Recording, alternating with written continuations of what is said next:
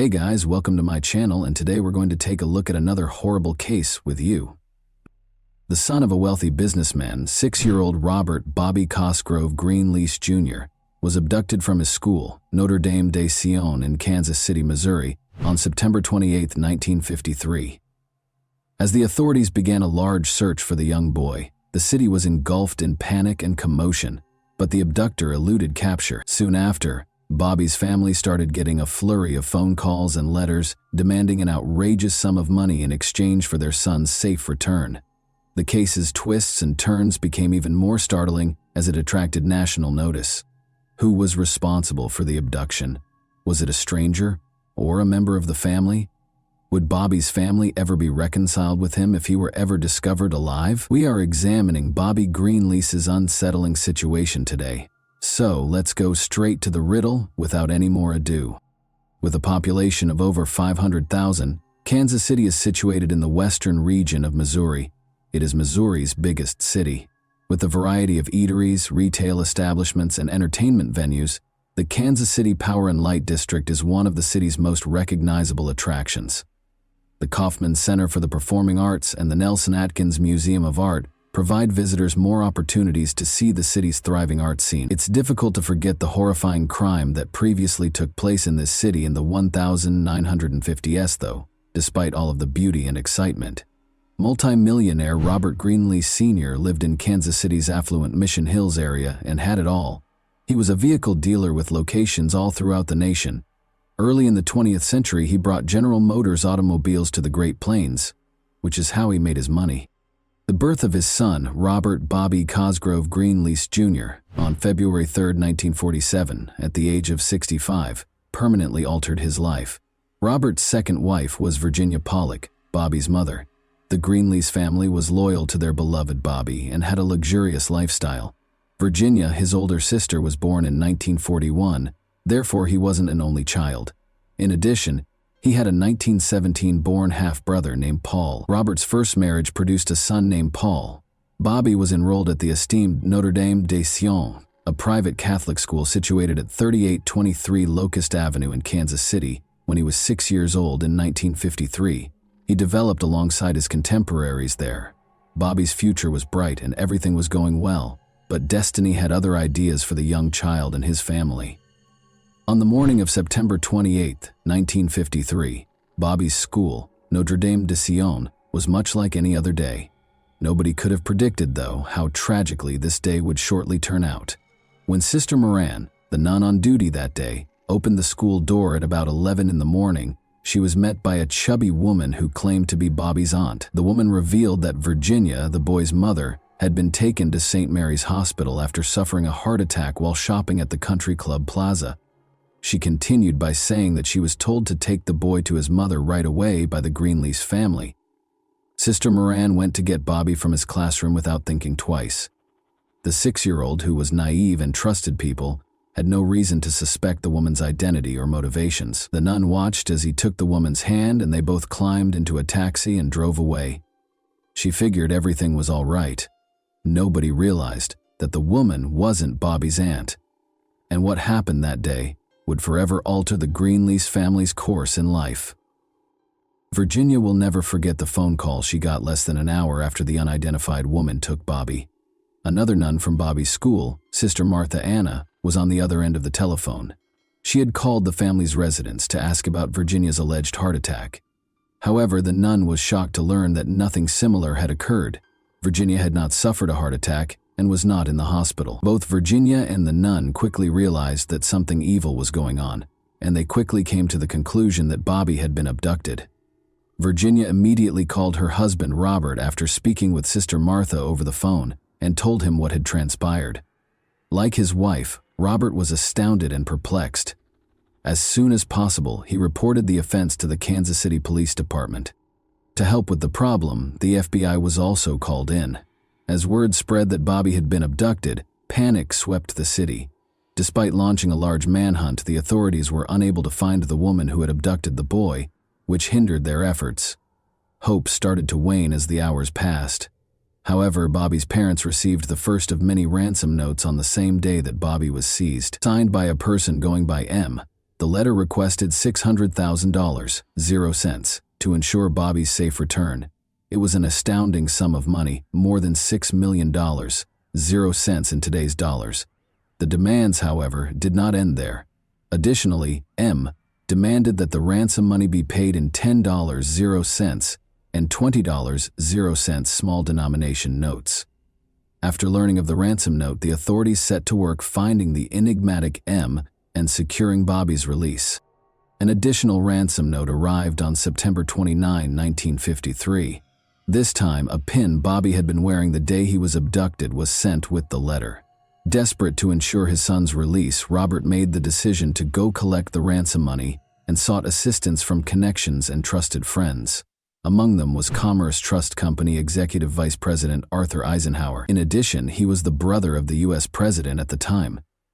Eisenhower made sure that all bank clerks handling the ransom money noted the bill's serial numbers, which were then published in newspapers across the nation.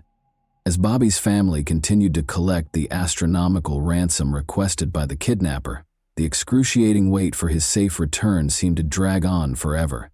A man called the Greenlease home several times during this period to let Virginia know her son was still alive. Despite the family's desperation, the kidnapper appeared to relish his perverse game. 6 ransom letters and 15 phone calls were sent to the family in a week. Additionally, they consented to follow all of the kidnapper's directions, but they would quickly come to the realization that they had made a grave error. Robert amassed an incredible $600,000, 0 cents in ransom money for his son's safe return by the evening of October 4, 1953. The funds were then transferred to a bridge close to Highway 40, just east of Kansas City, in a duffel bag. At the time, it was the biggest ransom ever paid in American history. The kidnappers contacted the Greenleases early the following morning to verify that they had recovered the money and that Bobby would be returned in a day. However, no information on the boy's whereabouts was released as the day wore on. Anxiously, the family awaited any updates, but none arrived. The Greenleases were left to question whether the kidnappers had deceived them or whether their son was still alive. It felt like their darkest worries were going to come true, and the tension was excruciating. The most challenging and devastating period of their lives would be the following 24 hours. An ex-convict and taxi driver named Joe Carr was set to become a key player in the inquiry as Bobby's quest went on. In the state of St. Louis, a guy by the name of Carl Austin Hall had employed him as his personal driver. Carr was aware that Hall was a newcomer to the area and was spending money carelessly. Hall was living like a king after renting an apartment and purchasing new clothing. Carr chose to get in touch with his employer at the taxi firm Joe Costello because he was skeptical of Hall's actions. In addition to having links within the St. Louis Metropolitan Police Department, Costello was a man with ties to the mob. On October 6, 1953, after the sun had fallen, Costello tipped Patrolman Elmer Dolan and Lieutenant Louis Shoulders about the man showing off a lot of cash in St. Louis. They hurried to Hall's residence where he was and took him into custody. The officers discovered 2 heavy metal suitcases stuffed full of cash inside the room. The sight was stunning. After that, Hall was taken to the Newstead police station in North St. Louis, where he was questioned by the police on the money's origin. Hall insisted that he had done nothing illegal at first, but investigators quickly started to piece the puzzle together. Because Hall had so much cash on him, they assumed he was implicated in the kidnapping of Greenlease. Hall eventually broke under pressure and admitted his involvement in the crime. However, the most startling discovery was still to come. When questioned about Bobby's whereabouts, he disclosed that the boy had passed away. He had not acted alone, Hall disclosed. A woman named Bonnie Hetty was his accomplice. They had come up with the idea to kidnap Bobby and demand a large ransom from his affluent parents. Investigators were able to piece together the events and discover the startling specifics of how the kidnapping took place, thanks to Hall's confession and a comprehensive background investigation. It was a network of treachery and deceit, with avarice at its core. It was discovered by authorities that Hall was from a wealthy family. He was a lawyer's son. He received a sizable inheritance and his parents' 1,100-acre Pleasanton, Kansas homestead after they died. However, Hall's life took a turn for the worst when he lost his riches, was divorced, and developed an addiction. When he was condemned to the Missouri State Penitentiary for robbing a cab driver of just $38.00, his life reached its lowest point. Hall recalled the rich Greenlease family when he dreamed of one huge score that would set him up for life while he was incarcerated. You see, Hall had learned about the family's fortune years earlier when he had gone to a military reform academy with Bobby's older adoptive half-brother, Paul. Hall quickly came up with a scheme to pay the ransom. The only thing left to do was figure out how to kidnap the youngster. Bonnie entered the picture at that point. Bonnie was a contradictory person. She continued to engage in prostitution and extravagant parties, even though she was the recipient of a substantial bequest from her father. She also appeared to be attracted to crooks. Her first spouse was a bank robber who was shot and killed by the police. She ended up inheriting a house from the divorce settlement, though, because her second marriage didn't work out any better. Bonnie first met Hall in the bar of the Hotel Robideau in St. Joseph, Missouri. Their fortuitous encounter signaled the start of a sinister and perverse collaboration, which could have been the result of fate or simply the cosmos coming into harmony. Hall gradually told Bonnie about his perverse plan over the course of the months, and to his relief, she was all too willing to join in. Thus, like two ravenous wolves pursuing their prey, Hall and Bonnie started following the Greenlease family in the summer of 1953. In an attempt to identify a vulnerability to take advantage of, they observed the family going about their everyday activities. They initially intended to kidnap the Greenlease's daughter, Sue, but they quickly came to the conclusion that Bobby, their 6-year-old son, would be a simpler target. The stage was prepared for the kidnapping that rocked the country to its foundation, because they understood they had to move quickly if they wanted to score the big score. Pretending to be Bobby's aunt, Bonnie had taken him up from school without causing any trouble. After that, Hall was waiting at a pharmacy when Bonnie and Bobby were dropped off. Hall took charge and led them to an empty field in Overland Park, Kansas, across state borders. Bobby was left alone with Hall, who had no intention of keeping him alive, after Bonnie exited the car and went a short distance. Hall initially attempted to kill Bobby with a piece of rope, but the rope was too short. Hall struck Bobby in the face, knocking out one of his teeth out of frustration and rage. Hall took out his .38 caliber revolver and shot Bobby at close range when he slumped to the floor of the automobile. After being kidnapped, Bobby did not live for more than half an hour. Both Hall and Bonnie realized they needed to remove the evidence after committing the horrible act. They wrapped Bobby's lifeless body in a trash bag and traveled to Bonnie's house in St. Joseph, Missouri. Then, in order to hide the smell of the corpse, they gently buried the bag in a grave that had been prepared in the backyard. They covered the bag with a lot of lime. In an attempt to pass the grave off as a flower garden, Hall then covered it with chrysanthemums. Now, Hall and Bonnie quickly fled to St. Louis across the state as soon as they had the ransom money. Hall had bought 2 metal suitcases there to hide the cash. In addition, he and Bonnie discovered an apartment on Arsenal Street overlooking Tower Grove Park, where they reveled in their newfound wealth by drinking excessively. As the evening went on, Bonnie's intoxication finally overcame her, and she fell asleep. Hall had another plan, and this was the ideal time to implement it. He snuck out of the flat with the rest of the loot in the middle of the night, after placing $2,000.00 in Bonnie's purse. Hall then picked up a sex worker called Sandra O'Day on the taxi ride to the Coral Court Motel in Marlboro, Missouri. Before he was arrested, he intended to utilize Sandra's assistance to distract the police. Hall arranged for her to travel to Los Angeles so that he could mail the Greenlease family a letter he had written. By doing this, he would have diverted the police's attention. According to stories, Sandra was the one who reported the ransom money that Hall was carrying around to the police when she allegedly saw it. However, it's unclear if this is true or not. It is also thought that Hall purchased a shovel and 2 trash cans. In order to conceal the ransom money, he then rented a car and drove it to a location in St. Louis County along the Merrimack River. However, Hall kept the money with him since he was unable to locate a suitable place to bury the cans. Shortly after this, he was taken into custody. Police took immediate action after all of these revelations were made public. In the apartment where Hall had left her, Bonnie was found and taken into custody.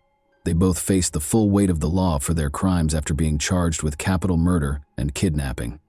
Bobby's remains were found where they had been buried on October 7, 1953. Family members and neighbors came together to grieve the untimely death of this defenseless boy at a sad burial conducted at St. Agnes Catholic Church 2 days later, on October 9. As a victim of one of the most horrible murders in American history, Bobby was buried with sorrow and tears in his eyes. Since the crime had crossed state boundaries and was therefore a federal prosecution, punishment was swift for the two kidnappers.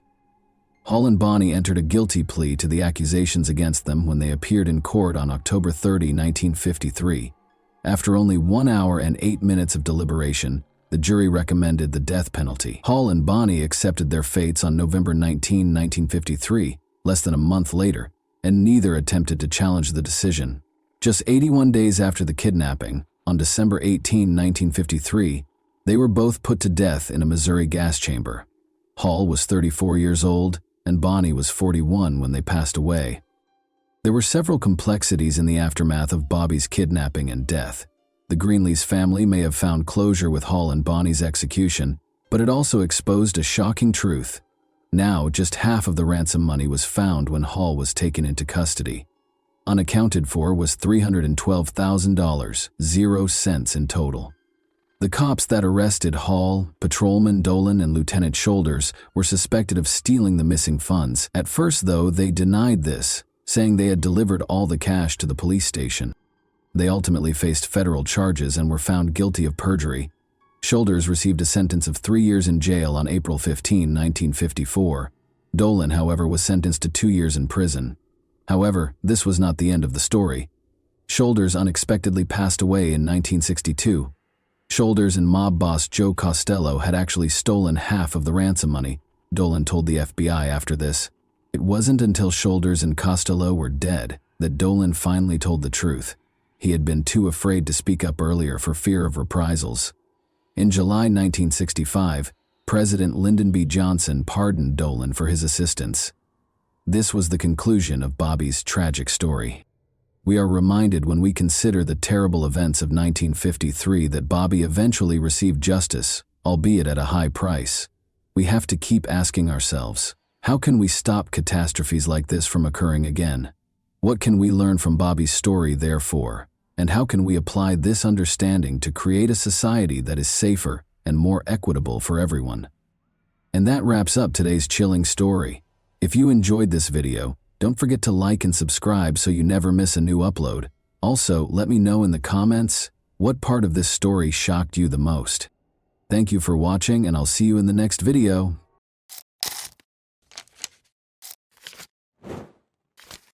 Hey guys, welcome to my channel, and today we're going to take a look at another horrible case with you. On Madison Street in New York, Officer Freeman saw a man throwing big black garbage bags into the river's edge early on April 7, 1996. The man froze as Freeman came closer. The officer noticed the 2 cars next to the man, their trunks stuffed with trash bags. He searched and found something startling. Bloody tools and blood-soaked clothing were found in the bags, along with a dismembered body that had been cut into 66 pieces in the most gory way imaginable. The man who disposed of the bags introduced himself as Vladimir Zelinin, 48. The police quickly learned that the person inside the bags was Yakov Gluzman, a 48-year-old billionaire and well-known cancer researcher who had tragically been duped by Vladimir. When Vladimir brought up Yakov's wife, Rita Gluzman, the case took an unexpected turn. The crucial query was, what role did Rita play in this terrible incident? Was she planning to murder her husband, or was Vladimir just assigning blame to deflect criticism and avoid responsibility? We must go back in time and meet Yakov Gluzman, the man at the heart of this whole situation, in order to fully comprehend it. What part did he play in this terrible incident, and who was he? January 2, 1948 was Yakov Gluzman's birthday.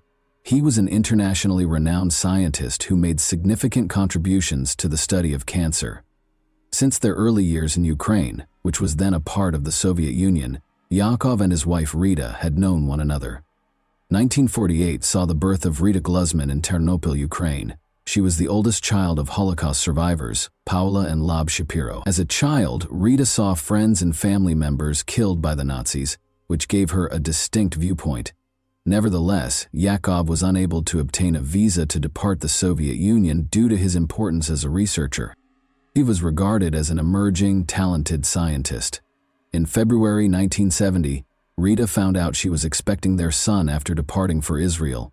To facilitate their emigration, Yakov took a menial job as a carpenter, sacrificing his academic career in the Soviet Union. Rita persuaded the UN to bring her and Yakov back together in America with the aid of Jewish organizations. She even put pressure on the United States by going on an 18-day hunger strike close to the UN Senate to assist in her reunion with Yakov. Rita's will to go on a hunger strike was obvious. She was a very motivated individual. She desired to succeed in her life. Yakov was allowed to join her in the West by the Soviet Union as a result of her efforts. Yakov was able to carry on with his scientific work after the couple eventually got back together in the United States in 1972. They made Long Island, New York their permanent home in 1977, 5 years later. Yakov founded the pharmaceutical business Harbor Laboratory in New York by 1987. With Yakov's assistance, Rita also founded her technology business, ECI Technologies, at the same time. In 1987, Yakov advanced to the position of Director of Molecular Biology at Rockland County's Letterly Laboratories. Yakov worked in Rockland, so Rita had to make the difficult choice to move to Long Island while managing ECI Technologies. As the family's fortunes improved, they eventually moved into a large home in the posh neighborhood of Upper Saddle River, New Jersey, which is a very pleasant upper-middle-class neighborhood. The homes in this lovely neighborhood are very comfortable and sit on 3/4 to an acre of land. Vladimir's claims don't add up. If Rita and Yakov had a happy marriage, is he making this whole thing up to cover up a darker agenda, such as eradicating Yakov for financial gain? Let's go back in time to the discovery of Yakov's body before drawing any conclusions. Officer Freeman made a strange discovery in a parking lot near the river's edge on Easter, April 7, 1996. 2 cars with open trunks were the first thing he noticed. He also saw Vladimir Zelinin, who had one glove on his right hand and was dressed in a t-shirt. Large black trash bags were being thrown into the river by Zelinin. Freeman cautiously approached and saw that Zelinin's shoes and pants were splattered with blood, and that a surgical glove was also covered in blood. The air was heavy with the stench of drying blood. As Freeman continued his investigation, he discovered 2 bags, one containing blood-soaked clothing and the other containing bloody tools, including a hacksaw, axes, knives, and a scalpel. Unbelievably, 8 additional bags containing Jakob Glusman's tragically dismembered remains were found in the trunks of the 2 cars. His nose and lips were even removed, as part of the horrific act of chopping his body into 66 pieces. Vladimir Zelinin, wearing blood-stained trousers, stood beside Officer Freeman. Zelinin, who was Russian, could hardly speak English. He shockingly disclosed that Vladimir's cousin, Rita Glusman, had been instrumental in his immigration to the United States just 11 months earlier. As Vladimir admitted that Rita was the one who coerced him into carrying out the unimaginable deed of killing Yakov, the terrifying realization came to light. Rita had already left with her passport when Bergen County authorities showed up at her house the next day. Prosecutors were concerned that she may have escaped abroad, but Rita was allegedly on her way to Long Island while Zelinin was being held in Bergen County. It was clear that she knew the police would be looking for her. She made a quick stop in Nyack along the way, stealing a set of New York license plates from a parked car to hide her car's New Jersey tags. There was little question that Rita had planned the murder and was now evading the authorities, despite the fact that investigators in both jurisdictions had not formally named her as a suspect in her husband's death. They made it clear in a public alert that they wanted to talk to her. After her husband passed away, Rita disappeared for 6 days. On April 12, 1996, the police finally located her in Cold Spring Harbor, Long Island. Rita was caught breaking into a guest cabin by a cleaning lady during a routine cleaning round at the Hawk's Nest cabin. Her husband had worked for a company that owned this cabin. The woman had quickly called the police because she thought Rita was a thief. Rita attempted to flee by scurrying out a rear window onto the lab grounds after being confronted. She was eventually located and taken into custody by the local police. Notably, authorities discovered a variety of travel brochures, including some from Switzerland and Australia, inside her car, which also had a stolen license plate. When Rita Glusman was arrested, The police were taken aback to see her. She was no longer the woman who wore expensive clothing. Her clothes, makeup, hair color, and even airline information had all changed. The police became increasingly suspicious because she had completely changed her appearance. However, there was one issue that prevented the police from charging her with her husband's murder under New York law. When flaws started to show in their marriage's apparently flawless exterior, the investigation took a different turn. The couple's hidden tensions surfaced during their move from Long Island to New Jersey. It turned out that moving to New Jersey, even though it was a mutual decision, put Rita under financial strain, particularly for her business, ECI Technologies. Yaakov's income was crucial to the company's survival because it was not doing as well as it once did. However, there was one contradiction. Despite Rita's claims that the move left them impoverished, she was spotted driving a BMW, wearing mink coats and leading a fairly opulent lifestyle. On the other hand, Yaakov used to wear regular jeans and drive a 1983 Nissan. According to his friends, he was more of an ordinary guy who wore khakis everywhere he went. The American dream appealed to Rita. She desired high living and spas. Yaakov Gluzman left the home in New Jersey in the summer of 1995 and rented a second-floor apartment in Pearl River, just a few blocks from his place of employment. Yaakov had begun dating a woman he had met in 1994 while traveling to Israel to visit his family. By September of that year, the rift between Rita and Yaakov had become irreversible. While Rita's technology company was in danger of going bankrupt, Yaakov was making progress in his career as a cancer researcher. In a phone call with his father in the fall of 1994, Yaakov acknowledged that his marriage to Rita, which had lasted 25 years, was failing. Yaakov Gluzman filed for divorce. The ECI Technologies company became a focal point during their divorce proceedings.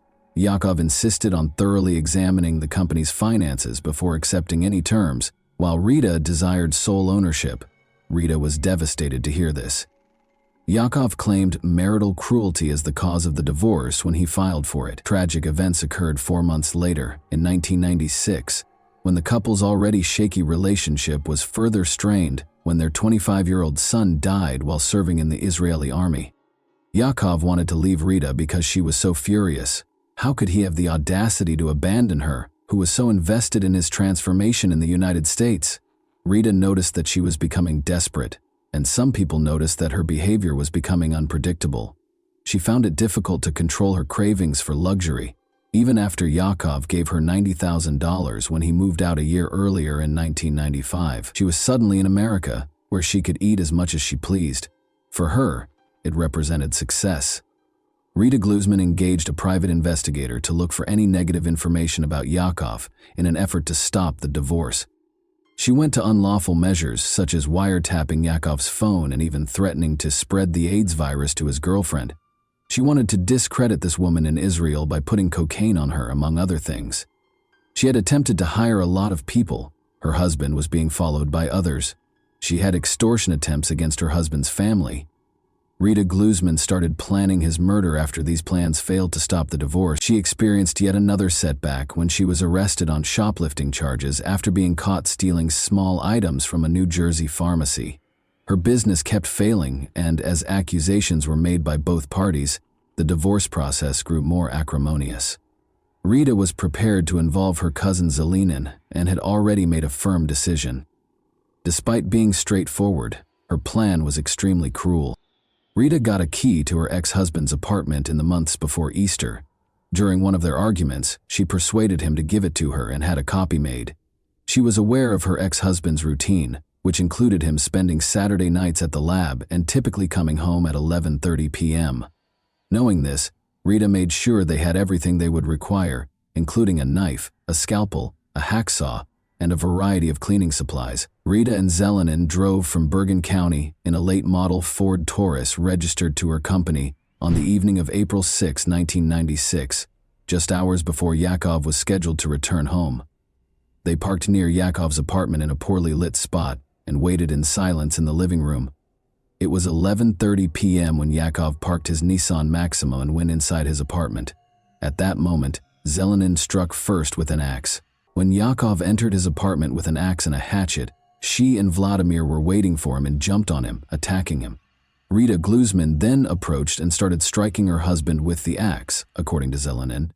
It was then that Zelenin's hand was injured. He was unable to see exactly where he struck Yakov because of the darkness, but the scientist fell to the ground. Rita then attacked her husband with ferocity and violent force. Her axe once slipped and struck Zelenin's right hand, causing it to bleed continuously.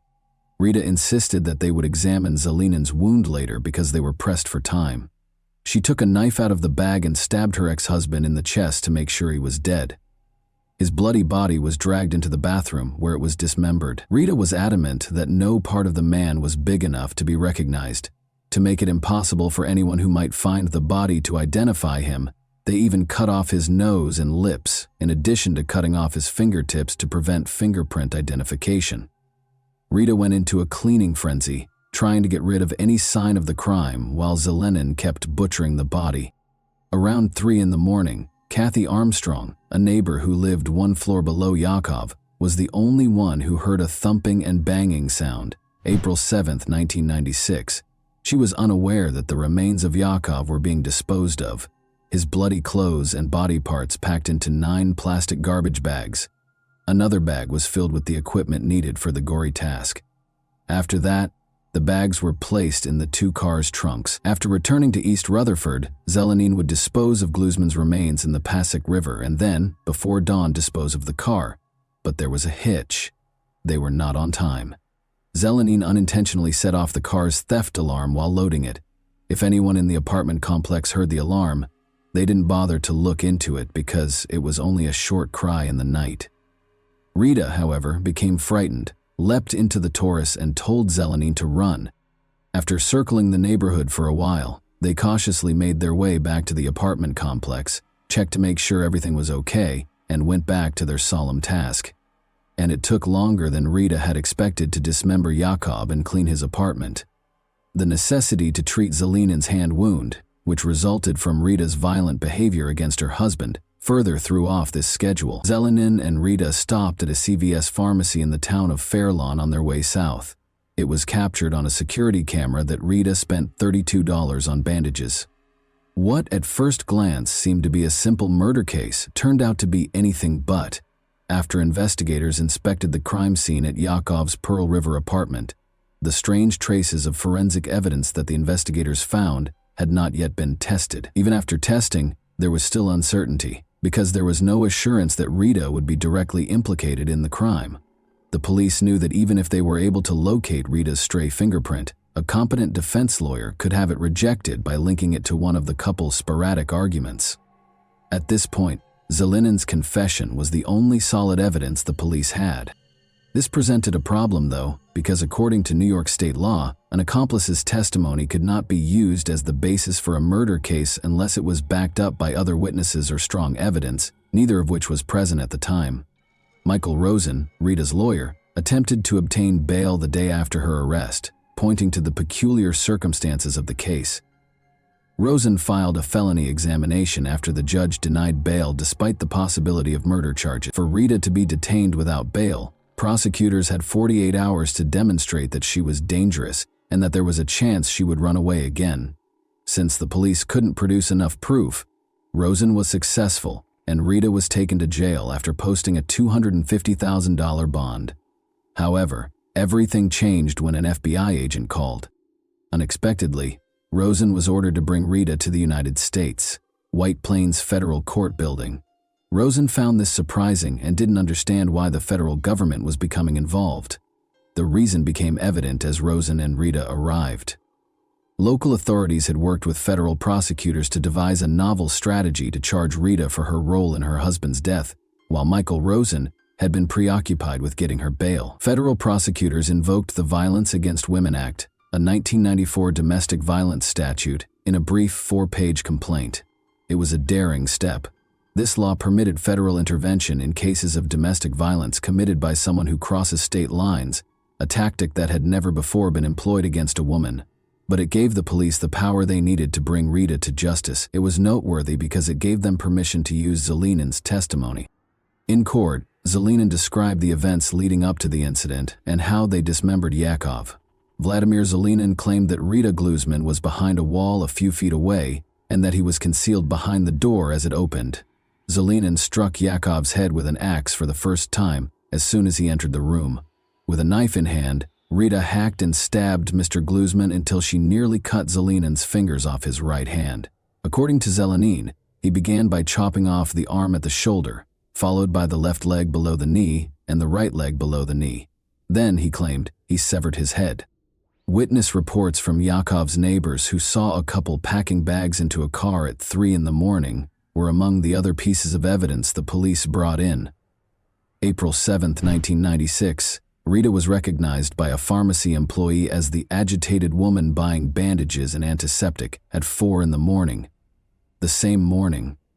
In addition, Rita's controlling personality was acknowledged by a private investigator she hired to spy on her husband and his lover. More than a year and a half after Yakov's passing, on April 3, 1997, Rita faced the U.S. Judge Barrington Parker, District Court. Despite her denials, the jury found her guilty of killing Yakov, dismembering him and dumping him in the river after being persuaded by Zelinin's testimony. She was given a life sentence in prison by the judge. In the Soviet Union, the woman who had once been celebrated as a symbol of freedom for a whole class was now imprisoned. Vladimir Zelinin was later given a 22-and-a-half-year prison sentence in May 1997. Rita Gluzman was released from prison on compassionate grounds in 2020 because of her deteriorating health, which included early Parkinson's disease and multiple strokes. Although Yakov's brother wrote a letter opposing Rita's release, expressing horror and fear, the judge took into consideration Rita's request for a second chance to avoid dying in prison. Rita went back home after the judge allowed her release despite reservations. Due to a broken marriage, Yakov Gluzman's life took a terrible turn. The unfortunate thing is that rather than finding a peaceful solution, his wife, once regarded as a symbol of freedom, caused their relationship to devolve into a nightmare. And that wraps up today's chilling story. If you enjoyed this video, don't forget to like and subscribe so you never miss a new upload. Also, let me know in the comments what part of this story shocked you the most. Thank you for watching, and I'll see you in the next video.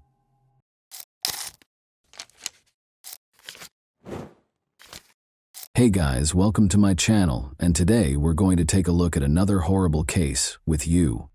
3 8-year-old boys, Steve Branch, Christopher Byers, and Michael Moore, vanished while riding their bikes in West Memphis, Arkansas, on May 5, 1993. The following day, their bodies were discovered. However, the investigation took a convoluted and fruitless turn after receiving a false tip about local teenagers. How did misdirection in the case permanently change the course of justice? And what actually happened to these boys? Would justice be served to the victims, or would the case go unresolved? John Mark Byers called the West Memphis police at 8 p.m. on May 5, 1993 to report his son Christopher missing. The officer was informed by him and his spouse Melissa that Chris had not been seen since approximately 5:30 p.m. while he was in the yard working. 2 more parents called in with similar concerns within the next 90 minutes. Steve Branch left for school that day, and Pamela Hobbs said she hadn't seen him since. Around 6 o'clock in the evening, according to Dana Moore, her son Michael had gone out with friends, but had skipped dinner at home. A search was conducted in Robin Hood Hills, where local children frequently played, after 3 missing boys were reported missing. No sign of the boys was discovered that night, despite a thorough search. Chief Inspector Gary Gitchell took over the search the following morning, May 6, 1993. Officer Steve Jones noticed a black tennis shoe floating in a ditch close to the Blue Beacon car wash in the early afternoon.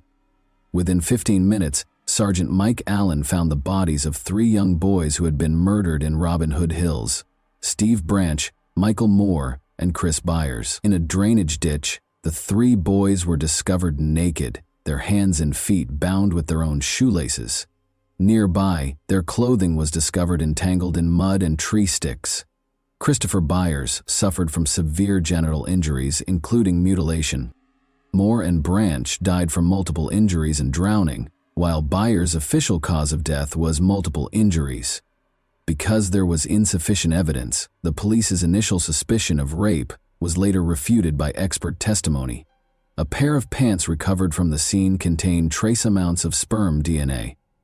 Byers' injuries, according to the prosecution, were caused by a purposeful knife attack and castration. However, defense experts contended that rather than a human attack, the injuries on the body were probably caused by animals after they died.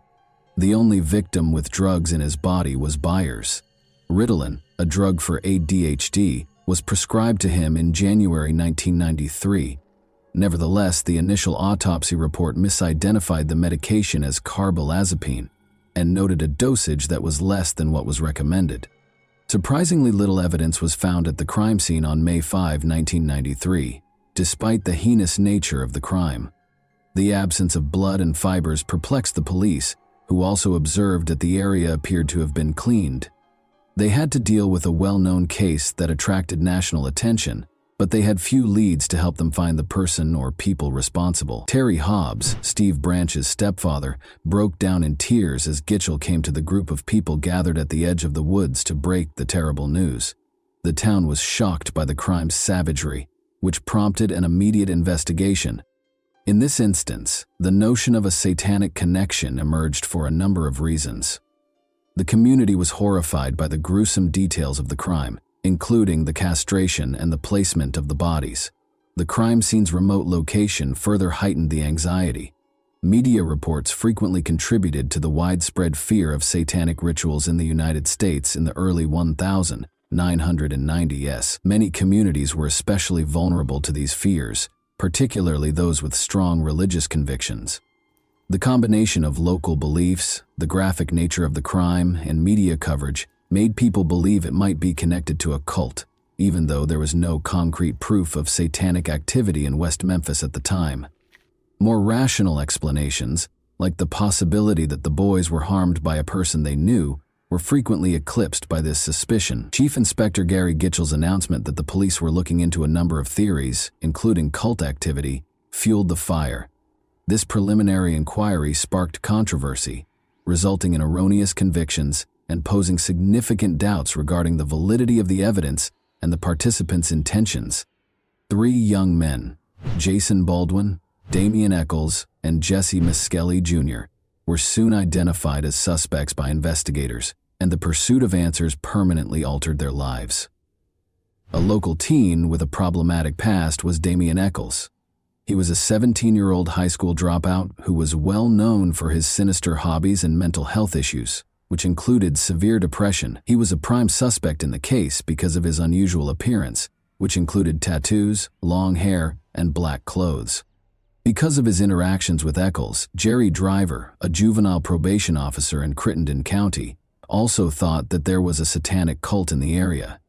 In the past, Eccles had exhibited erratic conduct, including threatening his father, his ex-girlfriend, and her new boyfriend.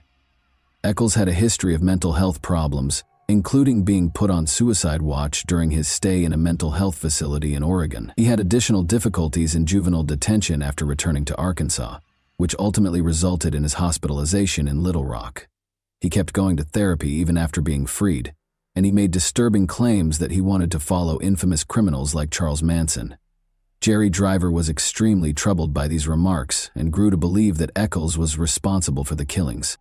Eccles was close friends with another suspect, Jason Baldwin. They were both viewed as social misfits.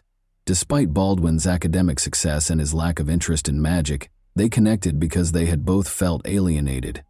Eccles had previously been charged with shoplifting, and Baldwin had previously been arrested for vandalism.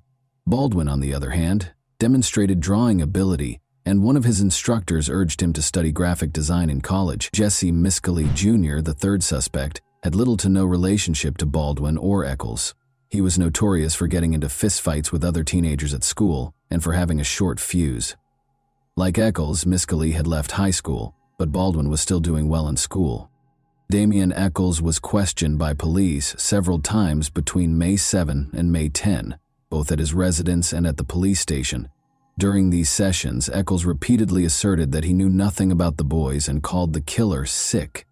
Eccles maintained that on the evening of May 5 he was at home chatting on the phone with friends, but when he implied that the murderer was probably a local, it sparked questions about his personal involvement. Even though Eccles cooperated with the police, the results of his polygraph suggested that he might have been lying or deceiving, which fueled more conjecture.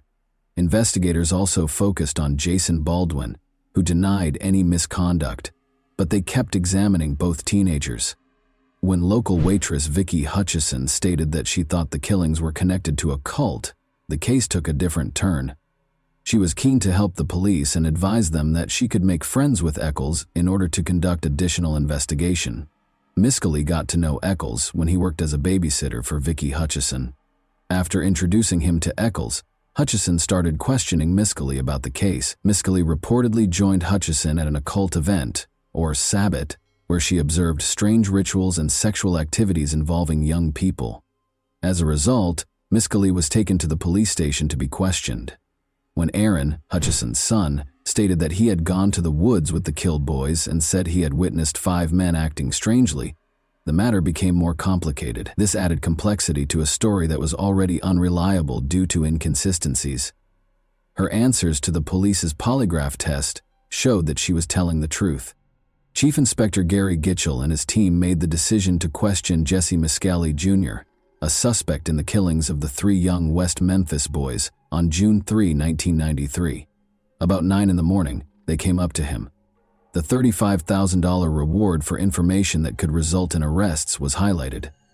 Jesse denied having anything to do with the killings during the polygraph examination. Detective Bill Durham thought he was lying, though. After being interrogated extensively, Jesse finally stated that he, Jason Baldwin, and Damian Eccles were responsible for the killings. The officer yelled at him and insisted he knew more than he was confessing, according to Jesse's later account. He found it difficult to claim his innocence and started repeating what the detectives had told him. Gitchell corrected him when he wrongly claimed that the boys were bound with rope, stating instead that they were bound with shoelaces. As a result, Jesse altered his account to fit the officer's specifics. Jesse was questioned for hours before her confession was captured on tape. He stated, "Damian hit Chris Byers and Jason assaulted Steve Branch," claiming to have seen what happened in Robin Hood Hills. Soon after, Deputy Prosecutor John Fogelmill requested warrants to search Jason, Damian, and Jesse's residences. All 3 were taken into custody and accused of capital murder by 10:30 p.m. At a press conference the following morning, Gitchell affirmed his strong belief in the case. Damian Eccles was 18, Jason Baldwin was 16, and Jesse Miscellany Jr. was 17 when they were taken into custody. Judge David Burnett held a pretrial hearing in Marion, Arkansas, on August 4, 1993. He made the decision to try Jesse Miscellany apart from Jason Baldwin and Damian Eccles. Additionally, even though the defense claimed Jesse's confession was coerced, the judge permitted it to be used as evidence. The defense brought up a number of coercive strategies that the police employed while questioning Jesse. They pointed out how officers rejected his claims and showed a diagram that implied he might either be a member of the murderer's circle or work with them. A disturbing audio recording of Aaron saying, "Nobody knows what happened but me," was also brought to light. In a landmark decision, the judge determined that all 3 defendants would face adult trials. This ruling raised the stakes in a case that was already garnering national attention and sparking debates about the treatment of young suspects in the legal system. Miscellany claimed he tried to cooperate without realizing the repercussions of his remarks because he was perplexed by the police's actions. The 3 boys were still being held while the defense and prosecution got ready for trial.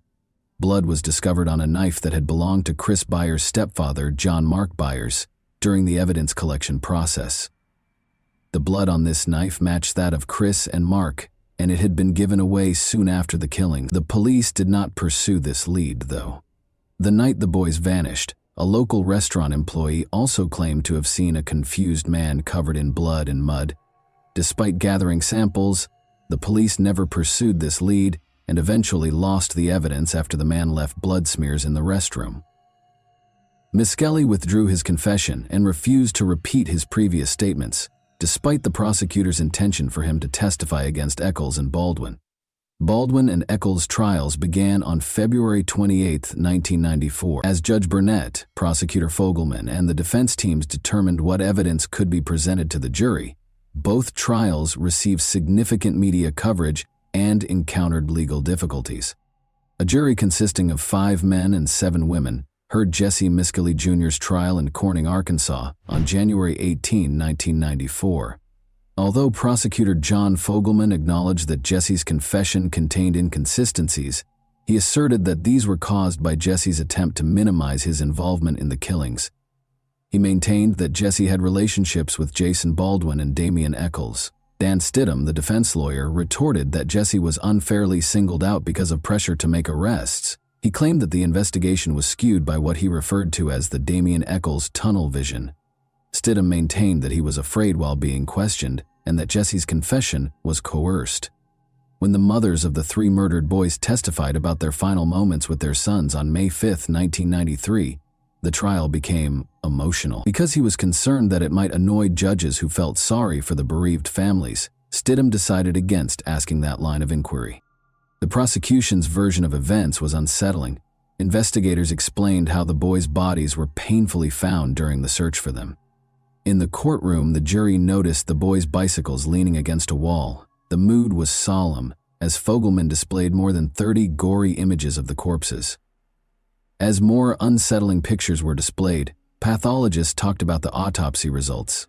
Jesse appeared extremely at ease throughout the lengthy interrogation, according to Inspector Gary Gitchell. The jury was silent when Fogelman played a recording of Jesse's 34-minute confession to support his argument. Jesse's statements showed significant inconsistencies during cross-examination.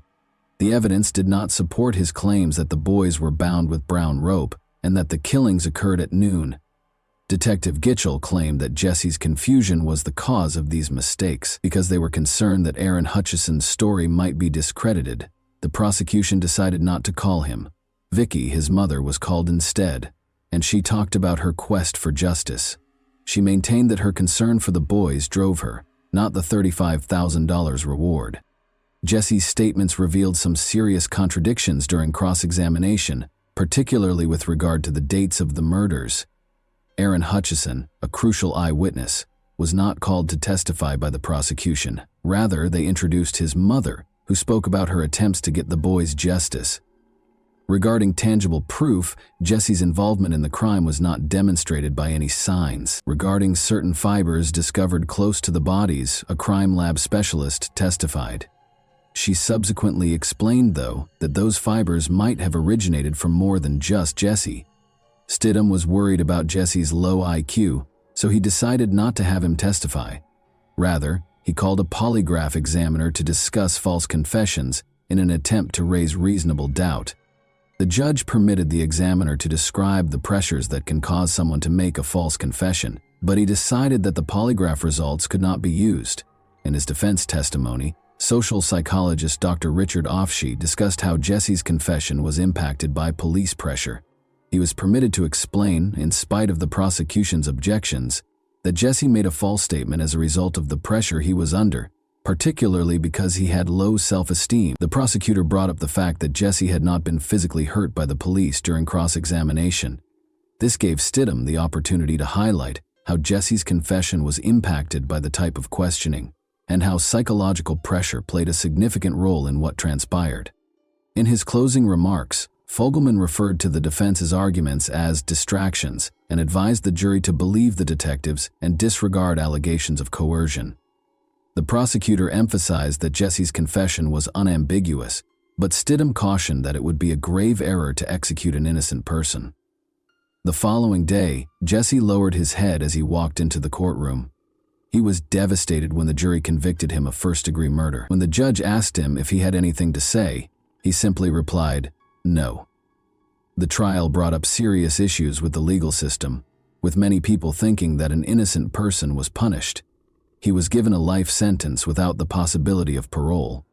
The emphasis on coerced confessions sparked calls for improved questioning techniques and fresh data, which prompted a re-examination of Jesse's punishment. In Jonesboro, Arkansas, the trial for Damian Eccles and Jason Baldwin started 2 weeks after Jesse Miscellany Jr. was sentenced. Dan Stidham, the defense lawyer, declared that Jesse would not testify, leaving the prosecution with scant evidence.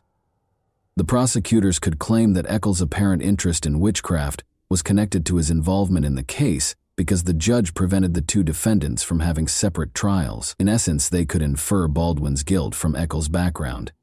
John Fogelman, the prosecutor, asserted that they would demonstrate the defendant's guilt for killing the three boys. Eccles' lawyer contended that there was no proof of guilt, while Baldwin's lawyer highlighted his client's good character. To talk about the boys' final moments, the prosecution called the detectives and the victims' parents.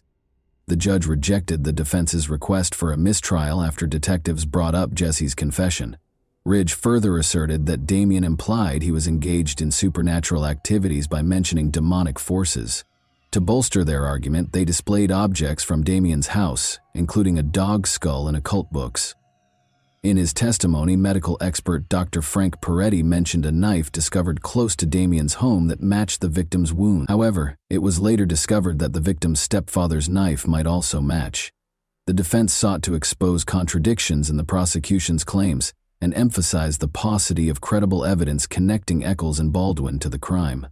They stressed that the evidence was only suggestive and called in experts and witnesses to discuss false confessions. The jury found both defendants guilty of capital murder in spite of efforts to provide an alibi and cast doubt on the validity of the police investigation. Jason Baldwin received a life sentence without the possibility of parole after the jury found him guilty. In contrast, Damien Eccles was given the death penalty, more precisely a lethal injection. This result generated a lot of public interest and raised questions about the fairness of the trial.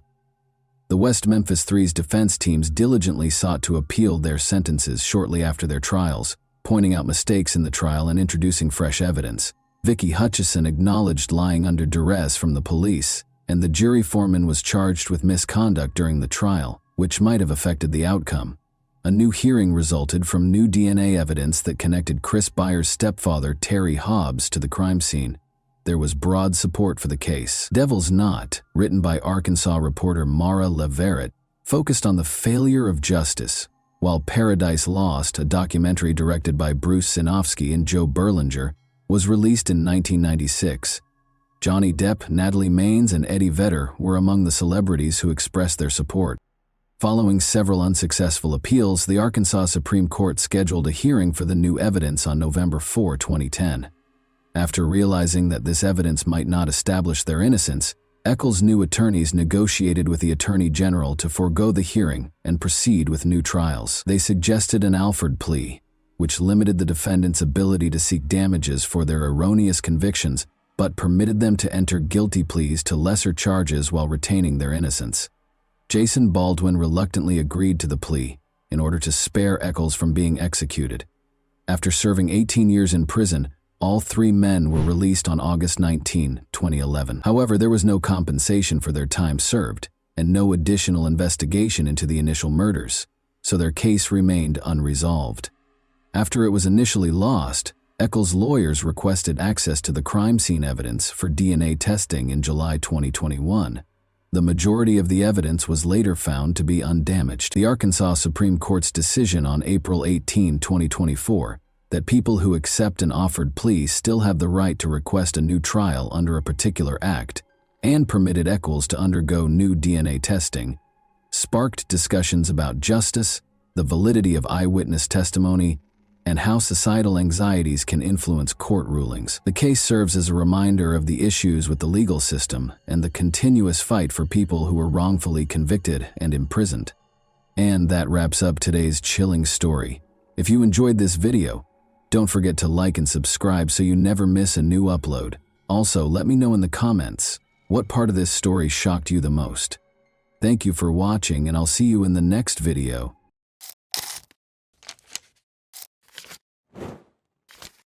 Hey guys, welcome to my channel, and today we're going to take a look at another horrible case with you.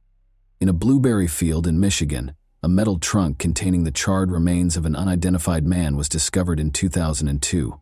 He was first known to investigators as Jack in the Box, a nickname that would become well known in the years that followed.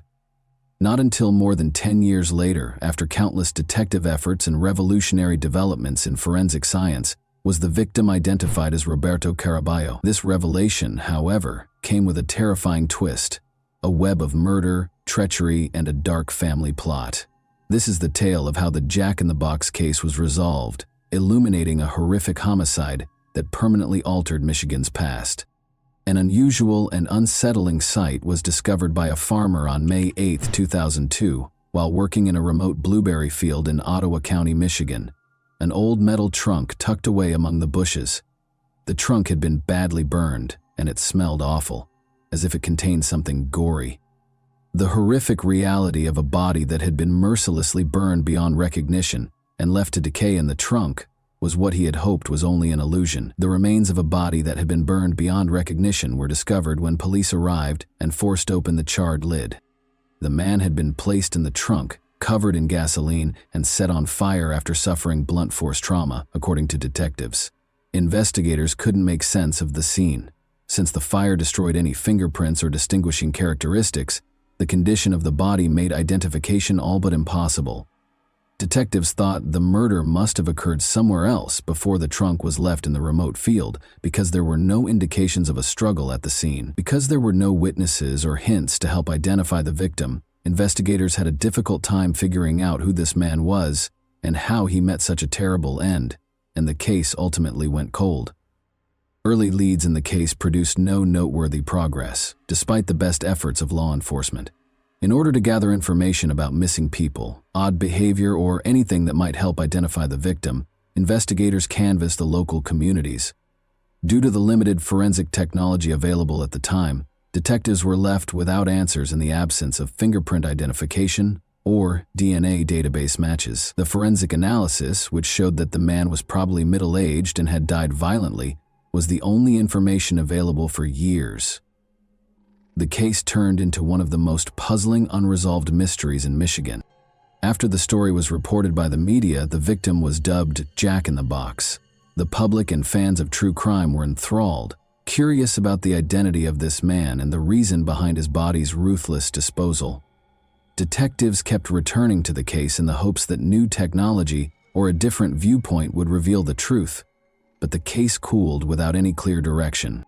The long-forgotten case received new attention in 2015, more than 13 years after the unidentified body was found in 2002. Previously, investigators had run out of leads, but they gained the momentum they required from a new tip from an unexpected source. In early 2015, Deneen Ducharme, a Texas woman, contacted law enforcement, expressing her suspicion that the unidentified man known as Jack in the Box might be her stepfather, Roberto Caraballo, who had vanished for no apparent reason years prior. Around this time, the case also gained more public attention, in part because of a documentary called Jack in the Box that was produced by a group of local students. The movie brought the unsolved murder back into the public eye, attracting more interest in the case and urging anyone with information to come forward. Together with developments in forensic technology, this spike in public involvement created new avenues for investigation. Following the Texas woman's call, investigators reopened the case and used modern DNA testing techniques to examine the victim's remains.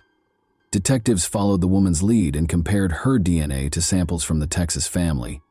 The woman's suspicion was validated by the findings, which showed that Jack in the Box was in fact 37-year-old Roberto Caraballo, who had resided in Charlotte, Michigan at the time of his disappearance. This discovery changed the course of the case from an unsolved mystery to a targeted investigation, enabling detectives to concentrate their efforts on identifying the people who caused Caraballo's untimely death. Authorities now had a plethora of new information thanks to this identification, including a name and a life story to piece together. Roberto's identification shed light on his family ties and past, generating new leads and providing a novel viewpoint on potential suspects and their motivations. Let's now examine Roberto Caraballo's biography. Friends and family characterize Caraballo as a gregarious and diligent person. He shared a home with his wife, Beverly McCallum, her daughter, Deneen Ducharme, and Christopher McMillan, Deneen's friend. However, his relationship with Beverly was said to have been turbulent at the time of his death. Family conflicts, tension, and financial arguments were reported by friends and family. Detectives looked into the possibility that someone close to Caraballo was responsible for his murder, after it became clear that his life had not been peaceful.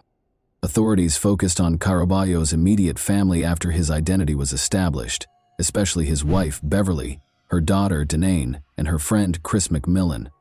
Prior to his body being transported to the Ottawa County field, The investigation found that Caraballo had been murdered in the basement of their Charlotte, Michigan home. Investigators believed that Beverly McCallum, driven by family strife and financial gain, had planned the murder. Witness accounts and interview reports presented a terrifying image of premeditation.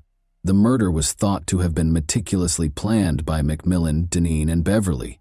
Although no life insurance policy was verified, there have been rumors that Beverly might have hoped to profit monetarily from Caraballo's passing. Rather, it seemed to be a murder motivated by animosity and personal strife, with McMillan carrying out the scheme and Beverly controlling her daughter. Investigators discovered that the three suspects had enticed Caraballo into their Charlotte home's basement on the night of the murder, where they fatally wounded him with a blunt object. According to reports, they disposed of the evidence by putting Caraballo's body inside a metal trunk after he passed away. With the intention of erasing any evidence of their crime, they drove the trunk to a blueberry field in Ottawa County, doused it with gasoline, and set it on fire. The painstaking preparation and graphic method of disposal demonstrated the brutality and resolve of those involved. In order to link Beverly, Deneen, and McMillan to the crime, forensic science was essential. Traces of gasoline and accelerant on the metal trunk were consistent with attempts to destroy the body, and any forensic traces and blood evidence discovered in the basement matched Caraballo's DNA. A clear narrative that positioned the murder in the family home prior to the body's transportation to the field was established thanks, in large part, to the efforts of forensic analysts, advancements in DNA testing, and cooperation with local law enforcement. Christopher McMillan finally consented to a plea bargain in exchange for a lighter sentence after increasing pressure. He gave a thorough explanation of what transpired before Caraballo passed away. McMillan explained how Beverly had planned the murder and tricked him and Deneen into helping to carry it out.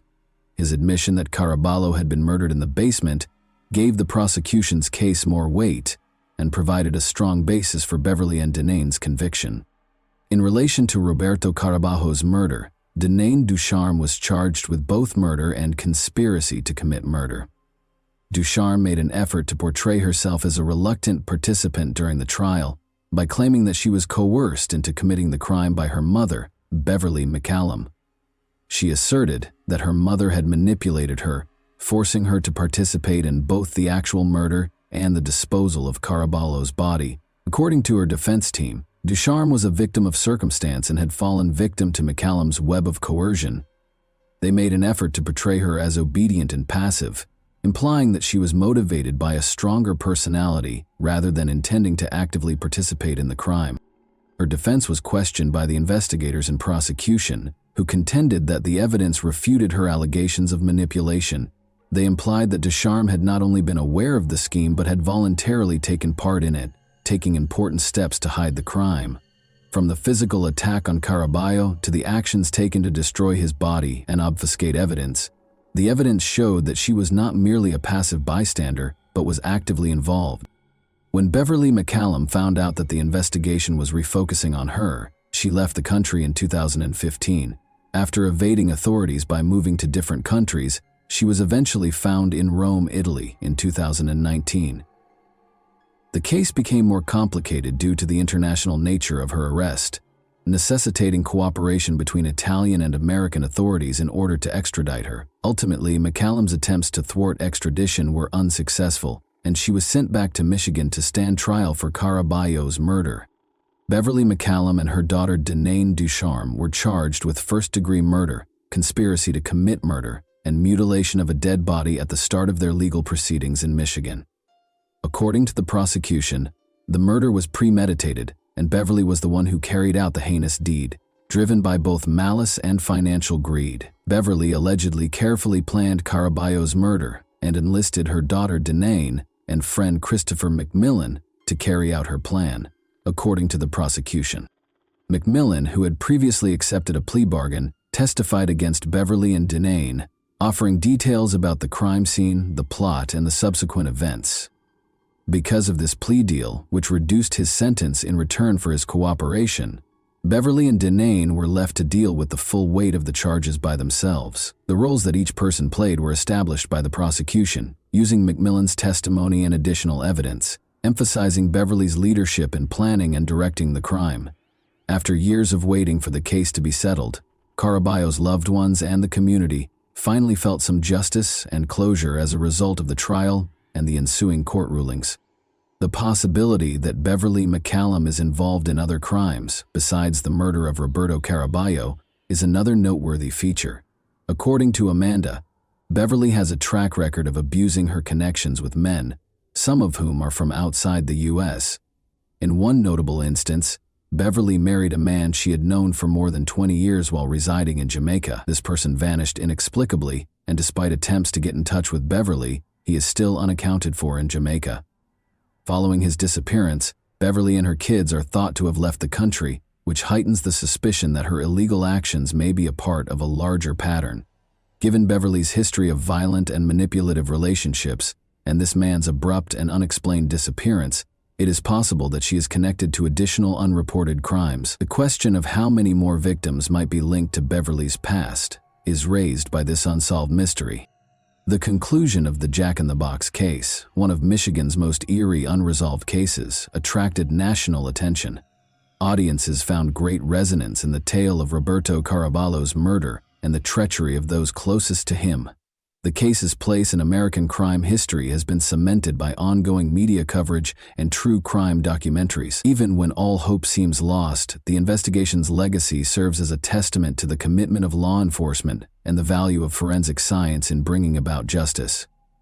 A terrible reminder of the darker side of human nature is the murder of Roberto Caraballo, who was hidden in a metal trunk and set ablaze in a Michigan field.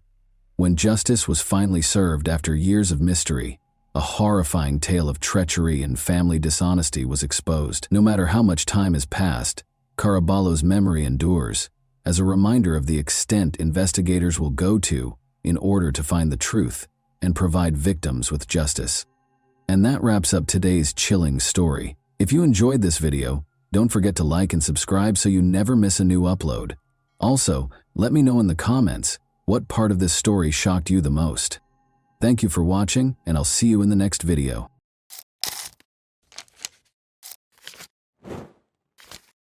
Hey guys, welcome to my channel, and today we're going to take a look at another horrible case with you. On December 3, 1981, Rhonda Casto was born in the tiny Washington town of Gig Harbor. She was raised in a loving, supportive family that encouraged her in everything she did. Rhonda had a bright personality that was evident from a young age. She was driven, ambitious, and tenacious. According to her loved ones, she was able to inspire others and quickly establish a common language with them. When Rhonda graduated from high school, she decided to pursue a career in fashion. She began a modeling career thanks to her charisma, slim build, and inherent beauty. She gradually gained recognition by taking part in photo shoots and small fashion shows. Even though she loved her job, she always hoped for more than cover shots. Rhonda felt that true happiness would come from having a family and kids. We took off right away after she met Stephen Nichols and Nichols in 2009. They were attracted to each other right away after meeting through mutual friends. Although Rhonda's loved ones initially had some reservations about Stephen's age, 15 years older than Rhonda, the couple appeared to be content. Stephen's confidence and attention to detail impressed Rhonda, she told friends. He appeared to be a man she could trust, someone who cared about her. For his part, Stephen found Rhonda's inherent beauty and joy appealing. He viewed her as a companion who could share life's pleasures and challenges with him. They started living together shortly after they started dating, planning their future together. Their relationship took a new turn a few years later. Rhonda learned she was expecting a baby. For her, this news marked the start of a new stage. When tragedy rocked their lives, she was 5 months pregnant. Along with happiness, Rhonda's pregnancy gave her new objectives. She aspired to become a successful mother and keep growing as a person. Stephen seemed happy to be getting ready to become a father and helped her in every way. The baby would be the pinnacle of their happy life together, he assured his friends. Even though they were very different in age, their relationship appeared to be strong and nothing could stop them from being happy. Rhonda, who always aimed for independence, had faith in Stephen and genuinely thought he would make a fantastic husband and father. They led busy, active lives. In order to escape the everyday grind, Rhonda frequently encouraged Stephen to take walks because she loved the outdoors. The area's wooded trails, where they could take in the scenery and clean air, were their favorite spots. Eagle Creek, A picturesque location in Oregon renowned for its rocky cliffs and waterfalls was one such trail. Rhonda frequently recommended the trail for hikes because she loved it. They made the decision to hike Eagle Creek once more on the day of the tragedy. It was supposed to be a pleasant and easy walk. In order to preserve the memories of the happy time leading up to the baby's birth, Rhonda wanted to take some photos against the backdrop of nature, but nobody could have foreseen that Rhonda's walk would be her final one. On March 16, 2009, at approximately 6:30 p.m., Stephen Nichols reported to emergency services that his fiancée, Rhonda Casto, had fallen off a cliff on the Eagle Creek Trail. According to the dispatcher who took the call, Stephen's voice sounded tense and nervous. He tried to explain what had happened in a bewildered tone. "My fiancée went down. She tumbled off a precipice. I'm not sure if she's still alive." In an effort to explain the scene, Stephen repeated himself. He went on to say that Rhonda reportedly lost her balance on one of the challenging parts of the Eagle Creek Trail and fell while they were hiking along it. He informed the dispatcher right away that the situation was serious in a panicked voice. Rescuers arrived at the scene right away, fully aware that the Eagle Creek Trail, despite its popularity among hikers, can be hazardous. Numerous accidents have occurred in the past due to narrow paths, steep slopes, and slippery rocks, but none of the team could have imagined how messy this tragedy would end up being. Stephen was standing at the edge of the cliff when rescuers arrived on the scene. He appeared perplexed. He was obviously in shock, but his clothes were fine. His face showed a mix of horror and despair, and his breathing was labored. Stephen stated that he had attempted to figure out how to get downstairs to assist Rhonda, but had come to the conclusion that it was too risky. She was ahead. "I shouted at her to be careful when rescuers started asking questions, but she didn't listen," he said. "She slipped all of a sudden, and it happened too quickly." However, his words sounded sentimental. Rescuers found certain aspects of his story strange. Since Stephen was unable to pinpoint the precise location of Rhonda's fall and was unsure of her actions at the time, a group of rescuers descended to locate her. The circumstances were challenging. The ground was loose and the slope was steep. The rescuers themselves might have been in danger if they had made the smallest error. They discovered Rhonda's body on a rocky platform at the foot of the cliff. After roughly 40 minutes, it was clear from her stillness that her wounds were incompatible with life. Rescuers had concerns because the location where Rhonda was discovered was a narrow ledge in the middle of a heavily forested slope. The rocks and vegetation there appeared to be unaltered. There were no signs of struggle, ripped branches, or slip marks, which are typically present when someone falls from this height. The rescuers also saw that, despite being steep, the slope itself did not appear to be dangerous enough to cause such a serious tragedy. At the cliff's edge where Stephen said the incident happened, there were no visible signs, such as ripped shoes or indentations in the ground, that would have suggested Rhonda had attempted to cling on. Although it seemed strange, the rescuers concentrated on evacuating the body, which was the primary objective. Stephen was upset when the rescuers came back to tell him about the discovery. There was a mix of confusion and guilt on his face. He restated his version of what had happened. Together they were strolling, conversing, and taking in the scenery. He claimed that Rhonda eventually made the decision to accelerate and run ahead. She loved the outdoors and occasionally got too reckless, according to Stephen. He recalled that, "She didn't seem to listen when I told her to be more cautious. She slipped and fell a few seconds later." According to Stephen, everything happened too quickly for him to take any action. "I had nothing to do." With a trembling voice, he added, while recording Stephen's statement, rescuers observed that, in spite of his emotional statements, he appeared somewhat detached. He was acting strangely.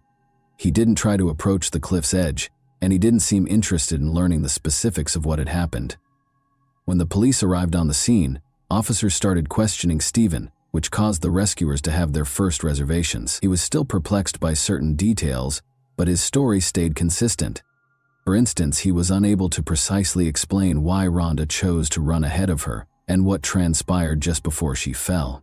Although officers recorded his statement, they pointed out that his explanation sounded too general and lacked specific facts. "That was a trail we frequently walked. She knew what she was doing," according to Stephen. "It's simply a horrible mishap." Police officers started to question his statements, though, because the accident's specifics did not make sense. Although the tragedy initially seemed to be an accident, Rescuers and police were left wondering what actually transpired on the Eagle Creek Trail that day, due to Stephen's actions and the details of the scene. Why was it so easy for a physically active woman to lose her balance, and why did the fall site show no typical indications of struggle or slip marks? Although these issues are still unresolved, rescuers and law enforcement chose to conduct additional research in order to learn the whole truth about Rhonda Casto's fate. Numerous questions were raised right away by the Eagle Creek Trail tragedy, and Oregon police, understanding the complexity of the situation. Rhonda Casto's death seemed to be an accident at first, but as the incident's specifics and Stephen Nichols' actions became more apparent, suspicions started to grow. The investigators were aware that the clue was concealed not only at the accident scene, but also in the lives of Rhonda and Stephen. Therefore, every facet of their relationship, as well as any indication of potential conflict or motivation, needed to be carefully examined. The identification of potential witnesses was the first stage of the investigation. Eagle Creek is a well-liked hiking destination, particularly on a day with clear, warm weather. People who were on the trail at the time of the tragedy were contacted by police. Before the incident, Rhonda and Stephen were spotted by a number of hikers. They were strolling together, and nothing about their behavior raised suspicions. According to one hiker, he saw Rhonda because she appeared to be very content. He was following her as she walked ahead. They were giggling. However, he recalled that no witnesses saw the fall occur. Only Stephen was able to determine the truth at that point. Although his explanation for Rhonda's decision to accelerate made sense, police started looking into other possibilities. Stephen Nichols claimed that his fiancée had called rescuers as soon as the incident occurred, tumbled down a precipice. He appeared startled at first, but his actions later started to seem odd. Though Stephen did not show the extreme panic or acute shock that might be anticipated in such a situation, rescuers who arrived on the scene noted that he was emotionally distressed. His actions in the days that followed were even more dubious. Rather than wallowing in grief, Stephen carried on with his routine.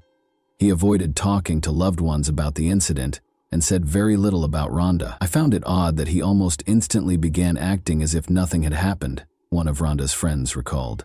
Additionally, police observed that Stephen showed no particular interest in the investigation's specifics. He made no effort to inquire about Rhonda's chances of survival or initiate contact with law enforcement. Rhonda's mother stated that in the days preceding the tragedy, Rhonda expressed her fears of something happening to her, which is why her family did not initially accept the accident version. "It's not an accident, I assure you," she informed her mom. These remarks suggested a potentially tense relationship between Rhonda and Stephen, which made them a crucial component of the inquiry. Additionally, according to Rhonda's mother, their relationship has never been ideal. Rhonda reportedly considered ending her relationship with Stephen, even though they were expecting a child. She complained to friends about her partner's excessive control and jealousy. Because it might have revealed underlying conflicts that contributed to the tragedy, this testimony raised suspicions among investigators. Rhonda appeared tense and anxious in the weeks prior to the incident, according to one of her friends. She expressed her fear for her future. According to him, the version of events that Stephen provided started to diverge from the testimonies that were collected from loved ones. The search of Stephen Nichols' house was a crucial part of the investigation. If the tragedy wasn't an accident, investigators were searching for documents that might provide insight into the couple's relationship and potential motivations. Police discovered a $1 million insurance policy in Rhonda's name during the search. Stephen was listed as the only beneficiary. Since it turned out that the policy had only been issued a few months prior to the tragedy, this document caused a lot of questions for investigators. Furthermore, the insurance company claims that Stephen pushed for clauses in the policy that guaranteed the full amount would be paid, even in the case of an accident. It's likely that Rhonda was unaware of the policy. She never brought up the insurance policy or financial issues with Stephen, according to her friends and family. Given that Stephen was in a precarious financial situation, the fact that such a sizable insurance policy had been taken out just before the tragedy raised police suspicions and might have suggested a financial motivation. To ascertain whether he intended to use the funds to address his issues, investigators started looking through his bank accounts and financial documents. Following Rhonda's passing, Stephen Nichols also displayed odd financial behavior. He immediately began the process of obtaining an insurance policy rather than delaying his affairs. Only a few days after the tragedy, investigators saw that he completed the payout paperwork. His actions appeared hurried, which added to the suspicion. Police also observed that Stephen avoided interacting with Rhonda's relatives. He didn't offer to assist her parents with funeral planning or show up for her memorial service. As a result, there was more friction between him and the grieving family, who were beginning to suspect Stephen of being responsible for her passing. The turning point was when Stephen Nichols, who had appeared distant and reclusive since the tragedy, became the target of law enforcement after they had accumulated enough strong evidence to file charges. Be aware that every piece of evidence, including witness accounts and financial records, pointed to a potential motive, and his odd post-event behavior increased suspicion. Police eventually accused him of murder, and they started questioning him. Given that Stephen might have been tense or dangerous if caught, investigators made sure they were ready for the arrest. They were alarmed by his actions in the last few days. It was a cold and calculating attitude toward the situation, not just emotional distress from the loss. Based on the evidence they discovered, insurance, financial records, and his peculiar behavior, the police took Stephen into custody at his residence. There were no problems during the arrest procedure. When Stephen was told of the charges, he reacted calmly. He wasn't hostile, made no harsh remarks, or attempted to flee. There was nothing that could surprise him when police told him he was accused of murder. His face was unbreakable. The first interrogation started after Stephen was taken to the police station. He initially flatly denied any guilt. He asserted that his version of events would remain unchanged when questioned about what had transpired. "I was unable to save Rhonda when she fell. An accident occurred." He persisted in claiming that he was unable to foresee the tragedy and that the incident was an accident. But even though he was certain of his innocence, investigators started to show him evidence that contradicted his account.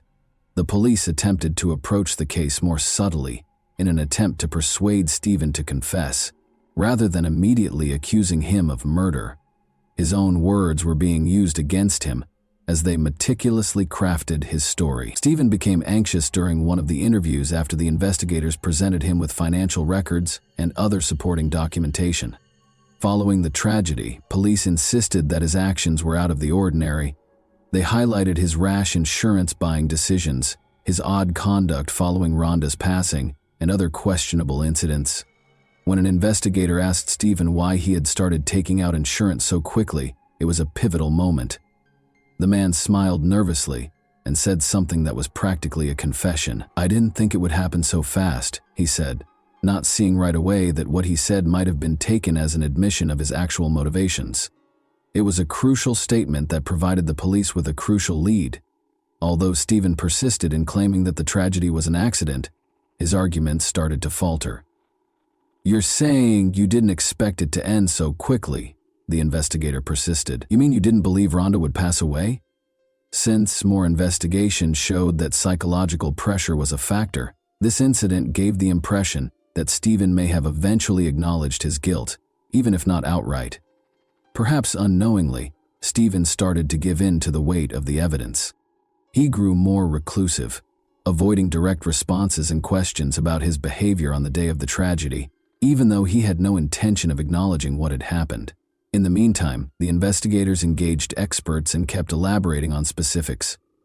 Rhonda died from injuries that were obviously not possible to have resulted from an unintentional fall, according to the forensic report. Because of the severe impact that caused these injuries, investigators started to believe that Stephen was most likely to blame for her passing. But in spite of everything, Stephen refused to acknowledge his actions. He repeated his version of events, claiming that he had no idea what was going to happen and that everything had happened by accident. The police understood that gathering reliable evidence would require time and effort, making this a challenging case. In the end, investigators collected all the evidence required for charging. In addition to Stephen's own actions in the days that followed, they also incorporated forensic evidence, Rhonda's insurance policy, documents proving Stephen was the only beneficiary, testimony from her family and friends, and proof of financial motivations. The tragedy served as a crucial component of the inquiry as well. The fact that he processed the insurance payment without hesitation and without displaying the typical human response to losing a loved one astounded the investigators. As a result, the charges had a solid foundation thanks to all of these facts, and the investigation took the case to trial. The trial of Stephen Nichols marked the end of a protracted investigation into Rhonda Casto's unexplained death on the Eagle Creek Trail. Investigators and prosecutors developed a case that they felt demonstrated the tragedy was not an accident. After years of meticulous work, the trial's unexpected conclusion, however, caused a public uproar and raised numerous concerns about the true circumstances surrounding Stephen Nichols' 2015 arrest. According to the investigation, the woman's death was the result of deliberate actions. Prosecutors asserted with confidence that Nichols had a purpose, a plan, and the intention to carry it out. A $1 million insurance policy that was put in Rhonda's name just months before she passed away was a crucial component of the prosecution's case. Stephen was listed as the policy's only beneficiary. The prosecution claimed that the document suggested a possible financial motivation for the crime. Prosecutors also emphasized Rhonda's mother's testimony, claiming that her daughter had voiced concerns about Stephen's unpredictable behavior and had been vocal about the possibility that she might be abused if something were to happen to her. "You are aware it's no coincidence." According to the mother, Rhonda stated in court that her injuries were not totally consistent with an unintentional fall. Prosecutors also provided a medical report supporting this claim. The medical examiners came to the conclusion that rather than a simple loss of balance, Rhonda's injuries might indicate a push. The prosecution's case revolved around these conclusions. From the start, Stephen Nichols vehemently denied his guilt. According to his attorneys, Rhonda's death was a tragic but unintended accident. According to Stephen's own account, he and Rhonda were taking a leisurely stroll along the wharf on the day of the tragedy. According to him, Rhonda was feeling good and even decided to pick up the pace in order to feel more liberated and energetic.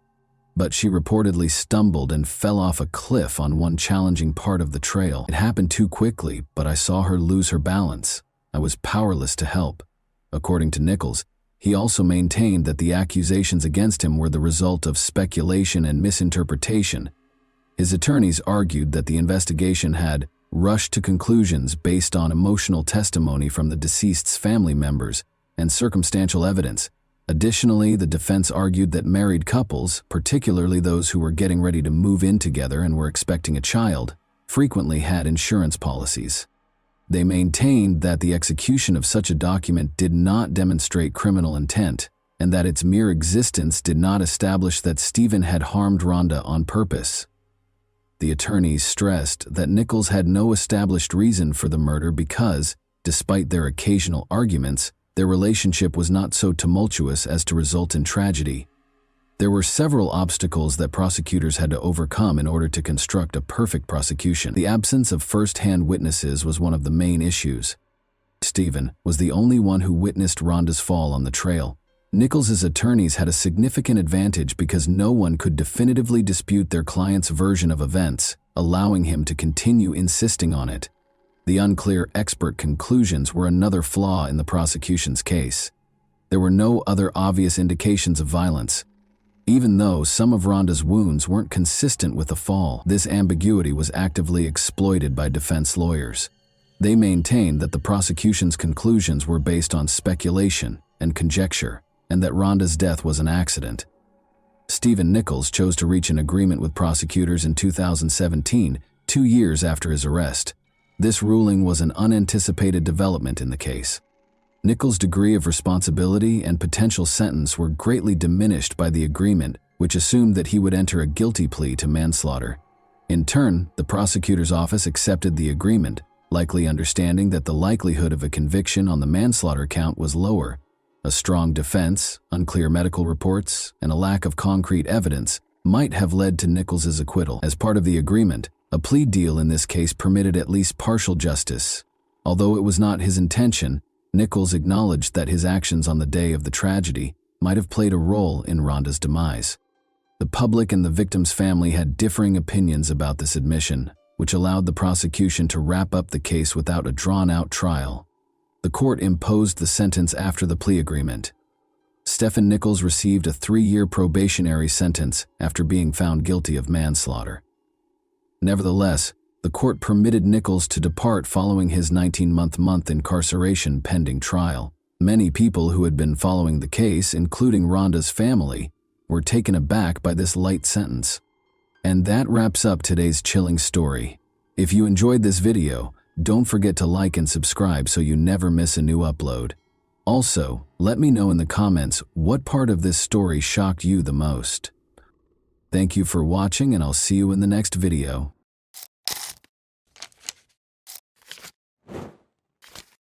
Hey guys, welcome to my channel, and today we're going to take a look at another horrible case with you. We will examine two cases today that you are most likely unfamiliar with. Both cases occurred in the United States of America, one in Maine and the other in New York City. Two 19-year-old women encountered unanticipated events that ended their plans and aspirations and permanently altered their families' lives. Michaela Conley, 19, lived in Bar Harbor with her mother and stepfather. The town of Bar Harbor is located on Mount Desert Island in Frenchman Bay, Maine. It provides access to the nearby Acadia National Park's mountains and cliffs. When Michaela was 4 years old, her father passed away. On May 31, 2018, Michaela picked up her friend Jalik Keene at Logan Airport in Boston and drove him back to Bar Harbor. Conley and Keene attended Mount Desert Island High School together. Before graduating in 2015, he played running back for the Mount Desert Island High School football team. According to a friend and coach, he had just finished playing football for the Krausevo Royal Crowns, an amateur team in Serbia. He is thought to have been returning from Europe when Michaela Conley met him at the airport. The same evening, she took him back to her Bar Harbor home on Eden Street, which is directly across from the Connors Emerson School. Michaela and Jalik decided to go for a walk after leaving the house at around 2 in the morning. Michaela never came home. Later, Jalik went back to Michaela's house the following morning and informed her mother that he had left his wallet and cell phone in Michaela's room and wanted to get them back. Danielle Timoney, Michaela's mother, was shocked to hear that her daughter had not spent the night at home. Jalik claimed that after a fight with Michaela, he left her alone and walked away. According to Jalik, he had not seen Michaela. Michaela's mother then reported her daughter's disappearance to the police. Court documents are the most trustworthy source of information. One such document that describes Michaela's fate will now be read to you. A detective who worked on the Michaela Conley investigation provided this testimony. Thomas Pickering, a detective in the Maine State Police Major Crimes Unit North, is your affiant. As of February 2012, your affiant has been a detective. Due to my own investigative efforts and the efforts of other Maine State Police detectives and other law enforcement personnel who shared their findings with me as part of the investigation, I have first-hand knowledge of the facts and circumstances that are described below. Although this affidavit does not contain all of the information we have learned during our investigation, I think it is enough to show that there is reasonable suspicion that Jalik Keene committed murder. The Maine State Police contacted your affiant on June 1, 2018 in Bar Harbor, Maine. On June 2, 2018, around 11:32, Bangor RCC reported a missing person from Bar Harbor. After arriving at the Bar Harbor Police Department, your affiant was informed by Maine State Police Sergeant Jason Richards of the following facts: that on March 22, 1999, Michaela Conley was reported missing to the Bar Harbor Police Department, that she had left in the afternoon of May 31, 2018, to travel to South to pick up Jalik Keene and a woman named Natasha, that her mother, Danielle Timoney, reported her missing on June 3, 18 at around 1:04 p.m., that Danielle reported that her cell phone was found this morning on the grounds of the Connors Emerson School, that a school official gave Danielle a cell phone, which Danielle recognized as her own, that on June 2, 2018, an MSP canine search team discovered human remains in the wooded area between the Connors Emerson School and the intersection of Eden Avenue and West Street in Bar Harbor, Maine, that a video was uploaded to Snapchat from Michaela's phone on June 1, 2018 at 2:19 a.m., that a male named Jalik Keene was identified in the video, and that the video showed what was thought to be the playground at the Connors Emerson School. The remains were hidden beneath branches, bamboo, and other vegetation. The body had been dragged from the vicinity of the school, as evidenced by the obvious drag marks found upon closer inspection of the scene. Later, it was determined that the remains belonged to Michaela Conley, who was born on March 22, 1999. On June 3, 2018, State Medical Examiner Dr. Margaret Greenwald performed Michaela Conley's autopsy. Dr. Greenwald called me to share her initial findings. She discovered evidence of strangulation and blunt force trauma to the head and face after the autopsy. In addition, there were numerous abrasions and contusions on the torso and extremities, which suggested both dragging and intentional harm. Additionally, there was evidence of anal penetration with injury, including rectum contusions, anus lacerations, and contusions. She believes that strangulation and blunt force trauma are the causes of death. Homicide is the manner of death. Before MSP detectives Jason Fowler and Paul White discovered the body, Jalik Keene was interviewed on June 10. He acknowledged in that interview that Michaela had picked him up at Logan Airport and that they had driven back to Bar Harbor together. He claimed to have stayed with her until the wee hours of the morning at her house, and that while they were there, they both went onto the grounds of the nearby Connors Emerson School at around 2 in the morning. I was able to verify this claim by looking at surveillance footage that was obtained from the school. He claimed that they made out and had sex for approximately an hour while they were together on the school grounds, as will be covered in more detail below. Then she got angry. A physical altercation broke out. He displayed the scratches on his back to the detectives. "She had forced it upon me," he said. He claimed that he left at 3:30 a.m. and never came back. "I never saw her again," he said. Jalik and I had a walkthrough on June 3 before I interviewed him. He acknowledged that they had had vaginal sex at that point, and in response to my questions, he revealed that this was their first time having sex together, and that he had also had anal sex with Michaela. He went on to say that he never saw her again after leaving her on the school grounds at around 3:30 in the morning. He told me that he waited for her for 4 hours after walking down to the shoreline close to the Bar Harbor shore path. I was able to get the video surveillance footage from every camera at the school by collaborating with other detectives. By watching that video, I was able to see Michaela Conley and Jalik Keene strolling along the path that connects Eden Street to the Connors Emerson School at 2:17 in the morning. Jalik and Michaela walk off camera toward the school's Eden Street side, which is where the playground is. After that, I watched more video from a camera mounted on the building's Eden Street side. Low light levels and cobwebs in front of the lens, which partially obscured the view, resulted in poor video quality. It was like taking pictures with night vision. However, I managed to see someone who looked like Michaela enter the scene and sit on the ground in what must have been a very dimly lit space. Then, at 3:36 a.m., I saw a man who looked like Jalik approach her side. Following some sort of conversation, he picked her up over his shoulder and left with her while she was kicking her feet. I then looked at more footage from the same camera that was shot at around 7:05 a.m. the following day in full daylight. I saw someone operating a lawnmower, moving in and out of sight.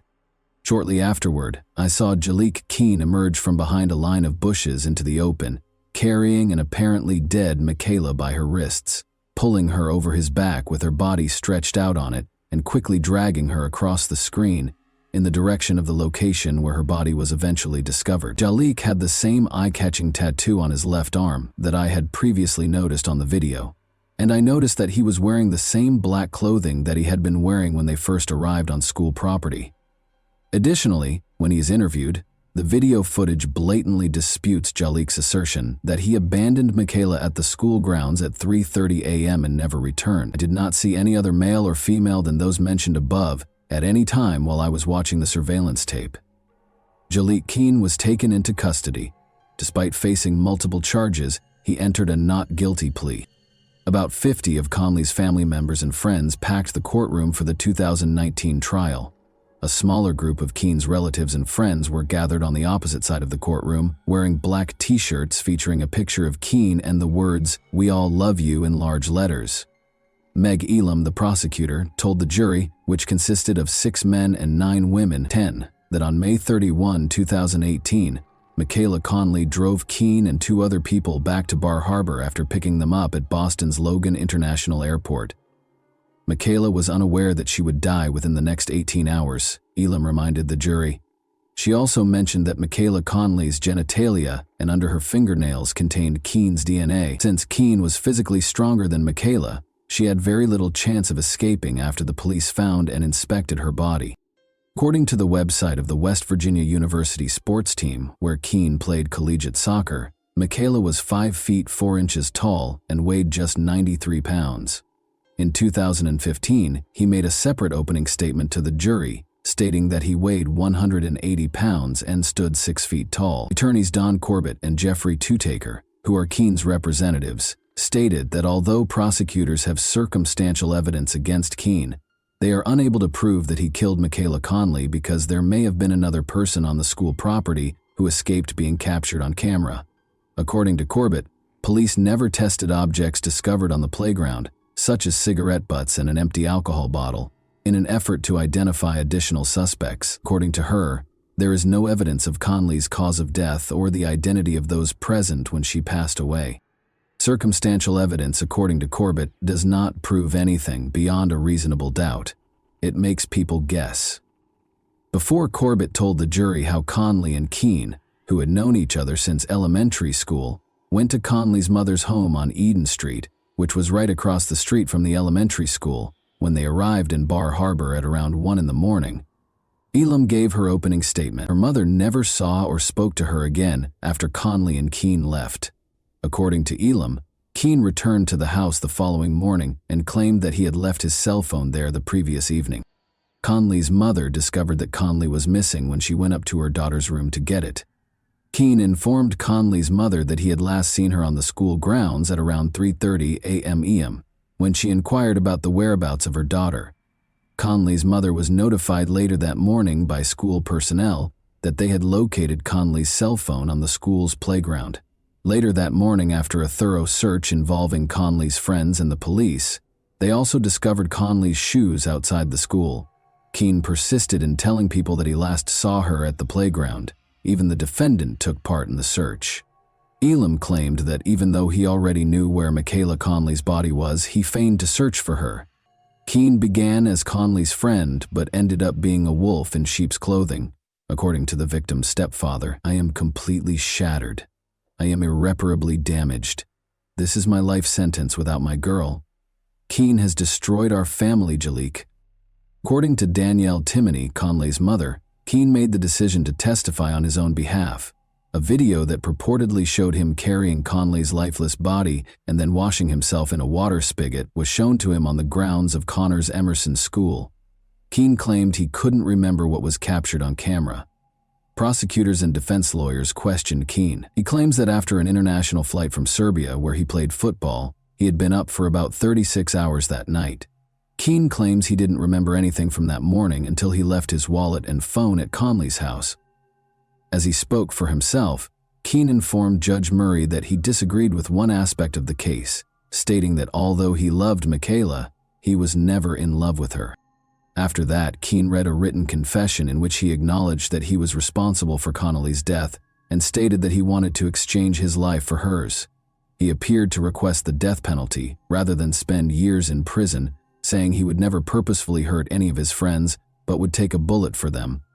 A jury found Keen guilty, but Keen added that no one knows what happened the night Michaela was killed in May 2019. During the sentencing on September 11, the verdict was declared. Despite the video evidence, Judge Murray said it was chilling that Keen refused to accept responsibility for Conley's death. Judge Murray also found it unsettling that Keen could appear to Conley's mother while pretending to care for her daughter, 22-year-old Jalik, only minutes after killing her. Keen received a sentence of 30 years and 58 years for murder. The two terms will be served simultaneously. The event covered in this video happened in January 2022, specifically in East Harlem, New York City. Cristal Bayron Neves, 19, was employed at Burger King on the night shift. As if sensing trouble, she was scheduled to work another shift on January 8, 2022. Even though Crystal didn't want to go to work, her sense of duty overcame her. The girl showed up for what turned out to be her final shift. North of the Upper East Side, East Harlem, also called Spanish Harlem or El Barrio, is a neighborhood in Upper Manhattan, New York City. It is bordered to the east and north by the East and Harlem Rivers, to the south by 96th Street, and to the west by 5th Avenue. Although it is one of the neighborhoods that are included in Greater Harlem, it is generally not regarded as being a part of Harlem proper. Despite its name, the neighborhood is home to one of New York City's largest Hispanic communities, which is primarily made up of Puerto Ricans, Dominicans, Cubans, and Mexicans. In 2019, Crystal, her mother, and her 14-year-old brother relocated to New York City from Puerto Rico, where they gradually made their home. While their mother, Christy Nieves, found employment and tried her best to provide for her children, Crystal and her brother began attending school. Crystal received her high school diploma in 2021. She started looking for work, but since she lacked any skills, she was compelled to accept a position at East Harlem's Burger King in December 2021. Her home was only a few blocks away from her workplace on 116th Street. Her dreams were not limited to working behind the cash register at a fast food restaurant. Of course, she intended to attend college and pursue a career that would enable her to be eligible for a higher-paying job. But for now, Crystal's dream was a personal vehicle, and she set out to earn the money necessary to purchase it for herself. During her first few days at Burger King, Crystal encountered difficulties. She had to work the night shift because of the way the schedule was set up. Since East Harlem has a long history of social issues, including high crime rates, Crystal was understandably unhappy with the night shifts. She was afraid of the homeless people who would gather in front of the Burger King where she worked at night. Crystal asked her manager to adjust her work schedule after she started to worry about her safety. She requested to start working the day shift on January 14, 2022. As her final night shifts came to an end, Crystal was to start working during the day. She grew less and less excited to go to work. Before leaving the house on the evening of January 8, 2022, Crystal was heading to one of her final night shifts. She told her mother, Christy Nieves, that she was scared of the contingent that gathered there at night, and that was why she didn't want to go to work. But the mother insisted that her daughter must do the right thing. "You have to be responsible," Christy said. "You're already on the schedule, so you must leave." The last time Crystal's mother saw her alive, she left for work. Crystal changed her clothes when she got to work and started working. She worked at a Burger King location that was open 24 hours a day, but there was no security. A man wearing all black entered the building at around 1 in the morning. He had a gun in his hand and a black ski mask covering his face. The first person to obstruct the offender at this time was a patron who was seated at a table within the establishment. The handle of the gun struck him in the head. The 59-year-old female manager was struck in the face by the perpetrator after she was next in line. Then, the masked man threatened Crystal as he walked up behind the cash register. He insisted that she take the money out of the cash register and give it to him. Although there was only $100 in the cash register, Crystal opened it, took the money and gave it to the criminal in order to comply with the demands. The masked man pulled the trigger because he apparently didn't like receiving so little money. Crystal was struck in the chest by the bullet. The manager called 911 after the offender had left the property. Police and an ambulance showed up and took Crystal to the hospital, where the doctor tried her best to save her life but was unsuccessful. The location where everything occurred was cordoned off by police, but they were unable to track down and capture the criminal on the hot tracks. The female manager told the police everything they could recall after the customer was struck in the head by a gun handle. They claimed that Crystal followed the offender's instructions without question. However, he still shot her. Although the suspect's face was hidden by a mask, the New York Police Department released a picture of him in the hopes that someone would recognize him and report it for information that would result in the criminal's arrest. The $10,000 reward offered by the New York Police Department was quickly raised to $20,000. What took place? Additionally, Crystal's family suffered a severe blow. Funeral arrangements were now a burden for the family, even though her life had only just begun. Outside the Burger King building, a temporary memorial was set up, and worried citizens brought flowers and lit candles. According to Mayor Eric Adams, he met Nieves' mother and observed the anguish on her face. He expressed gratitude to the NYPD for their efforts in apprehending the suspect. "Even though I don't attend arrest press conferences, it was extremely personal for a cold-blooded murderer to shoot a 19-year-old girl after she cooperated. There are far too many firearms on our streets, as we have repeatedly stated." Adams said that when a fundraiser was set up for the Nieves family, hundreds of worried people answered the call for assistance. In her native Puerto Rico, Christy Nieves made the decision to bury her daughter. When contributions totaled $45,000, the fundraiser was shut down. Crystal's family members received complimentary tickets to Puerto Rico from JetBlue Airways, which has its headquarters in New York. Police were working to solve the case in the interim. Throughout the city, leaflets featuring the offender's picture were actively circulated. The incident was discussed on television news programs, and the picture was also circulated on social media. There was no justification for shooting this young woman, so it's likely that very few people in New York are still unaware of Crystal's incident. The money had been transferred. She was making an effort to follow the gunman's instructions. She was killed for no apparent reason, according to NYPD Chief of Department Kenneth Corey. 5 days after Crystal's death, police spoke tearfully about the teen's last moments. After the culprit fled the scene, they declared that they had arrested a suspect. Detectives used surveillance footage to follow his movements. On Friday, January 14, Winston Glynn, 30, was taken into custody. The clothes the murderer allegedly wore the night of the attack were discovered in nearby dumpsters when police arrested Glynn at a Bedford-Stuyvesant, Brooklyn address. According to law enforcement, they found a phone that he had taken from the manager of the restaurant and thrown into a subway tunnel. They also used security footage to follow the attacker to a nearby bodega where, an hour prior to the deadly altercation, he made an electronic transaction. Among other charges, he was accused of first-degree murder. Surprisingly, Glynn, a Jamaican native, worked at Burger King for a while in 2020 in the exact location he chose to rob. He also resided in a homeless shelter. Furthermore, he probably went in disguise as a customer the day before the attack to take a look around. Because Glynn was familiar with the facility and knew there was inadequate security, investigators came to the conclusion that he planned the attack. He left before Crystal began working there, so he didn't know her. As officers led Winston Glynn out of the police station in handcuffs and shackles, he screamed at the irate crowd of onlookers. "Our reparations for 400 years of slavery are nowhere to be found," Glynn inquired. Then he yelled, "America is going to burn," as loudly as he could. As the suspect was being led from the station, a crowd of bystanders gathered outside and threw profanities at him. Glynn repeatedly accused the judge of lying during the courtroom arraignment. "You didn't see the judge, liar," the suspect yelled. "Liar." At a subsequent court hearing, Glynn was accused of first-degree murder and robbery and was not granted bail. He likened himself to Jesus Christ and Nelson Mandela. Nelson Mandela. What happened to him? What became of Jesus? They weren't guilty. "I want to be a leader in all of that, Glynn. Many people are envious." He asked why he would use a traceable payment so soon before the crime, and why it took days for a witness to identify him after the news had broadcast the robbery's video.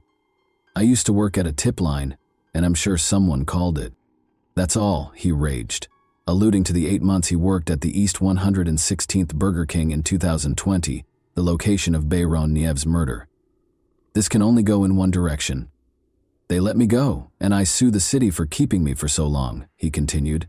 "The system treats the lower class as if we are unimportant," which infuriated Glynn, before asserting that the families of the wealthy and powerful truly profit from crime and chaos in the city. He also made strange references to Freemasons and the Illuminati. Glynn entered a not guilty plea in the death of Bayron Nieves. Glynn's criminal history includes at least 4 prior arrests, including menacing with a weapon in November 2021 and criminal possession of a weapon in December 2020. Winston Glynn is currently awaiting sentencing. A conviction for first-degree murder carries a life sentence without the possibility of release. And that wraps up today's chilling story. If you enjoyed this video, don't forget to like and subscribe so you never miss a new upload. Also, let me know in the comments, what part of this story shocked you the most? Thank you for watching, and I'll see you in the next video.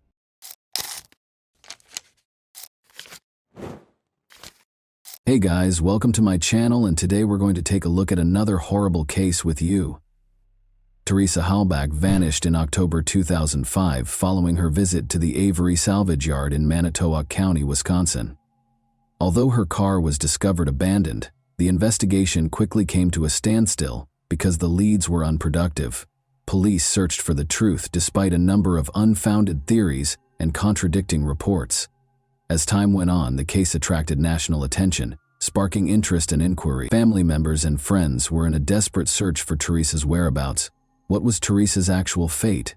Was something far more sinister responsible for her disappearance, or was it a tragic accident? Let's investigate this perplexing case. Teresa's small hometown was Calumet County, which is well known for its cheese. Teresa's early years and promising future were set against the tranquil and picturesque backdrop of the area. Born on March 22, 1980. Teresa Halbach was raised in Wisconsin's Calumet County.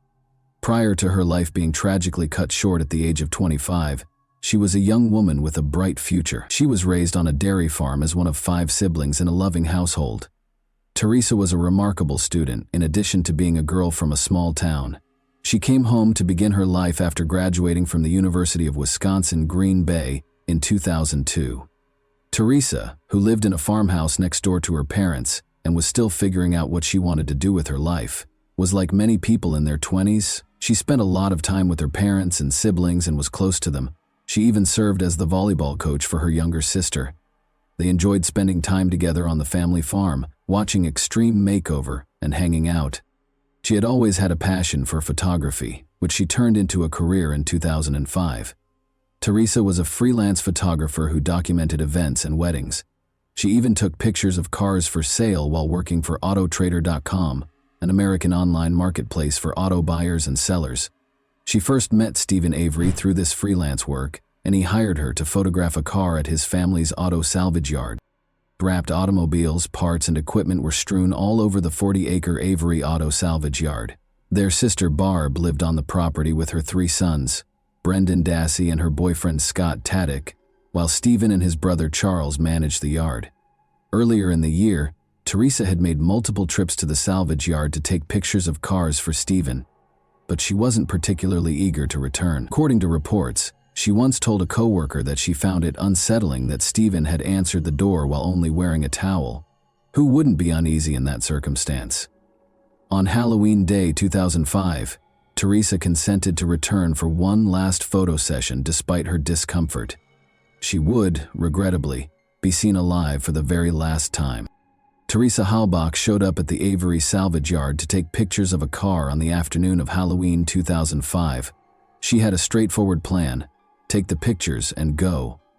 But things took a turn for the worse, and Teresa's family reported her missing by November 3. She had gone to the salvage yard a few days ago and no one had seen or heard from her since. Concerns were raised when she failed to return her mother's calls. Teresa was a self-sufficient young lady with a busy life, and although her family was naturally concerned, they also assumed she might simply be out having fun. However, Teresa's family realized something was amiss when she disappeared for days at a time without speaking. Town volunteers came together to look for her, but they didn't make a significant finding until November 5th. Teresa parked her Toyota RAV4 on the Avery property. Strangely, wood, branches, and even the hood of another car were all over the car. Was the car concealed? That has been the subject of conjecture. The car appeared to have been attempted to be hidden, but it was unsuccessful. Why would anyone need to conceal a car when there are so many on the property? It made people wonder why the car was covered, but it was never made clear why. Police obtained a search warrant after finding Teresa's car at the Avery salvage yard, and between November 5 and November 12, they conducted 6 searches on the property. Police kept a close eye on Stephen Avery for the majority of the day. Officers seized a flatbed truck and a car from his family's retreat in the North Woods. Several troubling pieces of evidence were found during these searches. Investigators discovered burned bone fragments in a burn pit behind Stephen Avery's garage. These were subsequently determined by DNA testing to be Teresa's remains. Remains of Teresa's cell phone, Palm Pilot, and camera were discovered in a burn barrel on the property, and blood was discovered in the front and cargo sections of her RAV4. Police discovered 2 firearms, including a rifle, and Teresa's car key in Stephen Avery's bedroom during a search of his home. After several months, additional searches turned up a bullet and pieces in Avery's garage that were connected to the rifle that had been found in his house. Even though the bullet contained DNA evidence, it was still unclear whose DNA it belonged to, which led to more questions about the case. Although this body of evidence eventually strengthened the case against Stephen Avery, it raised controversy and left many questions unanswered. Stephen Avery made an initial statement without legal representation when he was questioned. That was the last time he saw her, he said. Law enforcement, however, soon began to doubt his account. Things quickly got out of hand when he was first arrested on suspicion of possessing illegal firearms on the property. On November 15, a few days later, Stephen Avery was formally charged with Teresa Halbach's murder. The amount of his bail was $500,000. Investigators had little reason to doubt the evidence, especially the blood, bones, car key, and firearm. The fact that Stephen Avery was no stranger to law enforcement is what makes his case so remarkable. This brings us to Stephen Avery's troubled past. He was raised on his family's 40-acre salvage yard in rural Gibson after being born in Manitowoc County in 1962. He had a reported IQ of 70 and struggled academically, attending special education classes. Avery served 10 months after being found guilty of robbing a bar when she was 18. He was imprisoned for a year in 1982 after being found guilty of animal cruelty for burning a cat alive. Avery was given a 6-year sentence in 1985 for threatening his cousin with a gun, but soon after, in 1985, Avery was falsely convicted of the vicious sexual assault and attempted murder of Penny Bjornson, marking the beginning of the most important chapter in his criminal history. Bjornson identified Avery despite his alibi and sentenced him to 32 years in prison. Avery was exonerated in 2002 after the Wisconsin Innocence Project took up his case and used DNA testing to prove that Gregory Allen was the real culprit. Avery was released in 2003 after serving 18 years. In order to recover $36 million for the erroneous conviction, he subsequently brought a civil suit against Manitowoc County and its representatives. When Teresa Halbach vanished in 2005, the lawsuit was still pending. In 2006, the case was resolved for $400,000. Investigators interviewed a number of people who lived or worked at the Avery salvage yard while Stephen Avery awaited trial for Teresa Halbach's murder. Stephen's 16-year-old nephew Brendan Dassey was one individual who attracted their attention. Although Brendan Dassey was not initially considered a suspect by the police in February 2006, they thought he might have some information regarding Teresa Halbach's disappearance. They believed he was keeping his uncle safe. However, Brendan started making statements during the interrogation that weren't consistent with the actions of an innocent person, which raised questions. Police believed Brendan had important information after an initial interview. Brendan had a borderline IQ, which is lower than the average. Brendan was 16 years old, but his comprehension and skills were more akin to those of a younger child. Brendan was interviewed twice more by investigators without his mother or legal representative present. They got his mother's approval prior to the last interview. The date of this controversial interview was March 1, 2006. Brendan admitted to taking part in Teresa's multiple-hour sexual assault, murder, and mutilation during this session. Brendan was told by police that they were already aware of the specifics. Brendan gave a detailed statement, clearly frightened. He said that after coming home from school, he was asked to enter his uncle's trailer where he discovered Teresa bound. As Teresa begged for assistance, his uncle allegedly encouraged him to sexually abuse her. Brendan claimed that his uncle convinced him to comply, and that after that, his uncle shot and stabbed Teresa. Brendan cut Teresa's throat at his uncle's order. A startling change occurred when Brendan was arrested and charged with sexual assault, murder, and corpse mutilation, but at that time, there was no supporting evidence for his confession. In any event, Stephen and Brendan were put on trial, and it went forward independently. The trial of Stephen Avery started first. Blood in Teresa's car, a spent bullet that matched Stephen's rifle and Teresa's DNA, and a key to her car discovered in Stephen's trailer that contained his DNA, were among the many pieces of evidence the prosecutors produced. Stephen's blood was found inside Teresa's car, and his DNA was found beneath the hood fastener. On Avery's land, Teresa's burned remains and possessions were discovered.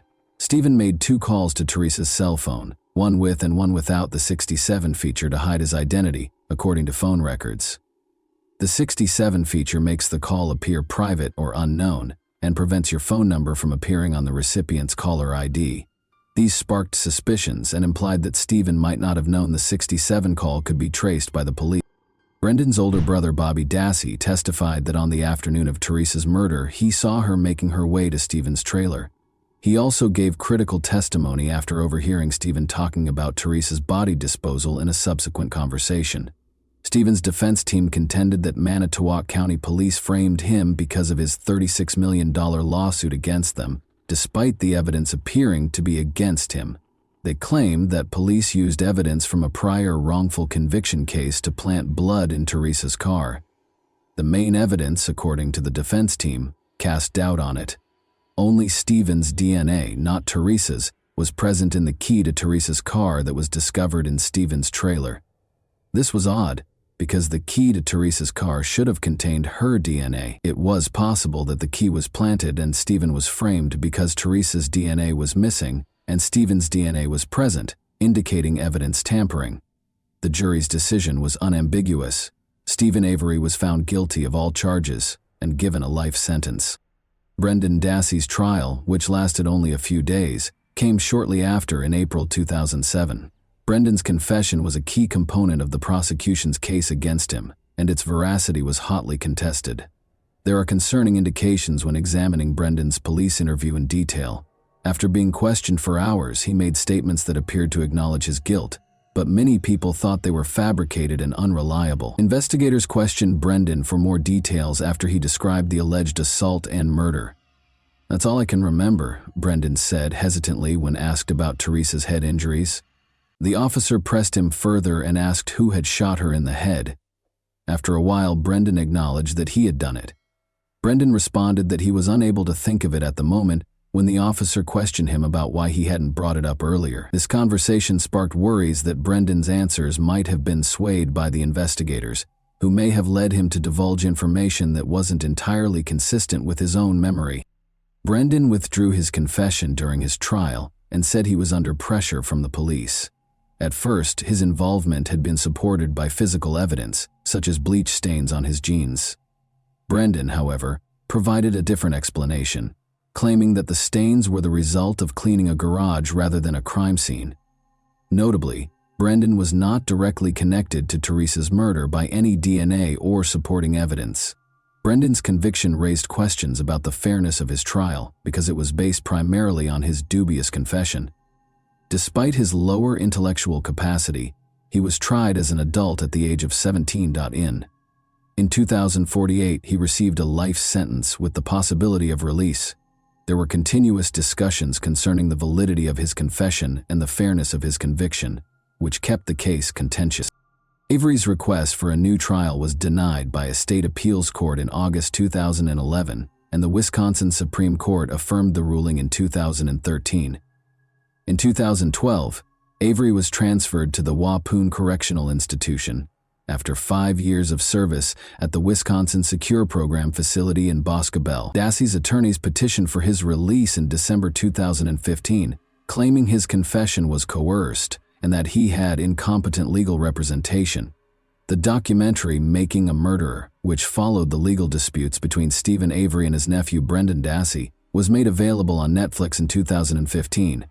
It questioned their guilt by looking into their arrests, trials, and convictions. Brendan's confession, the dubious evidence against Stephen, and the tense relationship between Avery and the local police force, which resulted in his erroneous conviction in the 1980, were the main topics of the series.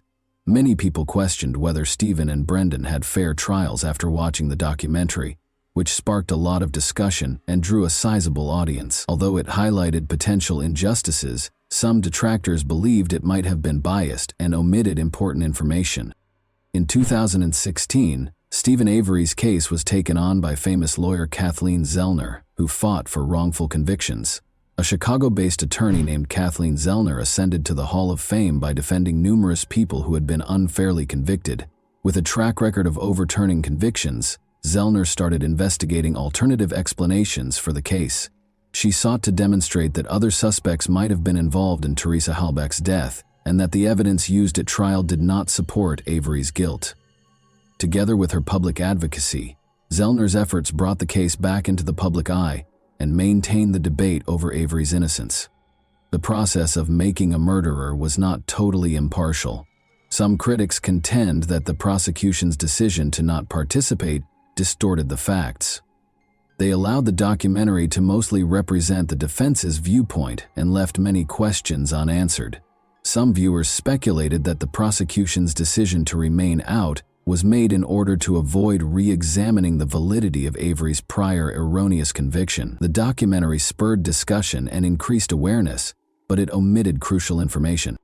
For instance, it didn't go into detail about the calls Stephen Avery made to Teresa Halbach's phone, which some consider to be important pieces of evidence. Additionally, it ignored Teresa's prior interactions with Avery, including rumors that she felt uncomfortable around him. Additionally, Making a Murderer minimized Stephen Avery's past violent actions, especially against women. Even though this does not establish his guilt on its own, it does point to a troubling pattern of aggression that should not be disregarded when looking into the case.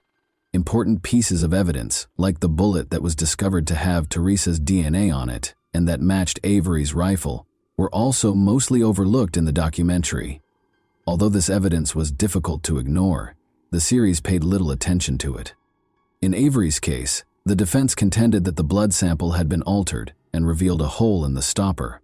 However, a nurse later disclosed that the hole was a routine practice and that the seal had already been broken by Avery's defense team. In the end, the tampering claim was untrue. Additionally, Brendan Dassey's contentious interrogation was minimized in the documentary. Brendan, who has a mild intellectual disability, spent hours being questioned without his mother or attorney present. The reliability of his confession, which was crucial to his conviction, was called into question because it was erratic and appeared to have been influenced by leading police questions. There was no tangible evidence linking Brendan to the crime scene, despite the fact that his confession was essential to the prosecution's case. Thus, his conviction depended almost entirely on the confession, even though there were doubts about how it was obtained.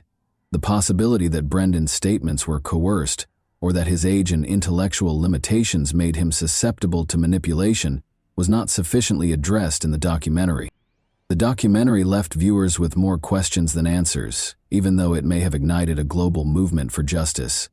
The question of whether these two men were genuinely guilty or the victims of a seriously defective legal system was once more complicated. Parts of Brendan's confession were later allegedly misplaced in the Making a Murderer documentary, which, when watched in its entirety, may provide additional insight into the way the police interrogated Brendan. Notwithstanding the media attention, the question still stands: what is the current status of the cases, and have Teresa Halbach and her family received justice? Brendan Dassey's supporters had hope when his conviction was momentarily overturned in 2016.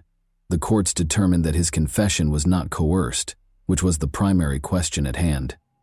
Experts contend that the courts did not fully take into account concerns regarding his age and intellectual disability, which raised concerns about his vulnerability during interrogation. 2018 saw the U.S. hopes for federal relief were dashed when the Supreme Court decided not to hear Brendan Dassey's case. His legal options are limited because the governor of Wisconsin has also declined to pardon him. His release is still uncertain, and many people still feel that justice has not been done, even though fresh evidence may reopen his case. On the other hand, even after Stephen Avery's appeals were repeatedly rejected, his case is still contentious. Kathleen Zellner, Avery's lawyer, is still arguing for a retrial and additional evidence testing, pointing to incompetent counsel and suppressed evidence. But thus far, these attempts have failed, and Avery's conviction remains. The legal issues Avery is facing appear to be challenging, even as Zellner keeps up her efforts on his behalf. His case has not yet produced any significant developments, and it is unlikely that his conviction will be overturned anytime soon in the absence of fresh evidence or modifications to the law. Although there is ongoing public discussion regarding the fairness of their trials and convictions, Stephen Avery and Brendan Dassey are currently serving their sentences. Dassey is still seeking parole after her most recent application was turned down in 2021. Kathleen Zellner, Stephen Avery's lawyer, filed a motion for post-conviction relief in August 2022, arguing that fresh evidence might connect Brendan's older brother Bobby Dassey to Teresa Halbach's murder. This was a big step because it raised the possibility that Bobby was complicit in the crime. Zellner argued that if there were other credible suspects, it might lead to Avery's relief, even though this had been conjectured previously. This theory, however, begs the question of whether two different groups were involved in Stephen's framing, or if Bobby was collaborating with the police. Zellner presented an affidavit from Thomas Brez, a truck driver, who stated that he saw Bobby Dassey driving Teresa's RAV4 with someone other than Stephen in the passenger seat a few days after Teresa passed away. Although this testimony provides additional context, it does not prove Bobby's involvement in the murder.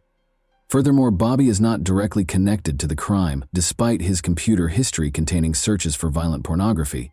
Additionally, Zellner cited Bobby's alibi, which was offered by Scott Tadich, his mother's boyfriend, a man with a criminal record and a reputation for being irritable.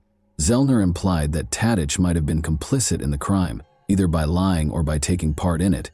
However, in the absence of concrete proof, this remains conjectural. Zellner has also looked into Teresa's ex-boyfriend Ryan Hillegas's involvement. Ryan was heavily involved in Teresa's search and lacked an alibi. Zellner thought it was strange that Ryan had access to Teresa's voicemail and had not told the police about his previous relationship with her. There isn't any concrete proof that Ryan was involved in the murder, though, despite these suspicions. The court rejected Zellner's request for a hearing based on these other suspects, finding that there was not enough evidence or motivation to imply that Ryan or Bobby Dassey were involved in Avery's framing. In essence, the court decided that the defense had failed to show how these people could have committed the crime or fabricated evidence. Avery was transferred to the medium-security Fox Lake Correctional Institution in 2022. Although the case is still complex, Zellner intends to appeal to the Wisconsin State Court of Appeals. In addition to voicing concerns about Brendan Dassey's coerced confession, some experts doubt Avery's innocence because of his violent past and possible corruption. There are still unanswered questions regarding Teresa Halbach's death and the family's ongoing legal battles because the case has not been settled. And that wraps up today's chilling story. If you enjoyed this video, don't forget to like and subscribe so you never miss a new upload. Also, let me know in the comments, what part of this story shocked you the most? Thank you for watching, and I'll see you in the next video.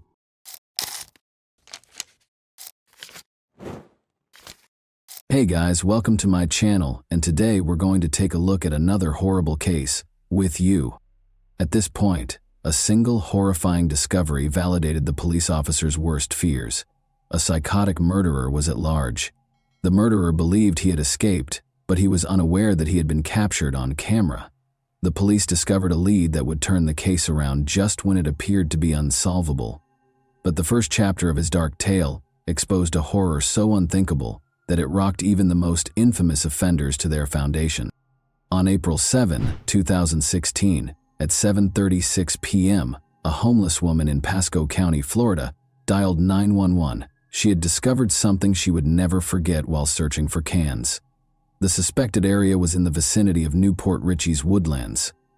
Matthew Adamo, the Pasco County Sheriff, was scheduled to look into the report. Detectives initially thought it was a homeless altercation gone wrong, but they quickly discovered they were dealing with something far more sinister. The caller, who was questioned by detectives, stated that a man's headless body was found next to a shopping center and a community of mobile homes. She immediately fled again, preventing the scene from becoming contaminated. The investigative team split up into two groups after verifying that the body was indeed in the wooded area. One was to find evidence, and the other was to secure the body. They hoped to find something gruesome that might have been captured on camera at the Metro PCS store, which was fortunately the closest location. The majority of the CCTV footage had been deleted when the staff member led them to the room where it was being recorded. Everything on the camera had been deleted because the building had just been purchased by new owners on Friday. Meanwhile, another group of police officers cleared the path to the body and secured the area. Finding the victim and making preliminary inferences were their top priorities. The investigators were on the verge of discovering something that would completely change the course of their investigation. They had an idea of who the deceased might have been as soon as they discovered the body belonged to a woman. Just over a mile from the forested area, in October 2015, 21-year-old Brooklyn Peck was reported missing. Her case was declared unsolved by the police following a protracted investigation. The hope of finding Brooklyn safe and sound had faded along with the exhaustion of the search for her. However, after 6 traumatic months, Brooklyn's family once again hoped to find some sort of closure when the recently discovered body was reported on the news. However, the coroner's report which would be obtained once forensics had safely removed the body and performed tests, was necessary to confirm whether it was Brooke Lynn. However, all of that had to wait until the crime scene was thoroughly examined, and the body's ambiguous location was making things more difficult. They were eventually able to examine the body up close at approximately 9:05 p.m. The officers had no idea that they were going to come across one of the most devastating discoveries of their lives. Since she was still wearing jewelry, the investigators concluded that it wasn't a robbery gone wrong. Her face had been so severely mutilated that it was unrecognizable, and her clothing was pulled over it. Her torn stockings further raised suspicions among the police that this crime scene was more than a landfill. This was the precise location where the victim had died. They had brought her here and killed her. It was extremely unsettling to consider that another person would do this to someone and abandon them without a sense of identity, purpose, or concern. They were certain that the investigation would not be simple. The victim had endured the most terrible final moments, whether or not it was Brooke Lynn. In actuality, the detectives had never seen a more heinous case of sexual assault. The medical examiner's office eventually informed them that blunt force trauma to the head was the cause of death. The investigators were aware that they had seen the aftermath of a deranged, unsettling fantasy. The real, unsettling tale would begin to take shape here. Their best guess for the Jane Doe's identity was Brooke Lynn Peck. The detectives immersed themselves in Brooke Lynn's case file while the body was prepared for forensic examination. They discovered something grim there. They found a physical characteristic that made it impossible for the body to be Brooke Lynn, even before the forensic report disproved the link between the body and Brooke Lynn. This was just one of the many twists that made this case feel like a movie. The tip of the recovered body's left pointer finger was still present, but Brooke Lynn's was missing. They now understood that Brooke Lynn Peck was not the deceased. They felt a wide range of emotions upon learning that this was not Brooke Lynn. They had been hoping for some closure, so they went from being relieved and happy that it wasn't her to feeling sad that it wasn't her. The effort to positively identify Jane Doe was a complete failure. Searching through the month's missing persons reports until they discovered a good match was the next difficult task. In an effort to identify the woman, and if at all possible, provide closure to yet another family in need of answers, they launched a thorough search through recent missing persons reports. After searching through the documents, they eventually discovered a match, a woman who had been reported missing just a few weeks earlier and who looked remarkably similar to the body they had found. The detectives realized they were starting a completely new investigation after making this identification. Judith Terrianos, age 52, was the owner of the body. The family of this grandmother, who had been missing for more than a month, was in the same state of desperation as Brooke Lynn's. They were aware that it would take a careful balancing act between forensic accuracy and unwavering resolve, and maybe a little bit of luck, to find out what had happened to this woman. Their attention now turned to discovering the truth about Judith's terrible fate, even though Brooke Lynn's case was still pending. Newport Richey was not Judith's home. She was only a guest. She had gone there to visit a friend who was fighting cancer with another friend. Unfortunately, she never came home. Born in September 1963, Judith Terrianos was originally from Maine. When she was younger, she frequently took family vacations to Greece because she loved to travel. The 52-year-old who had volunteered at a bookstore and worked at a nursing home in the past was said to be a kind and compassionate individual. In February 2016, the mother of three had gone to Florida to take care of a sick friend. By obtaining a fingerprint from the deceased, the medical examiner's office was able to identify the person as Judith Terrianos. The CCTV footage collected from the area gave detectives a vital lead when they eventually identified Judith, which gave the case new life. The detectives divided into groups. A couple of detectives went to a convenience store to get video, and a few others went to find her last known location. They focused on a convenience store and a number of nearby companies. She was seen buying alcohol at a nearby convenience store which she was known to frequent in the first surveillance footage they found. In the surveillance footage, they saw Judith and another individual buying her items at the time. She was seen in the video purchasing alcohol at a nearby convenience store with an unnamed man. That left the police with a suspect to pursue, one who might have the answers to this puzzling riddle. They were unsure whether the man was the cause of Judith's death or if he was just another acquaintance when they found the surveillance footage of her in the convenience store with him. He might be able to help them with the investigation. Since he was the last person seen with Judith, identifying him became the top priority. He wasn't registered, regrettably, because the DNA evidence taken from the crime scene didn't match anything in the database. With only a description and a picture of the man, the detectives had no choice but to search the neighborhood. In the hopes that someone would recognize their main suspect, they went back to the trailer park and knocked on as many doors as they could.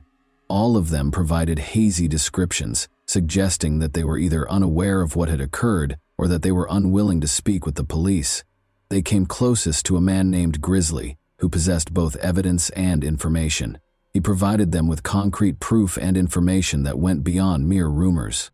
He told the police that although he didn't know the man well, he had provided him with a place to stay for a few days. Additionally, he told the detectives that the man had forgotten his bag. Because it directly connected the suspect's clothing to the scene, Grizzly's disclosure was a significant turning point in the case. But that was where Grizzly's knowledge abruptly stopped. He said that aside from the fact that the suspect appeared nervous, bordering on paranoid, and eager to get out of town, he didn't know much about him. Grizzly claims that although the man had discussed purchasing a one-way ticket to Chicago, he had not provided any personal information, not even his name. An unexpected lead was about to be given to detectives, and it developed in a way that added to the mystery's unnerving aspects. The police suspected that there might be a lead so significant that it would completely blow the case apart.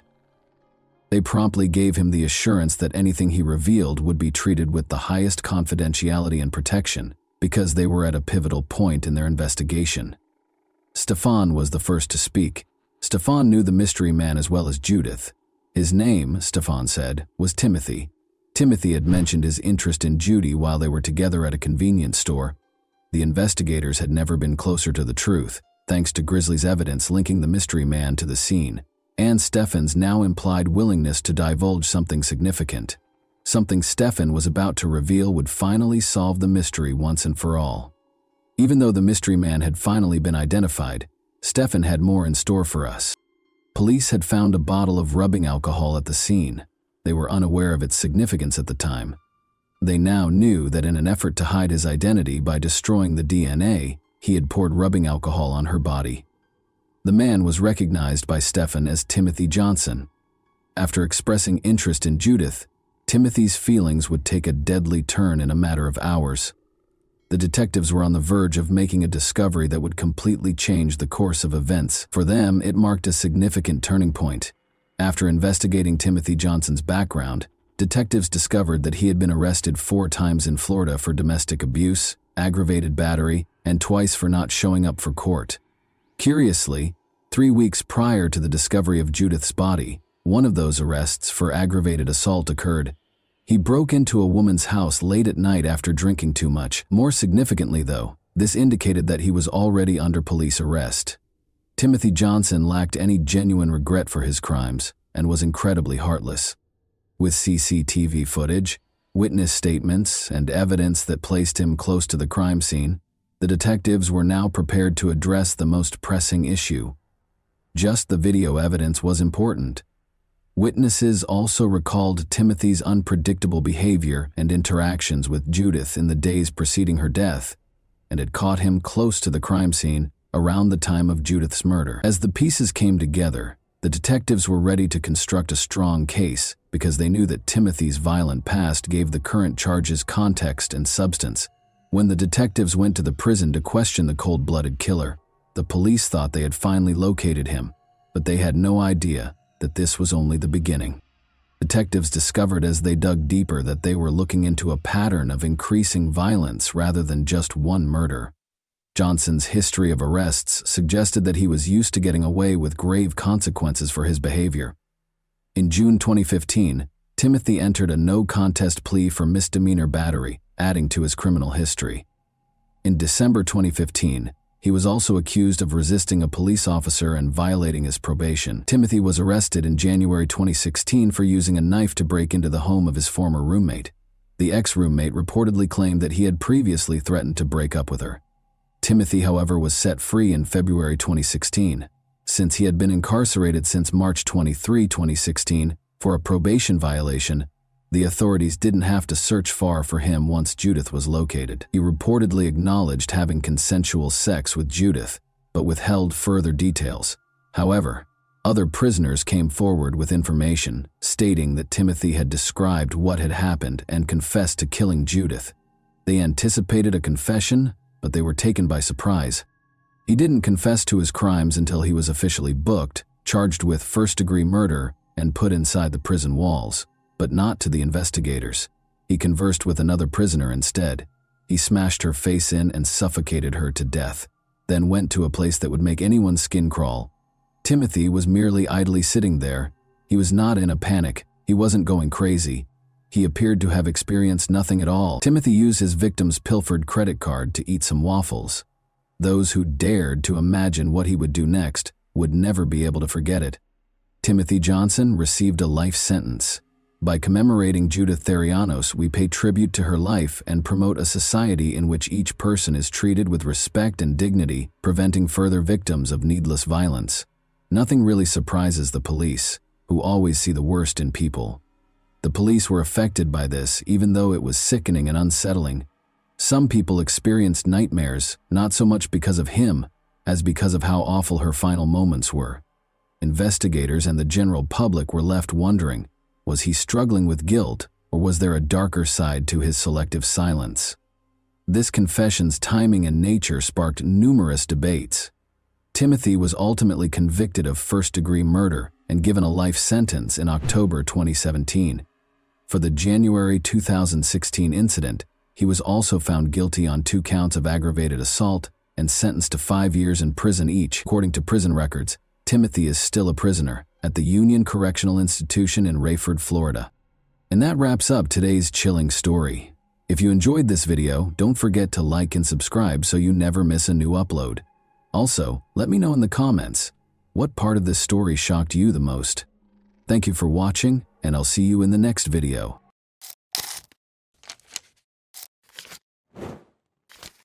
Hey guys, welcome to my channel, and today we're going to take a look at another horrible case with you. Today we'll talk about what happened in Maine in 2016. While her husband Luke was shopping at Walmart, Valerie Tiemann, 34, vanished from the parking lot. There was no sign of Valerie when he got back in the car. The police opened an investigation as soon as they heard about Valerie's disappearance, but it soon took a surprising turn. Sarah Jean Sampsarmanen and Jean Allharman welcomed Valerie Jo Harmanen into the world on December 3, 1981, in Salem, Virginia. Valerie attended Hampton Park Christian School and graduated in 2000. She was born and raised in Greenville, South Carolina. She graduated from Bob Jones University with a degree in cosmetology. She was well known for her gregarious demeanor and warm smile. Valerie was well known for her passion for speech and theater. She played the flute and piano and loved music. Valerie worked in pageants, spas, and salons using her cosmetology skills. She helped people look and feel their best in order to support them. Valerie had been seeing a man named Matt Guccio. When Valerie was around 22, they met through a mutual friend. In many ways, they were too dissimilar. Matt was more reserved, but Valerie was gregarious and happy. However, they did not find this difference problematic. Valerie and Matt were married in 2004.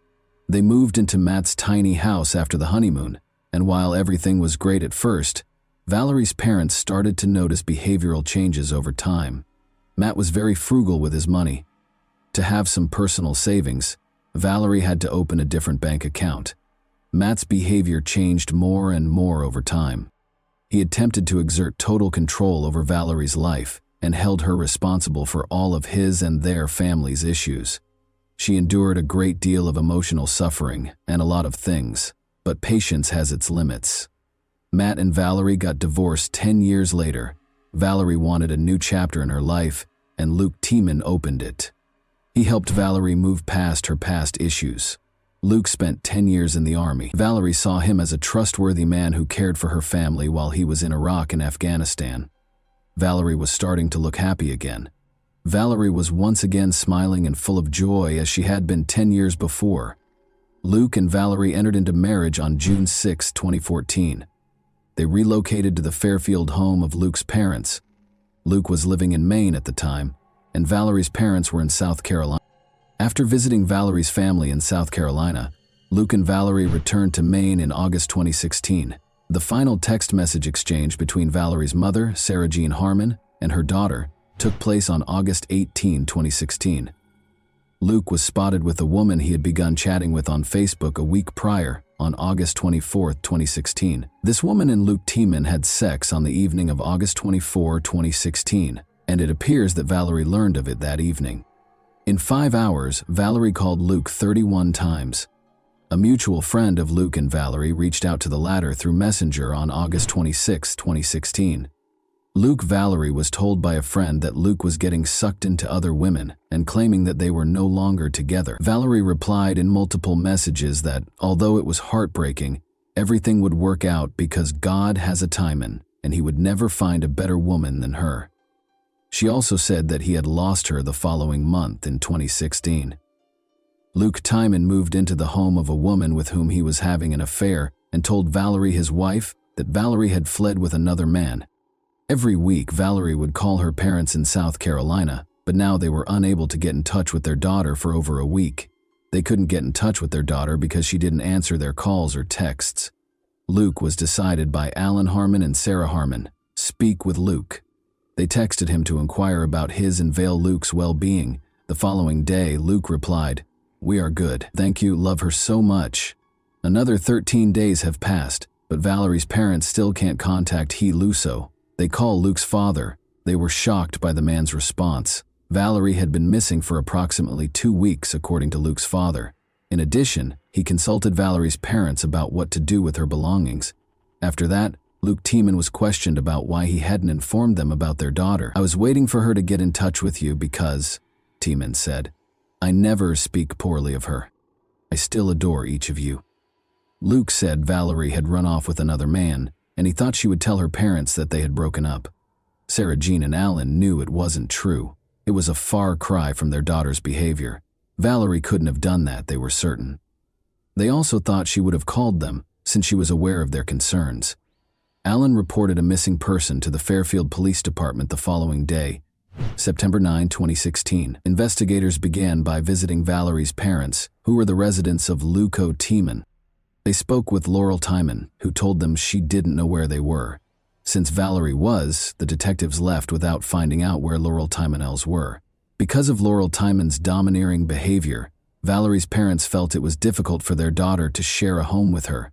Laurel packed everything she owned in trash bags after Valerie was gone for 2 weeks. It was a clear representation of Laurel's daughter-in-law. She wasn't worried about Valerie at all. All she wanted to do was get rid of her things so they wouldn't occupy space in the house. The police meant to find Luke Tiemann and ask him a few questions, but they couldn't locate him. He didn't show up at his home, and his parents said they didn't know where their son might be. However, 5 days after Valerie's disappearance, Luke took the initiative to call the police himself. He claimed to have heard that the detectives were interested in speaking with him. When and under what circumstances he had last seen Valerie was one of the questions the detectives asked him. About 2 weeks ago, he and Valerie went to the local Walmart to buy some food, and he said that the response was really strange. While he went shopping, Valerie remained in the car in the parking lot. He finished his shopping and went back to the car, but Valerie was gone. According to Luke, he tried to find Valerie and promised to take her back by calling and texting her after leaving the store and realizing she wasn't there. Luke also disclosed that Valerie and he were approaching the end of their marriage. He claims that Valerie once brought up another man in a conversation, and he thought she was having an affair with him. Luke didn't know the man's name or where he lived. He believed Valerie had fled with him. The police appealed to the public through the media because Valerie's family was not aware of Luke Tiemann's existence. They asked anyone who has seen Valerie in the past few weeks to report it to detectives by posting a picture of her. From Valerie's disappearance from the Walmart parking lot to the disposal of her possessions in garbage bags, the whole story seemed strange. The fact that Luke Tiemann did nothing to find his wife was another intriguing element of the narrative. He might have been too preoccupied with another woman. On the day that Valerie vanished, investigators visited Luke Walmart, where Luke and Valerie were. There were surveillance cameras inside the building as well as outside. Consequently, it was simple to verify Luke's story. Examining the CCTV footage took the investigators over an hour.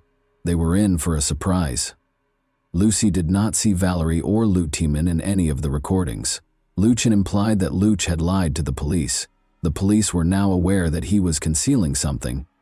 The investigators chose to have a face-to-face conversation with Luke. They did not, however, reveal all of the information they possessed.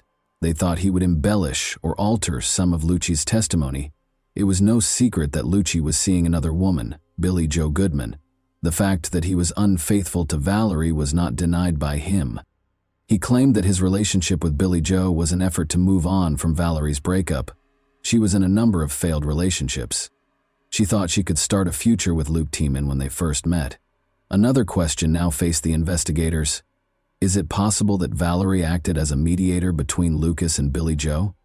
Maybe these two chose to get rid of everything that might interfere with their plans in order to begin a new life. Billie Jo spoke with the police. She thought Louis had already separated from his wife. She claimed to investigators that she had no knowledge of Valerie Tiemann's disappearance.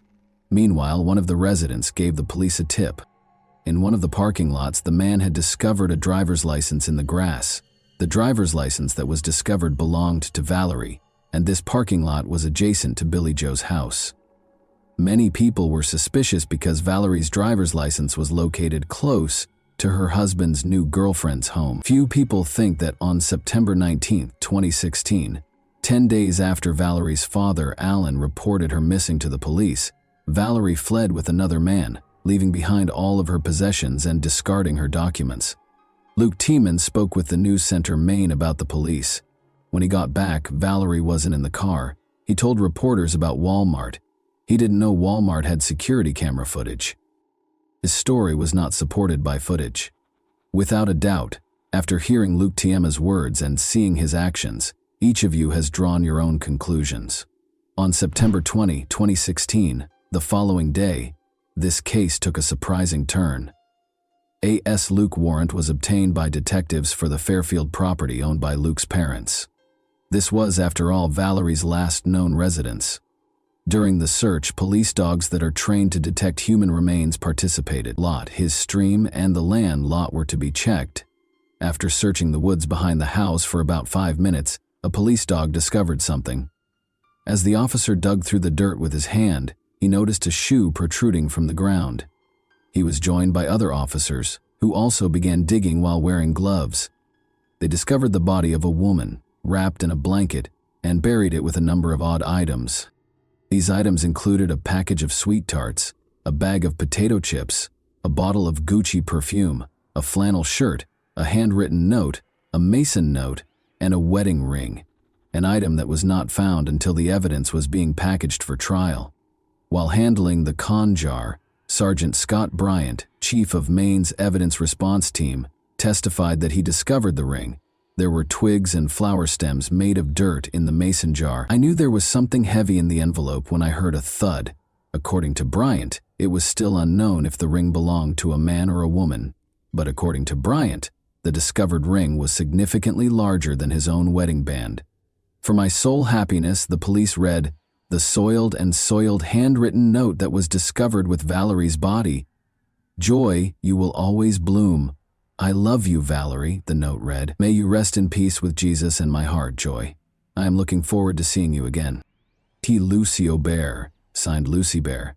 Tiemann Lucy Bear Sirs claimed in a police recording that he gave himself the nickname Lucy Bear and used it to sign a number of other notes discovered in Valerie's purse throughout the course of the investigation.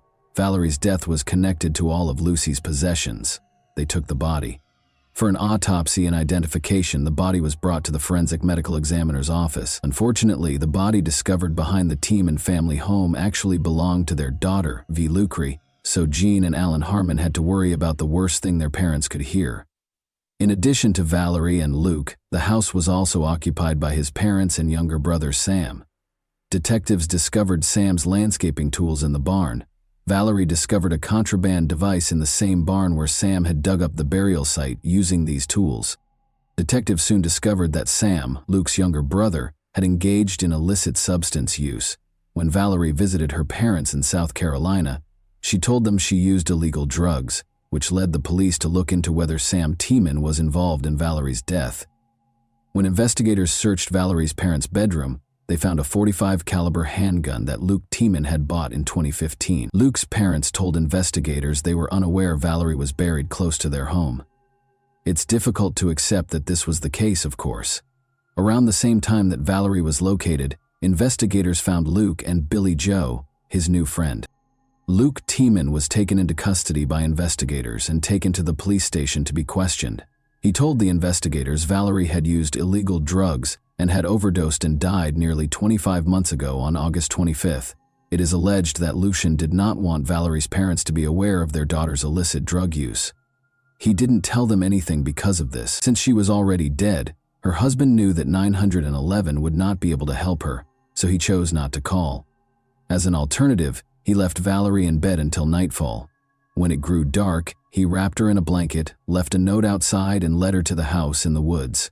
After that, Luke Clary was buried in a hole that Luke and his brother Sam had dug. Valerie had no physical wounds prior to her passing, according to Luke. Luke Tiemann was lying, though, according to the autopsy results, which showed that Valerie's blood had no traces of illegal substances, only traces of prescription medications were found.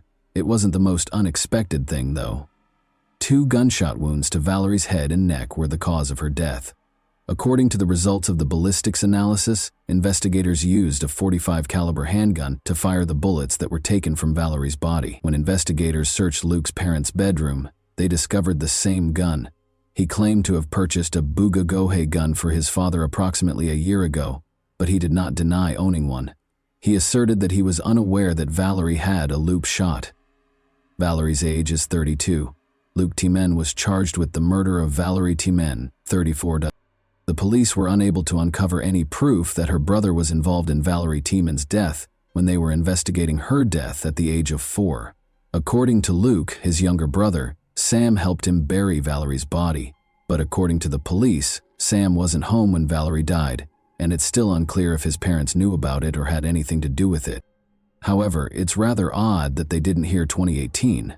The 5-day trial started with opening statements on April 2, 2018, at Somerset Skowhegan's principal court.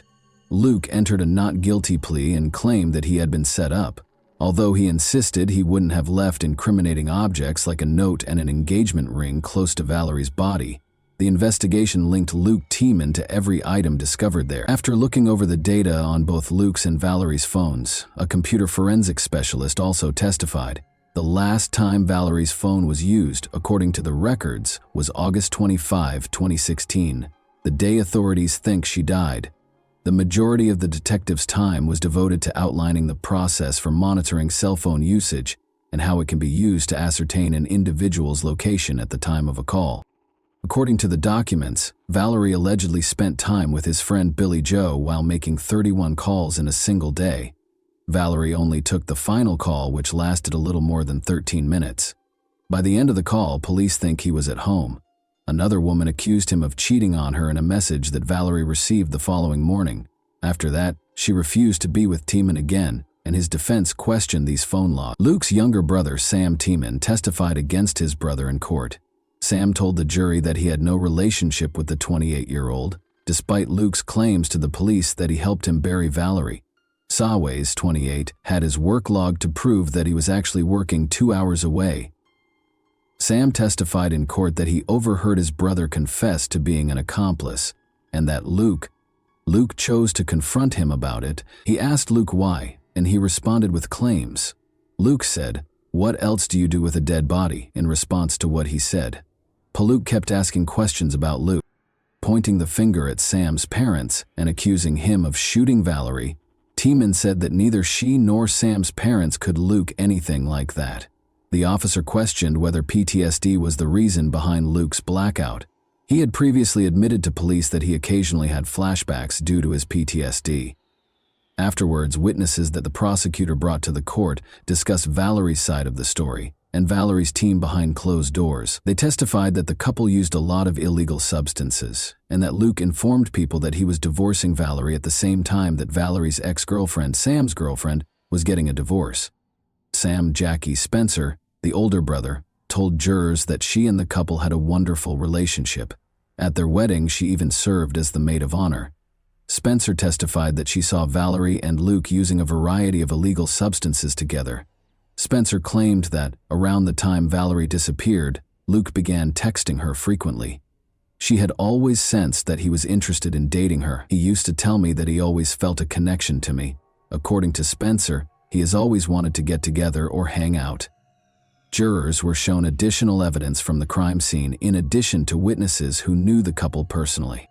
3 minutes after Valerie's body was found, a video showed the officer walking through dense forest on an overgrown ATV trail, a common sight behind many rural Maine homes, to Tieman's house. At the Tiemann Lucidance, members of the evidence response team gave testimony regarding their fee Tiemann.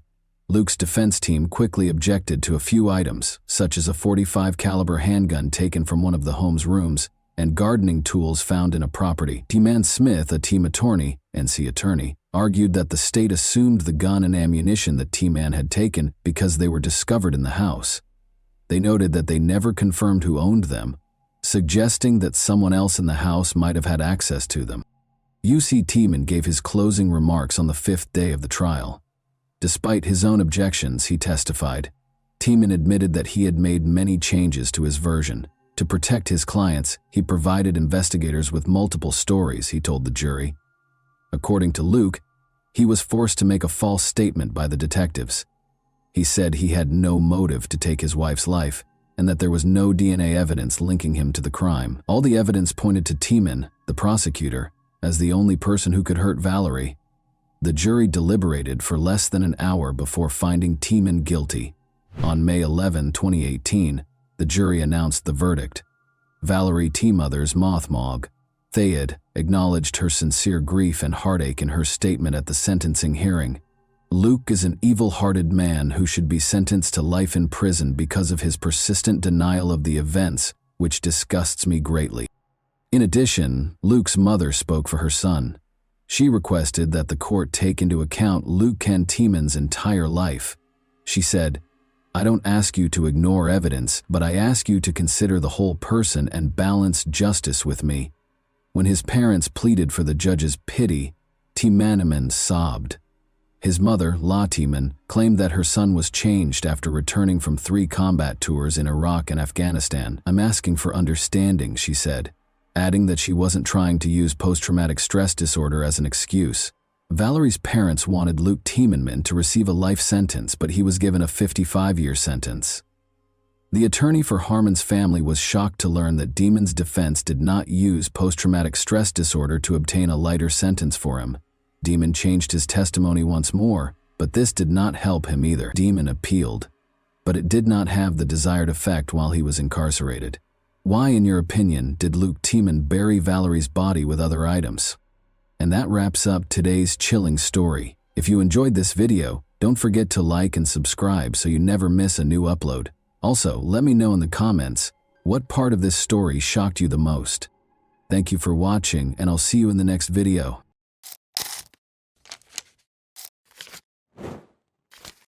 Hey guys, welcome to my channel, and today we're going to take a look at another horrible case with you. Lynette Dawson's seemingly ideal life was upended in January 1982 when she vanished without a trace in the quiet suburb of Bayview on Sydney's northern beaches. Lynette was a warm, loving wife, mother, and friend, so her family and friends were shocked by her abrupt absence. Lynette left her 2 young daughters behind when she left the family, according to her husband, Chris Dawson, a dynamic former rugby league player who is now a teacher. However, his story almost immediately sparked troubling questions. Why would a loving mother desert her kids? Why didn't she take any cash, clothing, or even a note with her? Let's explore the complex network of love, treachery, and unresolved issues that characterize Lynette's tale, a tragedy that defies extinction. Lynette Dawson, whose real name was Lynette Joy Sims, was born into a close-knit and affectionate family. She was the second of 4 children in the Sims family, which included an older brother named Greg and younger siblings Pat and Philip, and she grew up in Sydney's eastern suburbs. Lynette was well known from an early age for her good nature, upbeat demeanor, and strong bonds with her family. A short stroll from their house, Clovelly Beach is a charming spot where the Sims family frequently spent their weekends. For Lynette and her siblings, The beach, with its crystal-clear waters and expansive views of the coast, became a special place, where they created innumerable memories of swimming, family vacations, and spending time together. Lynette married Chris Dawson, a dynamic and athletic man who had gained early notoriety as a rugby league player for the Newtown Jets, in March 2970 when she was just 19 years old. The pair appeared to have a dreamlike romance, and Chris was well known for his athletic ability and attractive appearance. Lynette, who was deeply in love with Chris, helped him with his career while they were starting a family. Their union seemed to be a match made in heaven. The couple chose Bayview, a serene and picturesque suburb on Sydney's northern beaches, which is a great area to start a family. Lynette and Chris had 2 daughters, Chanel and Sharon, in the years after their marriage, and the family seemed to lead a happy life. Lynette balanced her commitment to her family with her career as a nurse and then as a childcare provider. She enjoyed taking care of her daughters and keeping their home cozy and loving, and she frequently put their needs ahead of her own. Chris, on the other hand, kept advancing his career by juggling his rugby commitments and teaching job. Chris was the devoted husband and father, and Lynette was the focal point of their seemingly perfect life for many years.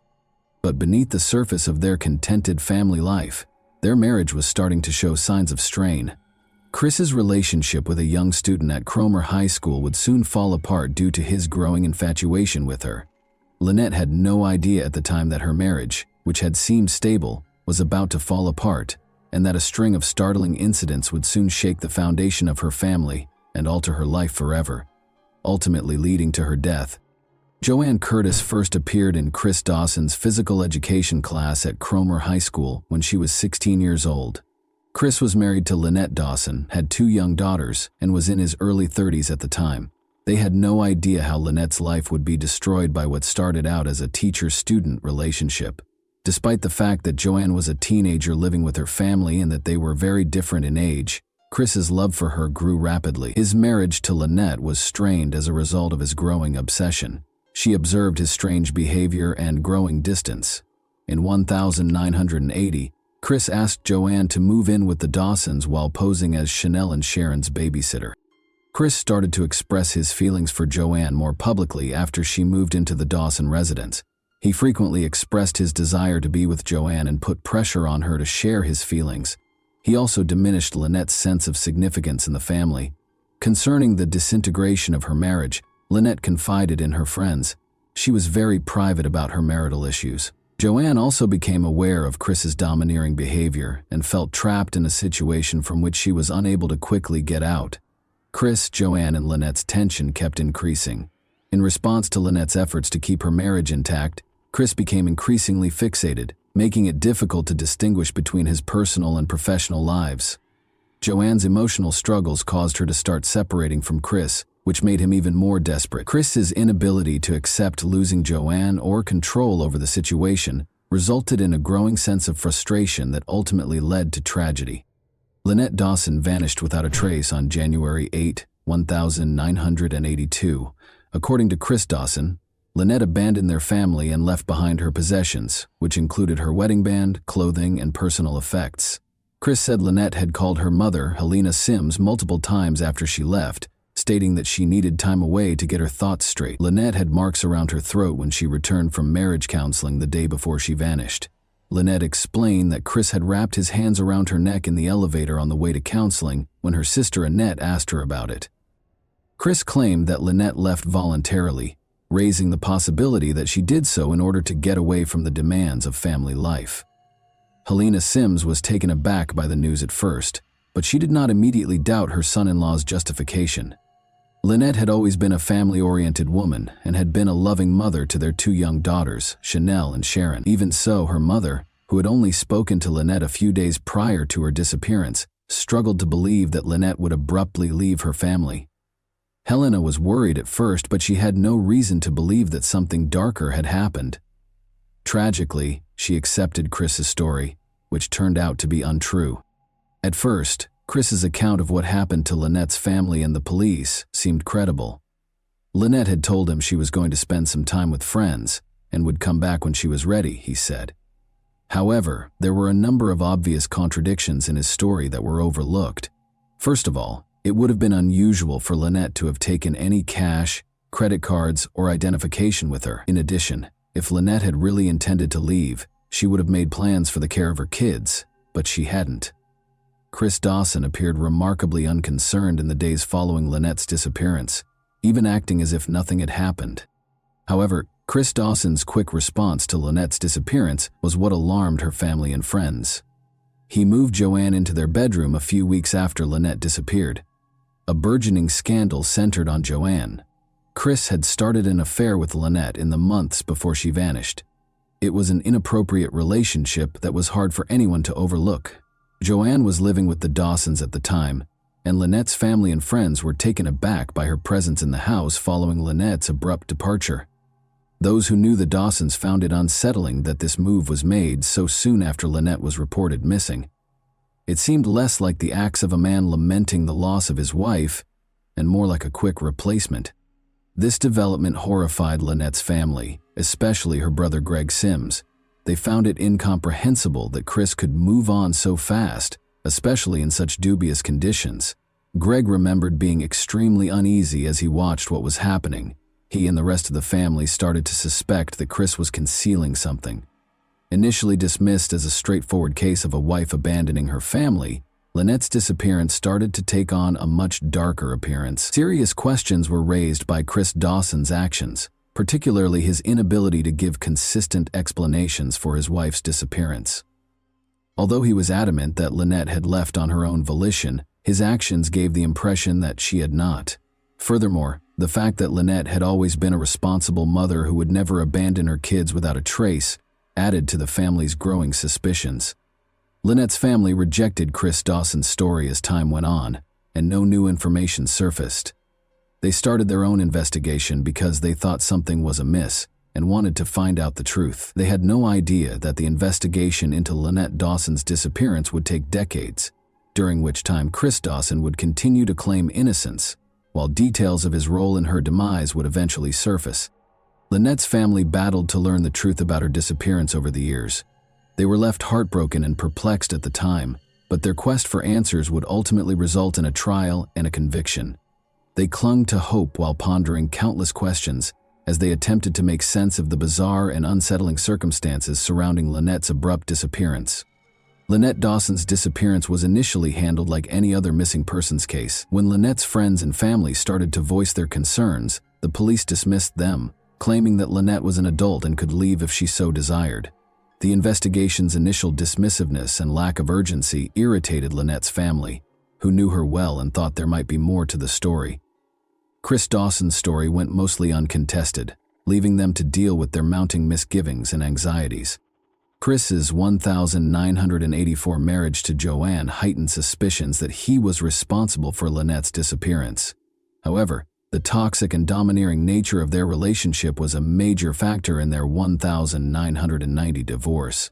In subsequent interviews, Joanne talked about how she felt trapped and controlled by Dawson during their time together, particularly after Lynette vanished. Chris, however, insisted that Lynette had left willingly, and even said she had joined a religious commune. However, his actions seemed inconsistent with his story, as he quickly rebuilt his life with Joanne and filed for divorce a year after she vanished. This time was especially difficult for Chanel and Sharon, Lynette's daughters. In her memoir, My Mother's Eyes, Chanel, who was only 4 when her mother disappeared, later talked about feeling abandoned and unloved by Joanne. This complicated family dynamics and left long-lasting emotional scars. Time and a dearth of hard evidence caused Lynette's case to essentially stagnate between 1984 and 2001. Notwithstanding the disturbing allegations of Chris Dawson's domineering and violent conduct, the inquiry was unsuccessful. Concerns expressed by friends and family were ignored because authorities found it difficult to go beyond rumors and conjecture. Key leads that might have provided insight into Lynette's fate were either ignored or not sufficiently pursued, and the police made little headway. Throughout these years, Chris insisted that Lynette had left on her own volition, despite growing skepticism about his story. Lynette's family endured heartache and frustration during this time, but they persisted in their quest for information. To preserve her memory, they relentlessly pushed for the reopening of her case. The first judicial investigation into her case was carried out by the New South Wales Coroner's Court in 2001, marking a turning point despite the absence of official action. The fact that Lynette had no evidence of her own free will was one of the main issues brought up by the investigation. Additionally, it examined Chris Dawson's actions closely and raised the possibility that he was complicit in her disappearance. According to the coroner, Lynette was probably dead, and Chris Dawson ought to be held accountable for her alleged murder. However, since there was still no concrete evidence connecting Chris to her death or disappearance, the authorities did not immediately pursue the case further in spite of these findings. In 2003, a second court investigation was conducted as a result of persistent pressure from public advocates and Lynette's family. The inconsistencies in Chris Dawson's testimony and the pervasive suspicion surrounding his relationship with Joanne were the main topics of this inquest once more. Once more, the coroner found that there was a high probability that Chris killed Lynette, but the evidence was insufficient to reach a firm conclusion. Consequently, Chris Dawson was not charged by the Director of Public Prosecutions, DPP. The DPP refused to file charges on both occasions, stating that there was insufficient evidence. The family of Lynette was devastated. Despite the coroner's conclusion that Chris Dawson most likely killed Lynette, no charges were brought, leaving them in deep frustration and sadness as years went by without justice for her disappearance. They wouldn't give up, though. By 2018, most people had forgotten about the Lynette Dawson case. The young mother's tragic disappearance appeared to have remained unsolved for more than 30 years, with little chance of justice for her family. But that year, Hedley Thomas, an investigative journalist, reignited interest in Lynette's case with his groundbreaking podcast, The Teacher's Pet. Hedley Thomas uncovered important new information that challenged Chris Dawson's assertions and clarified hitherto unconsidered facets of the case. Thomas studied the chronology of Lynette's disappearance, spoke with witnesses, and reviewed police reports. His research exposed serious inconsistencies in Chris Dawson's statements, casting doubt on his assertion that Lynette had left her family on her own volition. Friends and relatives' testimonies depicted a failing marriage in which Chris was enamored with Joanne. The problematic dynamics of Chris and Joanne's relationship were also revealed in the podcast. Thomas emphasized the rapid escalation of their affair. Important insights were revealed by Joanne during the podcast, including her admission of Chris's domineering actions and the chronology of their relationship. This testimony turned out to be crucial to comprehending what transpired before Lynette vanished. The Teacher's Pet examined the emotional toll that Lynette's disappearance had on her family, in addition to pointing out contradictions in Chris's account. Her loved ones' voices were heard, especially those of her brother Greg Sims, who had fought for justice for decades. Listeners were made aware of the heartache and frustration that Lynette's family went through when the initial investigation was unsuccessful. The podcast also examined the initial police investigation's flaws. Thomas disclosed how important evidence was missed and how authorities were unable to make the connection between Lynette's abrupt disappearance, Chris's infidelity, and his desire to be with Joanne. Chris Dawson was able to avoid suspicion for years because of this lack of thoroughness. The Teacher's Pet had a significant impact despite the dubious circumstances. It brought Lynette's case back into the spotlight in Australia, sparking protests and demands for justice. After listening to the podcast, a number of people who had been silent for years came forward with fresh testimonies that clarified the case. Legal action was sparked by the podcast, which greatly increased the pressure on authorities to re-examine Lynette's disappearance. Chris Dawson was detained and accused of Lynette's murder in 2018, partly as a result of the disclosures made in The Teacher's Pet. The case eventually went to trial, which was a major turning point. In addition to uncovering fresh evidence, the podcast inspired public support, demonstrating the ability of investigative journalism to advance justice. Chris Dawson was residing in Queensland when he was arrested. Following his arrest, Dawson's attorneys issued a statement asserting his innocence and vowing to fight the charges. Dawson insisted that Lynette's disappearance was voluntary and that she had deserted her family. He persisted in denying any role in her demise. In 2022, Chris Dawson's trial for his wife's murder got underway in the Supreme Court of New South Wales, which was chaired by Justice Ian Harrison. Because of the case's widespread pre-trial publicity, The trial was held without a jury. Due in large part to the disclosures made public by the Teacher's Pet podcast, Dawson had gained national attention. Without tangible proof, like Lynette's body, the prosecution had a difficult time establishing their case. Rather, they relied on key witness testimony, circumstantial evidence, and a thorough analysis of Chris Dawson's actions prior to and following Lynette's disappearance. Joanne was one of the most important witnesses. Since she had already cut ties with Dawson in 1990, she mustered the guts to tell the truth, which was a pivotal moment in assembling the evidence against him. According to Joanne's damning testimony, Dawson had once brought her to see a hitman to talk about killing Lynette, but he later changed his mind. According to Joanne's story, he was prepared to go to great lengths to get rid of his wife. She also talked about how his domineering and cunning actions intensified following Lynette's disappearance. Joanne recalled how Dawson had moved her into the bedroom soon after Lynette disappeared, highlighting how quickly their relationship had developed and how he seemed unconcerned about his missing wife. Patricia Jenkins, Lynette's sister, provided more details about the Dawsons' tumultuous marriage. She testified that Lynette had told her about Chris's abusive tendencies and erratic temper. Patricia claims that Lynette said Chris was often irate and had black eyes flashing when they argued. In addition, Lynette had voiced concerns about the status of their marriage and her increasing sense of helplessness. Lynette's co-workers attested to her attempts to save the marriage in its last moments. They recalled how, following a counseling session, Lynette and Chris arrived at work hand in hand on January 8, 1982. Lynette vanished a few days later in spite of these efforts, and Chris's subsequent behavior sparked suspicions. Witnesses detailed his repeated assertions that Lynette had left voluntarily, leaving her children unaccounted for, and his lack of urgency in reporting her missing. Since Lynette Dawson's body was never located, the case against Chris Dawson was primarily based on circumstantial evidence. Nevertheless, the prosecution made a strong case based on the testimony of witnesses. When examined more closely, Chris's assertion that Lynette had voluntarily left her family to join a religious commune was refuted. It was mentioned that Lynette abandoned everything she owned, including money and most significantly her 2 daughters, a completely uncharacteristic behavior for a loving mother. Additionally, the court viewed his quick decision to put Joanne Curtis in his bedroom and his divorce filing within a year of Lynette's disappearance as extremely suspicious, indicating a clear motivation to get rid of Lynette and begin a new life with Joanne. Justice Ian Harrison rejected the defense's claim that Lynette had voluntarily left, even though her body was not present. He declared the alleged sightings of her to be untrustworthy and emphasized how Chris's claims were false.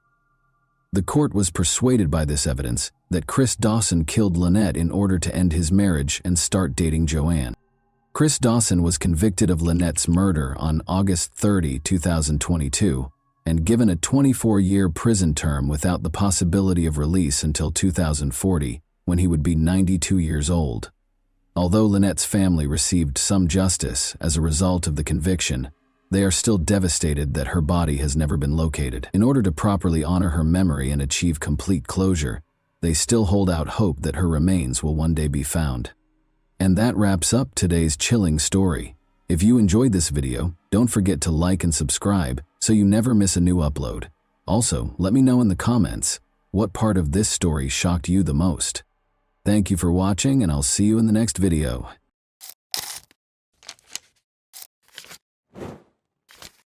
Hey guys, welcome to my channel, and today we're going to take a look at another horrible case with you. We examine the events that occurred in the U.S. state of Florida today. On October 16, 2018, 28-year-old Laura Peicher was last spotted having dinner at a bar in Sebring. An employee at the Tampa restaurant called 911 3 days later after noticing something odd close to a dumpster. The case was solved by detectives using surveillance footage. Laura Peicher was an extremely beautiful and consistently upbeat woman. She was gregarious. In remembrance of his daughter, her father, an art teacher, said this: "In 1989, Laura Peicher was born on a chilly day in Michigan. She had 2 nephews, one of whom she never met, a sister-in-law, an older sister, and a brother. She was born with 2 fingers and a thumb on her short left arm. Throughout her life, she struggled with discrimination due to her physical differences. She worked with individuals with physical and mental disabilities as a job coach at Goodwill. She was disabled, but that didn't stop her. It was a feature of her distinct character. Growing up, Laura lived in Michigan. She relocated to Sebring, Florida when she was 26 years old.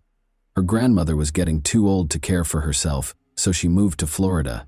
With a big heart, Laura left her job to visit her grandmother in Florida. The incident started with a 911 call on the morning of October 19, 2018, when staff members at the restaurant reported discovering the woman's body hidden under a wood board and wrapped in a plastic bag close to a dumpster behind the establishment. In a restaurant parking lot, a woman reported a bad smell next to a dumpster by calling 811. She initially believed it to be a dead animal, but upon closer inspection, she discovered what she initially believed to be a dead woman. Investigators showed up on the scene. Face down, the victim was discovered. She was half naked. She was discovered wearing a dress, and a plastic bag was placed over her before the bed's headboard was placed over her body, but the gown was lowered beneath her breasts. Her hands were tied behind her back by the criminal. They discovered a wallet that eventually held an ID card and a clear plastic bag filled with personal belongings, the most crucial of which was mail, by using a purse strap inside the dumpster. Laura Peitcher was identified as the victim. She lives in the city of Sebring, Florida, which is roughly 2 hours' drive from where she was discovered, and investigators concluded that she is not truly from Tampa. After more research, it was discovered that Laura owns a silver Toyota Tundra pickup truck. Her pickup truck was not in the parking lot close to where Laura's body was discovered, even though she may have driven it to Tampa. In case it was spotted anywhere, the truck was registered as a stolen vehicle and added to a law enforcement database.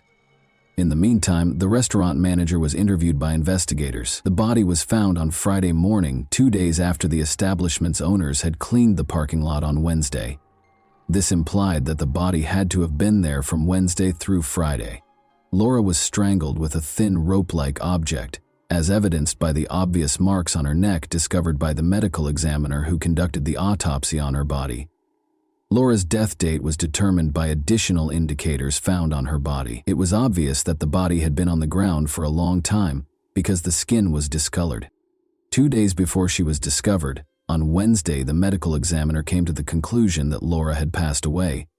Meanwhile, police in Michigan, 1,200 miles away, informed Laura's family of her passing.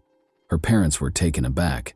In order to allow investigators access to Laura's trailer, Laura's parents drove 20 hours from Michigan to Sebring.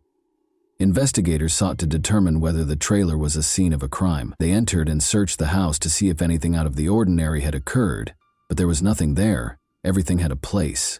No sign of a struggle had occurred there, which might indicate that Laura had been attacked elsewhere. Nor was Laura's pickup truck present. The investigators were aware that reconstructing the timeline of Laura's final hours would be necessary to solve this case. They wanted to know who Laura had met, why she had come to Tampa from Sebring, and what had happened to her pickup truck. On Wednesday, investigators looked through Laura's cell phone logs.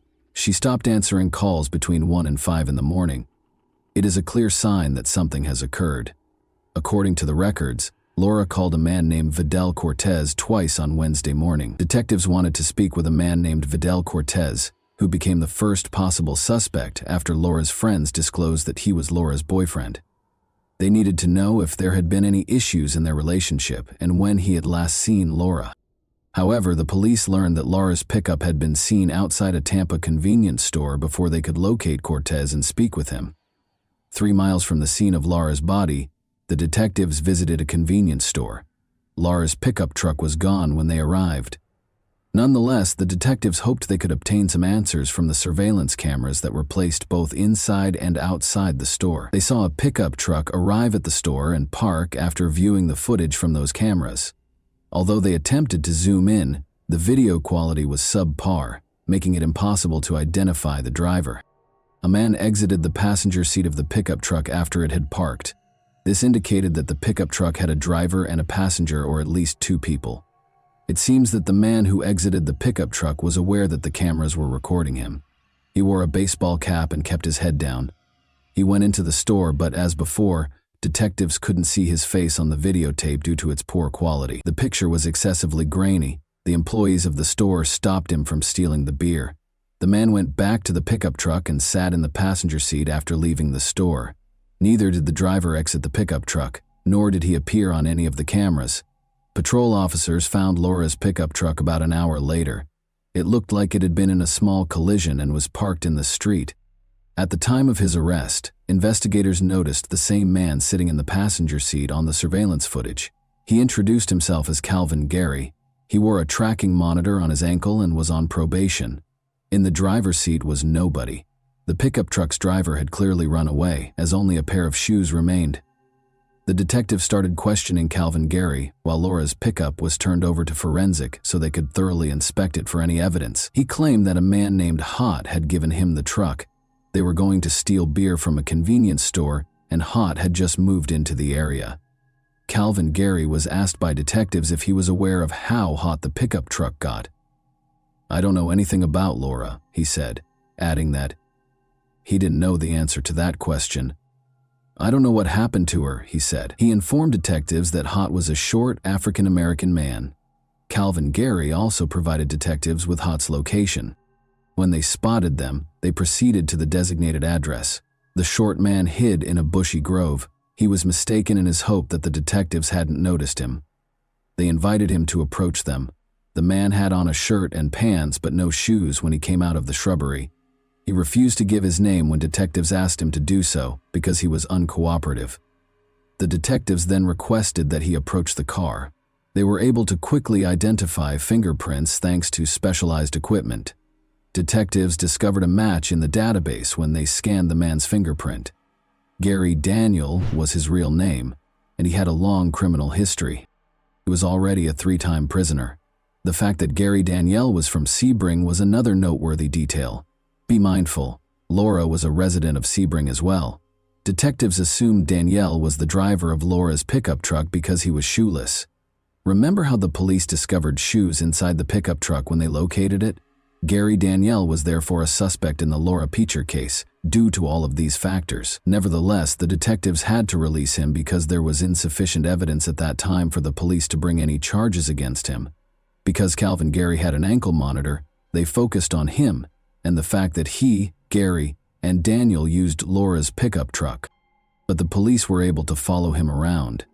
They learned that Calvin Gary had never visited Sebring where Laura lived, or the dumpster where her body was discovered. Following the discovery and interrogation of Laura's boyfriend, Vidal Cortez, detectives ruled out Calvin Gary as a suspect. However, he told detectives that Laura had gone to a Sebring bar on the evening of Tuesday, October 16, since she had been there the night before she died. Detectives were intrigued by this information and went to the bar to talk to the establishment personnel. Since Laura lived nearby, the manager told detectives that she frequently stopped by the bar for a bite to eat. Her most recent visit was on the evening of Tuesday, October 16. There was nothing unusual about her manner. She was smiling and friendly as usual. The existence of surveillance cameras within the establishment, which captured all events within the bar, was discovered by detectives. They viewed the video, which supported the bar manager's claims that Laura was wearing the same dress in which she was discovered. At the bar, she was seated. At the time, she was conversing with a waitress who was employed. She ate dinner. Nothing odd was going on, and she hadn't ordered any alcohol.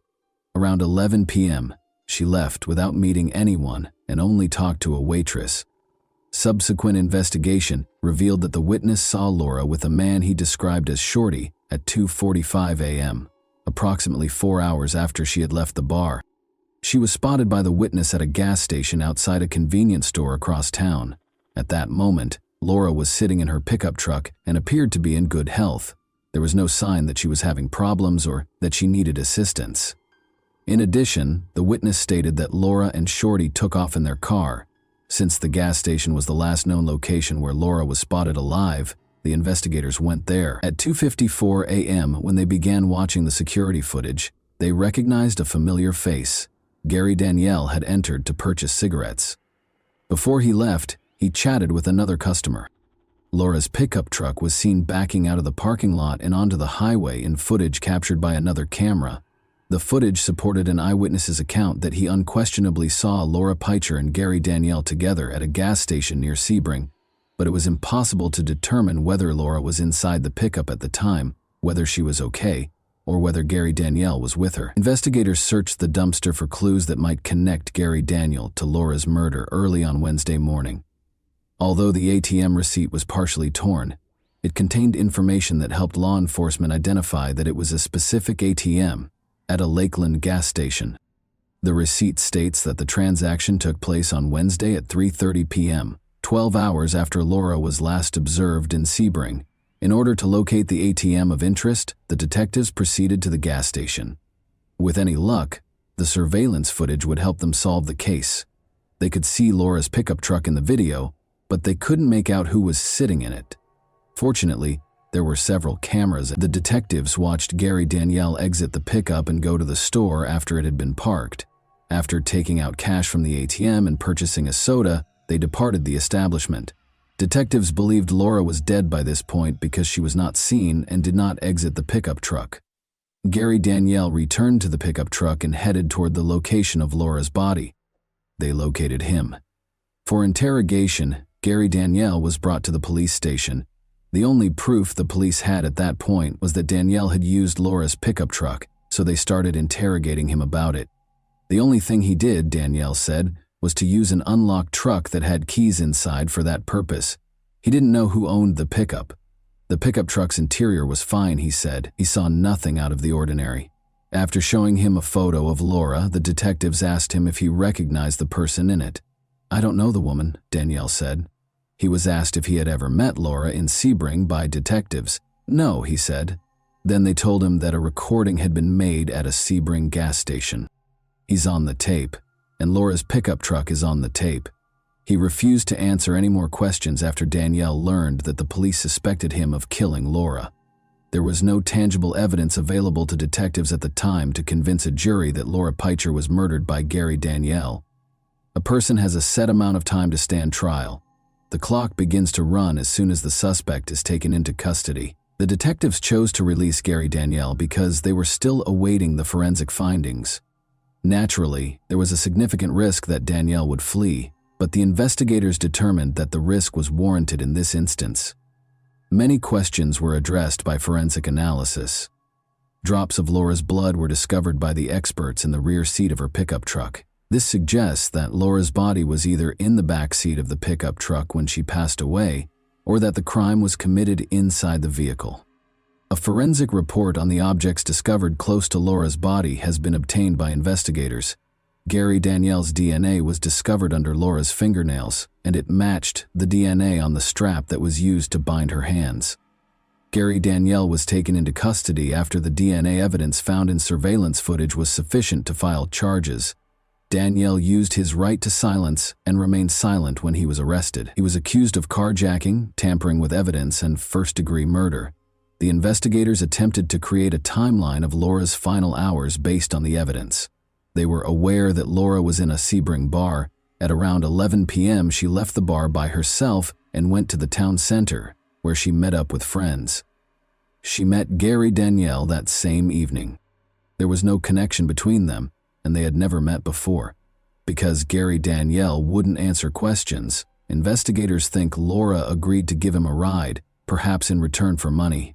Investigators don't know how he and Laura met, but they do know that she was found alive and unharmed in a pickup truck by an eyewitness at a gas station, where she and Gary Danielle ended up. After they left the gas station, it seems that something happened. Laura was strangled in her own pickup truck, though it's unclear where the truck was when she passed away. Surveillance footage showed Laura's pickup truck at a gas station 25 miles outside of Tampa, where Danielle was taking out cash from an ATM, 12 hours after it was last seen in Sebring. After that, Danielle took a car to Tampa. 2 days after, he hid Laura's body in a restaurant parking lot next to a dumpster. It was discovered. The trial didn't happen until nearly 3 years after Laura's passing.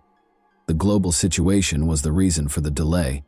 It took a long time for Laura Peitcher's father to go to court and face the man who killed his daughter. Rather than condemning Danielle, the father used his words to discuss the lost young woman. A young boy once pointed out her short arm, according to a story her father told. She was told by another boy that he had asthma. "Don't you know there's something wrong with everyone?" she replied. Her father brought some of his daughter's belongings to court, including her journal, which bore the inscription, "Live the life you've imagined." Because she lived alone and no one was around to do the dishes, she wrote in it that she detested cooking. She expressed her distaste for littering in her writing. On August 24, 2021, she wrote about her 4 tattoos, the most significant of which was a black bird in memory of a deceased sister-in-law and based on a Beatles song. In a deal with state prosecutors, Gary Danielle entered a guilty plea to second-degree murder. Danielle, 50, agreed to a 30-year prison term in exchange for a guilty plea to second-degree murder. He also acknowledged committing grand theft of a motor vehicle and tampering with evidence. In the brief court hearing, Danielle, who was short, gray, bald, bearded, handcuffed, and wearing orange, stood silently in a jury box. To Laura Peicher's family, he remained silent. The case was punctuated by a guilty plea, but it left many questions unanswered, including how Laura met Danielle and why she was murdered. And that wraps up today's chilling story. If you enjoyed this video, don't forget to like and subscribe so you never miss a new upload. Also, let me know in the comments, what part of this story shocked you the most? Thank you for watching, and I'll see you in the next video.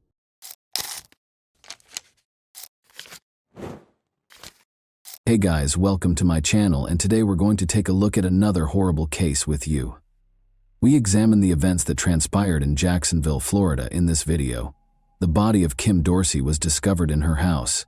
Detectives discovered during the scene that she had attempted, but failed, to flee through her bedroom window. With multiple suspects, detectives had to put in a lot of effort to solve this case. Kim Dorsey was 38 years old in 2012. She earned a degree in civil engineering from the University of North Florida. She owned her own construction company, was a certified general contractor, and served as the director of training for Inspection Depot's Quality Assurance Division. She and her husband, Derek Dorsey, occupied a lovely home.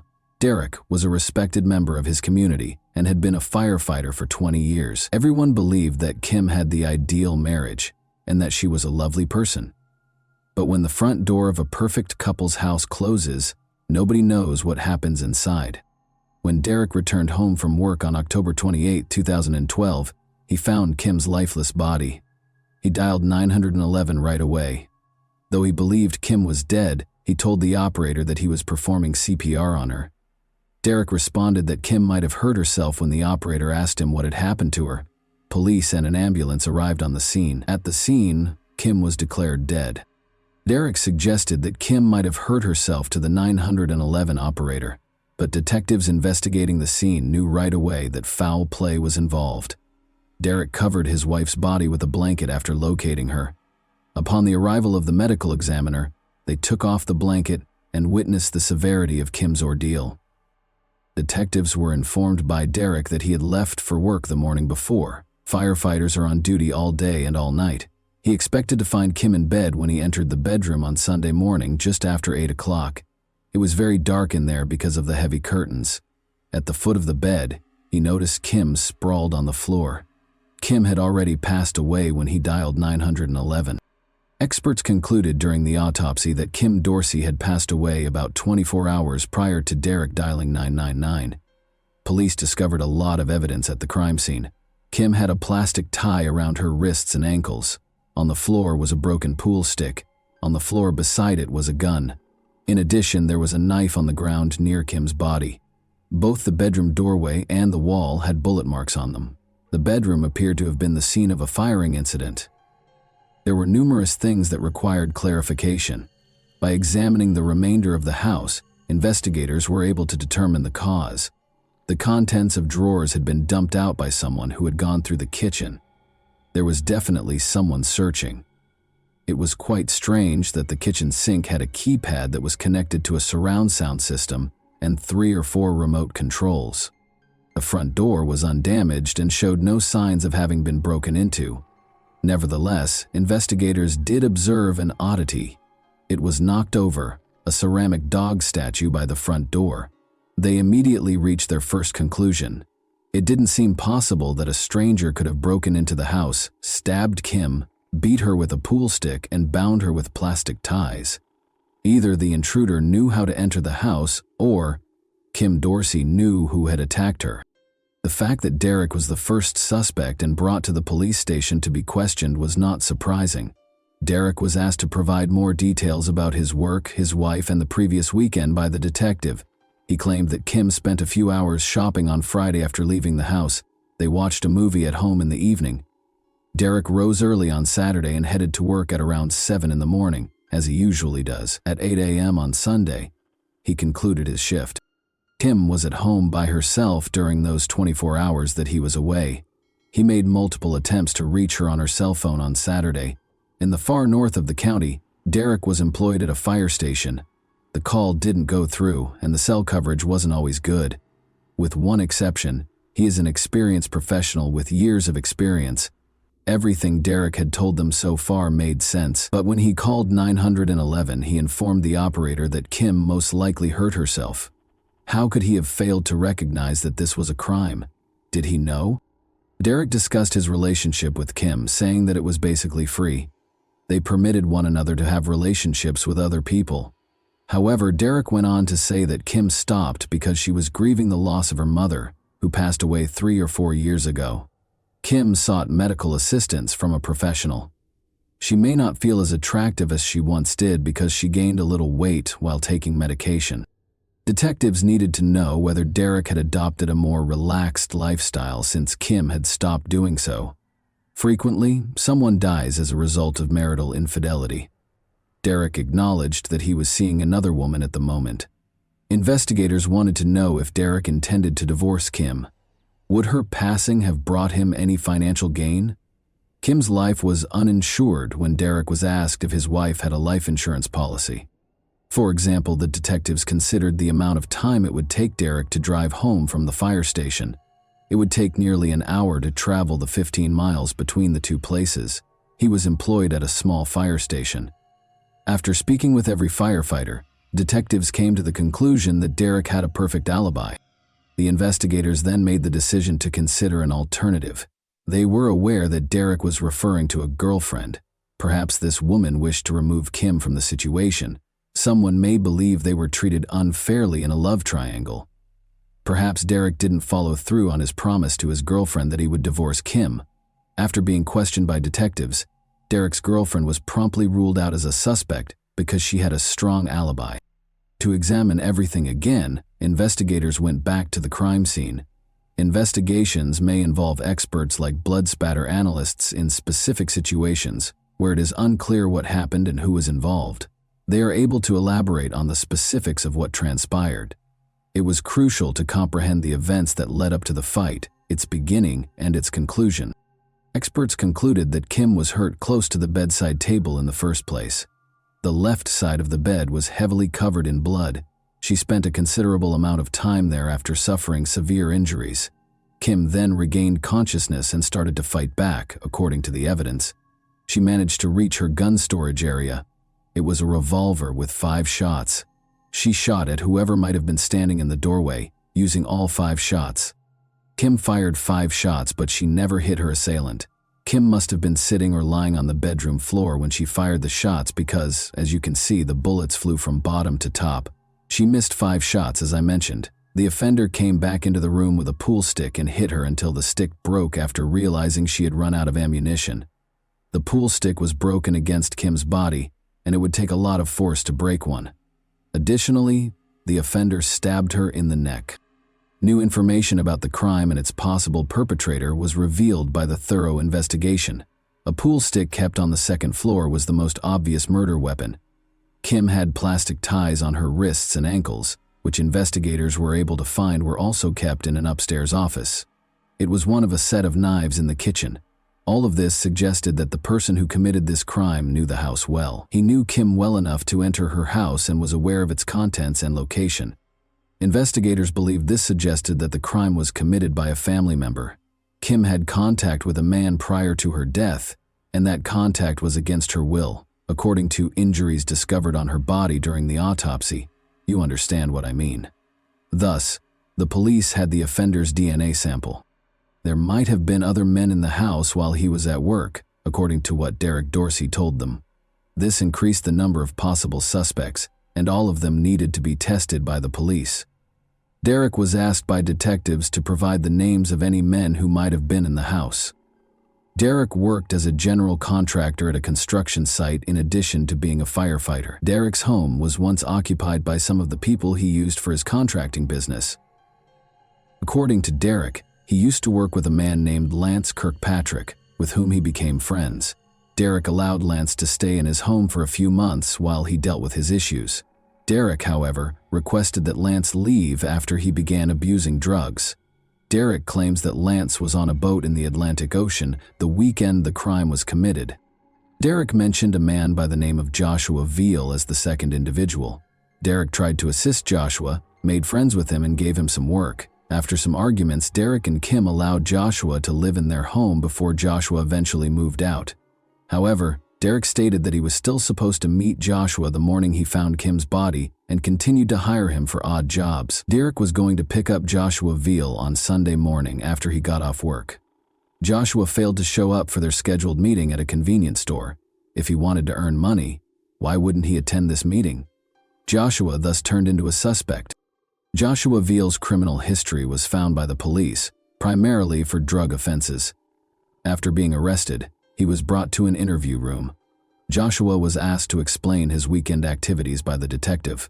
He stated that he had spent the entire weekend, including the moment the detectives thought the crime was committed, having a party at his house.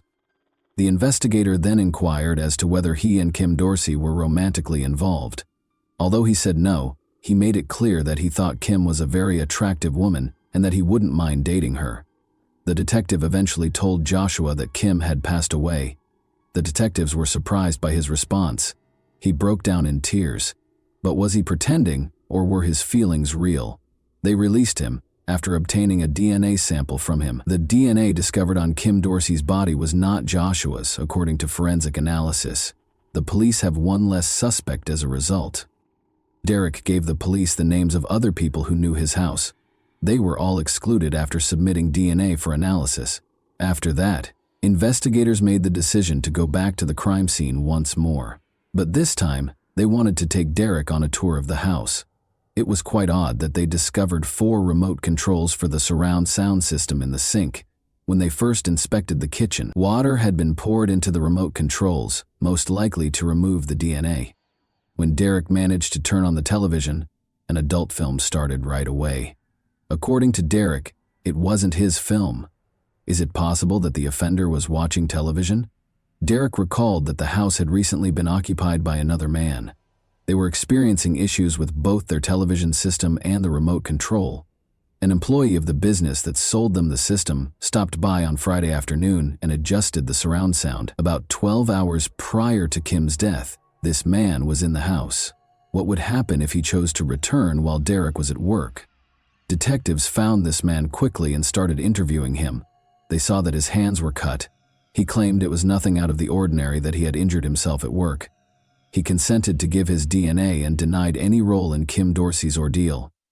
The DNA that was discovered on Kim's body did not match it. When an officer came across a routine police report of temporary unauthorized use of a vehicle, things quickly started to go south.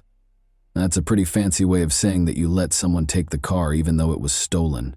Just 17 hours prior to Kim's passing, the theft took place. A police report was filed by the girl who claimed the car was stolen.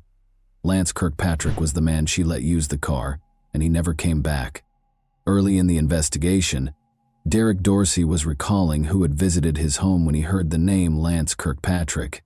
However, Derek thought Lance was in the ocean at the time of the crime, on a boat. Detectives were informed by the girl who reported the car stolen that she, Lance, and other people were at a party on Friday night.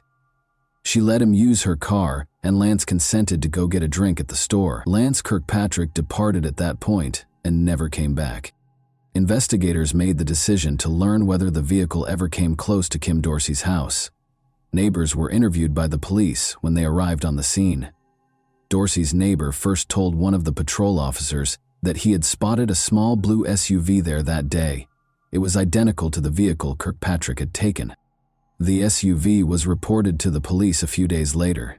They discovered surveillance footage that verified the blue SUV was outside Kim's house at 6:30 a.m. on the day of her death.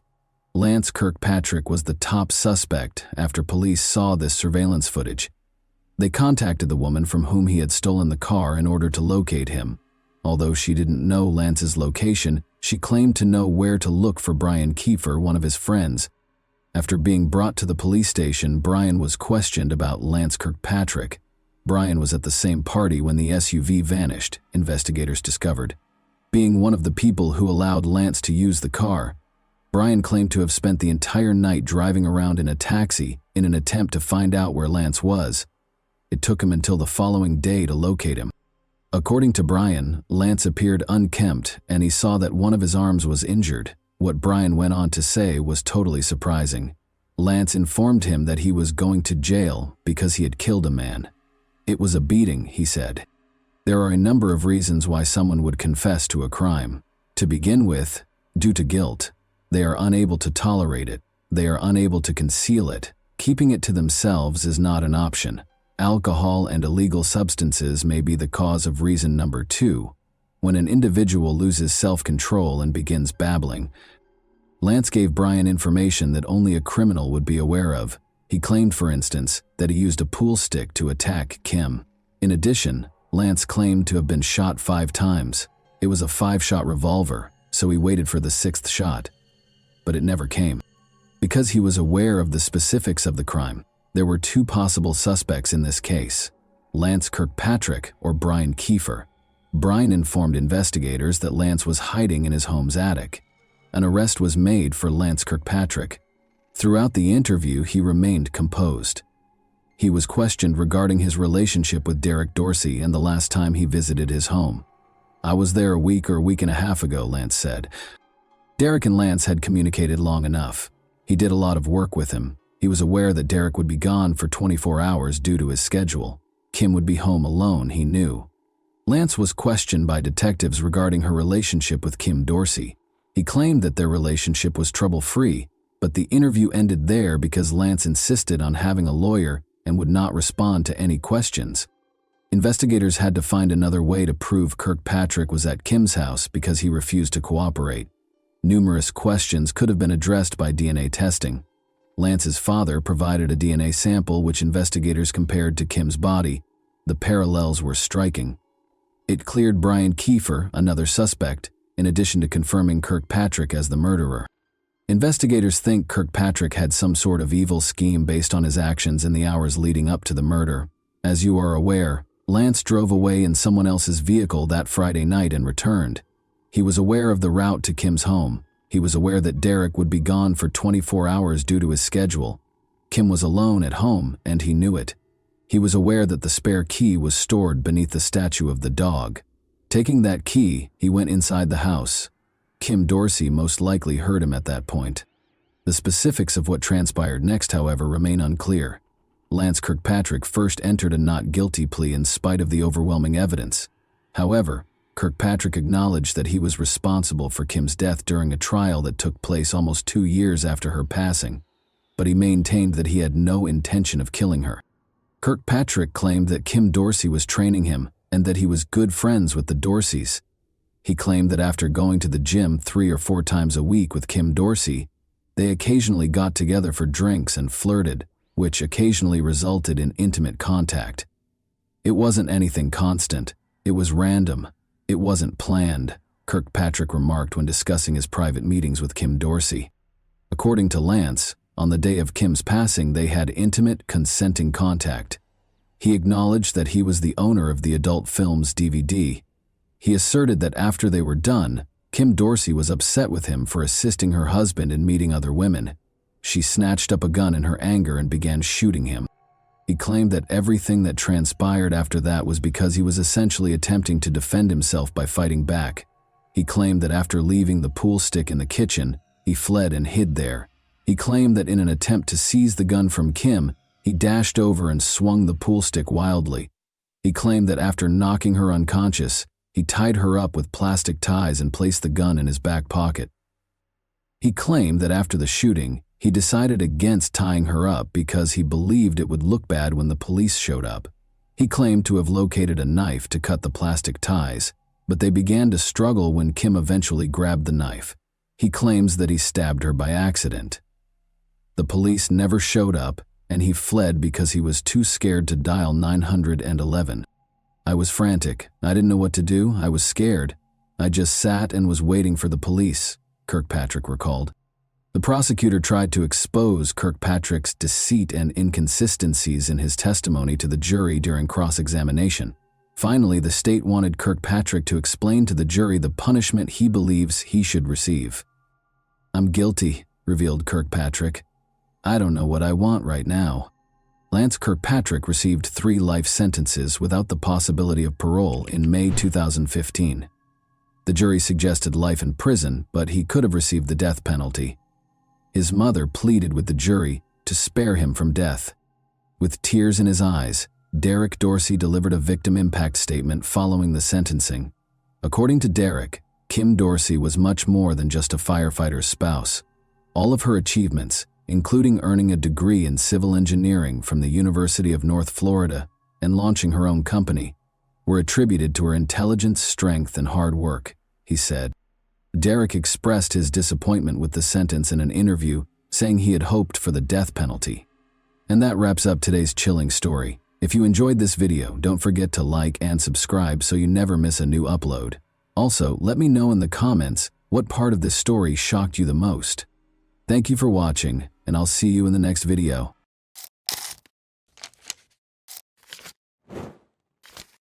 Hey guys, welcome to my channel, and today we're going to take a look at another horrible case with you.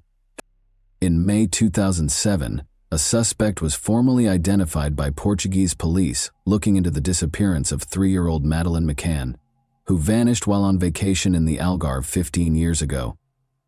3-year-old Madeleine McCann disappeared from her family's vacation rental in Praia da Luz, Portugal, on May 3, 2007. The investigation reached a number of dead ends, in spite of extensive worldwide media coverage and extensive searches conducted in several nations, including Portugal, the UK, Spain, Germany, and Morocco. Time and resources were wasted as a result of the deluge of misleading hints, unreliable reports, and unconfirmed tips. Every lead was followed by major media outlets like the BBC, Sky News, and The Guardian, but none of them produced the breakthrough that everyone had been hoping for. Did authorities discover her whereabouts years later? Why has this case remained one of the most perplexing disappearances in history? And what went wrong? Now, let's explore the narrative. Interest in the enigmatic disappearance of Madeleine McCann has been rekindled by a new search in a new location. When she was a toddler on a family vacation in Portugal in 2007, she vanished. Every family wished for a vacation like this one. Kate and Jerry McCann, both in their late 30s, had been putting in a lot of effort in their respective medical professions. They decided it was time for a break after years of juggling their family and work lives. They made travel arrangements to Portugal's Algarve, a well-liked vacation spot for British families. On May 3, 2007, they left for what was supposed to be a quiet week at the Ocean Club Resort in Praia da Luz with their 3 kids, twins Sean and Amélie, as well as their oldest daughter, Madeleine. At the time, Madeleine, their 3rd child, was 3 years old. The family stayed at the resort in a spacious, cozy apartment. Despite the basic lodging, the location was ideal for a restful vacation. The McCanns were a close-knit, loving, and well-educated family that was perfect in many respects. In addition to being doctors, Kate and Jerry were also loving parents who were very involved in their kids' lives. They chose a family-friendly resort with a kids' club and lots of activities because they had carefully planned their trip. They weren't the kind to take chances or neglect the security of their kids. Actually, the resort was known for being safe, so they were at ease knowing that their kids would be protected while they spent some peaceful time together. But everything would change on the night of May 3, 2007. A night that nobody could have foreseen. After spending the day at the resort, Kate and Jerry McCann made the decision to have a quiet dinner with friends at a nearby tapas restaurant on the evening of May 3, 2007. In their apartment, their 3 kids, Madeleine, Amélie, and Sean, were fast asleep. The couple took turns checking on them and felt at ease leaving them alone for brief periods of time. Kate checked on the children at 9:30 p.m. She discovered that everything was in order. Madeleine seemed to be sleeping soundly in her bed, and Sean and Amélie were both sleeping soundly. Their friend, who was staying next door, Matthew Oldfield, later offered to come see how the kids were doing. The door to the children's bedroom was open when he went to check on himself, but he didn't look any further and couldn't remember if the window or shutter was open. Kate returned to see how the kids were doing at around 10 o'clock at night. The patio doors were unlocked when she stepped inside. Due to an open window, the door of the children's bedroom slammed shut on its own as she attempted to close it. At that moment, she noticed that Madeline was gone and that the window and its shutter were open. Kate yelled, "Madeline's gone," as she hurried back to the restaurant in panic. "She's been taken." Approximately 10:10 p.m., Matthew Oldfield was asked by Jerry McCann to go to the resort's reception and call the police on May 3, 2007. At 10:30, hotel employees and visitors started the resort's missing child procedure by looking around for Madeline. After searching for hours, they still couldn't find her, although at first they thought she might have gone missing. Together with their friends, the McCanns broadened their search by calling Madeline's name and knocking on doors. Panic increased as the evening wore on. Their fear only grew as each minute seemed to drag on for an hour. Even though Kate and Jerry were desperate to find their daughter, it seemed to be getting harder as time went on. Despite their best efforts to remain strong for their other children, they were overcome with pain and anxiety, and the uncertainty was nearly unbearable. But the police's reaction wasn't the best. Around 11:10 p.m., two Guardia Nacional Republicana (GNR) officers showed up at the resort. Following a quick search, they called the criminal police, or Policia Judiciaria (PJ), who showed up at around 1 in the morning. Search dogs were brought in by 2 a.m., and by 8 a.m. the police had broadened their search to include nearby caves, wells, and waterways. But during what are referred to as the golden hours of a missing person case, errors were made. Roadblocks did not appear right away, and it took hours for Border and Marine Police to be notified. Numerous resort employees were never interviewed, and important surveillance footage was never requested. After samples were sent to 3 forensic labs, Madeline's bedroom was found to contain the DNA of an unidentified stranger. However, the evidence might have been compromised because by the time the apartment was sealed off, about 20 people had already entered the room. The investigation was further delayed when Interpol took 5 days to issue a global missing person alert. It was useless by the time the police put tape across the door at 3 in the morning. Crowds were reportedly assembling outside the apartment, including close to the window of the kid's bedroom, which is where the kidnapper may have entered. Even police officers contaminated the scene by handling the evidence improperly. One even dusted the window shutter for fingerprints without gloves.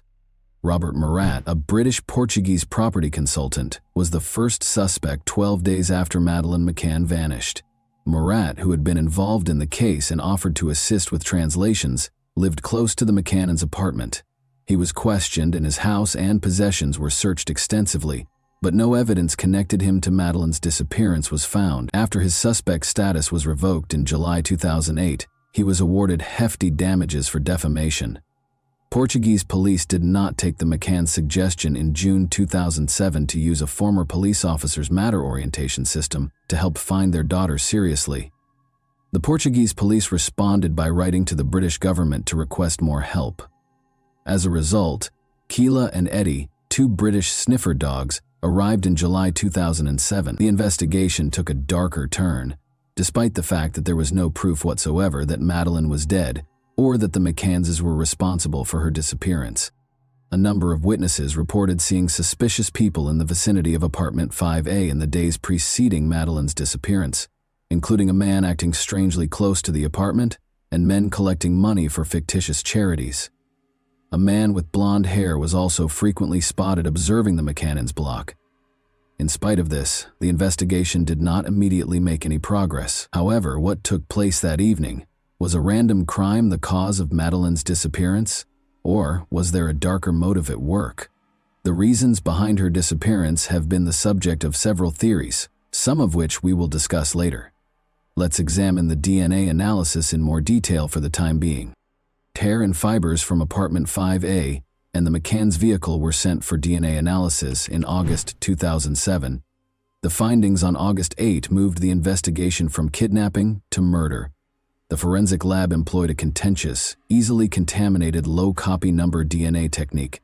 A partial match to Madeleine's DNA was discovered in the car's boot on September 3, But the findings were not conclusive. This raised questions about the validity of the results by implying that the DNA might belong to several different people. The McCanns were formally designated as arguidos, suspects, by September 2007. Although DNA evidence from the apartment and their rental car was provided, the findings were ambiguous and complicated. In spite of this, the Portuguese police urged the McCanns to confess and speculated that Madeleine might have died in an accident. Due to a lack of evidence, the case was later archived in 2008 after receiving progressively negative media coverage. A thorough police investigation was warranted for Madeleine McCann. A dearth of evidence presented significant difficulties for the investigation in the days after Madeleine McCann vanished. No forensic evidence indicated a crime scene, no indications of forced entry into the apartment, and no definitive answers regarding Madeleine's fate were found. The following theories surfaced. 1. During an abduction by a sex offender, many initially thought that Madeleine had been kidnapped by a sex offender who had broken into the apartment while the McCanns were eating. The door to the children's bedroom was discovered ajar, and suspicious men were spotted all over the resort. But there were concerns about how the kidnapper could have gotten in undetected or without leaving any evidence of forced entry. 2. Robbery wrong. According to a different theory, Madeleine was taken during a robbery that went awry. It's possible that thieves broke into the apartment to take valuables, but when they discovered the kids inside, they kidnapped Madeleine. Witnesses reported seeing suspicious men around the apartment, and there had been several reported burglaries in the area. 3. Accident and cover-up. According to this theory, Madeleine may have overdosed on medication or died in another accident while she was in the apartment. The McCanns may have attempted to conceal the death and make it seem like an abduction in a panic. Although some investigators noted discrepancies in the McCanns' account, this theory was not substantiated by any tangible evidence. 4. Suspicious woman. On the evening of May 3, 2007, a number of witnesses claimed to have seen an odd woman close to the McCanns' apartment. Although she was said to be acting strangely and wearing a purple top, there was no evidence linking her to Madeleine's disappearance. Though each theory had its proponents, none of them was able to provide a definitive explanation for Madeleine's disappearance. The mystery remained unsolved, despite the investigation's continued exploration of every potential lead. The disappearance of Madeleine McCann swiftly gained international media attention. What began as a missing child story quickly became a worldwide event. The media started to doubt the McCannans' involvement as the investigation was postponed, with some conjecturing that they might be concealing something. According to reports, a police dog picked up the smell of blood in the McCannans' rental car and apartment, which heightened suspicions that they might be behind Madeleine's disappearance. A media frenzy ensued, with the world waiting for answers that never materialized, from what began as sympathy for the McCanns. On September 9, 2007, the McCannans left the UK, even though they were named as suspects in their daughter's disappearance case. Chief Inspector Tavares de Almeida came to the conclusion in a report on September 10, 2007, that Madeleine had died inadvertently in the family's apartment, and that the McCannans had staged the kidnapping with the assistance of their friends. A leaked diplomatic cable from September 28, 2007, which showed that US and UK authorities were cooperating on the case, provided more evidence in support of this theory. Tensions with the McCanns grew when they declined to take part in a police reconstruction. Even though Portuguese police had broadened their investigation in October 2007, when the Portuguese Attorney General declared on July 21, 2008, that there was no evidence connecting the McCannans or Robert Murat to Madeleine's disappearance, the investigation was declared closed. But only a few weeks later, on August 4, 2008, the authorities acknowledged the lack of conclusive evidence and made thousands of pages of case files public. Following Madeleine McCann's disappearance, her parents established the Madeleine's Fund, which by March 2008 had amassed over PS 1.8 million. With assistance from individuals such as J.K., the fund provided a PS 2.5 million reward for leads, including Rowling and Simon Cowell. Control Risks and Mateto 3, two private investigators the McCanns hired, may have produced some results in Morocco. In 2008, tensions grew between the McCannans and the Portuguese police. They hired Oakley International, which produced e-fits of a suspect, 4 PS 500, 000. When Scotland Yard released these e-fits in 2013, they caused a stir because they had been kept secret until then. The Sunday Times later paid the McCannons PS 55000 in damages for publishing the story. The McCanns met with British Home Secretary Alan Johnson in 2009 to ask that Madeleine's case be reviewed. Jim Gamble's 2010 report, which criticized the British and Portuguese authorities' lack of coordination and suggested closer cooperation, was the result of this. The British government began Operation Grange, a thorough investigation of the case by Scotland Yard, in May 2011 under Home Secretary Theresa May. A petition from the Sun newspaper served as one of the catalysts for this. By July 2013, the investigation had grown from a team of 29 detectives to a full-scale operation. Over the years, the team looked into hundreds of potential sightings and sex offenders, translated documents, and published age-progressed photos. The investigation's scope was reduced by 2016, but in 2018, the Home Secretary authorized more funding, raising the overall cost to PS 11.6 million. In order to continue the investigation, there were additional extensions in 2018 and 2019. Calls made close to the Ocean Club around the time Madeleine vanished were tracked by police in 2014 using mobile phone tracking. After being questioned, the former bus driver and his associates denied any involvement. Euclid Monteiro, a former employee of the Ocean Club whose phone was found close to the scene, was another important person. No evidence connected him to Madeleine's case, despite the fact that he had previously been questioned about break-ins, and he passed away in 2009. During the same raid on Scotland Yard, believing Monteiro was responsible, issued a request for information in March 2014 regarding a man implicated in sexual assaults in vacation homes in the Algarve. Interviews with 4 Portuguese nationals produced no leads, and a thorough search in Praia da Luz in June 2014 produced no fresh evidence. 11 individuals, including Robert Murat's associates, were questioned later in December, but once more, no significant results were obtained. More than 8,600 sightings of Madeleine had been reported globally by 2016, but none of them were deemed credible. Scotland Yard kept investigating every lead, but she was nowhere to be found. Authorities were hopeful that the remaining pieces of the puzzle, including cell site data and leads about possible suspects, including local suspects offenders, would eventually come together as the investigation continued. 10 years after Madeleine vanished, in 2017, her parents continued to hold out hope.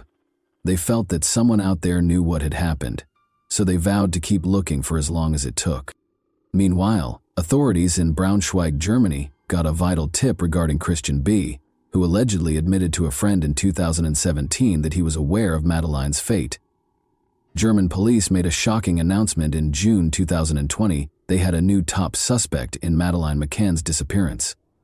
Christian Bruckner, the suspect, was a 43-year-old convicted sexual offender with a history of unsettling offenses. This new lead gave the investigation new hope after years of dead ends.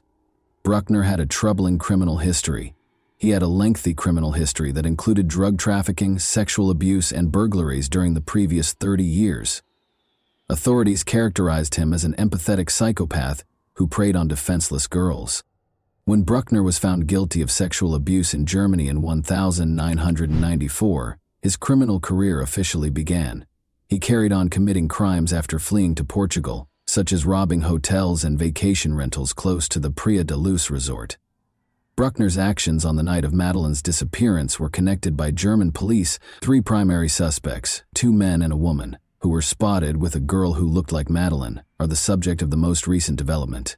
Investigators found that Bruckner's cell phone had made a call close to the resort an hour prior to her disappearance. The day after Madeleine vanished, investigators discovered that Bruckner had left Portugal and registered his vehicle to someone else. Did he know more than he was revealing, or was this merely a coincidence?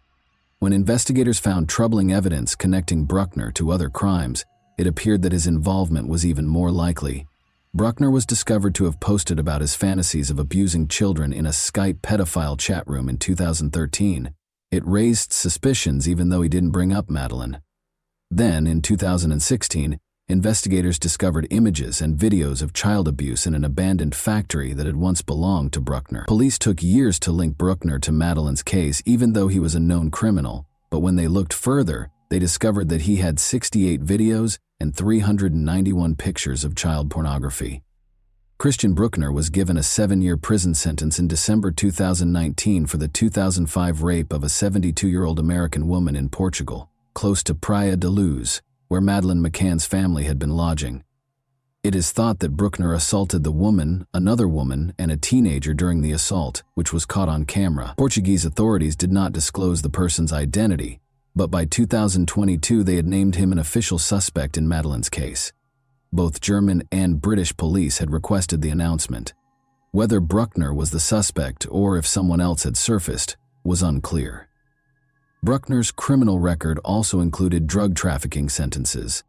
The Barragem do Arade Reservoir, located approximately 30 miles from Praia da Luz, was searched for 3 days by Portuguese and German authorities in May 2023 after Madeleine vanished. In 2008, a lawyer said he had previously searched the area after receiving information from his criminal contacts that Madeleine's body might be there. Bruckner was also on trial in Germany for rape and sexual assault, with the attacks allegedly taking place in Portugal from 2002 to 2017. An email account connected to Madeleine's disappearance was discovered by authorities, according to a German investigator in June 2024. Bruckner was purportedly connected to the account. A second email account used to disseminate pictures of child abuse was also discovered by investigators. Remarkably, the emails associated with this account were erased soon after Madeleine vanished in early 2007. In a separate trial in October 2024, a German court cleared Christian Bruckner, although he has not been charged in Madeleine's case. Bruckner, 47, is currently serving a 7-year prison sentence in Germany for rape. According to the defense, there was not enough proof to find him guilty of the charges. Although no charges have been filed against him in relation to the case, Bruckner is still the main suspect in her disappearance, even though prosecutors had pushed for an additional 15-year sentence. Though they need more proof before they can charge him, German investigators continue to believe Christian Bruckner may have been involved in Madeleine McCann's disappearance. They cite his history of targeting young girls, cell phone records, and suspicious behavior as important connections to the case. "We will never give up hope of finding Madeleine alive," the McCanns wrote on their website, expressing their continued optimism. "But in order to find peace, we must know the truth regardless of the result." The investigation goes on while Bruckner remains silent in prison. Is there more to the story? Or is he the one at fault? We live with this doubt in our hearts, even though we don't know what happened. And that wraps up today's chilling story. If you enjoyed this video, don't forget to like and subscribe so you never miss a new upload. Also, let me know in the comments, what part of this story shocked you the most? Thank you for watching, and I'll see you in the next video.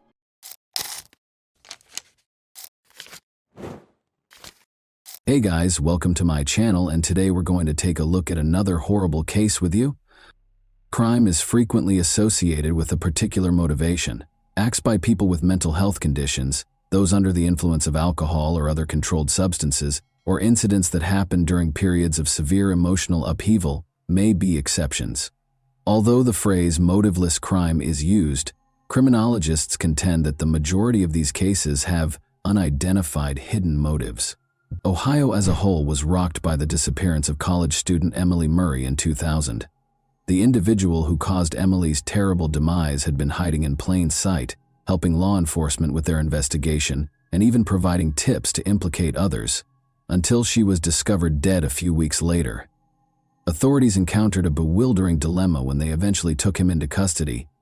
There didn't appear to be any clear reason. Many theories were put forth, but none of them were supported, to explain why he did this. To make things even more confusing, the suspect seemed to like Emily and even to be protective of her, but then something changed and he became a predator. The perpetrator has never disclosed the reason behind his killing of a helpless young woman, even though it has been almost 25 years since the incident. On February 19, 1980, Emily Miranda Murray was born in Sleepy Hollow, a small town in Westchester County, New York.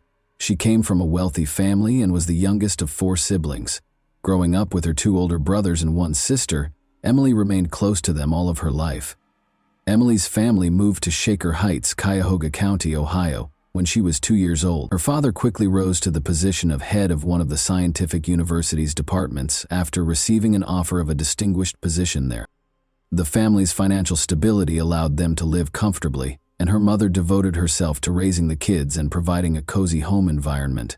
The Murray children achieved academic success, graduating with honors from high school and attending prestigious universities.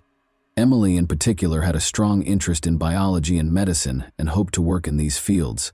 She frequently placed at the top of her class and was acknowledged as a gifted student. Interestingly, Emily was also able to work part-time jobs and donate her earnings to worthy causes. Emily's parents' strong Christian beliefs had a significant impact on her upbringing.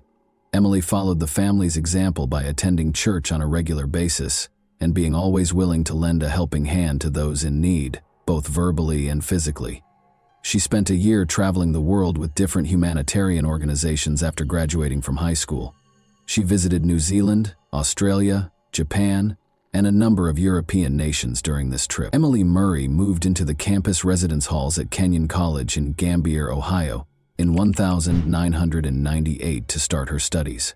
According to those who knew her, she was a positive influence on everyone around her, full of vitality and vitality. Emily was very driven, kind, sympathetic, and personable. She did, however, have a sensitive side and frequently displayed moments of melancholy and vulnerability. She wrote down her deepest worries, dreams, and thoughts in a private journal. Emily was in her junior year of college by 2000. She continued to be actively involved in church-based charitable work and worked evening shifts as a waitress at a nearby restaurant in addition to her rigorous academic schedule. She appeared to manage her enormous workload with poise. She even managed to make time for her personal life, going to events that she loved. But soon, it would be evident that her life was more complicated than it seemed. Emily's bed was empty when her two roommates in the dorm woke up on Tuesday, November 3, 2000. They couldn't figure it out. Emily was always thoughtful and informed them if she would be spending the night somewhere else. They thought she might have gone straight to class or stayed late at work because her restaurant shift had ended at 2 in the morning. However, things started to feel strange when they discovered that her notes and textbooks were still on her shelf. The roommates asked friends if anyone had seen Emily before leaving for their lectures in the morning. As it happened, she hadn't been seen since the day before and hadn't attended any of her classes. Her friends initially attempted to explain the situation in the hopes that there would be a plausible explanation, even though her absence was disturbing. Emily had been anticipating the celebration of a close friend's 20th birthday for weeks, and it was scheduled for that evening. She had picked out a thoughtful present and even assisted in planning a surprise for the birthday person. Emily could not imagine missing the party, but her friends became increasingly concerned when she failed to appear. They contacted Emily's family in a desperate attempt to get answers, believing that she might have returned home because of an emergency. When her parents learned that she had disappeared, they became very upset. Desperate to learn what had happened to their daughter, they drove to Gambier that same evening to participate in the search. The Murrays and their older children had reached the campus by morning, and they were desperately attempting to determine what might have happened to their youngest daughter. By then, the college community had become aware of Emily's disappearance. She was not found despite the efforts of several volunteer groups, friends, and classmates. She appeared to have disappeared completely. Emily's car, a dark green Subaru Outback that her father had given her for her 20th birthday, was also found to be missing. The Murrays immediately contacted campus security to report the missing student and ask for assistance in setting up a search, but their worries were dismissed with indifference. Security personnel waved away their concerns, speculating that Emily was probably hanging out alone with a boyfriend and would be back shortly. The family was told to wait a bit longer, even though they insisted Emily would never leave without telling anyone. Emily had not been seen for over 24 hours, and her family was becoming more and more desperate. They reported a missing person to the local police after realizing that campus security would not be able to assist. They were shocked to learn that police initially appeared to minimize the incident as well, assuming Emily might have taken an unplanned break or gone off on her own. She was a 20-year-old college student after all, and they didn't have to explain her every action. Nevertheless, the police finally consented to check Emily's dorm room. At that point, they learned she had forgotten her identification bank cards, and personal items. It appeared that she hadn't changed since leaving her job because she had last been spotted in her restaurant shift uniform. This cast doubt on the notion that she had taken an unplanned break or gone off to hang out with a boyfriend. It was improbable that Emily would depart without cash or necessities. Emily was officially listed as missing on the second day following her disappearance, which was also her last day of employment. By that point, her friends, family, and community members who were worried were already searching on their own, distributing flyers featuring her picture throughout the town and searching the neighborhoods. The investigation started at the eatery across the street from the campus where Emily was last seen. The Pirates Cove was a well-liked hangout for students because of its convenient location and reasonably priced menu. Emily's shift that night turned out to be her final one. Overburdened by her demanding schedule, she had resigned from her job that evening. She had made the decision to reduce her workload. She had been finding it difficult to balance her rigorous coursework, her part-time evening shifts, and her volunteer work at the church. Her personal life had suffered as a result of her hectic schedule. She had broken up with her boyfriend Adam just a month prior because they hardly ever had time together. Many of Emily's friends came to the Pirates Cove that night to cheer her on her last day of work. However, since they had classes the following morning, nobody stayed up too late. Emily stayed for an extra half hour to complete some tasks, even though her shift ended at 2 in the morning. As a result, her coworkers were the last to see her, and the police would use their testimonies to piece together what happened that night. During those last moments at the restaurant, Emily wasn't by herself. She was assisted in closing up by her friend Olivia, who was also a waitress, and a bartender named David Cale. Around 2:45 a.m., they completed cleaning the dining area together. Everyone started to head home shortly after that.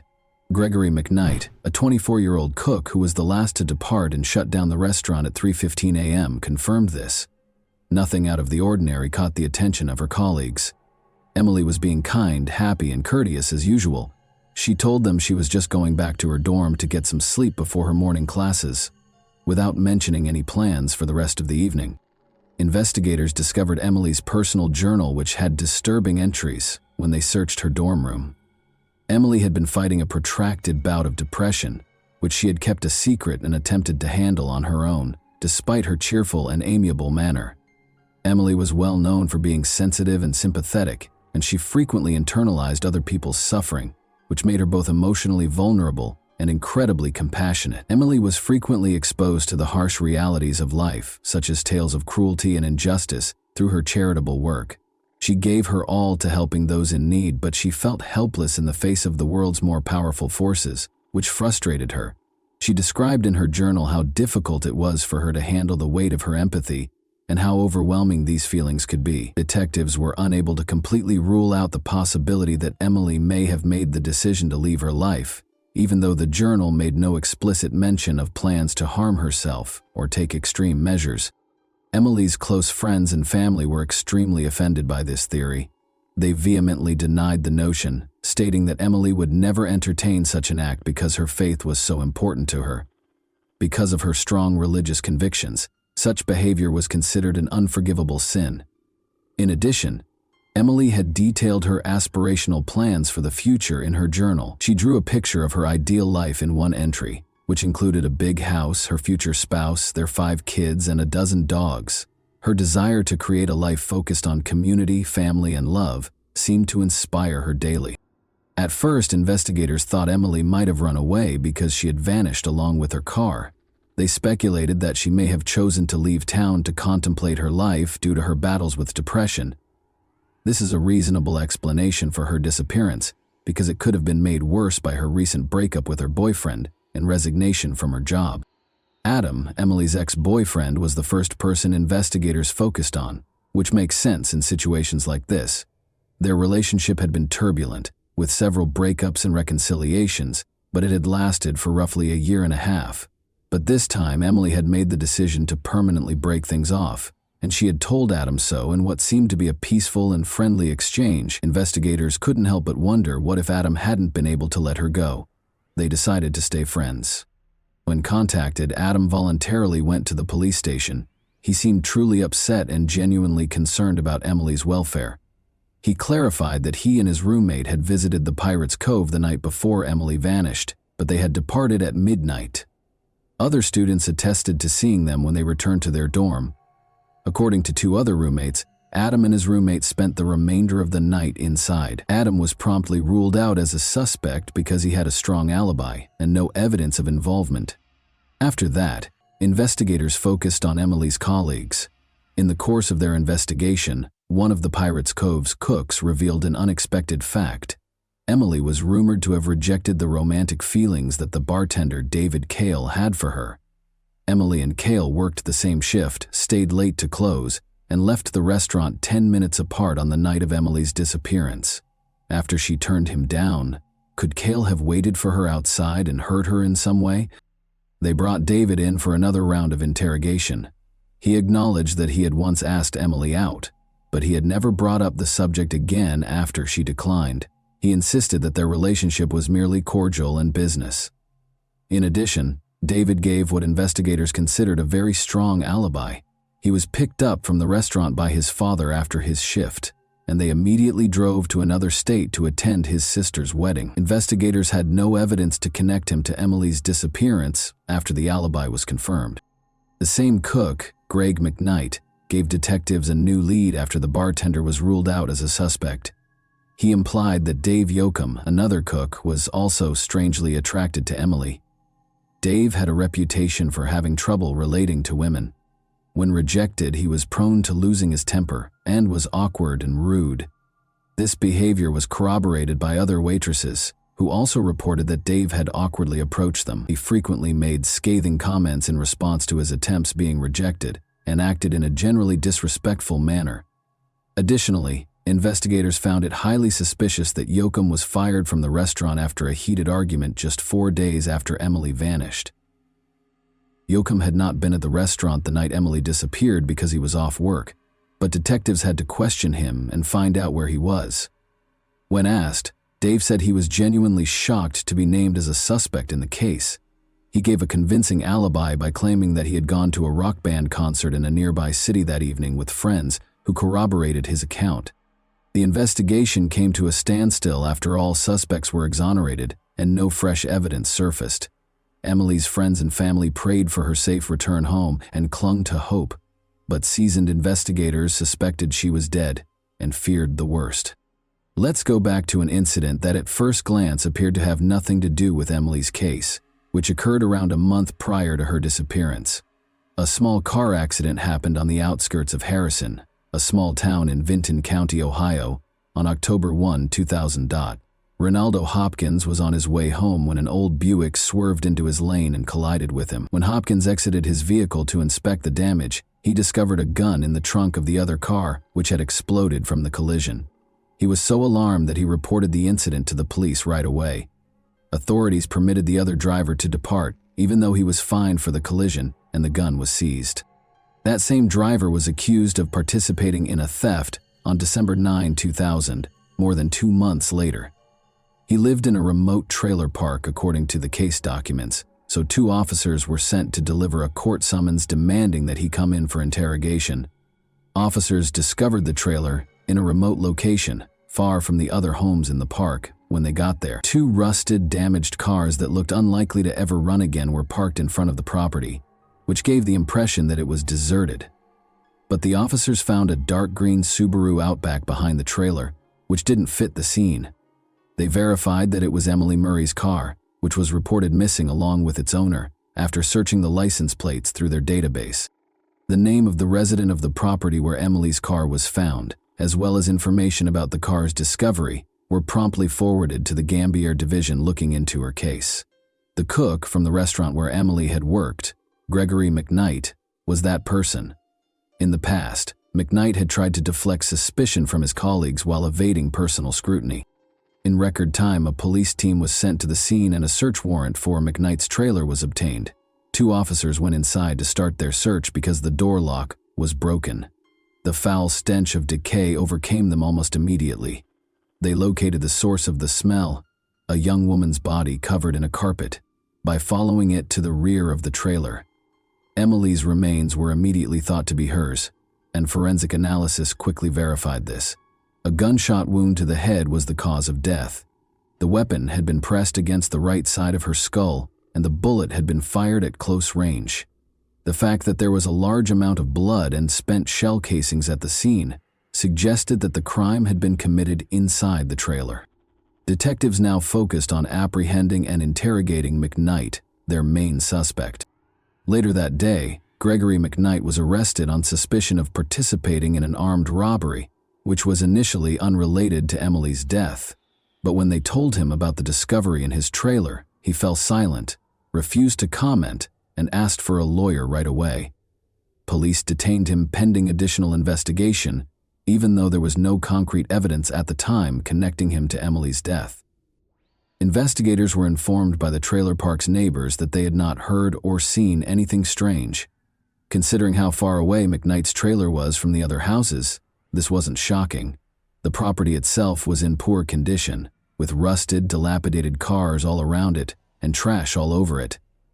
Investigators searched the area extensively in the hopes of finding more evidence. They soon discovered a small, overgrown well beneath a sheet of metal that was weighed down by a fallen tree. After draining the well, researchers found a human skeleton at the bottom that seemed to be that of a man. Other bone fragments were discovered nearby, dispersed throughout the property. All of the remains belonged to a single person whose identity was still unknown, according to forensic analysis. Police quickly linked the discovery to a 6-month-old missing person case, though McKnight's friend, a 20-year-old student named Glenn Julius, had disappeared. According to Glenn's girlfriend, he was planning to go to a party with McKnight the last time she saw him. Following the start of the Glenn Julius search, Gregory McKnight emerged as the main suspect, but according to McKnight, Glenn and he got into a fight at the event, and Glenn drove off with a few new friends. No one saw him again after that. Although they couldn't find any hard evidence to link McKnight to the disappearance, investigators also couldn't find any evidence to back up his story. Thus, he was set free.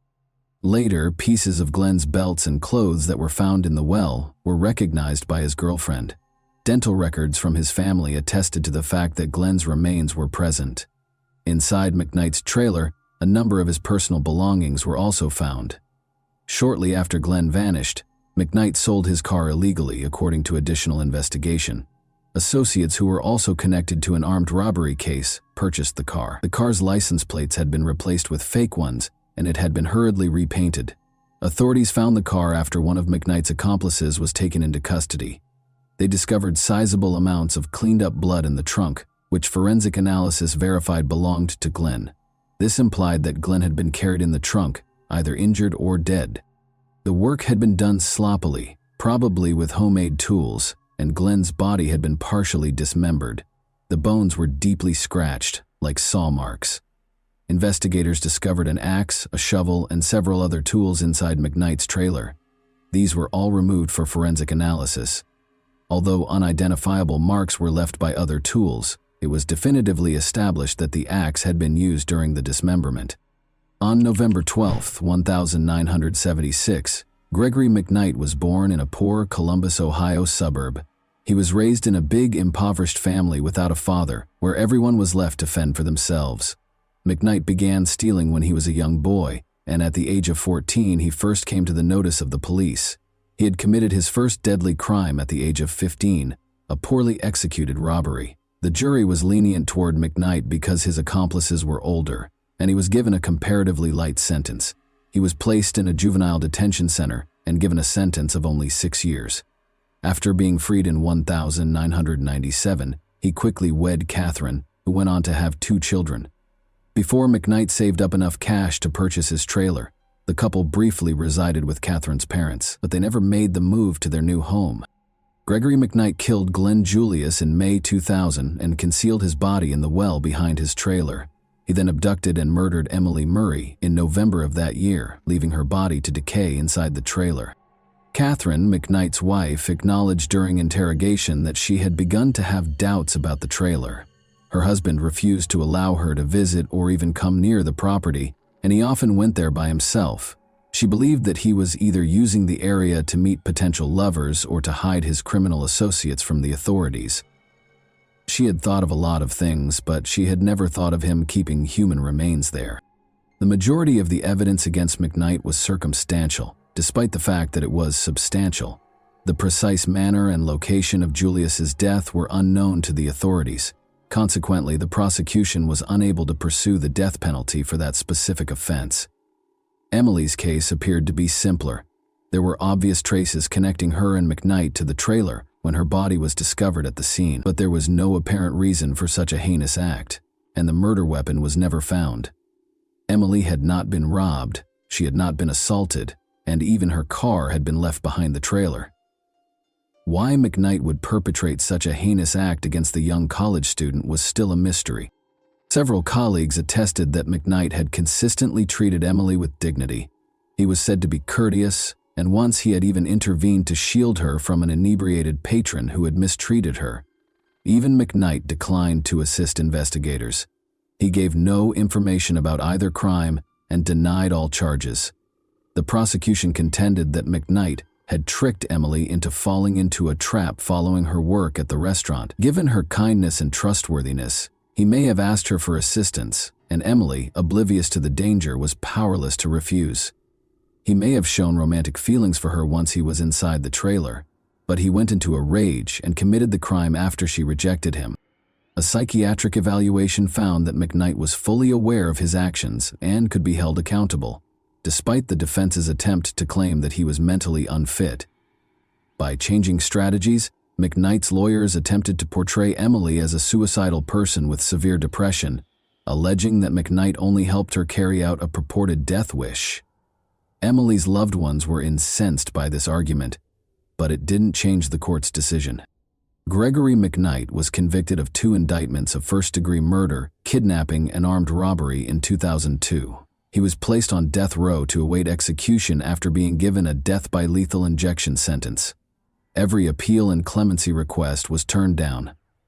Gregory McKnight, who said in 2015 that he would sooner die than rot in prison while awaiting execution, asked that his sentence be carried out. He quickly had second thoughts, though, and made another unsuccessful attempt to appeal the sentence.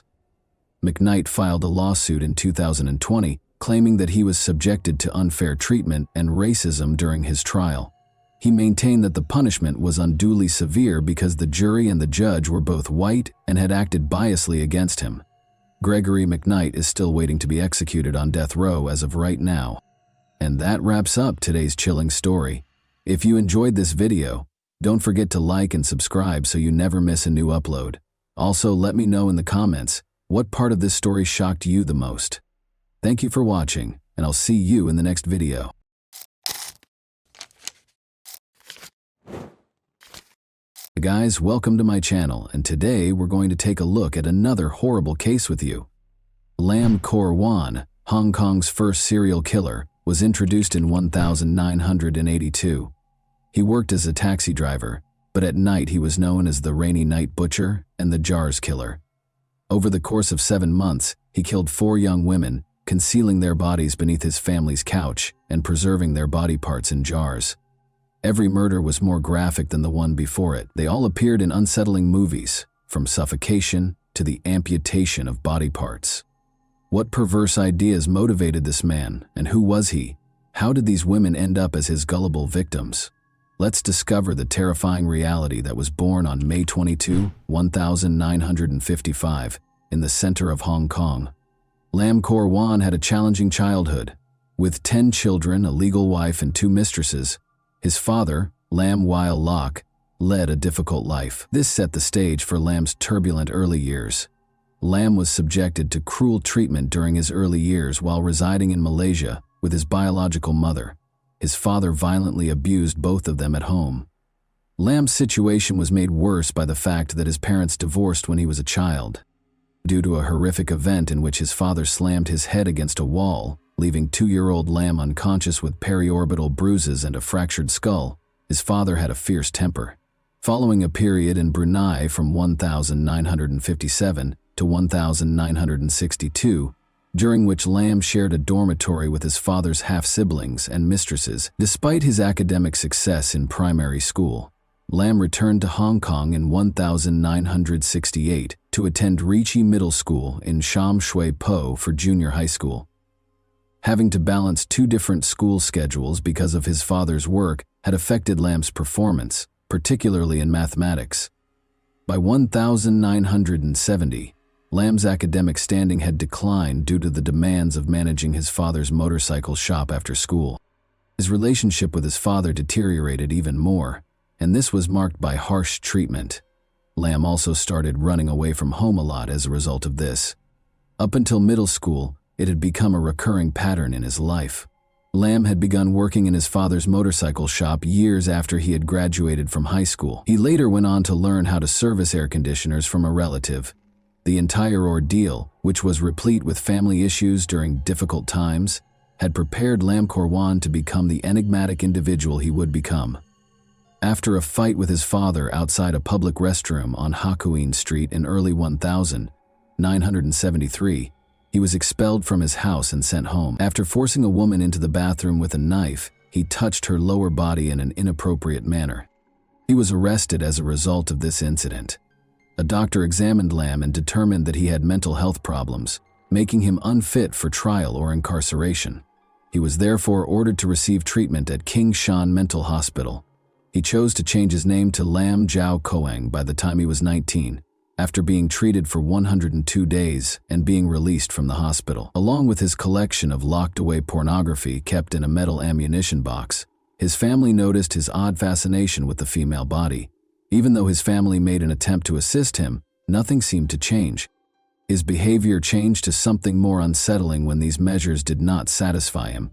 The women chased him down the street after he bought a Polaroid camera and started taking illegal photos of them from beneath the doors of restroom cubicles. At their home in Kwantong, he had later been caught snooping on his sister as she undressed outside the restroom. After that, the family decided to move further away, into Kwawan at their new residence. There was an agreement in place for him and his younger brother to share a room and sleep in different parts of a bunk bed. They were to keep their possessions separate and free from outside interference.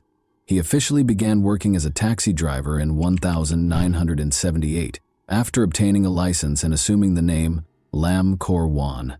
His family only saw him every 14 to 15 days after he was moved to the night schedule around 1980. He then developed an intense interest in photography in 1981, which led him to study the art form. But since he didn't have a darkroom at home to print color pictures, he looked for a photo studio.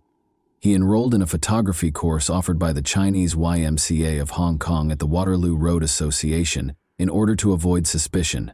His classmate was employed at a sim shots. Lam made up a story about needing help with autopsy photos because he was a part-time photographer and worked in a mortuary.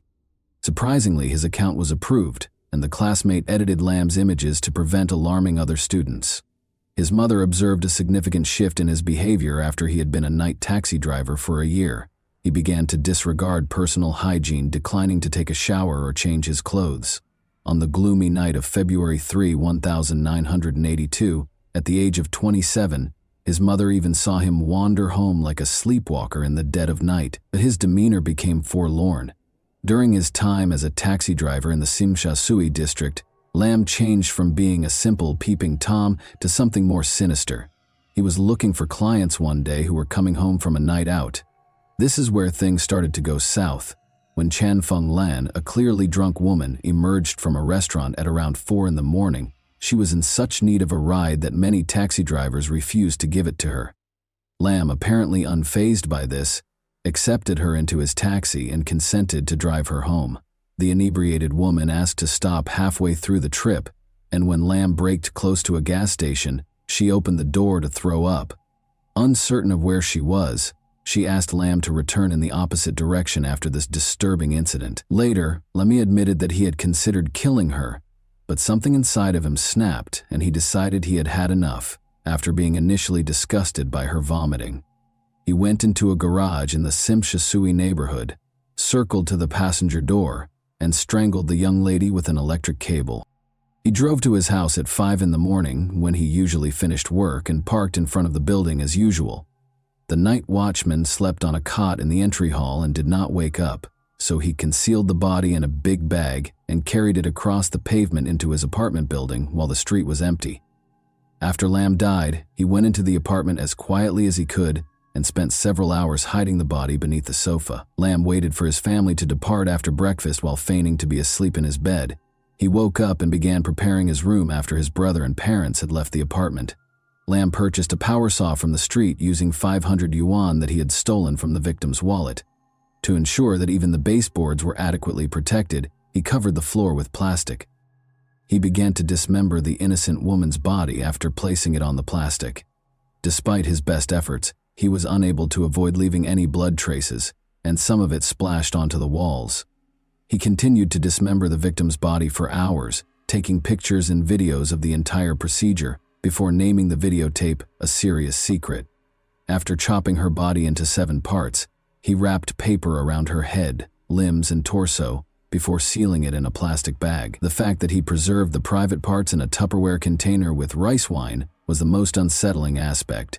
In order to remove any traces of the horror that had transpired, he meticulously cleaned the crime scene, scrubbing the walls and floor and rolling up the plastic sheet.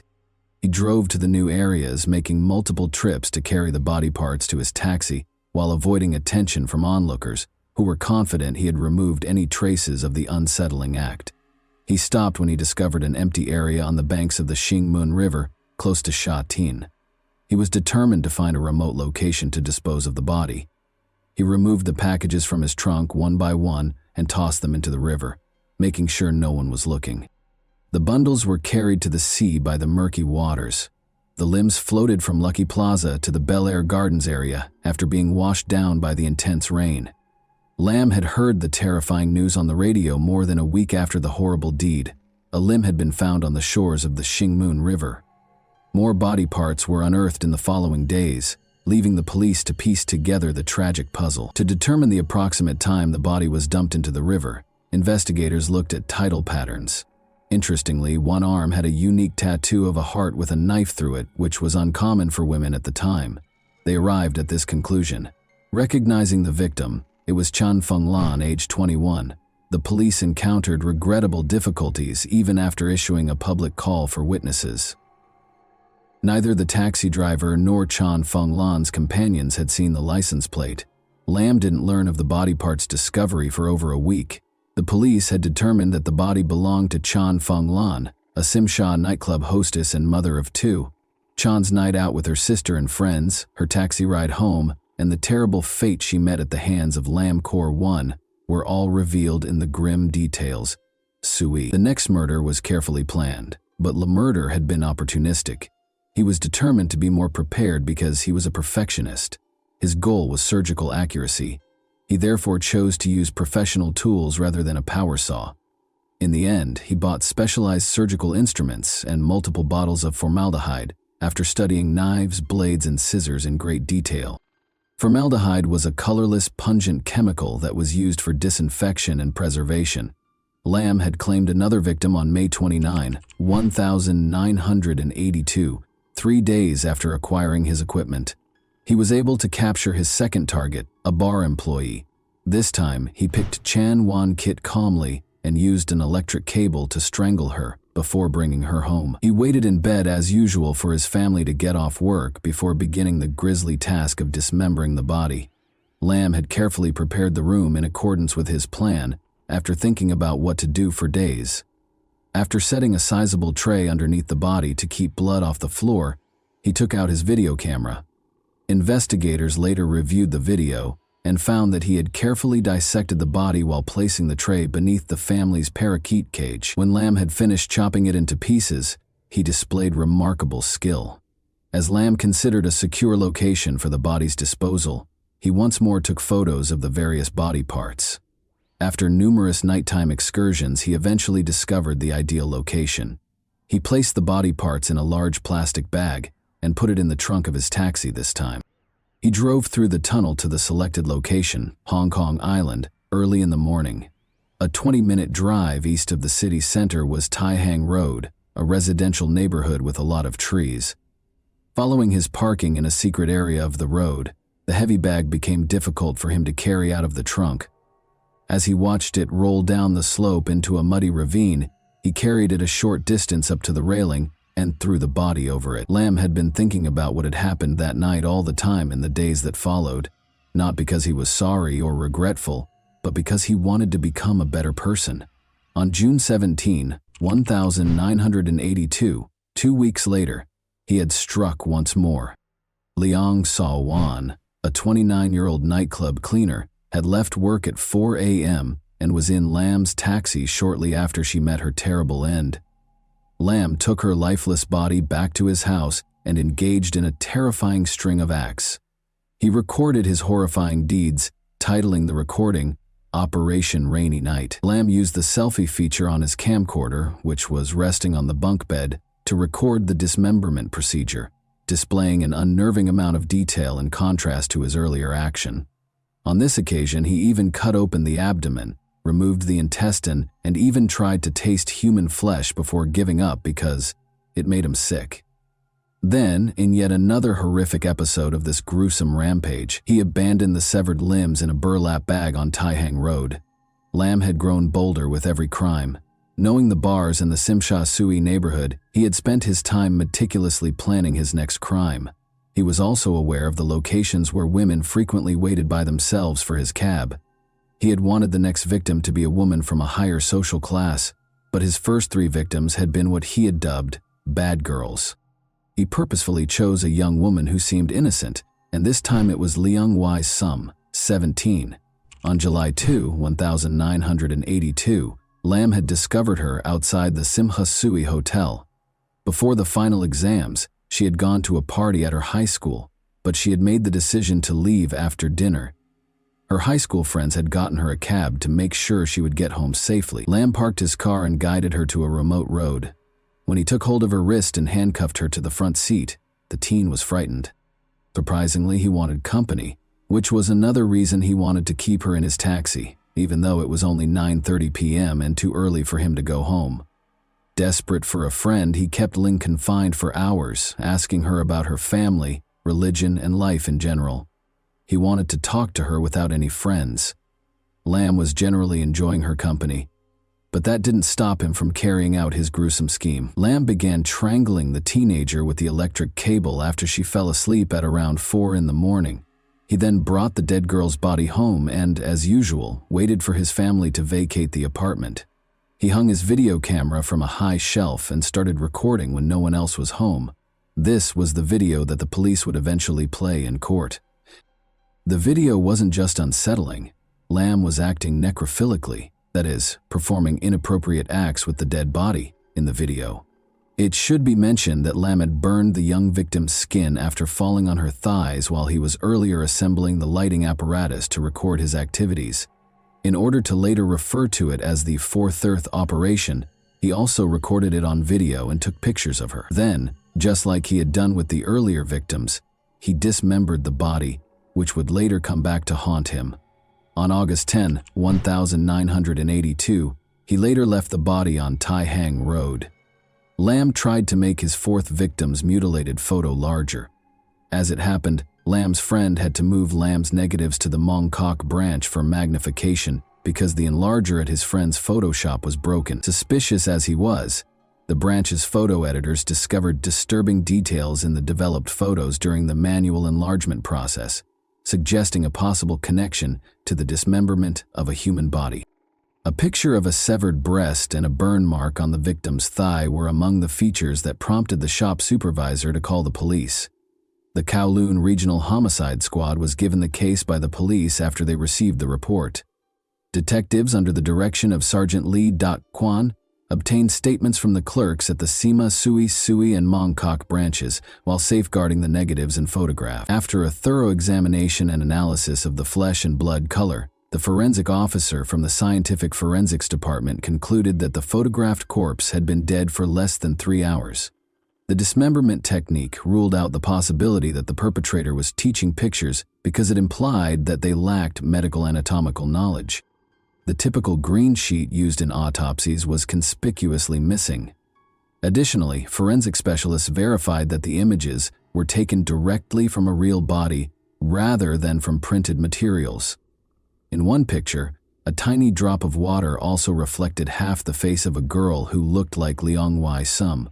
who had disappeared on July 2. The police decided to make an arrest after concluding that Ling had been murdered, based on the results of the Scientific Forensics Division and medical examiner.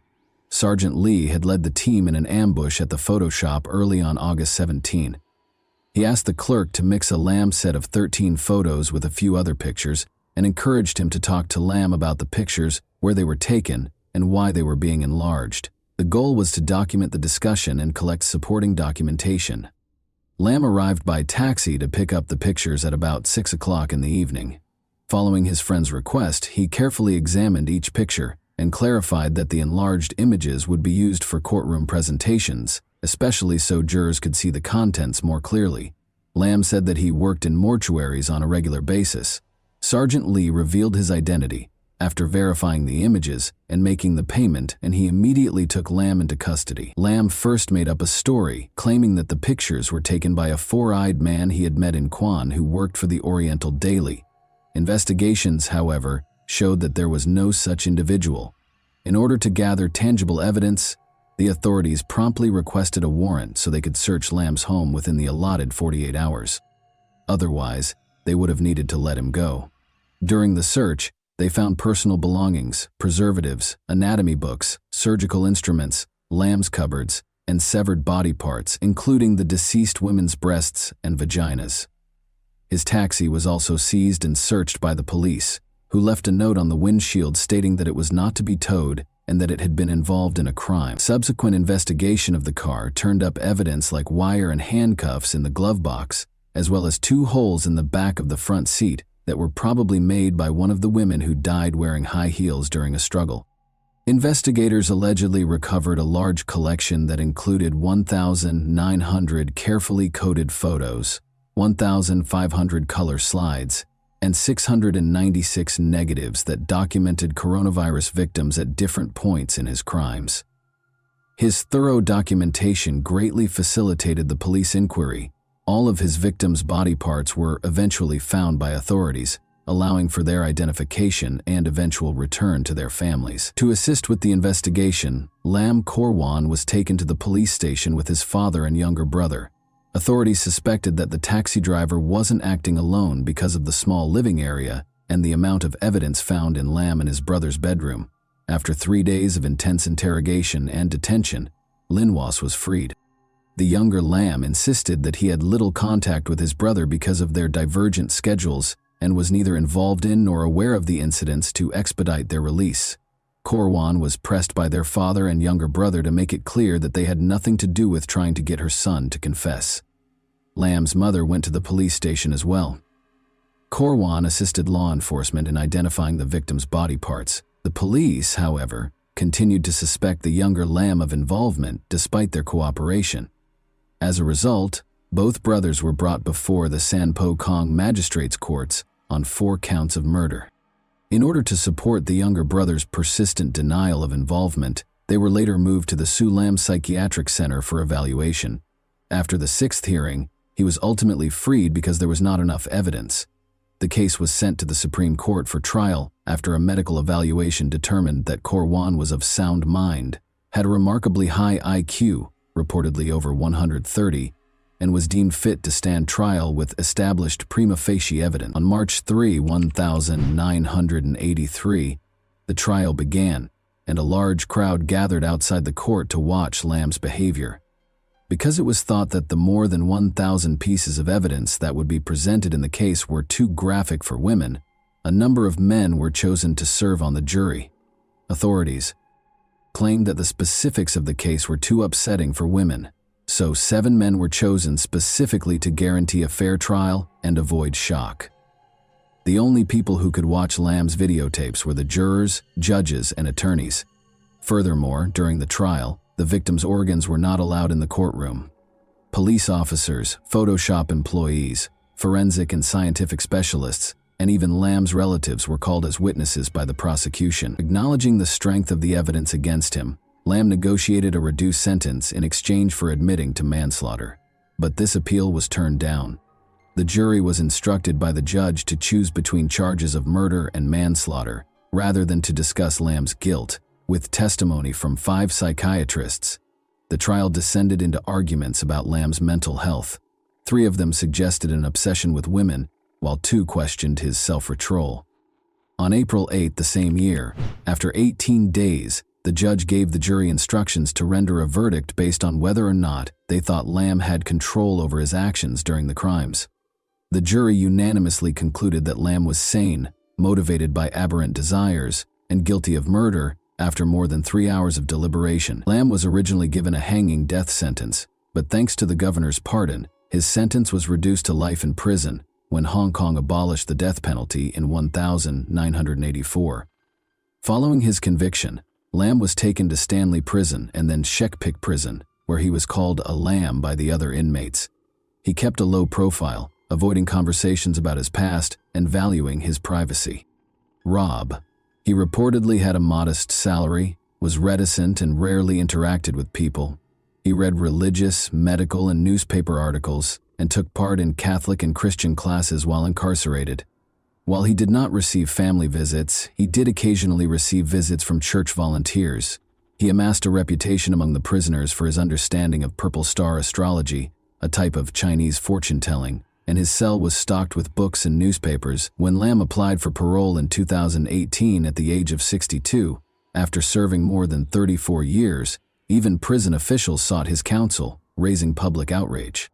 The parole board decided against changes or parole at that time due to concerns about the possibility of repeat offenses, even though they review parole every 5 years. According to reports, during the 1983 trial, Lamb was also observed by some inmates dissecting cockroaches in the prison and making elaborate displays out of them while they were kept in a matchbox. In her testimony, Lamb's mother described the physical abuse her oldest son had suffered as a child. The father of coronavirus had even caused severe head trauma when the boy was only 2 years old, leaving him with 2 black eyes. She had also been the victim of domestic violence. Experts have connected severe head injuries sustained as a child to psychological problems like necrophilia later in life. Lamb reportedly told a psychiatrist that he thought God had given him the order to carry out the murders. Lamb's actions remained mysterious throughout the investigation. Investigators were baffled by his decision to develop films at a Kodak store, even though he had the required equipment. Some conjectured that he may have secretly wished for arrest because he had almost been arrested before the gruesome autopsy results, and the manner in which the bodies were dismembered suggested that a professional killer was at work. However, despite these disturbing facts, Lamb's family had difficulties because of the case's publicity. They tried to sell their apartment but were unsuccessful because of its fame, so they were forced to stay after the case ended. The police, concerned about possible media exploitation, destroyed all of Lamb's tapes and photographs. Some of the victims' organs, however, had a different destiny there and were kept for educational purposes at the Wan Chai Forensic Medicine headquarters. As our journey through Lamcor, Wan's haunting saga, comes to an end, it is important to remember these 4 innocent women whose lives were tragically taken. Lamb's father sought atonement for his son's sins on November 16, 1986, by dedicating a memorial tablet at Yuan Shin College for the lives lost to his son's evil. The story of Lam Kor Wan serves as a chilling reminder of the intricacies of the human psyche and the terrible outcomes they can produce. Such tales act as a forceful plea for greater comprehension, awareness, and attention to mental health. As the first serial killer in Hong Kong's history, Lam Kor Wan, now 68, is serving a life sentence in the maximum security Shek Pik Prison on Lantau Island for the gruesome killings that rocked Hong Kong in the early 1980 CE. His reign of terror came to an end on August 17, 1982, the fateful day of his arrest, when he was just 27 years old. His horrifying post-crime rituals, which included hiding victims under the family couch and preserving body parts in jars, earned him the terrifying nicknames the Rainy Night Butcher and the Jars Murderer. Such unsettling behaviors reveal a terrifying picture of a disturbed mind. And that wraps up today's chilling story. If you enjoyed this video, don't forget to like and subscribe so you never miss a new upload. Also, let me know in the comments what part of this story shocked you the most. Thank you for watching, and I'll see you in the next video.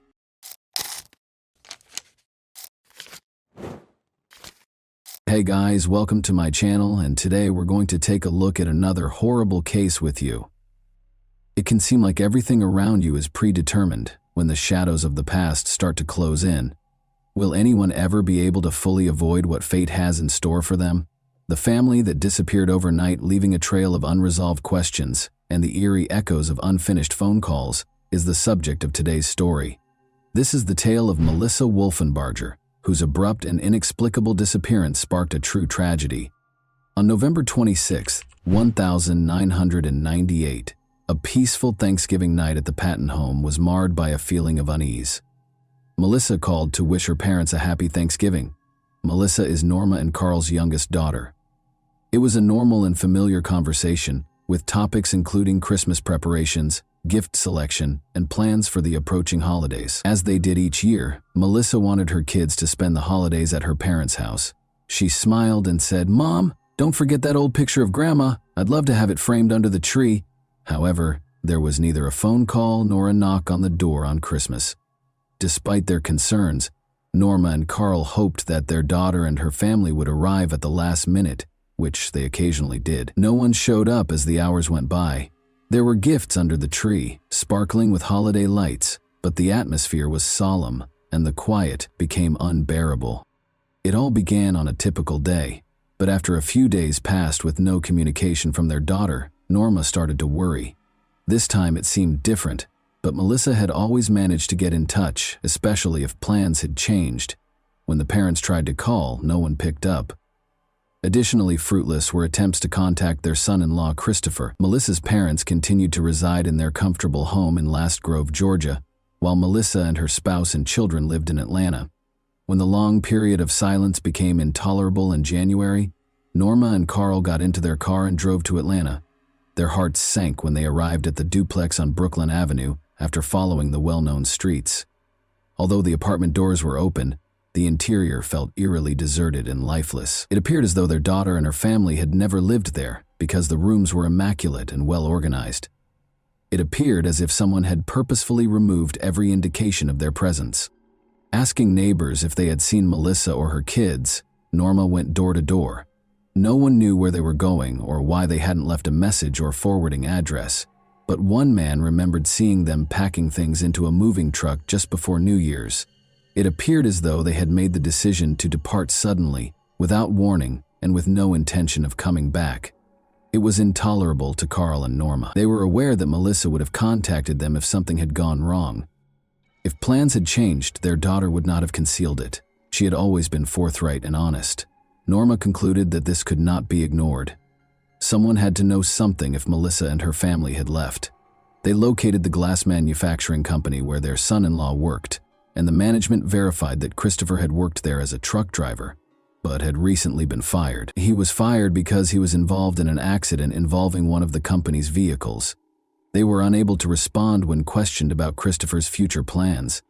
Like his family, he had just disappeared. January and February saw no updates, but time went by. Norma continued to make an effort, but every day only brought more disappointment. Her February birthday was particularly painful. Despite her busy schedule, Melissa had always called to wish her well, but this time the phone was silent. At last, Norma started to understand that her daughter's silence wasn't a coincidence. There had been a horrible incident. What might have caused Melissa to leave her former life behind?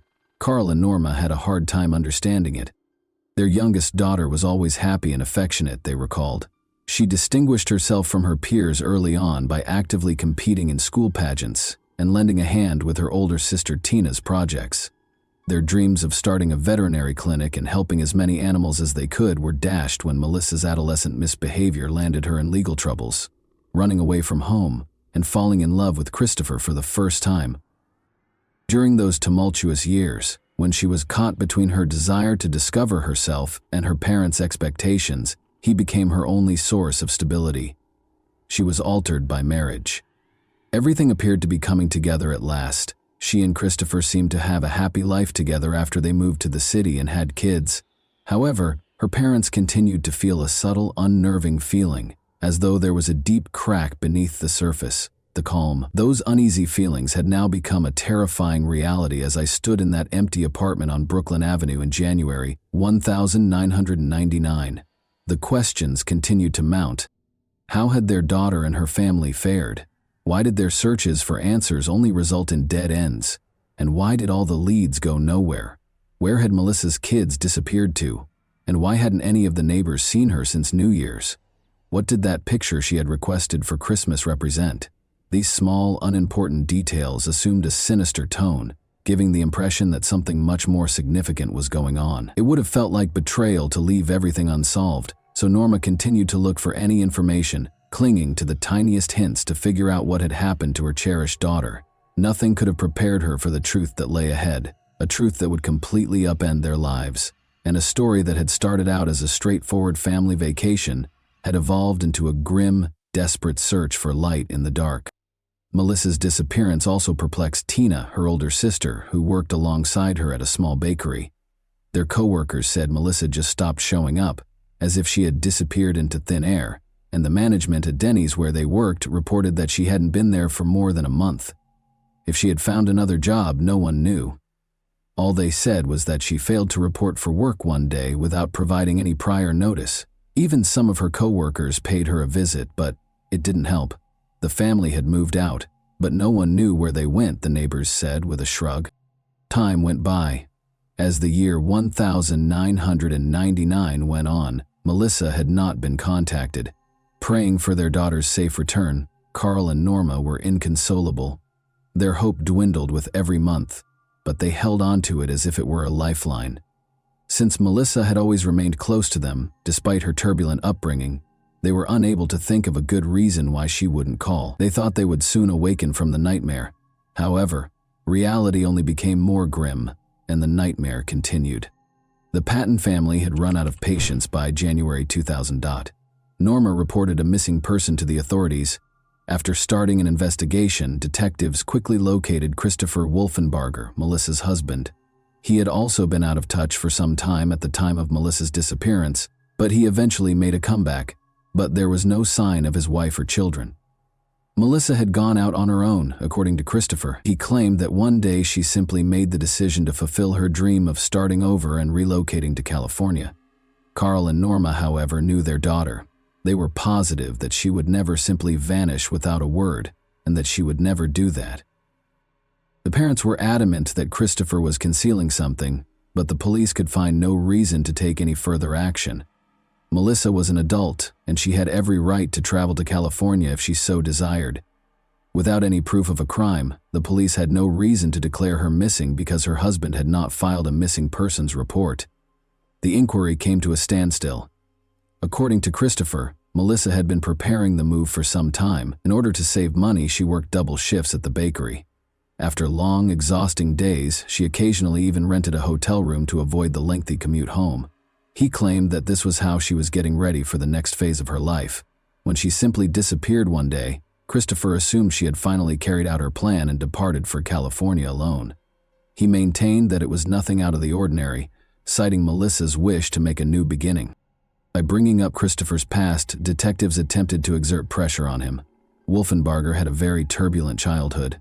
"Melissa and I were like Bonnie and Clyde, just on a smaller scale," he grinned while being questioned. They did encounter some minor issues. Even before they were married, their lives appeared to be a succession of snap judgments. However, it quickly became apparent that Christopher was lying. Melissa filed complaints, according to the records. She had repeatedly reported instances of domestic violence. It wasn't just him lifting his hand against her, she said. He allegedly gave her illegal drugs and, despite her protests, pulled her down the street by her hair on one occasion. Christopher filed a counterclaim after learning of these reports. The court case became increasingly complex. Christopher requested authorization to speak with Melissa alone during one of the hearings. Melissa backed off from her complaint and went home with him after a brief, private conversation. That was all she said. "We have kids, after all." Following Melissa's disappearance, Christopher took an unexpected action. He left the house they shared and went to live with family. Christopher rarely paid them a visit. The children lived with their paternal grandmother. He appeared to be making an effort to put his former life behind him. Joy and little Christina adapted to life without their mother very fast, and they only ever thought about their father when he would arrive at his mother's house. Christopher had never been liked by Norma Patton. She thought that shortly after graduating from high school, Melissa fled her home because of him. She saw this marriage as nothing more than a source of heartache and disappointment. "He was never who he pretended to be," she would frequently say while gazing at pictures of her daughter. It felt like a terrifying prophecy now that Melissa was gone. Her parents found it hard to believe that their daughter had just up and left her life behind.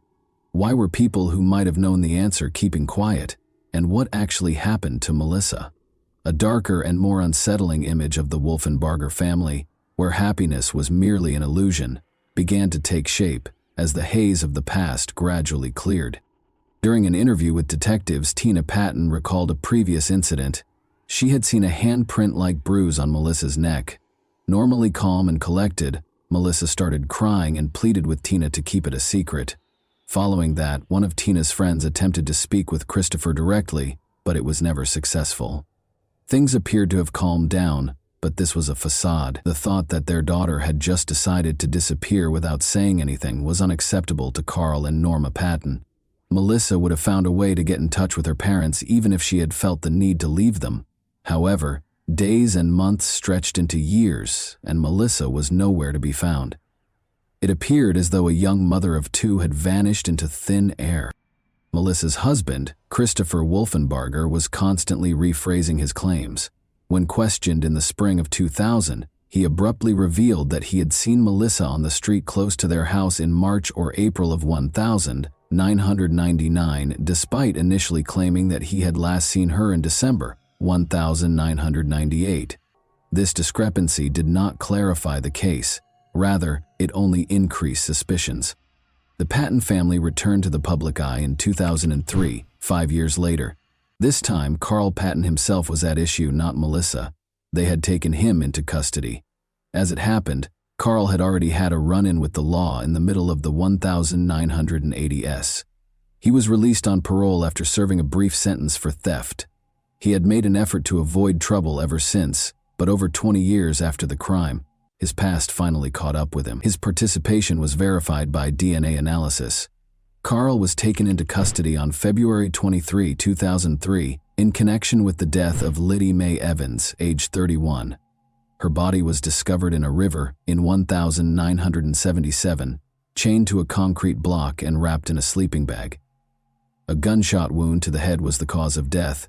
However, Carl was linked to other crimes as well. Carl's wife, Norma, made the startling declaration that she would testify against her husband in exchange for immunity as soon as he was arrested. After the agreement was reached, Norma started providing in-depth testimony that astounded everyone. She claims that Carl and his friend Joe Quint were involved in several crimes between 1970 and 1977. The murder of Carl's uncle, Fred White, and his lover was the beginning of it all.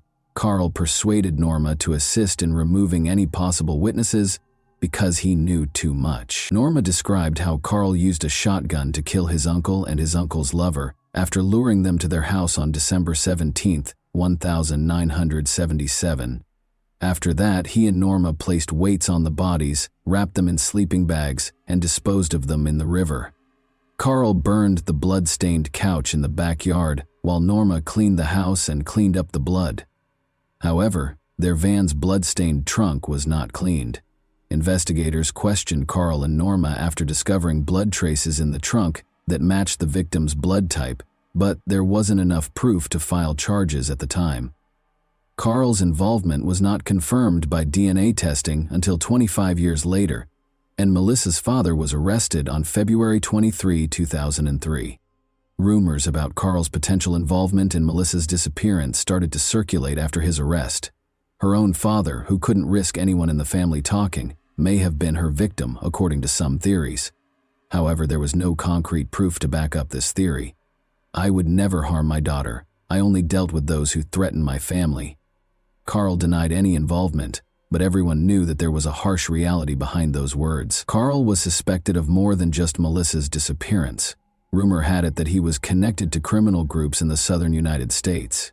He was known as a cold-blooded shooter as early as the 1960s, but he consistently denied any involvement. Carl acted out of greed, according to Norma, who made this revelation in 2003 during the investigation into the deaths of Fred White and his lover. In addition to hiring Carl to look after her unfaithful husband, Fred White's official marriage entitled his wife to an insurance payout. Detective Bruce Jordan handled these old cases. He managed to apprehend and convict Carl Patton after 25 years, but it was insufficient. Now, while incarcerated, Carl pleaded with Jordan, "Find my daughter, find Melissa." This was a surprising statement from a man who seemed to have no remorse. All of a sudden, his daughter's disappearance caused concern. This gave Norma and Tina hope, but it also sparked a wave of new anxieties. They were concerned that Melissa's disappearance was not an accident, and that the mystery that had been hidden for so long might become even more horrific. Detective Bruce Jordan became interested as soon as the reopened Wolfenbarger case made the news. The story appeared to be set in stone for years, but everything changed when a sudden lead came from the Atlanta morgue. Jordan was contacted by a forensic specialist who told him that they had been storing unidentified remains in their facility for 4 years. These remains were body parts discovered in various months of 1999 in the neighborhood where Melissa's family resided. A severed head had been found close to the Wolfenbargers' residence back in April of that same year. Legs and arms were discovered in a nearby wooded area 2 months later, wrapped in garbage bags. The remains were initially identified as belonging to a male because they could not be properly identified, and the torso was never recovered. These graphic findings were unrelated to Melissa's disappearance because she had not yet been reported missing at the time. Only later did the terrible truth come to light. Those were her remains. Bruce Jordan noticed important details when he got the information. Near the glass company where Christopher Wolfenbarger used to work, the head and limbs were discovered. Back then, experts had assured everyone that the remains were male, but Norma Patton remembered hearing about the unsettling findings on the news. Only years later, following DNA testing, was it determined that the mutilated body belonged to Melissa Carl Patton. While incarcerated, Melissa's father was informed. When he heard that her mutilated remains had been discovered soon after she vanished, but had not been identified, he was overcome with emotion. He was deeply saddened by the fact that the DNA test, which would have provided insight into his daughter's fate, was not carried out until almost 4 years after his arrest. Melissa's remains weren't identified until 2003, when Norma first reported her missing in early 2000. Important evidence that could have resolved the case much sooner was lost, along with crucial time. Experts initially thought the remains were male because Melissa's neck had been cut with a saw and her skull had been bleached. According to forensic analysis, it was impossible to tell if the injuries were caused before or after death because of the same chemical. It was almost impossible to find the perpetrator's car because her head and limbs were strewn along busy roads in trash bags. Her torso was never located, so it was impossible to determine the precise time or cause of death. Christopher was taken in for additional interrogation. He told investigators that he had always been cooperative and had given them all the information he could years before his wife was finally identified. He said he had no reason to hurt Melissa. There were no assets, no debts, and no insurance policy. He made it clear that, knowing that it would raise suspicions, he would never have disposed of the remains close to his place of employment. Even in interviews with reporters, Christopher insisted that he sincerely thought Melissa had changed her name and moved to a new place in the hopes that she would eventually come back, if only for their kids. He never submitted a missing persons report because of this. Melissa's older sister Tina was particularly affected by the loss. She saw it as a persistent, eerie pain, rather than merely an unsolved case. She even experienced nightmares in which Tina was unable to reach Melissa when she called out for assistance. Carl also changed while he was incarcerated. He couldn't help but want justice for his daughter. Losing Melissa appeared to be the first time he had ever experienced the depth of the suffering his own victims' families had gone through. The story's most startling element was that Carl, a convicted criminal, devoted his last years to pursuing justice for Melissa. Even though he seemed to love his daughter, her death was still unknown. Although her remains had been located, no one had been charged or arrested. Norma Patton made contact with Cheryl McCollum, a cold case investigator, once more in 2017. Norma and Cheryl first met at an official dinner. Cheryl is well known for her true crime podcasts and shows. A new investigation started when Norma came up to her that night and said, "My daughter was decapitated and I need your help." Cheryl McCollum immediately recommended to Norma that they re-examine all of the evidence, because she knew the case would not be simple. In an attempt to put the pieces of the puzzle together and uncover even one new clue, she planned a fresh search of the forested area where the bags containing remains had been discovered years prior. However, thus far, the endeavors had failed. Norma was determined to persevere. She had faith that eventually the truth about her daughter's death would be revealed. Cheryl kept looking into Melissa Wolfenbarger's case in an effort to find the final piece that would complete the picture. Cheryl McCollum, the investigator, could scarcely have predicted how many shadowy corners she would have to light when she started her work. She was able to get in touch with Melissa's father, Carl Patton, right away. Carl wrote about his personal experiences and his ideas about who he thought was to blame for his daughter's disappearance. Her husband, Christopher Wolfenbarger, was the one name he kept bringing up repeatedly. In regards to his son-in-law, Carl had no illusions. From the first time they met, he thought Christopher had destroyed his daughter's life. Melissa used to be a bright, upbeat person, but after Christopher came into her life, everything changed. Carl claims that Christopher taught her how to steal, persuaded her to sneak out of the house at night to meet him, and twice attempted to take Carl's car so that she and Melissa could flee to California. He gained complete control over her after she became pregnant and gave birth to their daughter.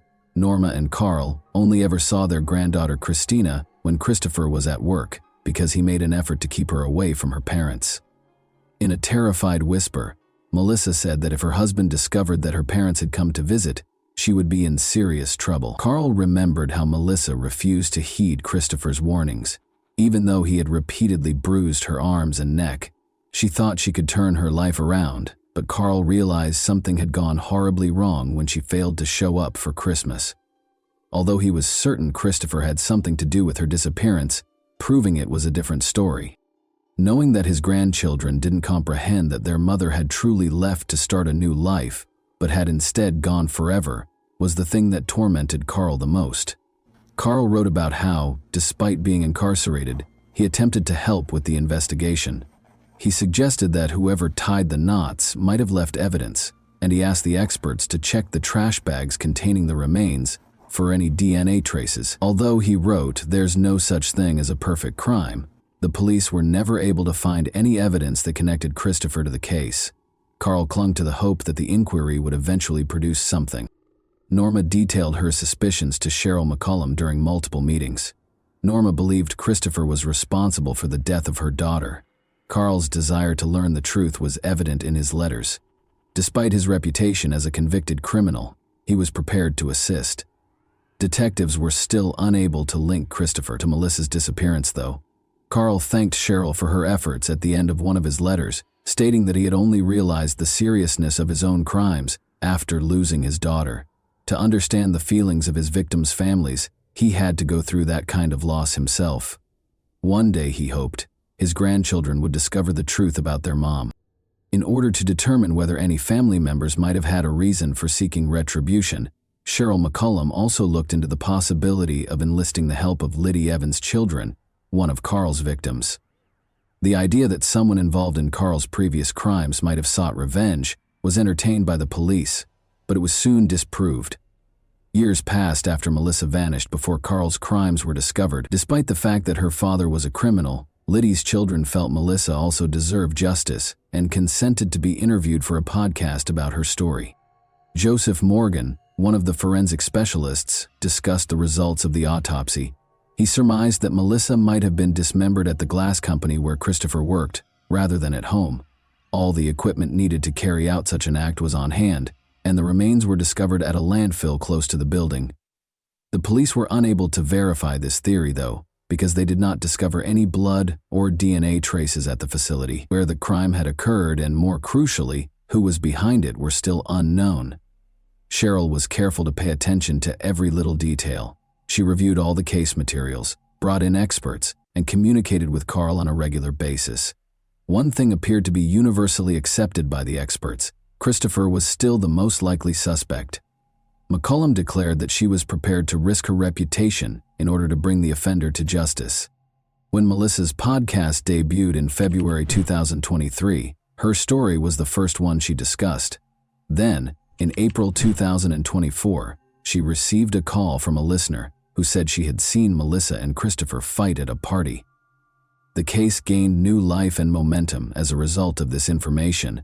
With newfound vigor, investigators resumed their work. After over 20 years of uncertainty, Christopher Wolfenbarger was taken into custody on suspicion of a serious crime in early August.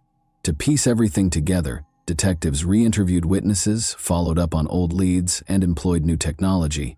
He attempted to hide behind a dryer when the police arrived at his house, which one of the officers remarked was not the conduct of an innocent man. Although Christopher insisted he was innocent, the charges had already been filed. Tina and Norma attended the press conference. When Norma heard the news of the arrest, she clasped her hands together and prayed in private.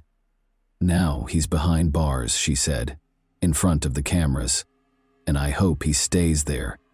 Christopher's motivations remained unclear, and the police did not reveal all the evidence that led to the arrest. However, one thing was for sure. 25 years after Melissa vanished, her family was at last hopeful that justice would be served. I told you this story because the truth always finds a way to come to light, even after years have gone by and everything seems lost. Despite all the difficulties and public scrutiny, the Patton family persisted in fighting for their daughter, and their efforts were rewarded. This case demonstrates that misconduct cannot be disregarded. Families that experience abuse frequently find themselves in dire circumstances, but keeping quiet and concealing the truth won't help. Don't let yourself be broken. Seek justice. Melissa would advise you if she could talk to you right now. And that wraps up today's chilling story. If you enjoyed this video, don't forget to like and subscribe so you never miss a new upload. Also, let me know in the comments what part of this story shocked you the most. Thank you for watching, and I'll see you in the next video.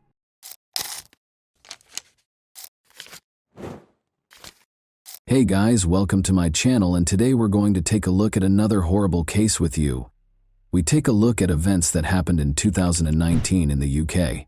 On April 28, 2019, 39-year-old care worker Emma Faulds vanished under mysterious circumstances. After receiving a call from her family 2 days later, the police began a thorough investigation to find out Emma's true fate. 700 square miles had to be searched by the police. In 2019, Emma resided in Kilmarnock. Located in southwest Scotland's East Ayrshire, Kilmarnock is a town and former burgh. There was quiet and comfort in her home, and she was always followed faithfully by her dog Maverick. Emma led a quiet, measured life. In addition to having a good heart, she was well known among her neighbors for her ability to relate to everyone. Emma regarded her dog Maverick, a cute West Highland Terrier, as a son, and more than just a pet. They would enjoy the fresh air and the splendor of nature while taking long walks together in parks and woods. Emma visited her parents on April 25, 2019. Her father, Ian, 70, and mother, Margaret Faulds, 70, were thrilled to see their daughter. Emma always brought a sense of coziness and warmth to her visits with her parents. Emma's parents talked about their plans and memories during dinner. Even though she had heard these stories a lot, she always discovered something fresh and motivational in them. Her parents occasionally reminisced about Emma's early years and how the family used to go on picnics at the lake. The conversation at the table was informal and laid back. Immersed in the recollections of her carefree childhood, Emma shared their laughter. However, the discussion continued. In order to prepare for the future, her parents informed her that they would be traveling to Brighton to see relatives who resided there. Emma remarked to herself how her parents, in spite of their advanced age, made plans with ease and joy, still full of life and adventure. They continued their conversation over a cup of coffee in the living room after dinner. For Emma, this evening served as a reminder of the value of family, of the unseen thread that unites generations, and of what is genuinely important in life, in addition to being a chance to spend time with her loved ones. Nobody could have predicted that the family's tranquility would vanish in a matter of days. Emma informed her parents that on Sunday, April 28th, she would be meeting up with her friend Ross Willocks. Ross and Emma had been friends for 18 years. Both of them were wardens at Kilmarnock Prison when they first met. Emma wanted to visit Ross after telling her parents that he had adopted a dog from a shelter. Emma told her sister via text that she was going to have a bit of a mad one. Ross resided in Moncton's Fairfield Park. Emma texted a friend at around 8 p.m. to let them know she was at Ross's house, where she would be spending the night and enjoying a glass of wine. Emma's phone was referred to as an extension of her arm because she was typically in constant communication with her loved ones.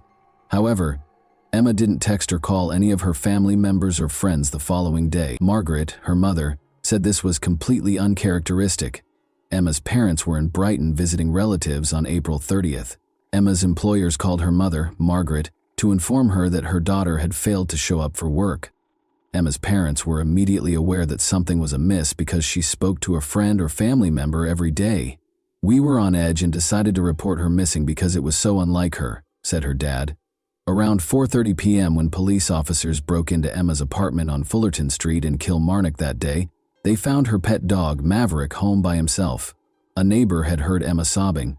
Everyone knew Emma well enough to know that she would never leave her dog alone. Emma kept Maverick in a cage during his recovery from a recent operation on his cruciate ligament to prevent him from jumping and running around. The investigation, known as Operation Salsion, immediately focused on Ross Willox because he was the last person to see her alive.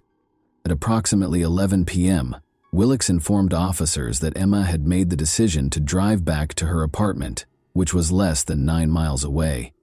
He claimed that while they were at his Moncton home, she became anxious about her recently operated dog and wanted to bring it home. They chose to visit her apartment. He claimed that after traveling with her, he took roughly a dozen lines of cocaine. According to Willox, Emma was cheerful and upbeat and was having fun. She was planning a cruise and discussing her upcoming 40th birthday. At around 7 a.m., he said, he took a taxi home. April 29. After Emma was reported missing, her sister, Myram Faulds, who works in Abu Dhabi, went back to Scotland to assist in the search. On May 1, 2019, she took a plane back to Scotland and started assisting with her sister's search. Emma vanished the following day, leaving a profound sense of unease and uncertainty in her wake. Her family launched a difficult and demanding search for her as soon as they couldn't get in touch with her. The police swiftly acted, coordinating with Emma's friends and relatives. Soon, informational pamphlets with Emma's picture were lining the city's streets. They asked that anyone with information about her contact the police, and they included information about her last known location. On social media, word of Emma's disappearance spread, and every post on her family page drew an increasing number of supportive comments and wishes for her safe return home. Desperate, Emma's family begged for assistance from the public every day. The authors wrote, "Any detail could be crucial. Please help us find Emma." The police also asked for assistance from the town's residents, realizing how urgent it was to solve the case. Private CCTV camera owners were asked to review their footage by detectives. Maybe something suspicious would be captured on camera, or perhaps Emma's figure would be glimpsed among the typical street scenes. A strong feeling of unease was mingled with both hope and fear.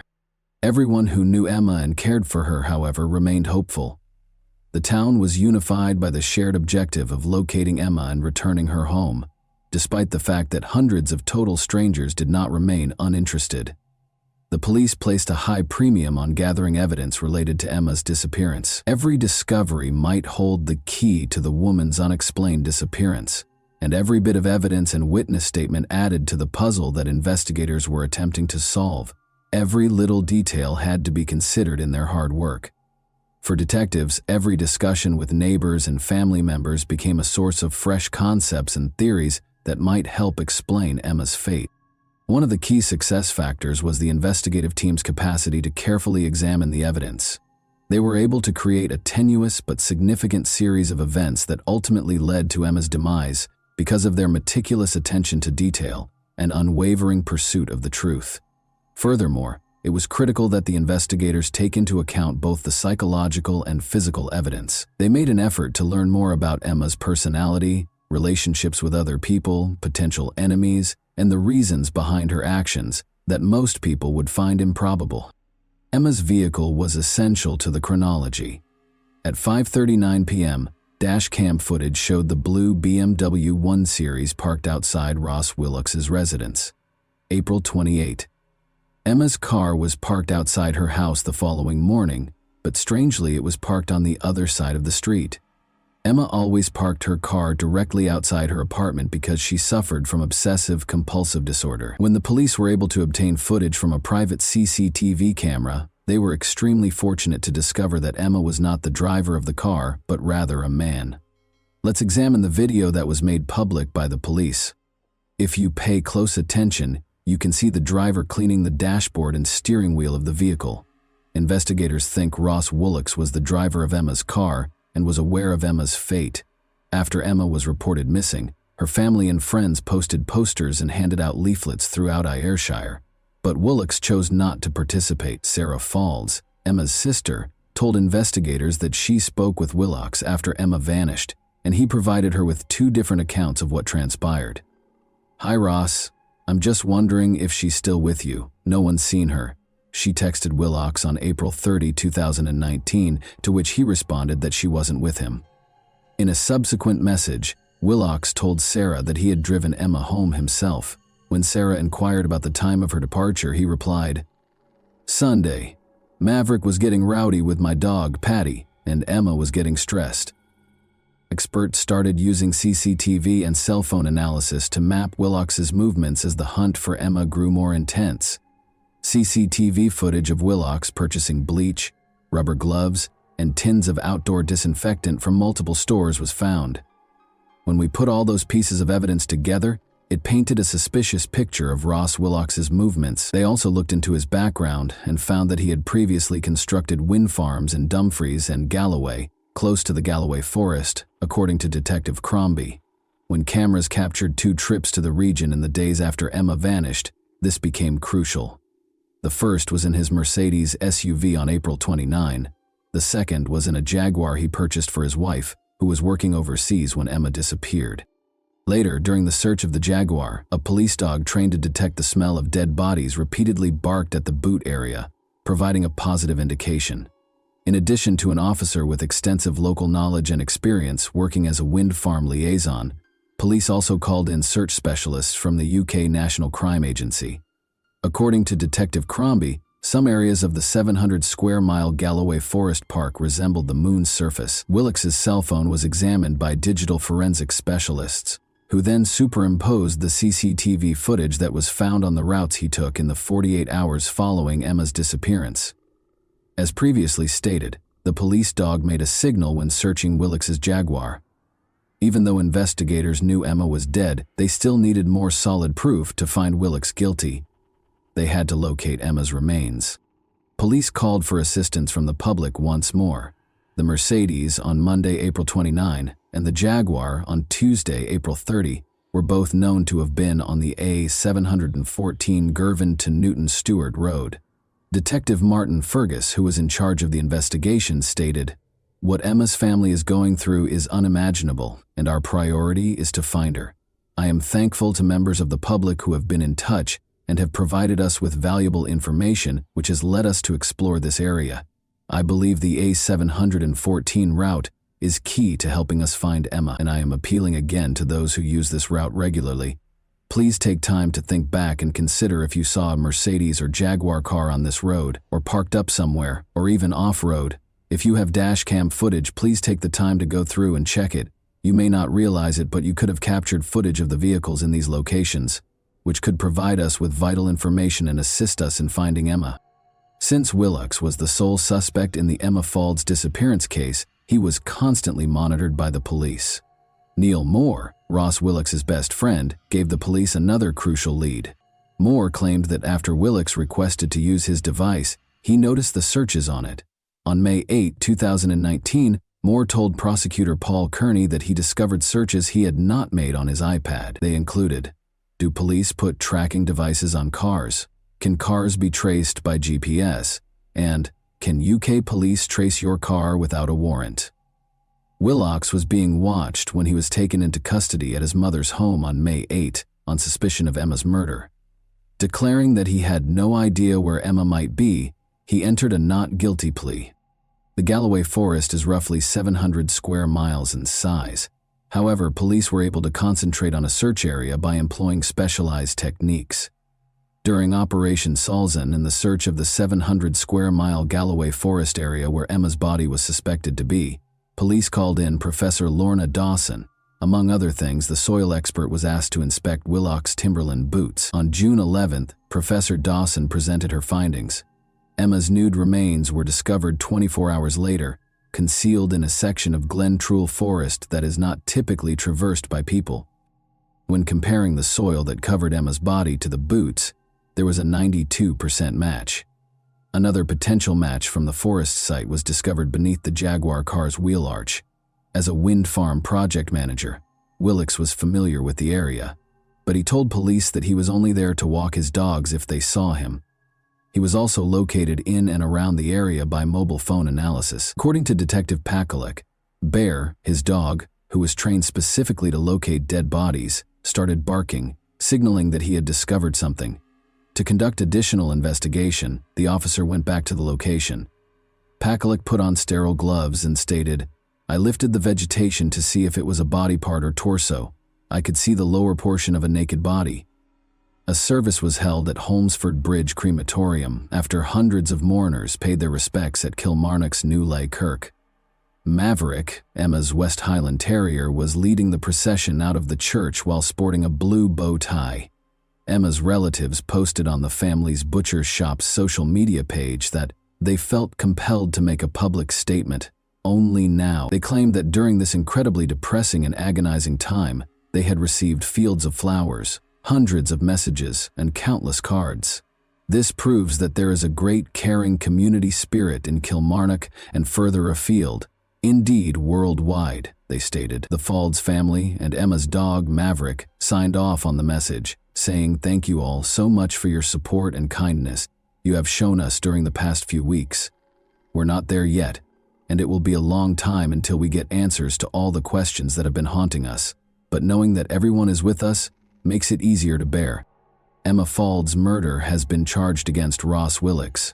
In addition, Willocks is accused of trying to thwart the course of justice by concealing Emma's body for several days before disposing of it in a forest, and by trying to conceal his alleged role in her demise from April 28 to May 8, 2019. According to the prosecution, he searched online for information on blood and how to disable vehicle tracking and disposed of Emma's clothes, belongings, and cell phone. Prosecutors also claim Willocks asked officers where Emma was and said he was concerned, leaving voicemails on her phone on multiple occasions while feigning to think she was still alive. Despite Emma's apparent neck injury, jurors were informed that her body was so decomposed that a pathologist was unable to determine what killed her. Dr. John Williams, a pathologist, testified in Glasgow's High Court that he examined Emma Faulds after her death, but because of the state of decomposition, Dr. Williams said he could only determine so much from her remains. He added that he was unable to pinpoint Emma's death date when questioned by prosecutor Paul Kearney. According to Dr. Williams's report, there were no significant natural diseases found, and she did not have any fractures to her arms, legs, or ribs. In response to the question posed by prosecutor Paul Kearney, "So nothing to point to a natural cause, but with the great caveat that your examination was affected by the state of decomposition?" Dr. Williams said, "That is right." It was discovered during the trial that Emma Fauld's toxicology samples included traces of alcohol and painkillers. The jury was informed that the cause of death must be declared undetermined after Dr. Williams read from his report saying, "In summary, the medical cause of death has not been established. The degree of decomposition has limited many aspects of the post-mortem." Joanne Cochran, a forensic scientist, described to the court how, while inspecting the BMW in September 2019, she removed a tape from a seat lever. It matched Ross Willocks' DNA profile, according to the expert. The trial also heard how blood was found in the accused's house. 2 tiny droplets that matched Ross Willocks' father's DNA profile were discovered. According to forensic scientist Joanne Cochran, no additional blood was discovered, but there was a tiny staining of contact blood elsewhere that was thought to match the accused. At the trial, Willocks had denied murder. In his version of events, he claimed to have left Ms. Fauld's fit and well after partying with her for a while before they drove to her apartment in Kilmarnock, Ayrshire, which was about 9 miles away. Willocks' attorney, Donald Finley, stated that it would not be suitable to offer any apologies on behalf of his client, who disputes his own responsibility. According to Findlay, he is not the kind of person I would have expected to have found himself guilty of a crime of murder. The murder of somebody that he knew and cared for. They cared for each other, not in any romantic sense, but as friends. Something catastrophic went wrong in the early hours of the morning and one life was lost. Margaret Faulds, Emma's mother, described the location of her daughter's discovery on the first day of the trial as, "No one would walk there or drive there. You would have to see it to believe how remote it was." Nevertheless, one individual went there with the intention of ensuring that no one would discover what he had done to his friend of nearly 20 years. Professor Lorna Dawson, a soil specialist, presented her results on June 11 after testing the Mercedes and Jaguar vehicles for soil and a pair of Willicks's Timberland boots. Search teams eventually located Emma after refocusing on damp, marshy areas as a result of Professor Dawson's analysis. She informed the trial that the deposition site was not a place you would typically walk through, and that there was no natural path to it. Her words, "You would avoid it."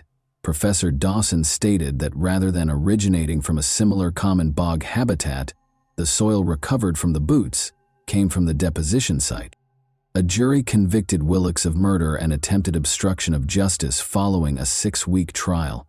Miriam and Sarah, Emma's distraught sisters and parents, were there to hear the decision. The judge stated to Willicks, "You know what the sentence for murder will be. It will be life imprisonment. Be under no misapprehension. This was a foul crime on a young woman loved by her family. You would have visited upon them a lifetime of wondering if she was still alive had her body not been recovered as a result of the sterling work by the police and experts. It was in such a remote place, and you had intended her body would never be recovered." Willicks showed no emotion as he announced the decision. The heartless murderer acknowledged that he was not involved in Emma's search. He maintained that the bleach bottles were not used to remove any traces of a crime, but rather to clean his decking.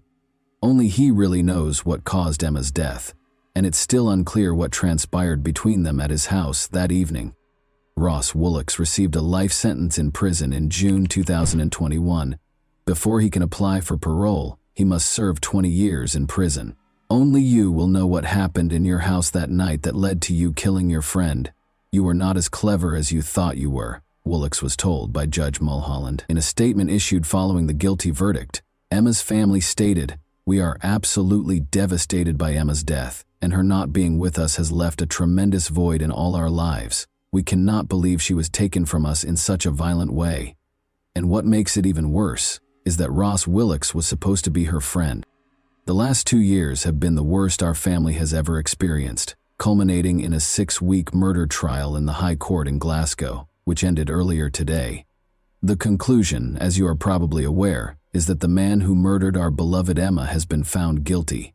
I feel on behalf of my family that I should use this message to thank everyone, friends, customers, and the wider community, for their fantastic support, kindness, and help when needed. We know we will never get Emma back, but we feel, with all the professionals involved in the case, we've got justice for her."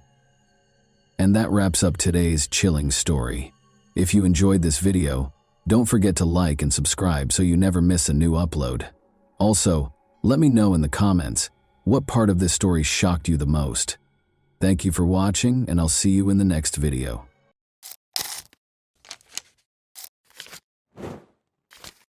Hey guys, welcome to my channel, and today we're going to take a look at another horrible case with you. Vicki Lynn Belk, a young mother, vanished in Charles County, Maryland in August 1979. Later, evidence of a vicious kidnapping, sexual assault, and deadly shooting was found on her body in a remote wooded area. The community was rocked by the horrible crime, and Vicki's family was left with unsolved questions and indescribable sorrow. A lack of leads, witnesses, and forensic evidence caused the case to go cold despite investigators' best efforts. After decades without a conclusion, an unexpected arrest was made in 2023 thanks to advances in DNA. What made the offender carry out this heinous deed? Will Vicki and her loved ones receive justice at last? Let's dive right in. A paradox exists in Suitland, Maryland, which is a census-designated community in Prince George's County. It appears to be a quiet town that offers a blend of suburban and urban living, making it an ideal place to raise a family. The community's residents love to spend their weekends in the well-known parks in the area, where they can take in the serene atmosphere and stunning scenery. Beneath this serene exterior, Suitland has a higher crime rate than the national average. It is comparable to both small rural towns and large metropolitan areas that face high crime rates. The community's safety and the steps required to address its higher crime rate are called into question by this striking disparity. It started like any other day in Suitland on August 27, 1979. The community was bathed in a warm glow as the sun rose above the peaceful streets. Vicki Lynn Belk, 28, and her boyfriend James Hill were having a typical Monday morning. They got up, ate breakfast, and prepared to work at the offices of the Department of Agriculture. They drove James's 1972 Buick out of their apartment and began their journey, making a partial stop at Stadium Armory Station before continuing on into Washington, D.C. For the last portion of their trip, they chose to get out of the car and ride the metro. Vicki reminded James that she would be running errands during her lunch break that morning before they parted ways. James bid them farewell quickly and went on with his work, oblivious to the tragedy that lay ahead. When James finished his work for the day, Vicki intended to meet him in the parking lot and take the subway back to the car. James accepted the plan, believing it to be simple, and promised to see her soon. Without suspecting anything unusual, he said this. But when James got off work that afternoon, he was unable to locate Vicki or his vehicle in the parking lot. He glanced around, but neither she nor the car was there. As the minutes passed, he began to worry that perhaps she was running late.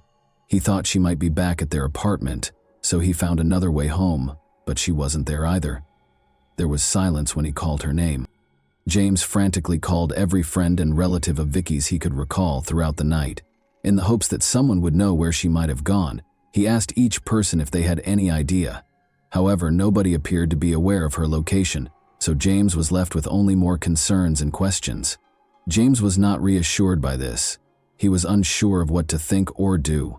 He had been clueless about Vicki's whereabouts the entire day and night. By the following morning, James's concern had escalated into a desperate situation. He called the Prince George's County Police because he was so concerned. He informed them that he had not seen his girlfriend in almost 24 hours and that he was now deeply worried about her safety. He wanted to locate her and safely bring her home with the assistance of the police.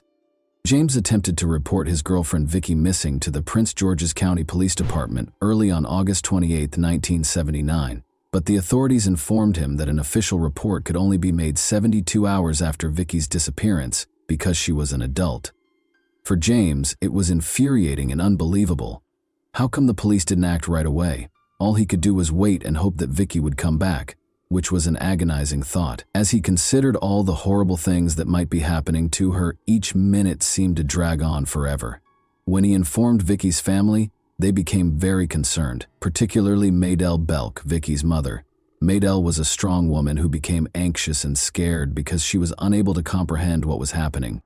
She couldn't stop thinking about how dependable and responsible Vicki had always been, and how it wasn't unusual for her to call or let her loved ones know where she was going.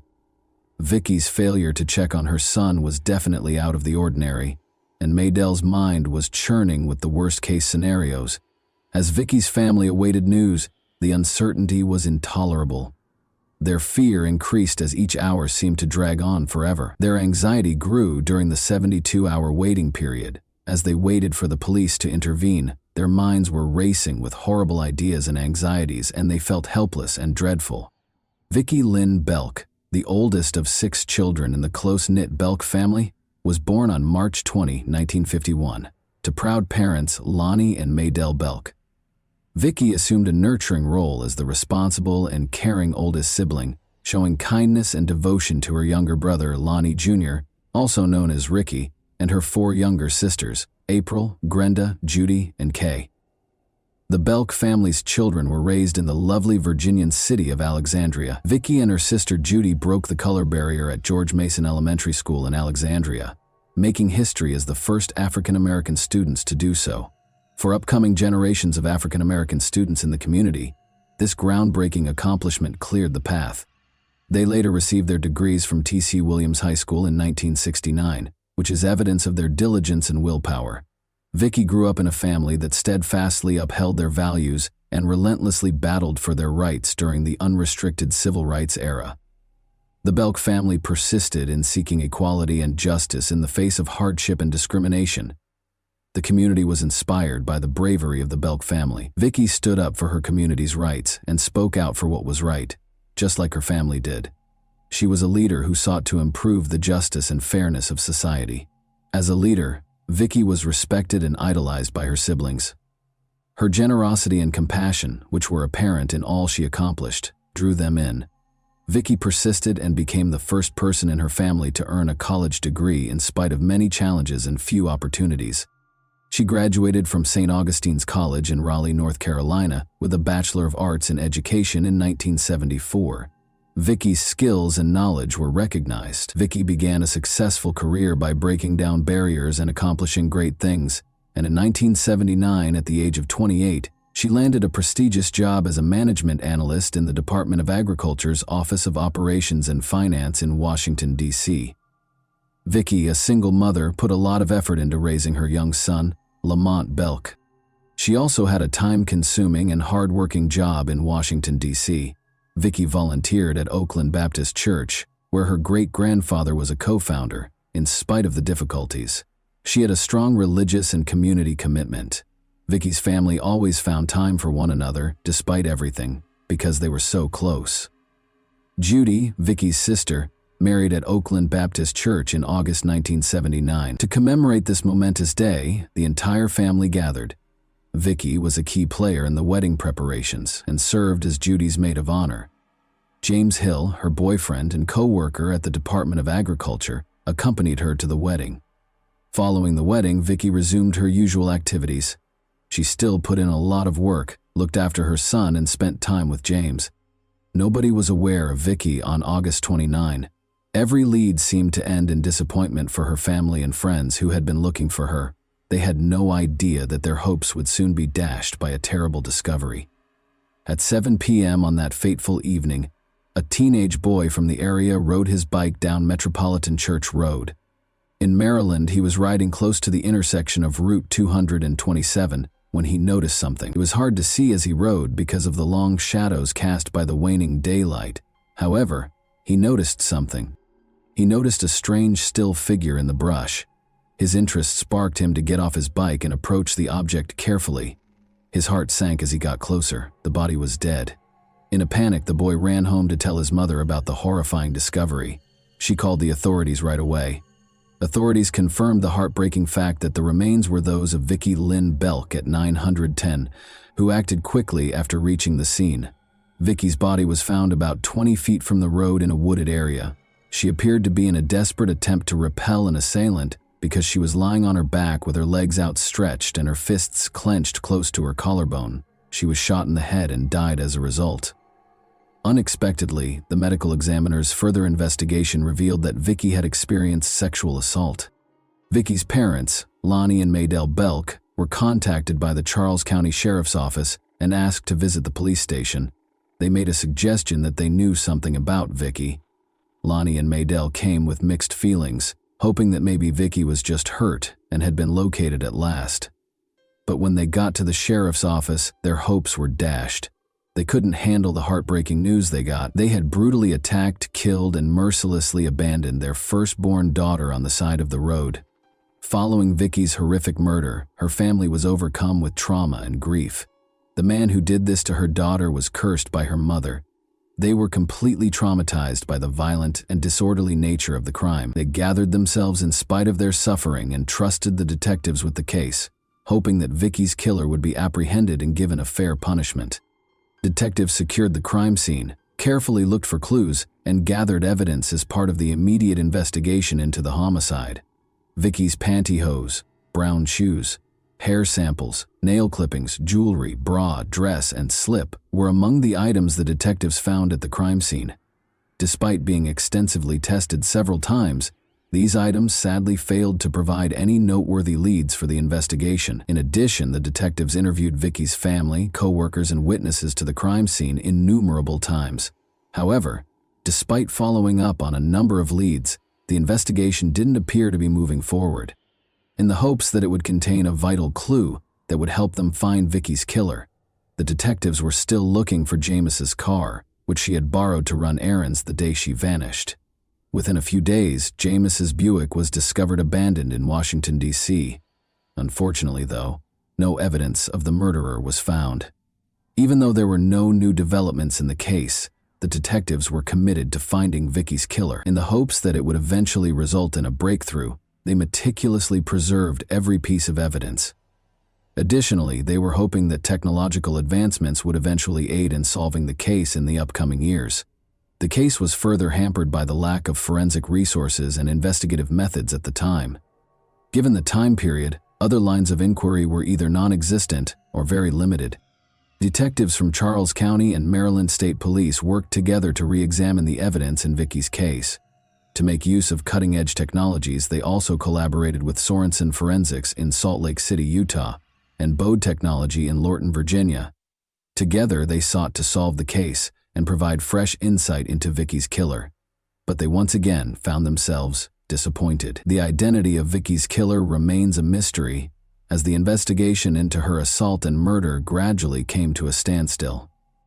DNA testing technology was not developed until the 1980s, and it was not in use when Vicky was tragically killed in 1979. After it surfaced, authorities started building a nationwide database of fingerprints and DNA samples from people accused of crimes. But until the 2000s, despite continuous research, no notable advancements were made. Advances in DNA technology by the early 2000s enabled detectives to re-examine the evidence in Vicky's case. Investigators were able to develop a possible suspect profile after re-examining Vicky's dress and finding a foreign bodily fluid. Even though testing technology had advanced, it still needed a lot of work. The created profile was judged inappropriate for comparison with suspects or database entry. Over the years, detectives continued to retest Vicky's possessions using new technologies, unfazed by previous failures. But in spite of their best efforts, no noteworthy progress was made, and the case was once again unsolved, leaving Vicky's family with unresolved questions.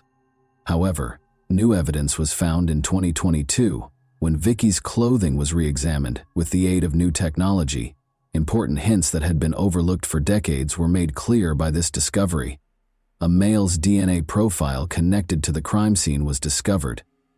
This important finding gave investigators new hope that Vicky's killer would be apprehended at last. An important turning point in the case was reached when the new DNA profile was compared to profiles in the Combined DNA Index System, CODIS.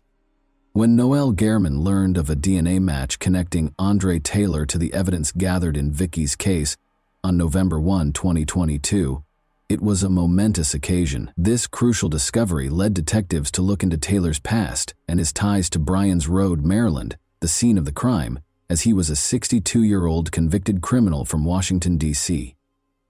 Detectives found that Taylor's address on his arrest records from the 1980s was Bryan's Road, 4 miles from the location where Vicky's body was found. The investigation also showed that Taylor's DNA was added to the national database after he was arrested and found guilty of violent crimes in Washington, D.C. This important discovery strengthened Taylor's connection to the case even more. Once Taylor was identified as the suspect, the next task for the investigators was to find him.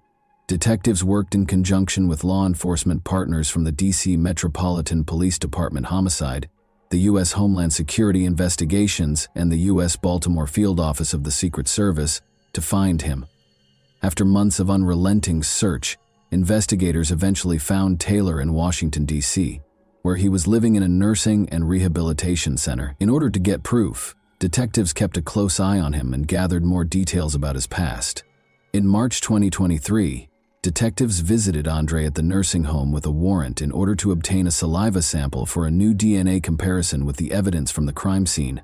Detectives weren't worried about Andre running away because of his poor health and amputated leg, even though the unexpected visit made him aware of his suspect status. The results of lab tests would not be available for weeks, and authorities were certain he posed no flight risk. Andre Taylor's life took a turn for the worse as he grew older. Even though Taylor had never met Vicky Belk, his actions would eventually bring him back to her case decades later. After killing a man during a street robbery in April 1989, Taylor was charged with murder. The prosecution contended that Taylor should be detained without bail, citing his lengthy criminal history. He had at least 10 prior convictions for drug and gun possession in his criminal history. Taylor received a substantial sentence of 5 to 15 years in prison because he was a repeat offender, even though he was only found guilty of carrying a pistol without a license in the homicide case. Following his release, Taylor made several arrests in the 2000 system and kept circling back and forth through the criminal justice system. Taylor's DNA was added to the federal database at some point during this time. This crucial entry would ultimately connect Taylor to Vicki Belk's murder, providing her family with some closure and justice for her heinous murder. A grand jury heard the case from the Charles County State's Attorney's Office on June 16, 2023, and after considering the evidence, found Andre Taylor guilty of 3 serious charges: first-degree rape, first-degree murder, and second-degree rape. 6 days later, on June 22, Taylor was arrested in Washington, D.C. by a team of detectives from the Charles County Sheriff's Office, the United States Marshal's Service, and the Metropolitan Police Department. Taylor was first detained in a Washington, D.C. detention facility before he consented to return to Charles County on June 27. Vicki Belk was 28 years old, and Andre Taylor was 18 when she was murdered in 1979. There is no proof that Andre Taylor and Vicki Belk were acquainted, according to a careful analysis of the original report and follow-up investigations since 1979. Furthermore, the Belk murder and the circumstances surrounding Taylor's arrests in Washington, D.C. are completely different. On June 22, 2023, Vicki Belk's family celebrated a momentous occasion.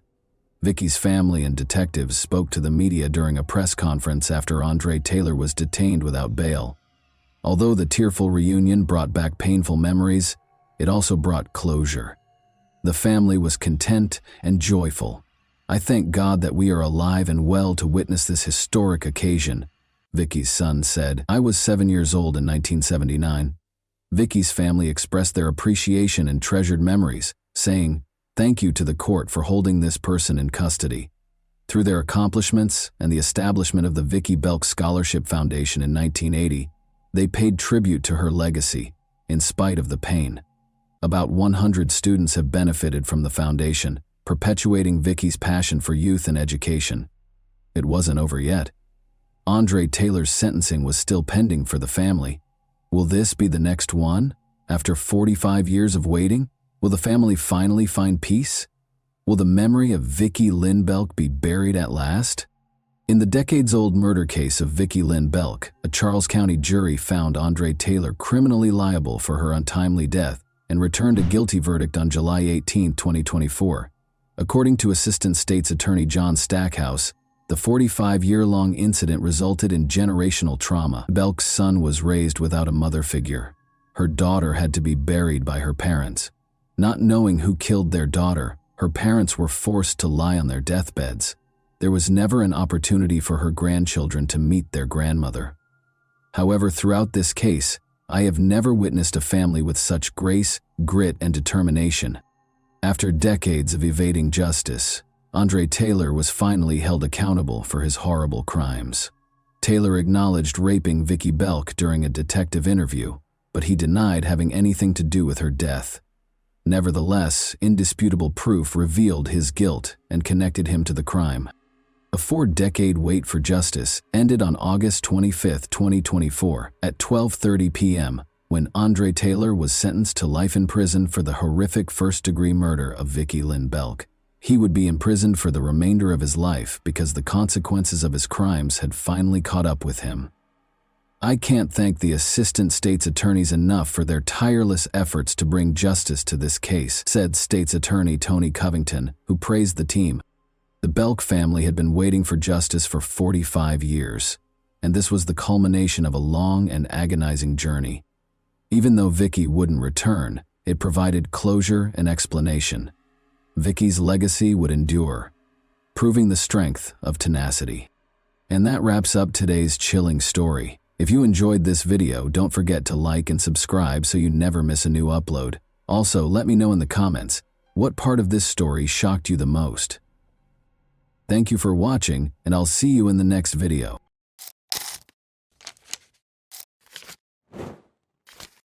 Hey guys, welcome to my channel, and today we're going to take a look at another horrible case with you.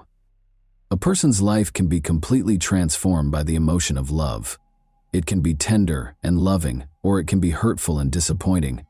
Almost everyone has times in their lives when they meet someone who becomes special to them, but occasionally these relationships don't work out as planned. In this tale, a man and a woman fell in love, but their relationship ended because of a well-publicized investigation. What transpired between them? For what reason were their parents against their relationship? This video will teach you the answers to these questions. I want to start by saying that this is one of the most unbelievable stories I have ever posted on my channel. Why do those who are meant to protect and serve act indifferently? And everyone will be shocked by this story's conclusion. We will therefore talk about what happened in Kemerovo, Russia, in 2020. The administrative hub of the Kemerovo Oblast is the sizable Russian city of Kemerovo. It is located in western Siberia's southern region. It is one of the biggest cities in Siberia, with a population of over 500,000. On September 24, 1997, Vera Pekteleva was born in Kishtym, Kemerovo Oblast. She developed into a happy, imaginative adult. She won first place in several competitions because she loved singing while studying in school. Despite their divorce while she was in school, Vera's parents, Oksana and Yevgeny, remained friendly. Vera got along well with her mother's new husband and her father's new wife. She was characterized as a non-confrontational, upbeat, and kind individual. Vera's mother, Oksana, lived in Kiselyovsk, about 110 miles from Kemerovo, and Vera visited her mother whenever she had free time. As I mentioned earlier, Vera was a creative person, so her family was taken aback when she moved to Kemerovo after high school and enrolled in the State Technical University rather than pursuing a creative career. Vera met a man her own age, Vladislav Kanyas, during one of these trips in 2016. Vera was nothing like Vlad, as everyone called him. He was reclusive, irritable, and lacked life goals. Vlad was raised in a dysfunctional household and left school after the 9th grade. He lived with his father after his mother abandoned her family. But the challenges in his life did not stop there. In the end, his father committed suicide as a result of his legal troubles. Vlad was profoundly affected by everything that transpired in front of his eyes. Vera fell in love with Vlad despite the fact that they had little in common. Vera's parents opposed this relationship because they were aware of Vlad's identity. Although we sympathized with the man and understood that his life wasn't easy, we wanted Vera to have an entirely different life. We didn't agree with her decision. According to her mother, Oksana, we waited for her to break up with him. Vera's father requested that they break up after learning about Vlad. But Vlad and his daughter remained together. She simply ceased discussing him with her parents. Vlad never showed up for our family get-togethers. The pictures on Vera's social media accounts did not feature him. She seemed to be concealing him, Vera's mother recalled. It's important to note that in 2019, Vera and Vlad moved to Kemerovo to live together. Vlad, who was unemployed and did not want to change that, loved living with Vera, and her parents helped pay for the apartment. She always had some cash in her wallet and was intelligent and attractive. She gave him financial support. The couple's relationship was strained. It was obvious that Vlad would not stop abusing alcohol. In November 2019, Vlad allegedly beat her, according to her parents. When Vera finally made the decision to end this toxic relationship, her boyfriend was adamantly against it. As previously stated, Vera's parents assisted her in paying for the apartment where she and Vlad resided. Since Vera ended their relationship in November 2019, it stands to reason that Vlad ought to have moved out, but he refused to do so. He enjoyed living at the expense of others. This is a passage from Vlad's testimony. It will help you understand what transpired after Vera made the decision to break up with him. However, keep in mind that this is Vlad's testimony.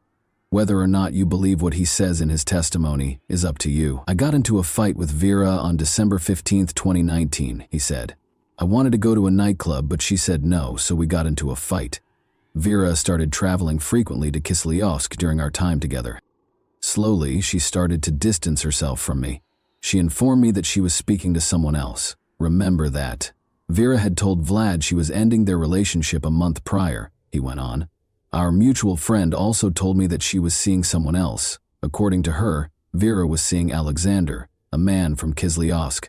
I was not personally acquainted with him. I wanted to speak with Vera after finding out that she was seeing Alexander. During this period, we remained in the same apartment. Following our argument on December 15, 2019, she departed and took a few items with her. At the same time, I kept calling her to stay in contact. I offered to assist Vera in moving her remaining possessions to a different apartment when I called her on January 12, 2020. I offered to meet and move things, and Vera accepted. I would assist her with the move, we decided. We decided to meet in the afternoon on January 13. I was supposed to get her belongings. Vera approached me on January 13, 2020, at approximately 4 or 6 o'clock. I wanted to leave this apartment as well, so when she arrived, we packed our belongings. Without Vera, I didn't want to live there. We consumed beer, liqueur, and vodka while packing. Then I was intoxicated and Vera was intoxicated too. On January 14, 2020, we drank alcohol until 5 in the morning. We had no arguments while we were drinking, but when I brought up our relationship and suggested that we get back together, I revealed that I knew she was seeing another man, which caused a rift between us. It was not to her liking. She then began to curse, insult me, and hit me. Specifically, she kicked me at least 5 times in the groin and struck me in the face with her palm at least 8 times. When she slapped me, I felt no pain. Vera began hitting me first, but I felt physical pain when she kicked me between the legs. It infuriated me. She lied and claimed she wasn't seeing another man at the same time, which infuriated me. Vera kept insulting me, saying that I was intruding on her personal life because I was aware of every detail about her at the time. Vlad told the police that version of events. We'll talk about the opposing viewpoint next, which provides compelling evidence that Vlad was dishonest in his testimony. Take note of this phrase. On January 14, 2020, we drank alcohol until 5 in the morning. We did not argue while doing so. Vera had no intention of sharing the apartment with Vlad, much less partaking in alcohol. She requested a friend's assistance with the move. Vera left a voicemail for her friend at 5:08 p.m., stating that she was already in the apartment packing up her belongings. At around 6 o'clock in the afternoon, she promised to be at her new apartment. Vera requested assistance from a friend to move her belongings from the taxi to the apartment. Vera left another voicemail 3 minutes later. She asked her friend to assist her with the move by coming to the apartment where she and Vlad shared. But before Vera could finish, Vlad interrupted, saying, "No one's coming in here," and he objected to Vera's friend entering the apartment. 4 minutes later, at 5:15 p.m., Vera asked her friend to come in a low voice, suggesting that things had gotten out of hand. This message appears to have been a request for assistance. She purposefully spoke quietly so Vlad wouldn't hear her. Vera leaves another voicemail at 5:25 p.m., and Vlad's commanding voice can be heard once more. He advises Vera's friend to wait for Vera to text her and not to bother them. Vlad himself recorded the voicemail at 7:19 p.m. Vera was unable to use her phone from that point on. The monster and she were left alone, but we must explain what happened next. A witness described the horrific screams coming from apartment 738 as a massacre, and at around 3 in the morning, the neighbors on the same floor began to wake up. 15 people gathered in the hallway outside the apartment because the screams were so loud. Among them was Vlad's brother. Since his brother had previously threatened to kill Vera, he recalled Vlad's words and understood that they would have to smash down the door. Since the apartment's door was iron, the neighbors began searching for instruments to pry it open.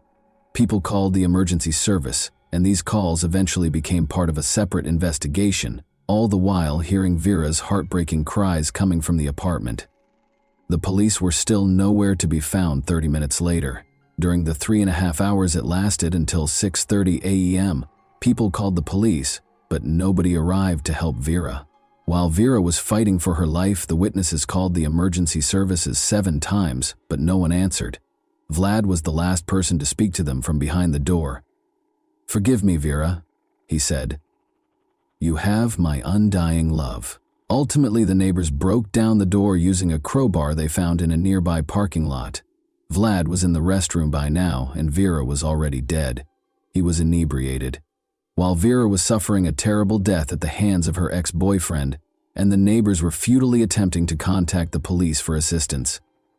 Operators were drinking tea, laughing, and discussing life in 112, and they were quite upset about being bothered. It was only after Vera's death that the police showed up. They will later allege that one car ran out of gas and that no officers were available because everyone was attending to other calls. Consequently, the police officers who were on duty that evening and the 112 operators were also put on trial. The police station video was released while the investigation was underway, but translating it into English is pointless. I can sum it up in one word: indifference, and even without subtitles, it's obvious. Recall that Vlad stated in his testimony that he and Vera had no disputes until 5 in the morning, but the forensic analysis revealed that he had lied. 6 hours prior to her demise, Vera sustained her initial injuries. At around midnight, that is. It indicated that she had been beaten and injured by Vlad Kanyus for 6 hours prior to her passing. Her nose and ribs were broken, and she had approximately 100 injuries total, including stab wounds. Additionally, there were marks from strangulation on her neck. If you were surprised by the police's lack of action, prepare yourself. You won't believe what happened next. Over 1,000 people showed up for Vera Pexteleba's funeral, and the church was unable to accommodate them all. According to Oksana, Vera's mother, the funeral home tried to restore her daughter's face with makeup for 4 hours, but she was still unable to identify her. Her injuries were that severe. Vlad Kanyus was telling the investigators in the meantime his account of events. Naturally, he made an effort to minimize his involvement in this crime. He said as much about that evening. I told her I knew she was seeing another guy and suggested we get back together when I first started talking to her about our relationship. We began to argue. It was not to her liking. She then began hitting me, insulting me, and using profanity. In particular, she struck me in the face with her palm at least 8 times and kicked me at least 5 times in the groin. When she slapped me, I felt no pain. Vera began hitting me first, but I felt physical pain when she kicked me between the legs. It infuriated me. She lied and claimed she wasn't seeing anyone else, which infuriated me. Vera also claimed that since I was well versed in her personal life, I was intruding on her privacy. She persisted in insulting me during this time. So I became enraged and struck her multiple times with my palms, roughly 4 times on the head, though the blows were not very strong. Vera fell to the ground and struck the closet when I struck her. On her stomach, she lay. She struck me back too. Specifically, she used her fists and palms to beat my head. It hurt. She didn't stop even after I told her to. She scratched my back, I recall. I then made the decision to grab her by the neck. On the floor, I noticed an iron. After grabbing this iron, I wrapped Vera's neck with the iron cord. Then I pulled the cord a little tighter around her neck. For 1.5 minutes or 2, I squeezed her neck. I didn't want to kill Vera at the time, and I was unaware that my actions could do so. I wanted to frighten Vera, so I was pulling the cord tighter around her neck. My goal was for her to faint. I hoped she would go to sleep. After I took the cord off her neck, she began coughing and wheezing for 15 minutes. When I took Vera's neck cord off, I placed her on her back. After she had been in the prone position, she was unconscious at the time. She wheezed and made noises at the same time. She seemed fine to me. I eventually began rousing Vera, but she was not responding. I then began to hear if her heart was pounding. I listened to her mouth and then her heart. Her heart wasn't beating. She was not breathing. I can't recall what came next. I recall that I eventually found myself in the restroom. I was holding a knife at the same time. I wanted to injure myself, so I brought a knife. I knew Vera was dead, and I didn't want to kill her, so I didn't want to live. After a while, my brother and a policeman entered the apartment through the open door. I was then instructed to put on my clothes. The police station is where I was taken. I apologize for my actions. I don't deny that Vera died as a result of what I did. I had no desire to murder her. I would like to express my regret to Vera's family. Vlad has a selective memory, as you have observed. He recalled strangling Vera, but he couldn't recall how he hurt her roughly 100 times. Vera was lying on her stomach on the floor during the interrogation, and it was unclear how she could have scratched his back and punched him in the face. It also became evident how Vlad's brother got to the crime scene. He lived in a different city, after all. This is what Vlad said to the police. I called my brother and informed him of the situation. My brother advised me to call an ambulance and perform cardiopulmonary resuscitation on Vera. After I informed him that she was not breathing, I attempted to administer first aid to her. I attempted to massage her heart and perform CPR.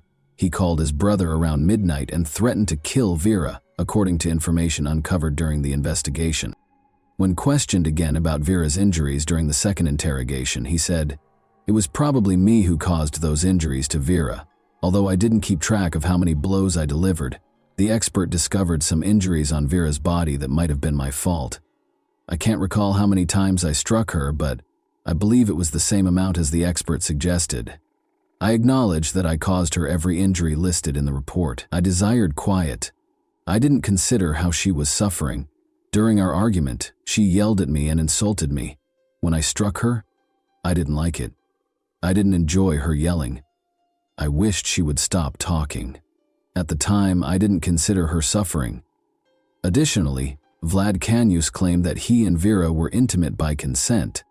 Since it was impossible to prove the opposite, the charges pertaining to this were ultimately dropped that evening. Emergency service operators and police officers were charged with negligence.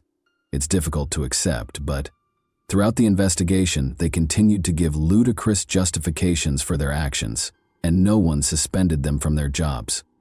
For each of the 5 defendants, the prosecutors sought actual prison sentences, but the judge made a different decision. They were given suspended sentences ranging from 1.5 to 2 years. Additionally, the court mandated that each give the victims roughly $350. The police department also had to pay about $11,000 at the same time. Although the ruble is the currency of Russia, I have converted all amounts to US dollars. The indictment claims that the police officers had gasoline, and even if they didn't, they should have taken the proper action to address the situation. However, they did not view going to the scene as an urgent task, so everyone can understand these numbers. According to them, neither police officer admitted guilt and refused to assist with the investigation. The investigation team was at another address where the man's body had been discovered earlier, when witnesses called to report the woman's screams and cries for assistance. Vera had no intention of staying in the apartment that night, so we'll probably never find out what actually transpired. She even asked a friend to assist her in moving. Thus, there is every reason to believe that Vlad poured alcohol into Vera's mouth while she was unconscious, or forced her to drink it. He had time to devise a story that would demonstrate that everything that occurred was accidental. Vlad Canius was given a 17-year prison sentence by the court in the summer of 2022. He partially acknowledged his guilt. Additionally, he was mandated to make a compensation payment of roughly $45,000. Vera's parents were shocked by what transpired next, since they felt that 17 years was a very light sentence for what Canius had done to their daughter. They intended to appeal the decision. But Vlad was not even imprisoned for a year. Pictures of Canius in uniform were broadcast on the network in November 2023, and it was revealed in April 2023 that he had been pardoned by the president following 6 months of involvement in the war. He was also released from the duty to compensate Vera's parents in any way, and you are all aware of the type of conflict Russia is currently embroiled in. In Russia, the case of Vera Pektaleva has generated a lot of interest. Not less poignant was the news of Vlad Canius's pardon. This is what the Russian president's press secretary had to say about it. Pardoning follows a specific process, which we have discussed on numerous occasions. The convicted individual should first confess his guilt before the documents are sent to the president for review. This decision is made at the level of the Federal Bureau of Prisons, followed by the regional level, the federal district, the Central Commission, and finally the president. This is one method. Another is for prisoners, including those incarcerated for major offenses, to atone for their crimes with blood on the battlefield. Blood under shells and bullets was how they atoned for their sins. When Vera's parents found out that the person who killed their daughter was free and could start over, it's difficult to imagine how they felt. Such a chance will never come to their daughter. She was denied another chance. And that wraps up today's chilling story. If you enjoyed this video, don't forget to like and subscribe so you never miss a new upload. Also, let me know in the comments, what part of this story shocked you the most? Thank you for watching, and I'll see you in the next video.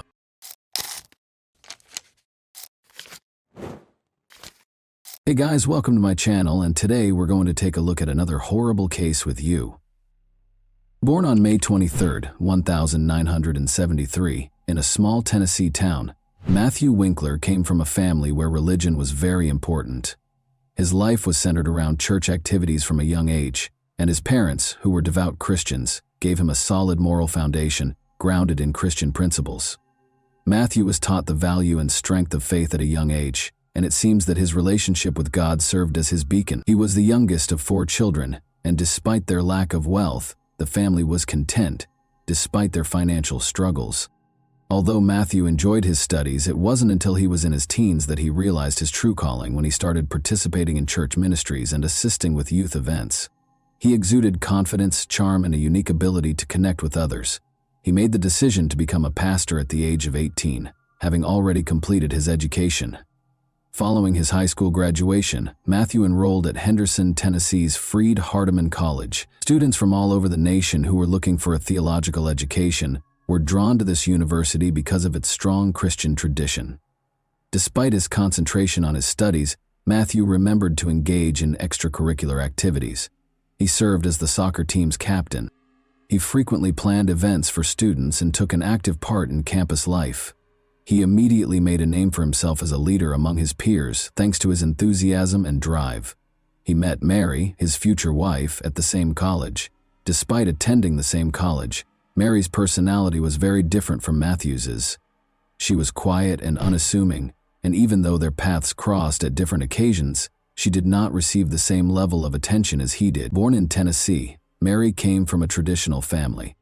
Her family always upheld modest values, and she had a mild upbringing.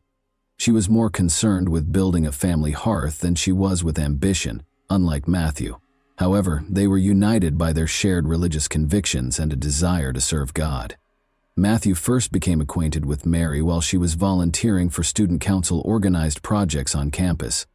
Her kindness and gentleness of heart impressed him. Mary wasn't looking for attention. She was not overlooked. He started their friendship, which swiftly developed into a more committed partnership for someone with Matthew's charm. Surprisingly, Matthew's vivacious personality was ideally matched by Mary's serene and prudent disposition. They were soon inseparable. The couple started assisting the underprivileged, volunteering at community events, and working together on church projects. In addition to being his wife, Matthew viewed Mary as a ministry partner who shared his philosophy of life. Mary, however, believed she had found a man who shared her beliefs and was supportive. After graduating from college, they got married and relocated to Selmer, where Matthew accepted a position as a pastor at the nearby Church of Christ. There was more to the Church of Christ in Selmer than just worship. It served as the town's most significant hub for activity. It was situated on a hill with a lovely garden all around, and the congregation always congregated there. The entire town seemed to have assembled for prayer. Matthew immediately won over the locals with his innate charm and talent for communication. He planned a lot of charity concerts, youth classes, and events to aid the underprivileged. Everyone was talking about him, and he rose to prominence in the community. Mary actively assisted him in this ministry in spite of her modesty. She was present when Matthew took care of the house, assisted with event planning, and delivered significant announcements to the congregation. She stayed in the background, unlike her husband, but everyone could always see how much she loved and cared for her family. The Winklers seemed to be the ideal family. Patricia, Mary, Alice, and Brianna are the 3 daughters that Matthew and Mary raised. You could frequently hear the children's laughter reverberating throughout the house because they were energetic and full of fun. The sisters were close and, even though they were young, already exhibited the same Christian values as their parents, but there was a very bad life going on behind the closed doors of their home. The tension between Matthew and Mary was occasionally apparent to those who knew the family a little better. Although some claimed that Matthew was an overly strict man, the rumors never spread beyond a small circle. Matthew was a man of strong character. In a small town, people hardly ever talked about such things openly, but their children, who were always happy and gregarious, showed no signs of trouble for most of them. The Winklers were still a role model. It started out as a typical spring morning on March 22. As the Christ Church congregation started to assemble for services, the town was just starting to awaken. The air was filled with the aroma of freshly cut grass and coffee poured into thermoses that residents frequently brought to meetings. But soon after, the unsettling news that Pastor Matthew had failed to arrive at church broke the stillness of that morning. He never skipped Sunday services, so this was out of the ordinary. After unsuccessful attempts to contact him, A number of parishioners visited his home to check on him.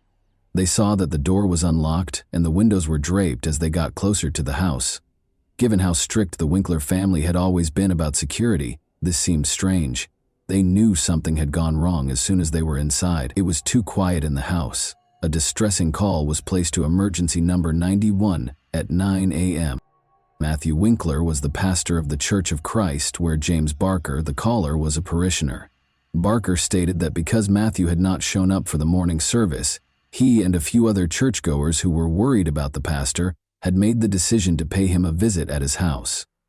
A few minutes after the call, Barker found Matthew's body in his bedroom, and police officers quickly arrived on the scene. In order to avoid interfering with the investigation, Barker and other parishioners had already left the house.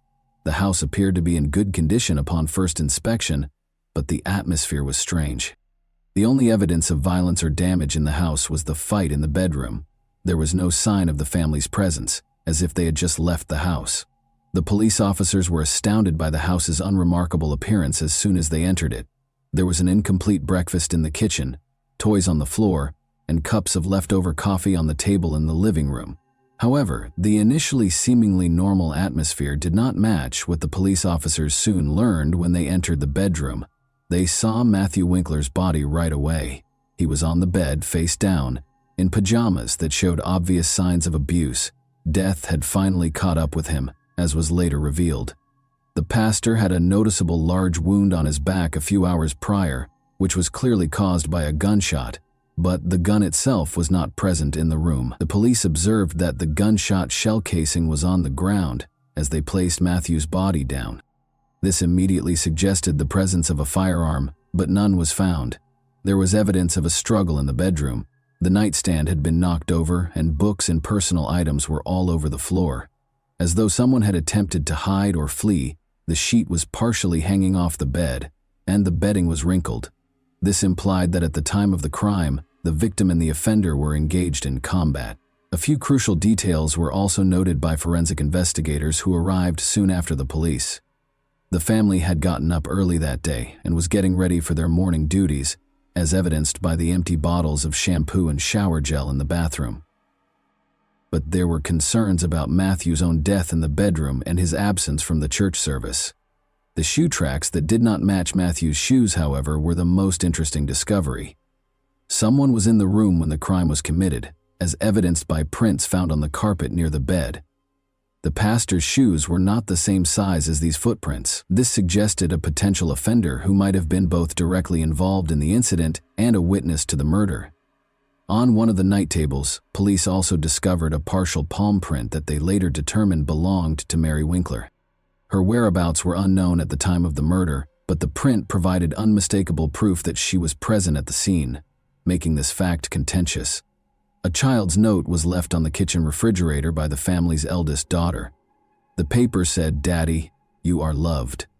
In the midst of the tragedy, the message was especially poignant and made investigators wonder about the motivations behind the crime. After examining the house and documenting important evidence, police started questioning. James Barker, who saw the first events, was the first person interviewed. Barker attested that he and a number of parishioners visited the residence early on March 22 in order to locate the pastor, who had not arrived for service. The next question posed by a neighbor is whether the perpetrator knew the family, because he also stated that there were no indications of violence or forced entry in the house, who also claimed that he saw Mary Winkler on March 21st in the evening. According to him, there were no indications of tension or conflict, and the Winkler family seemed friendly and at ease. The Winkler family was described by numerous witnesses as calm and amiable, so this turned out to be a crucial point. Soon after, the police started interrogating the church employees, who also attested to the absence of any indications of disputes or questionable activities, but it soon became apparent that nobody had any clue as to where Mary and the kids might have gone. The main thing that caught people's attention right away was that Mary and the Winkler kids were nowhere to be found. The family may have been kidnapped or on the run because their car was out of place. This turned into the primary query that investigators were attempting to address. Following the discovery of Matthew's body, a massive search was launched for the Winkler's vehicle, and hotels and gas stations were inspected for possible routes Mary might have taken. When police learned that the Nissan Quest minivan had vanished, they immediately began a manhunt for it. Every patrol team within a few hundred kilometers was told to keep an eye out for vehicles that fit the description. Investigators also asked for surveillance footage from gas stations and major highways. Because Selmer is a small town, there were few options for escape routes, which gave police hope that the missing men would be found soon. The car was seen on a surveillance camera at a gas station in northern Alabama, roughly 200 kilometers from the crime scene, a few hours after the search started. 3 kids were in the backseat of the car, and the driver was a woman, according to the video. Although her motivations were still unknown, this discovery was the first concrete indication that Mary had left the state with the kids. Police started looking through Mary's cell phone's messages and calls while they searched for the car. Cellular carrier's information indicated that her phone was in operation in the Jackson, Alabama area. During the time that the car was spotted, Mary made a number of brief phone calls, none of which were to friends or family. This demonstrated her prudence and desire to avoid leaving an overt trace. Calls made the day before the murder were also examined by investigators. One significant discovery was that Mary had spoken with the bank where the family had a loan about their financial troubles. Based on this information, police theorized that strange financial relationships might have been the driving force behind the crime. Examining Mary's financial activity was another crucial area of attention. The family booked accommodations at a small Jackson motel using their credit card. Police were able to further focus their search as a result, and on March 23, 2006, just over 24 hours after Matthew Winkler's body was found, they went straight to the address that was provided. Mary Winkler and her 3 kids were discovered by police in a motel in Jackson. A tiny room with 2 beds was occupied by the family. Mary opened the door almost instantly when the officers knocked. She didn't appear panicked, but she did look exhausted. She later discovered that she had purchased the toys her 3 daughters were playing with on the way in. There was no opposition to Mary's arrest. After giving him a hug, the woman calmly climbed into the police car. The investigators were taken aback by her actions. She didn't try to escape or defend herself. She merely said, "I knew you would find us." This was a crucial detail because it showed that she was aware that she was going to be arrested. The kids were treated by psychologists at a nearby social assistance center. They looked healthy at first glance, but they were confused and didn't know what was going on. Patricia, the oldest daughter, informed center employees that her mother had asked them to be obedient while they were on a brief vacation. Investigators also spoke with people who knew the Winklers, including Mary. While neighbors characterized the family as amiable and successful, others noted that Mary had recently appeared to be depressed. According to one of her friends, she hardly ever interacted with people outside of her family and church. According to Matthew's church colleagues, he was a strict man, particularly when it came to family matters. This was inconsistent with the public portrayal of their happy marriage. The Winklers had substantial debts, according to officials at the bank where the family's loan was arranged, and a member of the congregation remembered that Mary had appeared distracted and depressed the day before. The bank sent a letter requesting repayment shortly before the tragedy. The family may have become tense as a result of this. The testimony of witnesses and the evidence collected suggested that the couple's relationship was not as perfect as it seemed. According to Mary, Matthew was emotionally harsh and frequently chastised her, but at the time following Mary's wink, there was no proof of physical abuse. Was taken into custody by police at a motel in Jackson Township.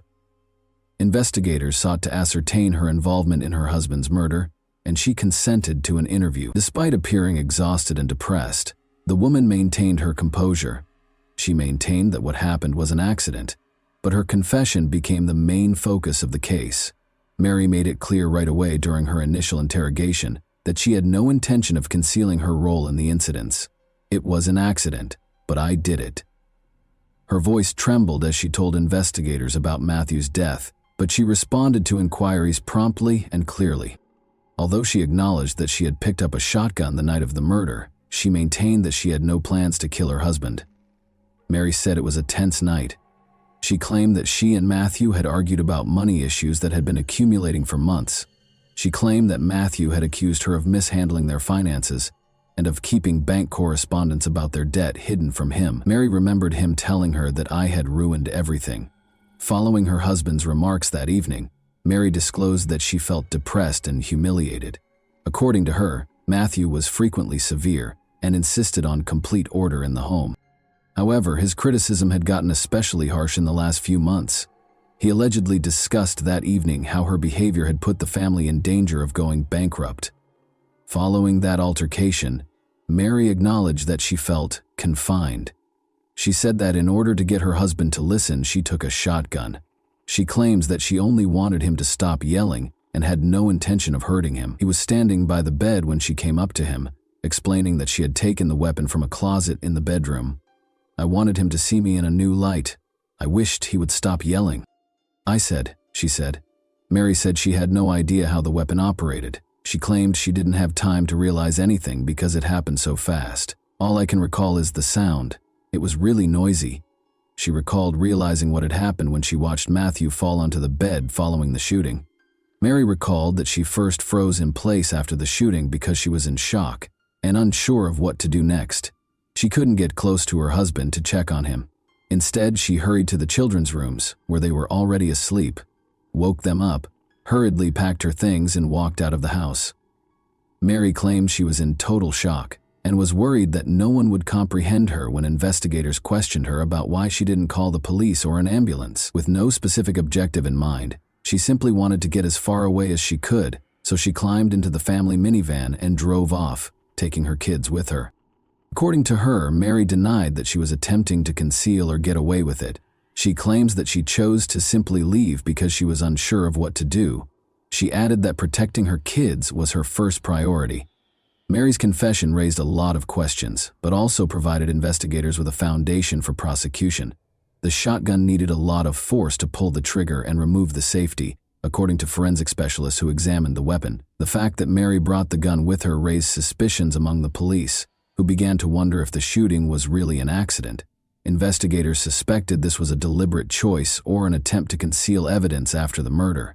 Despite being emotional, Mary's own confession did not rule out a premeditated crime. In an interview with psychologists, Patricia, the family's eldest daughter, claimed to have heard her parents talking loudly the night before the trip.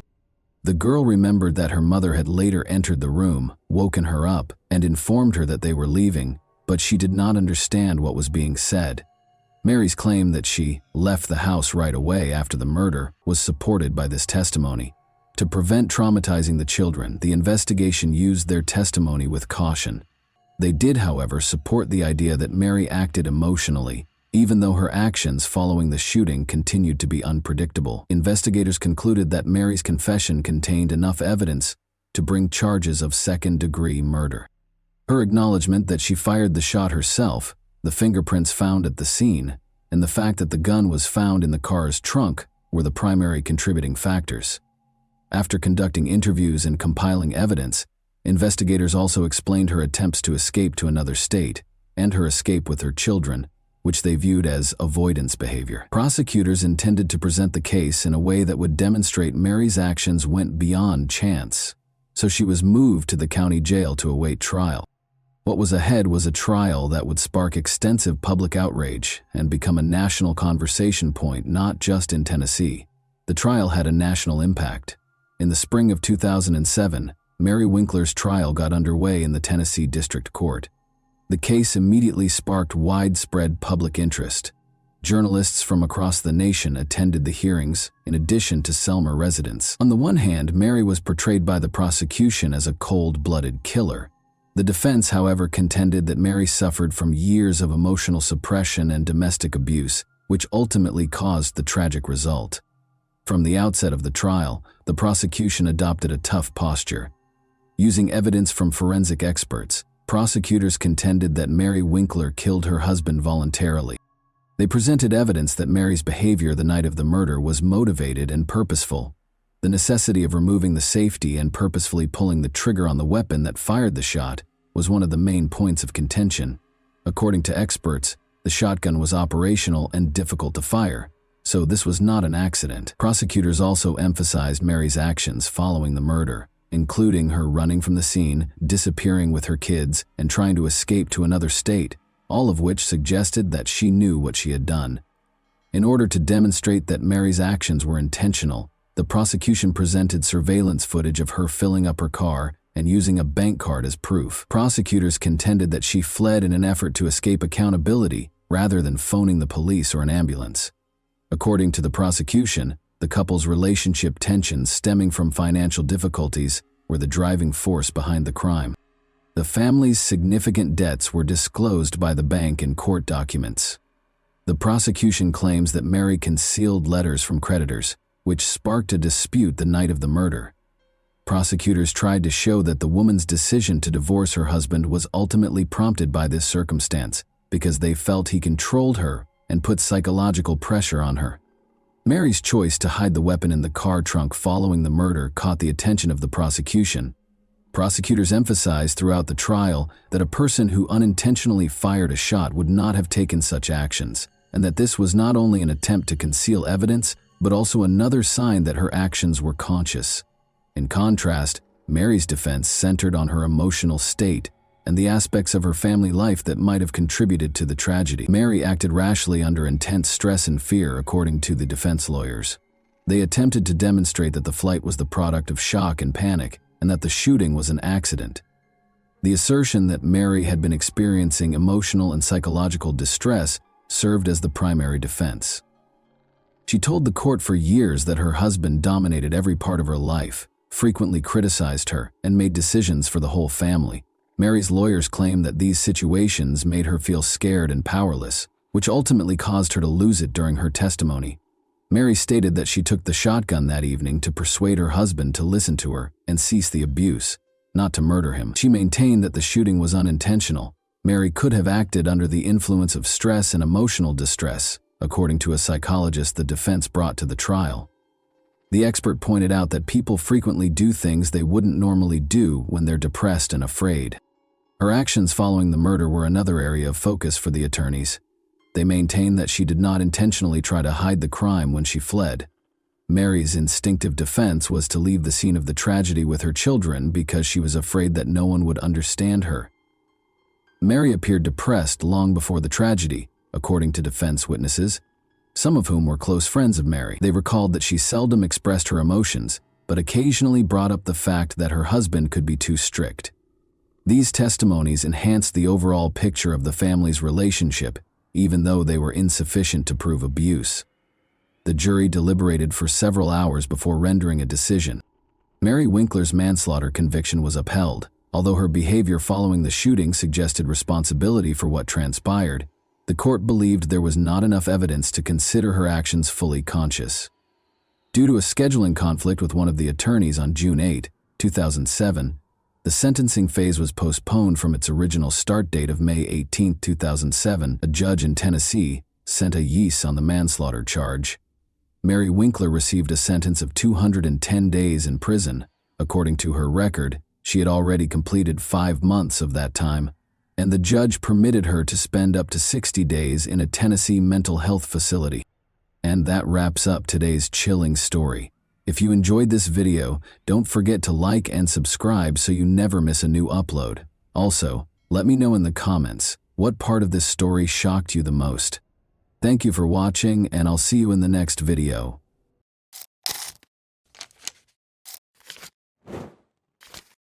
Hey guys, welcome to my channel, and today we're going to take a look at another horrible case with you. Why do some young women marry men who are significantly older than them? Rosanna Galliano's story wasn't the only one. A young college student married a man her father's age after falling in love with him. But this union's tragic demise stunned Argentina as a whole and became one of the most talked about subjects in the media. Who was Galliano? Rosanna? On November 24, 1978, Rosanna Edith Rodriguez Galliano was born in a Buenos Aires suburb. She was the youngest of Reynaldo Galliano and Graciela Rodriguez's 4 children. Rosanna grew up with her sister Monica and her older brothers Oscar and Gustavo. From their early years, the siblings had a close bond. Her father was a skilled mechanic who ran a small auto repair business. Her mother had previously taught at a nearby high school, but she chose to quit teaching after having children in order to focus on taking care of the family and raising her children. According to everyone who knew Rosanna personally, she was a happy, vivacious, and outgoing young lady. She participated actively in dance, had lots of friends at school, and was talented at drawing. One day, she hoped to pursue a career in interior design or art. After graduating, she enrolled at Argentina's National University of the Arts because she was determined to achieve her goals. If José Arce hadn't entered her life, she probably would have accomplished everything she set out to do. José Jacinto Arce brought his vintage car with a rather complex problem to Reynaldo Galeano's workshop in 2001. The skilled mechanic accepted the assignment. Rosana stopped by her father's workshop to deliver lunch that her mother had made while they talked about the specifics and price of the repair. Rosana immediately drew Arce's attention with her youthful beauty, big eyes, and bright smile. The man started going to the workshop every day, ostensibly to monitor the work and see how the repair was going. In the hopes of seeing Rosana again, he always arrived during lunch. It's now necessary to give some background information about José Arce and his troubled past. Jacinto Pedro Arce and Elsa Dorotea Aguilar welcomed him into the world on November 28, 1948, in the Famela department in the northwest of the Argentine province of Tucumán. His mother's side of the family was Greek, and his father's was Italian. He spent a large portion of his early years in Naples and on the Greek island of Crete. According to some accounts, José Arce's father had strong connections to organized crime and accumulated a sizable fortune through illicit means. Jacinto's unexplained death in the middle of the 1980s suggested a targeted attack, perhaps planned by someone with a purpose.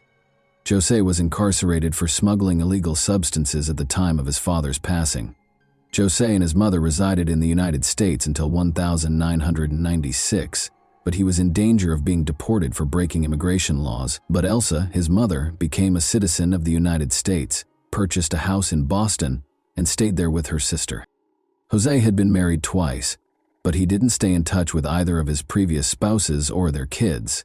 He disliked discussing his past and preferred to keep his marriages, criminal history, dubious family background, and the mystery surrounding his father's death a secret.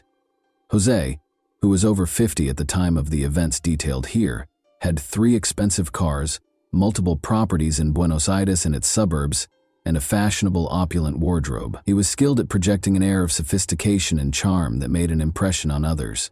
Young Rosana was soon won over by his charm. After exchanging phone numbers, Rosana asked her out on a date a week later. Rosana didn't fully comprehend how deeply she had fallen for a man who could have easily been her father, because their relationship developed so quickly. Rosana's parents were initially unaware of the couple's covert relationship. Her older sister, Monica, was immediately concerned when she told her, but she also pledged to keep it a secret from their parents for the time being. José showed up at the Giuliano home 6 months later to formally request Rosana's hand in marriage. Rosana was only 22 years old at this point, and he was 52. The proposal surprised her parents, who were unsure of how to respond. Graciela, Rosana's mother, drew her aside and asked her bluntly if she really intended to wed this much older man.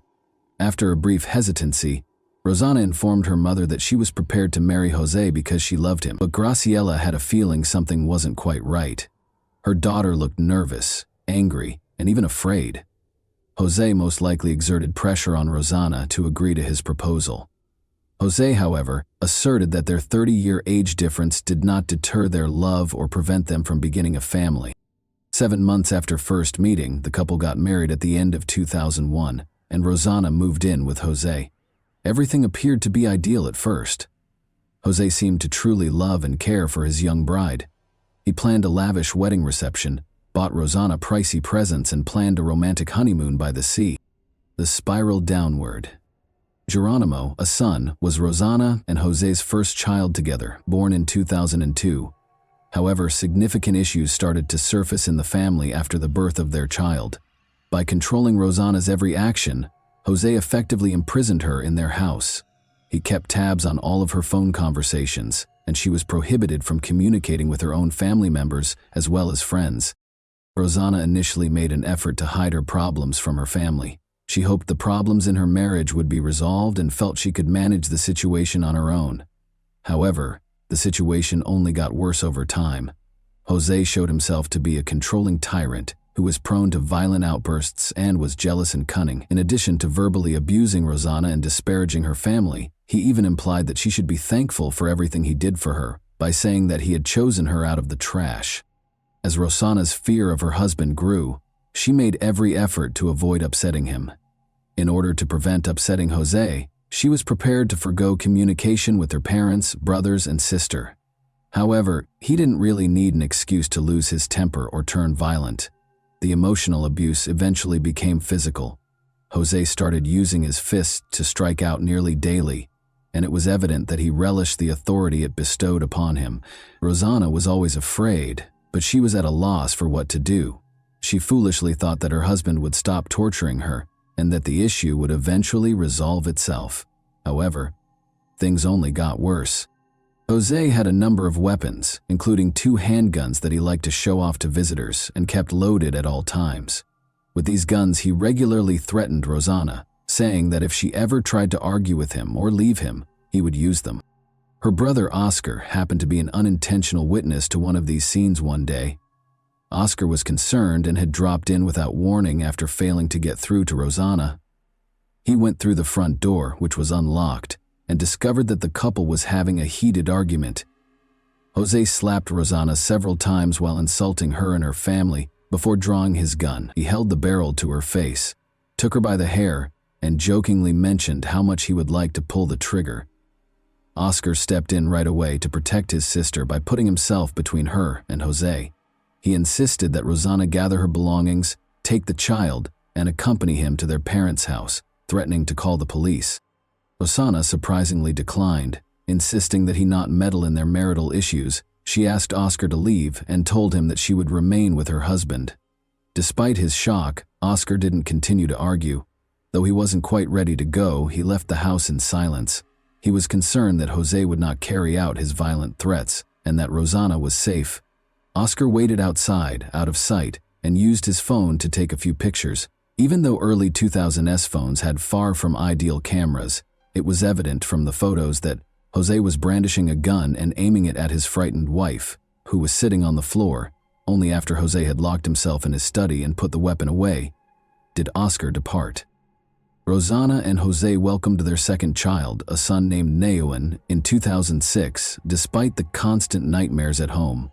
In an effort to preserve their marriage and provide her sons with a 2-parent home free from poverty, Rosanna made every effort to patch up her relationship with her husband. However, things did not change. Jose remained as vicious and violent as ever.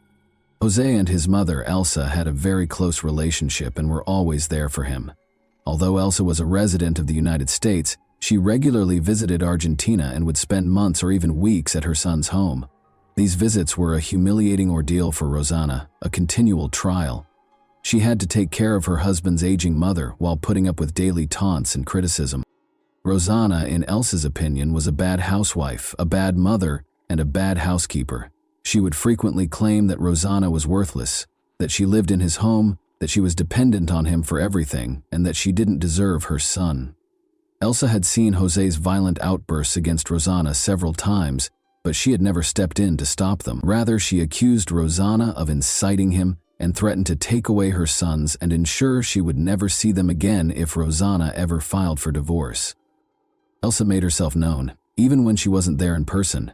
She stayed in close communication with Jose, asking about everything that went on in the home, giving him advice, and urging him to make sure Rosanna didn't get away with anything. Jose viciously assaulted Rosanna once more in the middle of 2006, when Nehuan was only 7 months old, breaking her nose and multiple ribs.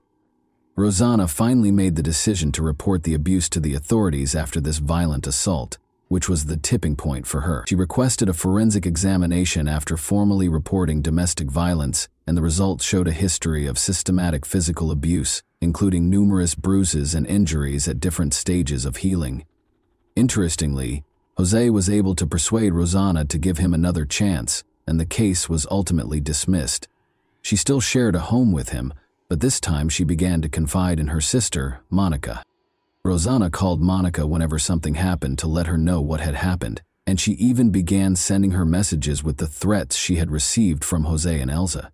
For more than a year, Monica recorded these discussions in a journal. Rosanna took her 2 sons and spent days hiding out at her sister's house as she repeatedly ran away from her husband's abuse. At least 5 times during these escape attempts, she was forced to return to Jose after he threatened to kill her or take her sons away, according to close family members. Rosanna filed for divorce at the end of 2007 and was successful in getting a court order that barred Jose from being around her and their sons. Jose, however, filed a countersuit, asserting his right to see his sons. For these visits, the court set a schedule that had to be adhered to. They agreed that Jose's vacant country home would be the venue for the meetings. Rosanna was afraid of Jose and felt safer with someone who could step in if something went wrong, so she frequently went to these meetings with her brother Asgar. Rosanna became friends with Daniel Gonzalez, a local gardener, and told him about her terrifying ordeal. Daniel was sympathetic and saw multiple instances in which Jose used derogatory language to publicly humiliate Rosanna. He would subsequently testify in court regarding these incidents. Rosanna met Oscar Lugo, a young man, in August 2007. They soon developed a romantic relationship. Despite being only 3 years Rosanna's senior, Oscar was considerate, kind, and perceptive. He took to her sons right away. After her divorce from Jose was finalized, the couple even began organizing their wedding, giving the impression that she had finally found the right partner. Jose, however, persisted in keeping a close eye on his still lawful wife. When physical violence and threats failed to control her, he turned to bribery. Rosanna adamantly refused his offer of a car in exchange for her return. Jose, who remained in close contact with his mother, confided in her out of desperation that he intended to hire someone else to kill Rosanna. Elsa not only endorsed the concept but also gave her son financial support, sending him a sizable sum of money to commit the crime. Jose had to come up with a thorough plan and locate a hitman for almost 2 months. Rosanna, her sons, and her sister Monica visited Jose at the country house on January 16, 2008, as part of a planned visit. Jose left the women in the house that day to wait for the boys to return after taking them for a walk. Jose sent a message around 9 p.m. stating that he was taking Geronimo, one of the boys, to the hospital because he was feeling ill and had a fever. Rosanna became worried and texted Jose multiple times in an attempt to find out what was happening, but he didn't pick up. Hosanna gave Rosanna a call at around 10 o'clock. The phone call would prove to be a fatal trap. Rosanna would go outside to get a signal, and he knew that cell reception was bad in the house. Monica hurried to investigate after hearing 6 gunshots as soon as she left the house. On the vacant lot next door, she noticed a shadowy figure slipping behind a fence. She discovered Rosanna bleeding profusely on the ground a short while later. Monica dashed back inside to retrieve her phone, but she was unable to immediately connect to emergency services. She called her brother in a panic, told him what was happening, and urged him to call the police and emergency services right away. Rosanna had no chance of surviving after 4 of the 6 shots that were fired struck their target, striking her in the neck and chest. She had already stopped exhibiting any signs of life by the time emergency personnel arrived. Doctors were only able to confirm Rosanna's death after she bled out in a matter of minutes. Rosanna's close relatives were all certain of the person responsible for this terrible incident. When Jose was questioned that same night, he pretended to be shocked and denied any role in his wife's passing. He was released pending additional investigation because he had an alibi. Rosanna's family feared that Jose would just pay someone off and get away with it if there was no publicity, so they chose to take the case to the media. The publicity, though, could have backfired. Rosanna actively conducted interviews and engaged prestigious attorneys, damaging Rosanna's and her family's reputations. He asserted that Rosanna had cheated on him by having multiple lovers, all of whom might have desired her death. He even charged Monica with the murder, claiming that she had called their brother instead of helping her dying sister. However, Monica's potential involvement in the shooting was thoroughly investigated. Ballistic tests showed that the shots had been fired from a .45 caliber pistol, which would have been difficult for a thin woman like Monica to handle, and there were no signs of gunpowder residue on her hands or clothing. Josiah went on to enumerate Rosanna's alleged suitors, which included the gardener and a number of other men from their domestic staff. At first, the investigation proceeded slowly, but with the help of multiple witnesses' testimonies, Monica's thorough diary, and images on Oscar's phone, a Authorities were able to prove that Jose had been physically abusing his wife for years. Subsequent inquiries turned up multiple instances in which Rosanna had reported domestic abuse to the police, accompanied by medical documentation.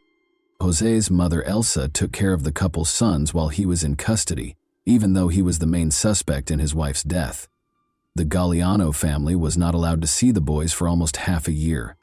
Graciela and Monica were denied custody but were given visitation rights only in the fall of 2008. Oscar, who had pictures of Jose pointing a gun at his sister on his phone, was put under witness protection and started getting anonymous threats. He was fitted with a tracking device so that authorities could keep tabs on his movements. When he was abducted by two unidentified attackers a few months later, brutally beaten and abandoned to perish in a secluded location outside the city, this gadget saved his life. He was found in time and taken to the hospital with the help of the tracking signal. A year after Rosanna's passing, Jose was taken into custody and accused of assault, abuse, and planning a crime. Despite a lot of work, the hired criminal's identity was never revealed. Paulo and Gabriel, Jose's cousins, were detained as possible accomplices, though. They were released in April 2009 after the charges against them were dropped for lack of evidence.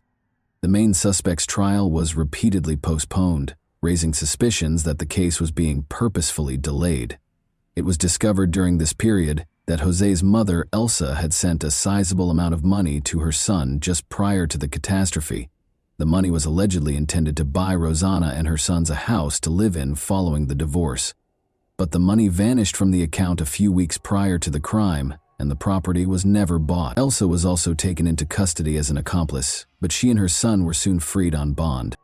More than 5 years after Rosanna's passing, the trial finally started in the spring of 2013. Since the identity of the offender was still a mystery, Jose and Elsa were the only defendants. Jose had a stroke and was admitted to the hospital just 1 week into the trial, and Elsa was put under house arrest. Geronimo and Nehuan stayed with the Arce family during this period. When the trial recommenced 6 months later, Jose and Elsa were both found guilty in spite of the defense team's best efforts. Jose's refusal to divide property and custody of his sons during the divorce was determined to be the main driving force. At least Elsa knew about her son's plans and encouraged him.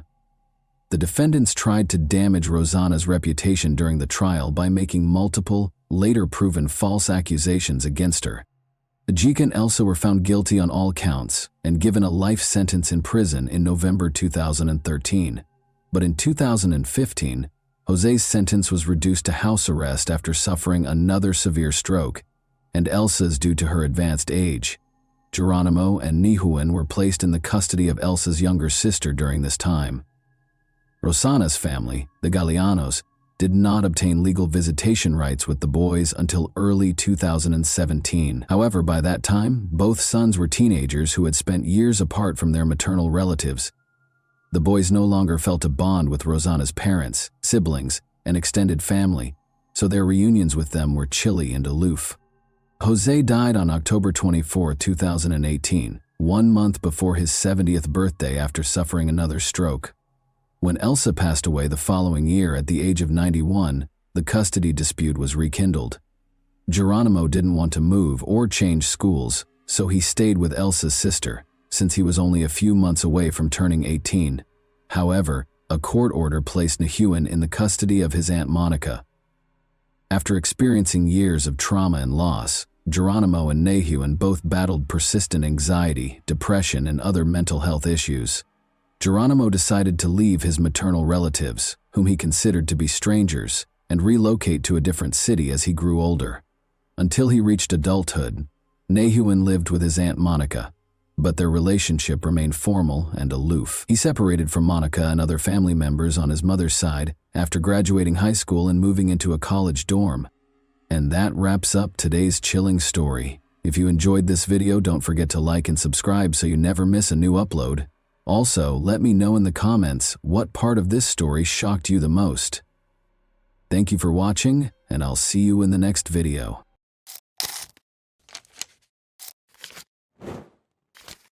Hey guys, welcome to my channel, and today we're going to take a look at another horrible case with you. A person's life can be completely transformed by the emotion of love. It can be tender and loving, or it can be hurtful and disappointing. Almost everyone has times in their lives when they meet someone who becomes special to them, but occasionally these relationships don't work out as planned. In this tale, a man and a woman fell in love, but their relationship ended because of a well-publicized investigation. What transpired between them?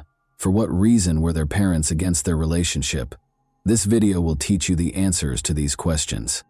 I want to start by saying that this is one of the most unbelievable stories I have ever posted on my channel. Why do those who are meant to protect and serve act indifferently? And everyone will be shocked by this story's conclusion. We will therefore talk about what happened in Kemerovo, Russia, in 2020. The administrative hub of the Kemerovo Oblast is the sizable Russian city of Kemerovo. It is located in western Siberia's southern region. It is one of the biggest cities in Siberia, with a population of over 500,000. On September 24, 1997, Vera Pekteleva was born in Kiselyovsk, Kemerovo Oblast. She developed into a happy, imaginative adult. She enjoyed singing and she won several competitions while she was in school. Despite their divorce while she was in school, Vera's parents, Oksana and Yevgeny, remained friendly. Vera got along well with her mother's new husband and her father's new wife. She was characterized as a non-confrontational, upbeat, and kind individual. As previously mentioned, Vera was a creative person, so her family was taken aback when she chose to attend the State Technical University in Kemerovo after high school graduation, rather than pursue a career in the arts. Vera spent her free time visiting her mother, Oksana, who lived in Kiselyovsk, approximately 110 miles from Kemerovo. Vera met a man her own age, Vladislav Kanius, during one of these visits in 2016. The total opposite of Vera was Vlad, as everyone called him. He was reclusive, irritable, and lacked life goals. Vlad was raised in a dysfunctional household and left school after the 9th grade. He lived with his father after his mother abandoned her family. But the challenges in his life did not stop there. In the end, his father committed suicide as a result of his legal troubles. Vlad was profoundly affected by everything that transpired in front of his eyes. Vera fell in love with Vlad despite the fact that they had little in common. Vera's parents opposed this relationship because they were aware of Vlad's identity. Of course, the guy's life wasn't easy, and we felt sorry for him, but we wanted a completely different life for Vera. We disapproved of her choice. We waited for her to end this relationship, Oksana, her mother, said. Vera's father asked her to break up with Vlad after learning about him, but Vlad and his daughter remained together. She simply ceased discussing him with her parents. Vera's mother, Oksana, recalled, "Vlad was never at our family gatherings. He was not in the photos on Vera's social networks. It was like she was hiding him." An essential fact to note here is that Vera and Vlad moved into Kemerovo together in 2019. Vlad, who was unemployed and did not want to change that, loved living with Vera, and her parents helped pay for the apartment. She was intelligent, attractive, and always had cash in her pocket. She gave him financial support. The couple's relationship was strained. It was obvious that Vlad would not stop abusing alcohol. Her parents thought Vlad had beaten her. Vera ultimately made the decision to end this toxic relationship in November 2019, but her boyfriend was adamantly against it.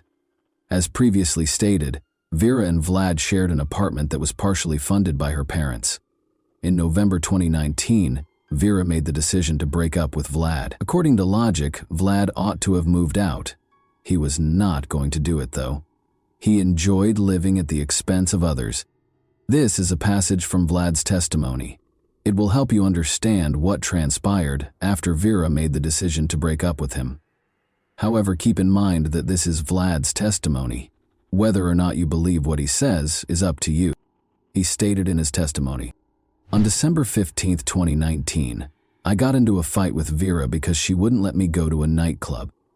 Throughout our relationship, Vera started to frequently leave for Kiselyovsk and gradually started to distance herself from me, telling me that she was talking to someone else.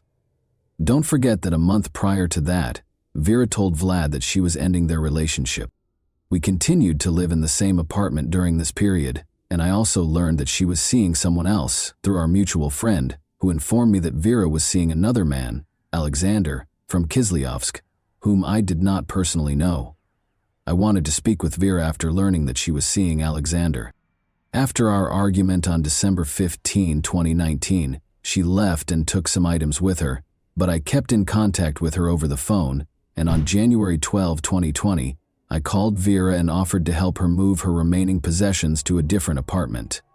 Vera accepted my offer to meet and move things, and we decided that I would assist her with the move. We decided to meet in the afternoon on January 13, and she was to come to me for her belongings. On January 13, 2020, at approximately 4 or 6 p.m., Vera arrived, and we packed her and my belongings since I wanted to leave this apartment as well and didn't want to live there without Vera. We drank beer, liqueur, and vodka while packing, and afterward I felt inebriated, and Vera was too. We drank until 5 in the morning on January 14, 2020. We didn't have any arguments while we were drinking, but when I started talking to her about our relationship, suggested that we should get back together, and revealed that I knew she was seeing another man, we started to argue. She didn't like it, so she began to curse, insult me, and hit me, specifically kicking me at least 5 times in the groin and hitting me in the face with her palm at least 8 times. I didn't feel any pain when she slapped me, but I did feel pain when she kicked me between the legs, which is how Vera began hitting me first, and I was upset because she had lied and claimed she wasn't seeing another man. Vera continued to insult me while claiming that I was intruding on her personal life because I was well informed about her. Vlad told the police that version of events. We'll then go over the opposing viewpoint, which provides compelling evidence that Vlad was dishonest in his testimony. Take note of this statement. We drank alcohol until 5 a.m. on January 14, 2020. There were no conflicts between us in the process of drinking alcohol. Vera had no intention of sharing the apartment with Vlad, much less partaking in alcohol. She requested a friend's assistance with the move. Vera left her friend a voicemail at 5:08 p.m. She claimed to have already arrived at the apartment and was gathering her belongings. She promised to arrive at her new apartment around 6 o'clock. Vera requested assistance from a friend to move her belongings from the taxi to the apartment. Vera left another voicemail 3 minutes later. She asked her friend to assist her with the move by coming to the apartment where she and Vlad shared. But before Vera could finish, Vlad interrupted, saying, "No one's coming in here." As a result, he opposed Vera's friend visiting the apartment. 4 minutes later, at 5:15 p.m., Vera asked her friend to come in a low voice, suggesting that things had gotten out of hand. This message appears to have been a request for assistance. She purposefully spoke quietly so Vlad wouldn't hear her. Vlad's commanding voice can be heard once more, at 5:25 p.m., when Vera sent another voicemail. He advises Vera's friend to wait for Vera to text her and not to bother them. Vlad recorded the voicemail himself at 7:19 p.m. Vera was unable to use her phone from that point on. The monster and she were left alone. But we must explain what happened next. The dreadful screams emanating from apartment 738 began to wake up the neighbors on the same floor at around 3 in the morning. A witness referred to the events as a massacre. 15 people gathered in the hallway outside the apartment because the screams were so loud. Among them was Vlad's brother. Since his brother had previously threatened to kill Vera, he recalled Vlad's words and understood that they would have to smash down the door. Since the apartment's door was iron, the neighbors began gathering tools to pry it open. Vera's heartbreaking sobs had been coming from the apartment all along. Eventually, the emergency service calls that people made were included in a different investigation. 30 minutes later, the police were still nowhere to be found. The event ended at 6:30 a.m. People called the police during these 3.5 hours, but nobody responded to Vera's call for help. While Vera was fighting for her life, the witnesses called the emergency services 7 times, but no one answered. Vlad was the last person to speak to them from behind the door. The neighbors eventually located a crowbar in a nearby parking lot and broke down the door after he said, "Vera, forgive me. I love you very much." Vlad was in the restroom by now, and Vera was already dead. He was inebriated. 112 operators were discussing life, laughing, drinking tea, and were extremely upset that they were being bothered, while Vera was suffering a terrible death at the hands of her ex-boyfriend, and the neighbors were futilely attempting to contact the police for assistance. It was only after Vera's death that the police showed up. They will later allege that one car ran out of gas and that no officers were available because everyone was attending to other calls. Consequently, the police officers who were on duty that evening and the 112 operators were also put on trial. The police station video was released while the investigation was underway, but translating it into English is pointless. One word sums it up for me: indifference. And even without subtitles, it is obvious. Recall that Vlad stated in his testimony that he and Vera did not have any disagreements until 5 in the morning, but the forensic analysis revealed that he was lying. 6 hours prior to her demise, Vera sustained her initial injuries. At around midnight, that is, it indicated that she had been beaten and injured by Vlad Knus for 6 hours prior to her passing. She had stab wounds among the approximately 100 injuries on her body. She had broken ribs and a nose. Her neck also had marks from strangulation. And prepare yourself if you were surprised by the police's inaction. You won't be any less surprised by what happened next. At the funeral of Vera Pekulova, over 1,000 people showed up. Not everyone could be accommodated in the church. Vera's mother, Oksana, claims that despite the funeral home's 4-hour makeup attempt, she was still unable to identify her daughter. Her injuries were that severe. Vlad Knus, meanwhile, was providing his version of events to the investigators. Naturally, he made an effort to minimize his involvement in this crime. Regarding that evening, he stated, "She didn't like it when I brought up our relationship, suggested that we get back together, and told her that I knew she was seeing another guy. She then began to curse, insult me, and hit me, specifically kicking me at least 5 times in the groin and hitting me in the face with her palm at least 8 times. When she slapped me, I didn't feel any pain, but when she kicked me between the legs, I felt pain. This is because Vera began hitting me first, which infuriated me because I knew everything about her, and she lied when she said she wasn't seeing anyone else. She kept insulting me during this time, so I became enraged and struck her with my palms several times, hitting her head about 4 times, but with little force. When I struck Vera, she fell to the floor, hitting the closet, and she struck me back, specifically hitting my head with her fists and palms, which hurt. I asked her to stop, but she didn't, and I recall that she scratched my back. I then grabbed her by the neck, and after noticing an iron on the floor, I wrapped the iron cord around Vera's neck, tightened it a little, and squeezed her neck for 1.5 minutes or 2. I didn't want to kill Vera, and I didn't know at the time that what I was doing could do so. I was tightening the cord around her neck to frighten her, to make her lose consciousness, to put her to sleep. She began coughing and wheezing for 15 minutes after I took the cord off her neck. Vera was in a prone position when I took the cord off her neck, but I later placed her on her back. At that point, she was unconscious, but she was also making noises, i.e. wheezing, and I assumed she was okay. Vera was not responding when I tried to wake her up, so I put my ear to her mouth and then to her heart to check if her heart was beating. She had no pulse and was not breathing. I don't recall what happened next, but I do recall that I ended up in the bathroom at one point while holding a knife. After a while, the door to the apartment opened and my brother and a policeman were inside, and then I was told to get dressed and taken to the police station.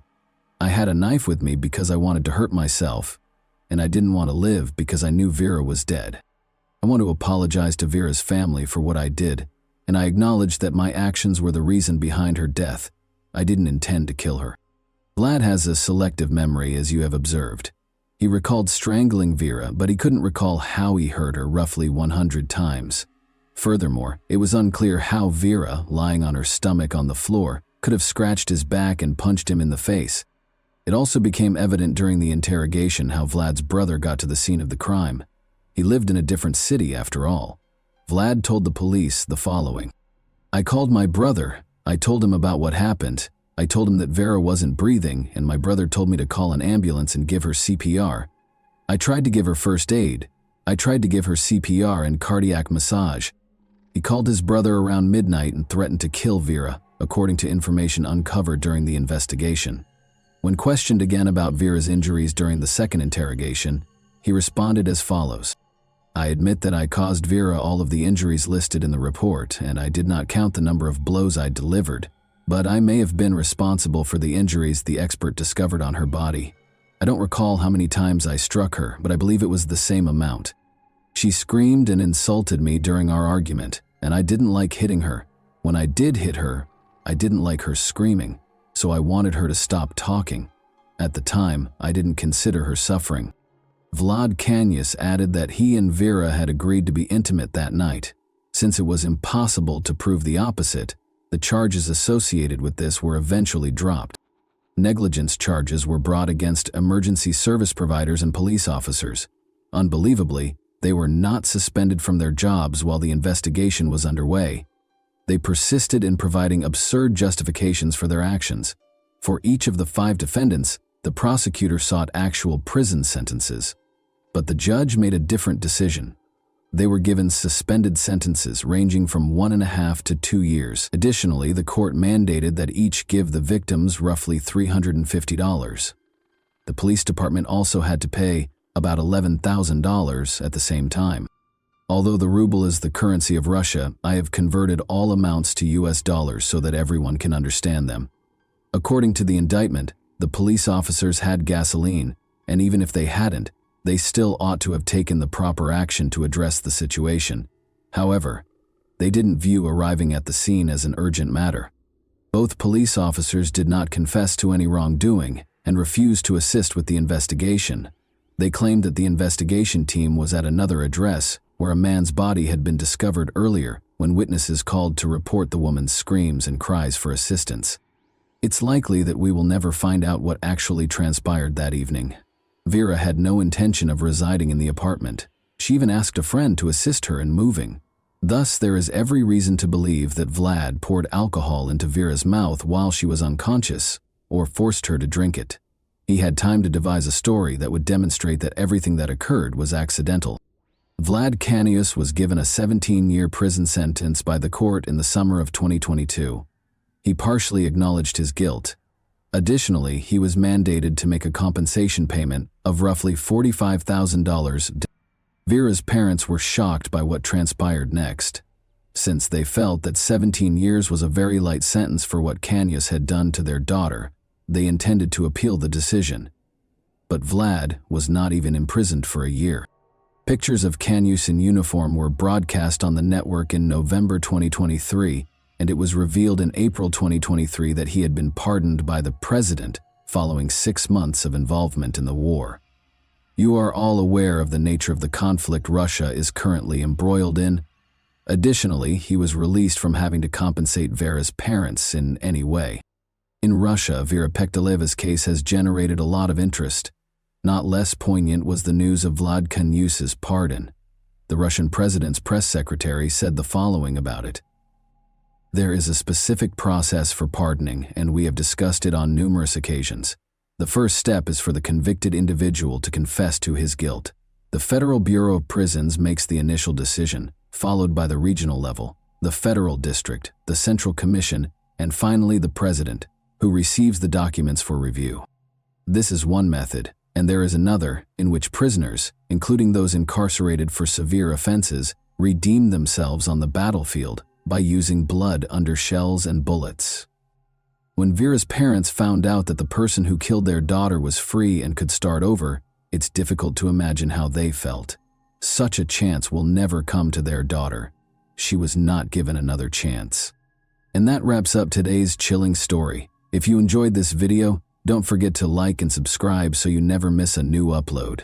Also, let me know in the comments, what part of this story shocked you the most? Thank you for watching, and I'll see you in the next video.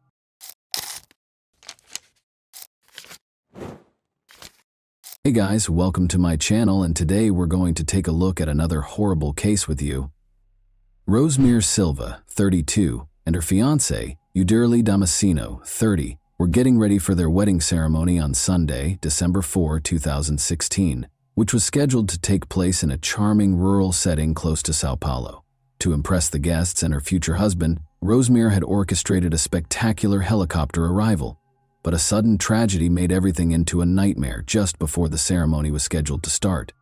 Rosemary, a 32-year-old nurse assistant, grew up in a big family in Sao Paulo. Her parents taught her the importance of kindness and compassion at a young age, which led her to pursue a career in helping people. Her co-workers always felt they had her undivided attention and frequently complimented her on her diligence, patience, and kind disposition. When she wasn't working, Rosemary was a happy, energetic person who loved hanging out with friends, volunteering at her church, and making sure her loved ones were safe and content. Since she was a young girl, Rosemary had dreamed of her wedding day. She imagined herself wearing a gorgeous white gown, walking down a flower-adorned aisle, and being surrounded by the smiles of loved ones. She had been inspired by these fantasies to diligently save money for the ideal celebration.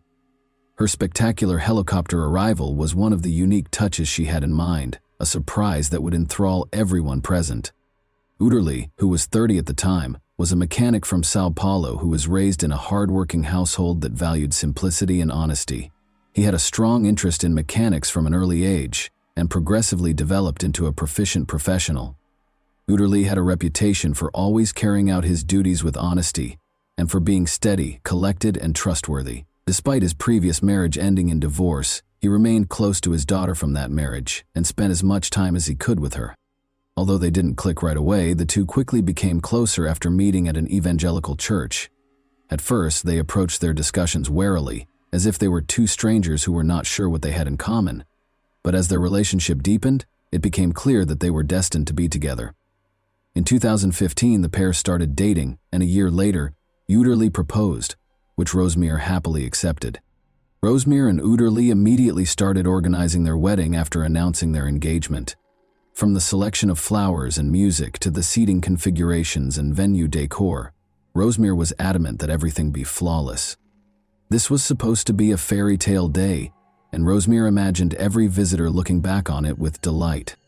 But one element of the wedding was particularly noteworthy.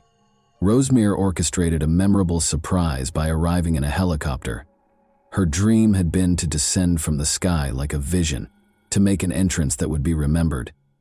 She worked with pilot Peterson Pinheiro to arrange for a Robinson R-44, a light commercial helicopter, while keeping this information confidential. Just 6 people were aware of the plan, including her brother Silvano Silva and photographer Nayla Cristina Neves, who was supposed to document the event. Rosemary couldn't sleep on the morning of her wedding because she was so excited. As the stylists meticulously worked on her hair and makeup, she was greeted with smiles and congrats at the beauty salon. She continued to visualize her spectacular arrival, descending from above and witnessing the wonder on her guests' faces. She had been thinking about this vision for months. She was aware that the day's high point would be this surprise. Rosemary arrived at a nearby town by 2 p.m., wearing her white wedding gown, to catch the helicopter's departure. She was accompanied by her 40-year-old brother Silvano, who had always been her rock. He couldn't refuse his sister's wish, even though he, like many members of their family, was nervous about the flight. They were joined by photographer Nayla, who was expecting a child and was prepared to capture every happy moment. The helicopter took off at 3:30 p.m. The flight went smoothly at first. In anticipation of seeing her fiancé and their guests, Rosemary sat next to her brother, smiling and holding his hand. Nayla made sure that every look and smile would be preserved in their wedding album by filming it all. However, things soon changed. The weather started to get worse. The air inside the helicopter became tense as clouds began to gather, then fog and rain. The pilot had to use instruments to guide him through the thick fog as visibility was fading.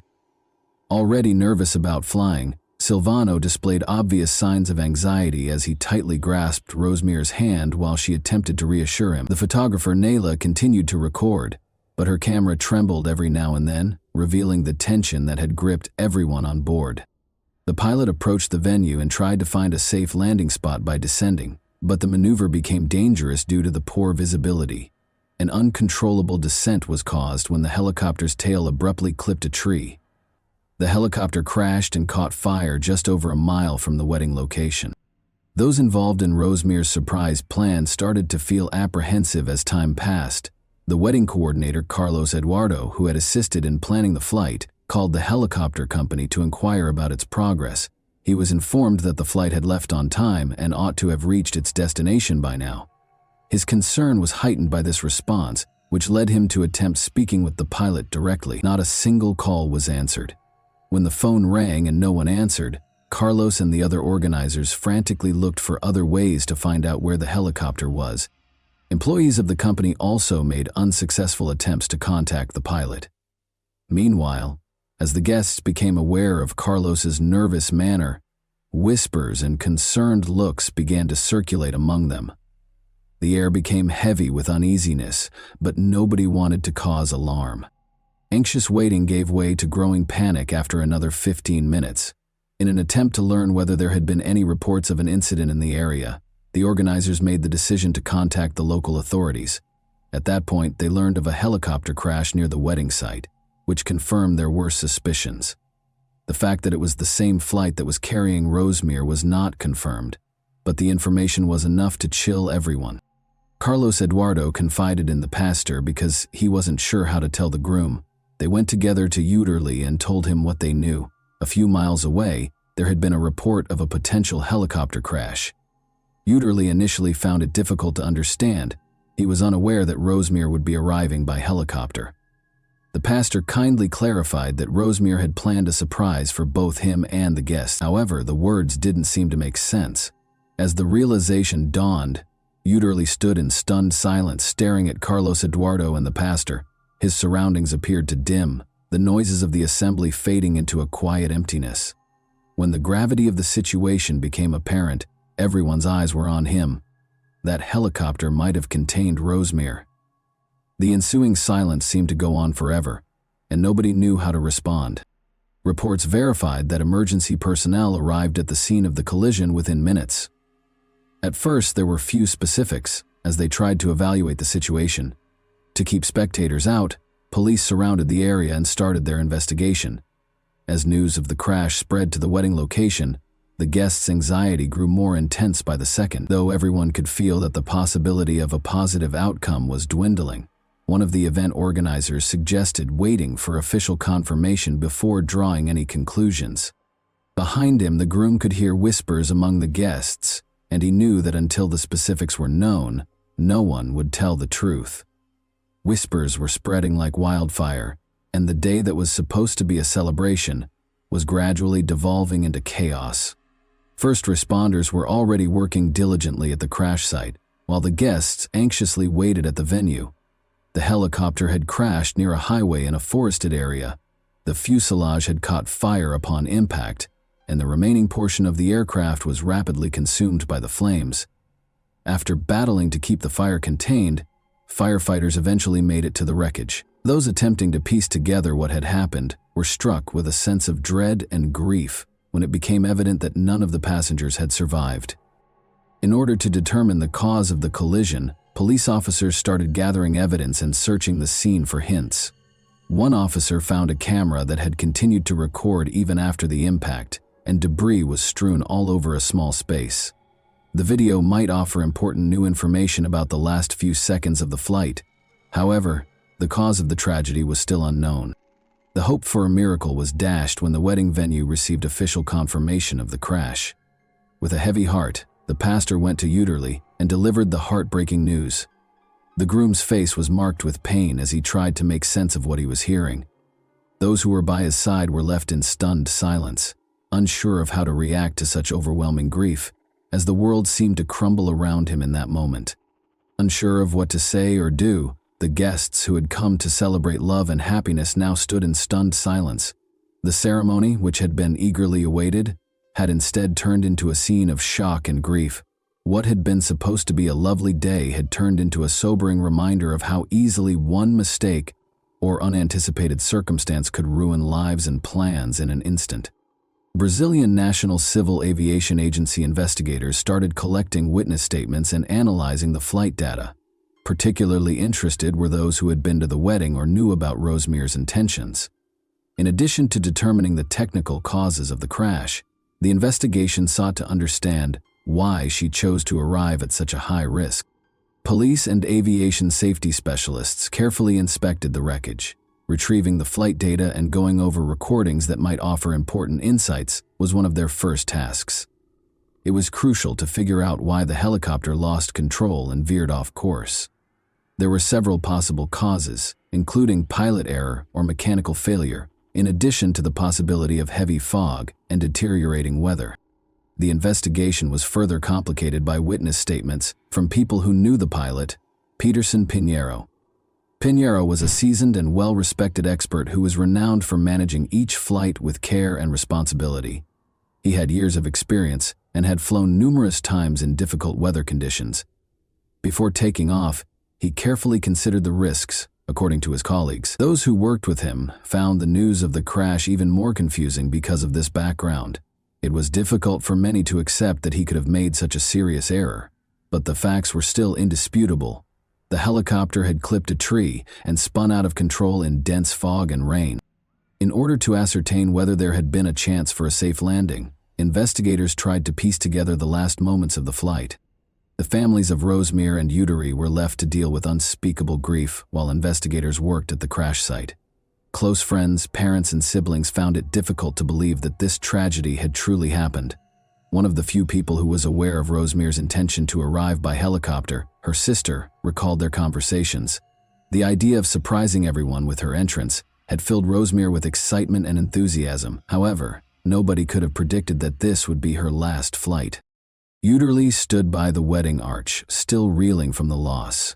He witnessed organizers and attendees attempting to console one another, but it did not bring him any comfort. He was troubled by the fact that he had been unaware of Rosemere's surprise. He believed that by failing to protect her, he had let her down. What ought to have been the start of their life together had instead turned into one of his worst memories. Soon after, investigators published an initial report confirming that the weather was a major factor in the collision. Visibility was severely limited due to the thick fog the helicopter had encountered. Pilot Peterson lost control of the aircraft and caused the tragic crash after attempting an emergency landing and clipping a tree with the aircraft's tail.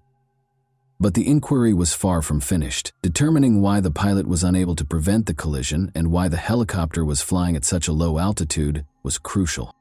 Experts started analyzing the footage from the camera discovered among the wreckage because it might contain important hints for reconstructing the last moments of the flight. Even though it was painful, this step was essential to comprehending what had transpired in those final moments. An eerie silence descended upon the venue as the guests gradually started to depart. Nobody was strong enough to speak. While Udary's friends and family provided him with as much support as they could, the organizers worked to coordinate with the local authorities. But everyone was plagued by unanswered questions. Why did this happen? What might have led to such a disastrous result? Rosemere's family was also in shock and finding it difficult to accept what had happened. Her mother, who had always been her staunchest ally, was unable to believe that their morning chat would be their final one. She remembered how excitedly Rosemere had described her plan as a gift from the heavens that would astound everyone. Nobody could have predicted that her dream would become such a nightmare. Soon, fresh worries about the flight's actual safety surfaced. Investigators found that the helicopter lacked charter service authorization. Only private flights were allowed under its license. For what reason had the business consented to supply it for the wedding? Who was in charge of failing to notice the weather? These queries sparked additional research and became the main focus of the study. Some witnesses started to remember that bad weather had been predicted in the days before the wedding. However, these warnings received little attention. These circumstances would have needed to be taken into account by pilot Peterson Pinheiro, who is renowned for his meticulous attention to safety. The flight was nevertheless authorized. Who ultimately decided to go ahead with the flight in spite of the obvious risks was now the focus of the investigation. Udary was trying to think, and every second of waiting was painful. Rosemere had filled his life with so much warmth and light that he couldn't fathom living without her.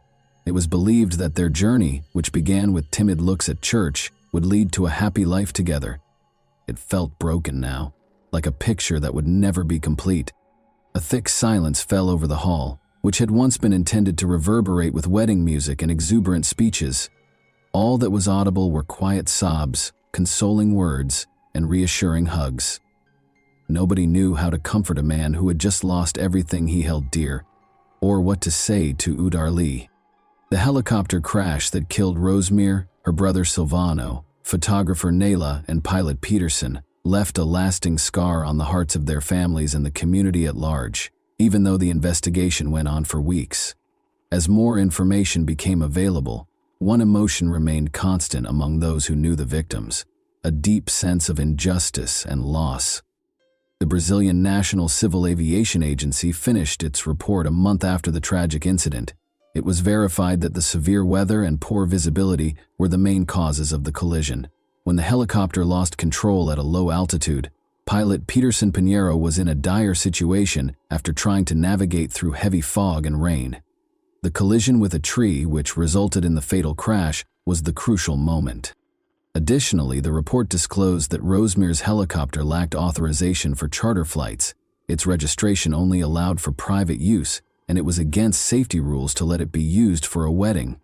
In addition to drawing attention to the company that rented out the helicopter, this revelation infuriated the relatives of the victims. Subsequent analysis revealed that the helicopter's leasing company had neglected to adequately evaluate the weather and permitted the flight to continue in spite of warnings of poor visibility. After the investigation was finished, the company and its owners were the target of multiple lawsuits because this was considered a serious breach. The relatives of the victims wanted to know why the flight had been authorized in these circumstances and who was responsible for the cancellation. The pilot independently assessed that the flight could be conducted safely, according to the helicopter company. More investigation was necessary, though, after it was discovered that the business lacked permission to use the aircraft for commercial purposes. Their licenses were temporarily suspended as a result, and a thorough audit of their business practices was conducted. The families of Rosemary and the other victims got ready for the funerals while the investigation continued. None of them wanted to confront that moment. Seeing dreams dashed is one thing, but accepting the loss of loved ones is quite another. Hundreds of people came to pay their respects at the solemn funeral. Tears and silence conveyed more than words could ever convey. Unable to express his sorrow, Udurley stood by Rosemary's coffin. His spirit appeared hardened by the weight of his grief, and his eyes were hollow. He had dreamed of being with Rosemary all his life, but in a flash everything was different. He thought his heart might burst as he stood in front of her coffin. He was unable to accept that this was really the end and couldn't say goodbye. Following the funeral, Rosemary's friends and family started a campaign to call for more safety regulations in private aviation. They hoped that no one else would ever experience such a terrible loss as a result of carelessness or oversight. This tragedy struck a chord with the public, leading to broad support for more stringent laws and mandatory supervision to guarantee adherence to flight safety standards. Their local church, which they frequently visited, honored Rosemary's memory as well as that of her brother and the other victims. Udurley made the decision to preserve their legacy in spite of his suffering, in order to provide families impacted by comparable tragedies with tools to deal with their loss. He set up a small fund. Investigators published their final report after several months. It verified that bad weather and poor visibility, which caused the loss of control, were the primary causes of the tragedy. The company's failure to appropriately evaluate the risks involved and adhere to appropriate rental procedures was one contributing factor. The company's flight licenses were temporarily revoked and fined until all found flaws were fixed. Even though the investigation yielded a lot of answers, it was unable to restore the lost. Families were compensated, but it didn't make their grief any less painful. It was only a symbolic gesture that Udurley and everyone who knew Rosemary could not reverse. Life gradually returned to normal for most people months after the tragedy, but not for Udurley. The spark that used to light his eyes had vanished, but he still went to work and saw friends. Nothing could fill the void Rosemary's passing left in his heart.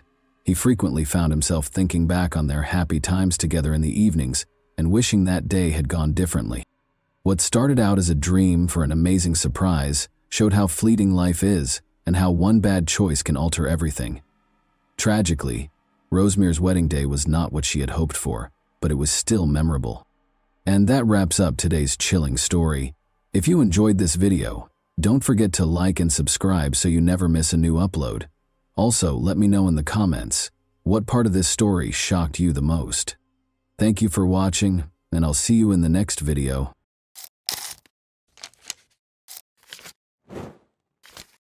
Hey guys, welcome to my channel, and today we're going to take a look at another horrible case with you. Victoria Cilliers, a seasoned skydiver, made another jump on a typical sunny day in Wiltshire County. The sensation of wind on her face, the rush of adrenaline, and the view of the infinite sky were all familiar to her. However, she became aware that something had gone horribly wrong shortly after she had deployed her parachute. The reserve parachute did not deploy correctly, and the lines were tangled. Victoria fell with a terrifying velocity. Her only concern during that heart-stopping moment was her kids and how they would be left without her. However, how could a seasoned teacher like this make such a mistake, and why? These questions led to the discovery of a terrifying mystery that would permanently alter Victoria's life. Victoria Cilliers, who is she? Victoria Cilliers was born in 1977 to a retired military officer in Edinburgh, Scotland's capital. She was lively, vivacious, and full of life from a young age. She devotedly pursued a number of sports during her school years, and when she made her first skydive at the age of 16, she instantly fell in love with the sky. Victoria entered the University of Glasgow's medical program after graduating from high school. She obtained her degree in physical therapy while still participating in sports. She joined the British Army as a physical therapist because she wanted to be like her father. Victoria developed into a highly accomplished skydiver in addition to her medical career. She completed more than 1,500 jumps and obtained her instructor's certification. As a mentor with the Army National Parachuting Association and a free-fall coach, she was a true professional. Through perseverance and hard work, Victoria rose to the position of captain by the time she turned 30, marking a significant career accomplishment. She made a good living while juggling her duties as a skydiving instructor and a physical therapist at a military hospital. Her private life, however, was less fortunate. She wed a medical colleague in 2008, but the union disintegrated after just 1 year. A tall, gregarious officer named Emile Cilliers entered the hospital where Victoria worked in the middle of 2009. He ended up attending one of Victoria's therapy sessions while he was recuperating from a skiing accident. He quickly became the love of her life and her second husband, a love that nearly cost her everything. Emile Cilliers, an unfaithful partner and perilous charmer. Let's now examine the primary antagonist of the narrative. Born in South Africa in 1980, Emile Cilliers came from a wealthy British expat family that ran a construction business. His parents catered to all of his needs and desires, allowing him to grow up pampered and conceited. Emile began dating Nicolene Shepherd, a young girl, when he was 17. He was already employed at his father's business and had completed high school by then. Emile knew how to make a good impression, dressed well, and always had money to spend. Shortly before her 16th birthday, Nicolene became pregnant and gave birth to their first child, a daughter. A second child was born to the couple approximately a year and a half later. However, they never made it to the altar, even though they had 2 children together. Emile asserted that he was not prepared for the obligations of family life.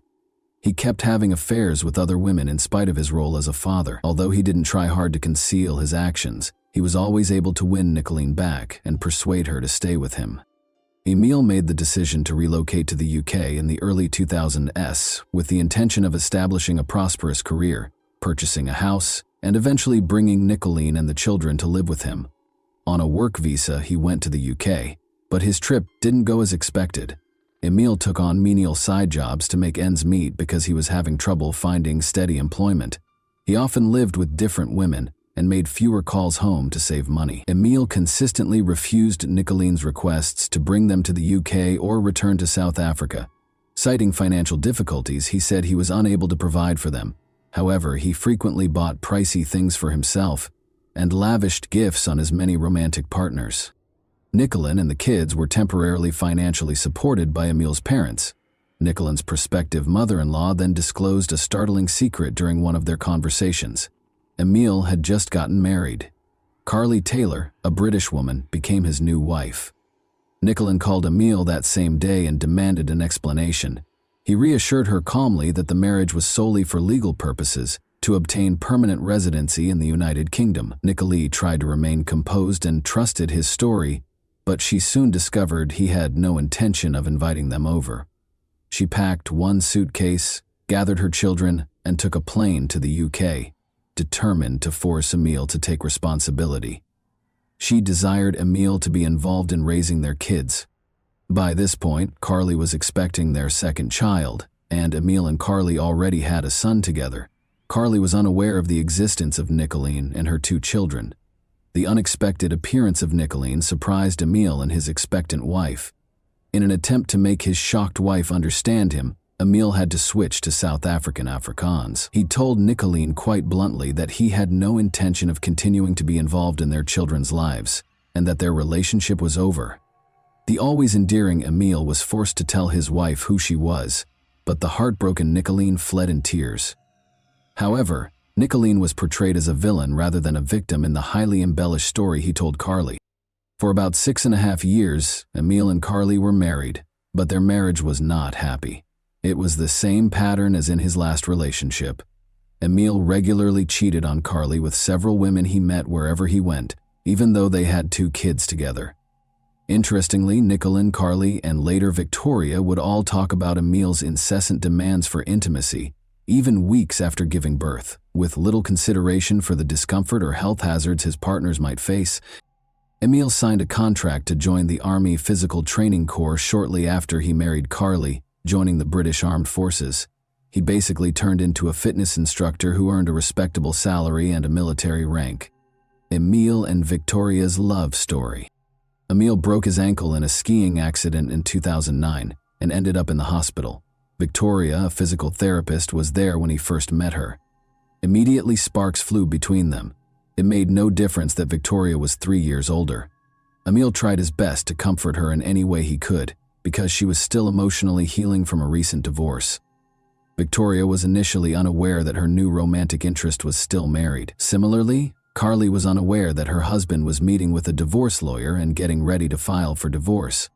When the truth was revealed, Emil attempted to blame Carly for his marriage's failure, but she responded by telling Victoria that Nicolene and Emil had 2 other children. This realization astounded Victoria. Her ostensibly ideal partner had a convoluted past, including 4 children and 2 prior relationships. Emil, however, insisted that he had never felt this way about anyone else and declared his unwavering love for her. Victoria had already fallen deeply in love with him. Even though those words might have meant nothing to someone else, she discovered that she could accept him for who he was, flaws and all, and forgive the lies. With time, Carly and Victoria were able to establish a true friendship in addition to becoming cordial. The 2 women had become so close that Carly even trusted Victoria to take care of her kids. Emil quickly proposed to Victoria after completing his divorce in 2010. The couple threw a lavish wedding after she gladly accepted. After her parents died, Victoria used the money she inherited from them to buy a large house in Wiltshire, where they now reside. The couple's first child, a daughter named April, was born in 2011.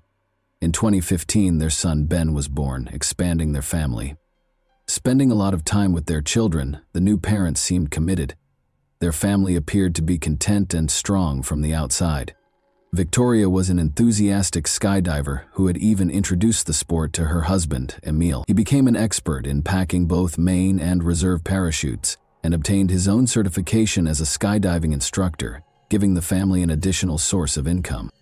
With 2 gorgeous kids, a devoted husband who had just been promoted to sergeant, and a life that appeared ideal to their friends and family, Victoria's marriage seemed like a dream come true. However, Emil soon got tired of this seemingly perfect life. He started looking for affairs, and even though he didn't do much to conceal his actions, he would constantly beg Victoria's pardon on his knees. He would vouch for the fact that these liaisons were pointless and that she was the only person he loved. In order to keep up appearances, and the appearance of a perfect family in front of friends, family, and coworkers, Victoria repeatedly forgave him.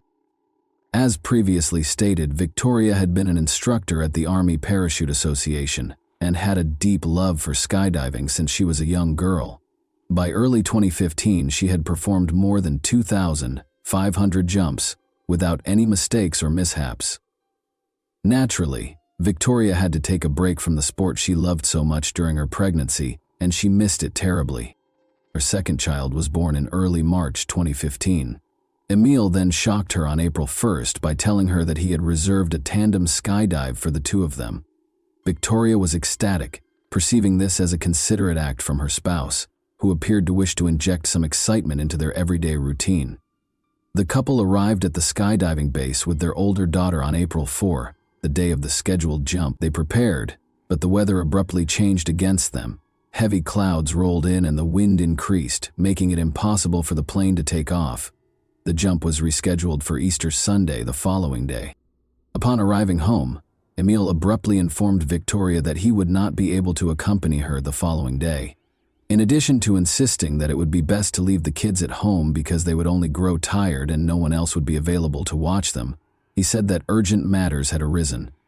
Emil wished Victoria luck as he bid her farewell on the morning of April 5 and remained behind with their 5-week-old son and 4-year-old daughter. With a positive attitude, Victoria set out, looking forward to her long-awaited jump. However, the weather wasn't great again. After waiting for several hours, the group was finally given the all-clear to take off. The plane carrying 12 skydivers took off at around 3 p.m. One by one, the skydivers started their jumps at the proper altitude. Last to jump, Victoria Cillier relished every moment of her ascent through the sky, but as soon as she pulled the cord to release her parachute, she knew something was seriously amiss. No matter how hard she tried, she was unable to untangle the tangled lines of her main parachute. Quickly, she sliced it off and proceeded to use her backup chute. The unimaginable occurred at that point. Approximately 1/3 of the reserve parachute opened. It looked like this might be the end, as Victoria started to spin wildly through the air at a terrifying speed. Victoria later acknowledged that, although she was afraid, she didn't consider dying. Her husband and their 2 young children were waiting for her at home and she was thinking about them. She tried to position her body to minimize the injuries from the inevitable impact and did everything she could to slow her fall. In her ears, the wind roared. She lost all sense of time and space as everything whirled around her. The world grew dark. Victoria was lying in a recently plowed field when she came to. She couldn't understand what had happened or why there was so much noise all around her. She was confused. Her co-workers were shocked to discover her alive after racing to the scene. They were taken aback, however, when Victoria opened her eyes and requested assistance in standing up. As it happened, she had been extremely lucky. Her fall had been cushioned by the soft, loose soil, avoiding potentially fatal injuries. Victoria had suffered a broken leg, collarbone, and multiple ribs, but she miraculously survived. However, her head, internal organs, and spine were largely intact on the side she landed on. After being airlifted to the closest hospital by emergency personnel, it is almost unheard of for both parachutes to fail, and it is rarely necessary to deploy a reserve parachute. Red flags were raised right away. After learning of the incident, the skydiving base's lead instructor made the decision to examine Victoria's parachutes in person. Although the main chute's lines were tangled, it was unclear if this was the result of a packer's error or if someone had purposefully sabotaged it. Things became even more suspicious when the reserve parachute was examined. There were 2 essential pieces of equipment missing. It appeared as though these parts had never been there and had never been torn away because there was no indication of damage. Victoria came perilously close to death as a result of the reserve chute's improper deployment. A mistake of this size was practically impossible because the parachute had been inspected at least 10 times by numerous experienced professionals. The lead instructor was extremely concerned about both parachute failures. He made the decision to report a possible murder attempt to the police on his own. It just so happened that, at about the same time, Victoria's best friend Caroline called the police with a similar worry, but Caroline didn't think twice about naming the suspect she had in mind. When Caroline learned of the suspicious accident, she became concerned. She told investigators that Emil, Victoria's husband, might be connected. Caroline claims that although the marriage appeared to be happy on the surface, Emil was actually a toxic and manipulative partner. Victoria disregarded numerous warning signs because she was so consumed by her love for him. An expanding study. The parachutes turned out to be important pieces of evidence during the police's thorough investigation into the incident. Victoria, meanwhile, recovered remarkably quickly and was in the hospital for less than a month. She credited her husband's constant care and support for her quick recovery. Emil seemed to be the ideal husband, showing her affection, taking care of the house, and assisting with their kids. Victoria was therefore taken aback when policemen arrived at their door to talk to Mr. Cilliers. Emil didn't fight back. He went to the station voluntarily to respond to their inquiries. Emil, a negligent father and an unfaithful husband, maintained his composure while being questioned, but he was aware that investigators would soon find text messages he had exchanged with his many lovers. He made the decision to discuss his affairs with others in the hopes of avoiding the disclosures. He acknowledged that he had been dissatisfied in his marriage and blamed Victoria for not providing for him. He claimed that although he had been preparing to divorce her for some time, he had put it off due to the children. Emil admitted that he had been seeing an Austrian ski instructor named Stephanie Galler for about 6 months, and even had plans to wed her shortly. Emil disclosed his financial difficulties as well. He owed a lot of money to a number of individuals and businesses that provided high-interest loans. He was a self-confessed gambling addict who regularly wagered and lost, which led to his debts skyrocketing. He said that some of his creditors had started threatening him, and he even implied that Victoria's death attempt might have been a warning to him. As it happened, Emil Cilliers did have a mountain of debt, but his account of the parachute incident sounded so implausible. The fact that Emil casually stated that he had personally examined his wife's parachutes and never left them in his sight, even bringing them with him when he used the restroom, only served to heighten investigators' suspicions. The police detained him for additional interrogation after this detail raised serious concerns. Officers conversed with Victoria at home during this time, telling her about the strange details and the suspicions expressed by the lead instructor and her friend Caroline. Victoria was shaken and in disbelief. She acknowledged her husband's extramarital affairs and financial difficulties, admitting that their marriage was far from ideal. She also disclosed that Emil had not been very enthusiastic about the birth of their youngest son and had hardly spent any time with her children. Victoria found it difficult to accept that her husband would ever wish to hurt her, in spite of everything. Emil didn't initially seem to have a strong reason to divorce his wife. First of all, despite his mounting debts, Victoria had always supported him financially and forgiven him for his infidelity, giving him unfettered access to her bank account. Emil led a comfortable life and indulged in his vices. Second, Victoria had safeguarded her resources. In her will, she left her savings account and the house she purchased prior to their marriage to her sister. Her sister would take on the role of guardian for the children in the event of her death, guaranteeing Emil would not be able to access the inheritance. Victoria feared her husband would waste everything because she knew he was not responsible for his finances. Emil was also aware of this and realized that her estate would not be advantageous to him. Investigators believed that he might have been motivated by the possibility that he would receive a life insurance payout of almost £200,000 sterling if Victoria died. Emil was also planning to move abroad with his new girlfriend as part of their future plans. Victoria recalled an important detail when questioned about the parachute. Taking Victoria's backpack with him, Emil had taken their daughter to the bathroom when she needed to use it on the day of the jump. According to the rules, all equipment had to be returned because the jump was cancelled that day due to bad weather. However, Emil persuaded Victoria to leave the equipment in a locker, claiming that doing so would avoid the lines at the equipment window the following morning and save time. Victoria insisted, however, that her husband was not allowed to tamper with the parachutes. She noted that he had only been gone for roughly 5 minutes, which was, in her opinion, not nearly enough time to make any changes to the equipment. Caroline talked about a terrifying experience that happened a week prior to the unsuccessful parachute jump during her interview. Victoria had almost died from a gas leak at home. Victoria and their 2 kids were left alone when Emil said he had to spend the night at the barracks the previous evening.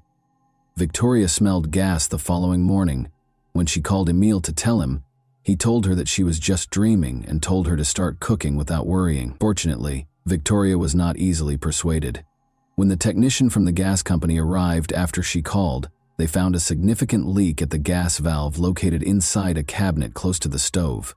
The valve nut's noticeable scratches indicated that someone had used a wrench to tamper with it. Emil was notoriously clumsy with tools, so it appeared that he was the one who made the marks. Additionally, there were blood traces on the valve from a cut he probably sustained while working on it quickly, and he hadn't bothered to clean up the evidence. According to investigators, he had loosened the nut just enough to start a slow leak, not enough to be noticeable unless there was an explosion. Later, Emil asserted that the valve had most likely come loose due to vibrations from a nearby building's construction. The incident was written off as a strange accident at the time, and no one suspected Emil of foul play. However, if an explosion had occurred, Victoria and their 2 small children might have perished, instantly resolving Emil's issues. Determined to depart for Austria with his new partner Stephanie, he swiftly came up with the plan with the parachutes after that plan failed. The suspected attacker is defended by the victim.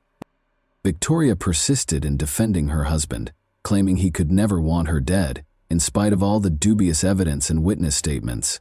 At that point, investigators decided it was time to expose her to the harsh reality of the man she had lived with. They told Stephanie about Emil's messages, in which he essentially asked her to marry him.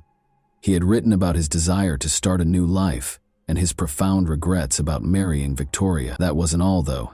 Emil had profiles on several dating apps, was seeing a number of other women, and even went to speed dating events to meet new people for casual dates. But finding out that her husband had been having an affair with his ex-wife Carly was the greatest betrayal for Victoria. Unaware of Emil's dishonesty, Carly and Victoria were good friends who frequently worked out weekend custody arrangements for the children. Although Victoria acknowledged that the gas leak incident had raised suspicions from the beginning, she chose to ignore them because she believed her husband would never endanger their children. In addition, he had been gone nearly 3 times as long as Emil, who had only been in the bathroom for 5 minutes with her parachute. He said their daughter had spent a lot of time in the restroom when he got back. Victoria was also aware that her husband was using her credit cards to make extravagant purchases for his mistresses. Emil, however, had consistently maintained that fraudsters had somehow obtained his account details and pledged to notify the authorities of the theft, even though he never did. The case was taken to court because of Victoria's and other witnesses' strong testimony. An expert would only need roughly 10 minutes to sabotage both parachutes and repack them carefully enough to evade detection, according to a reenactment done during the investigation. The fact that Emil had allegedly attempted to harm his wife twice, putting not only her but also their children in danger, persisted even though the majority of the evidence appeared circumstantial. When the trial started in November 2017, Emil vehemently denied all of the charges. He asserted that he would never endanger his own children and that he would never harm the mother of his children. In addition, he claimed that Victoria had been on the edge of a breakdown after multiple heated arguments with him, and that she may have tampered with her own parachute because she was suffering from severe postpartum depression. Victoria was experiencing an odd situation. Emil almost seemed to hypnotize her. She reiterated his allegations in court, saying he couldn't have hurt her or their kids. She even acknowledged that she had experienced depression following the birth of their son. Attendees at the trial were unable to ignore how strongly Emil continued to influence her. Emil was found guilty of all charges on June 15, 2018, and given a life sentence with the possibility of release after at least 18 years. Victoria finally admitted to herself that she had been living with a real monster for all those years, and she filed for divorce shortly after the trial. And that wraps up today's chilling story. If you enjoyed this video, don't forget to like and subscribe so you never miss a new upload. Also, let me know in the comments what part of this story shocked you the most. Thank you for watching, and I'll see you in the next video.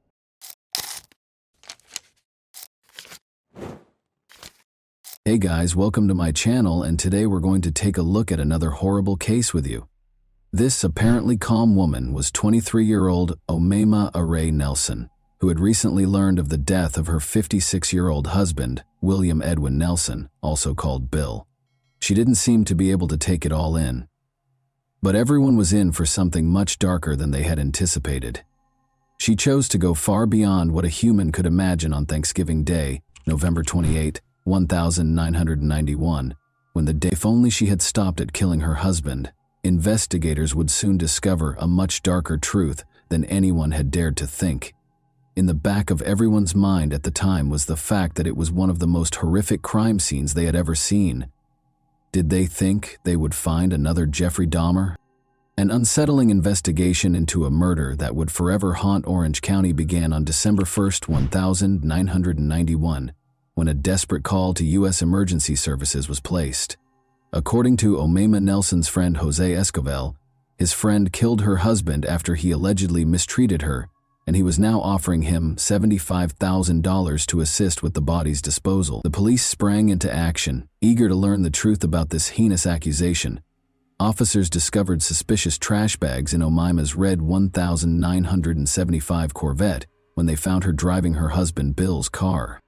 After Thanksgiving weekend, Bill Nelson, as he was known, had not shown up for work and had been reported missing.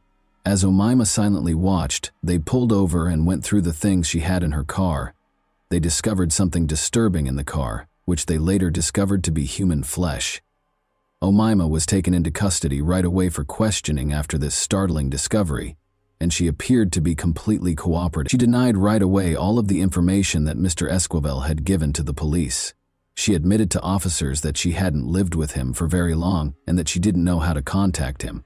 Although she appeared helpful, her responses to questions were a little odd. Following that, the investigation took police to their Costa Mesa, California apartment, where they discovered a scene that would go down in true crime history as infamous. Bill was there when they walked into the apartment, but not in the way they had expected. They appeared to be entering a slaughterhouse. Beneath stacks of cardboard boxes were suitcases containing Bill's remains.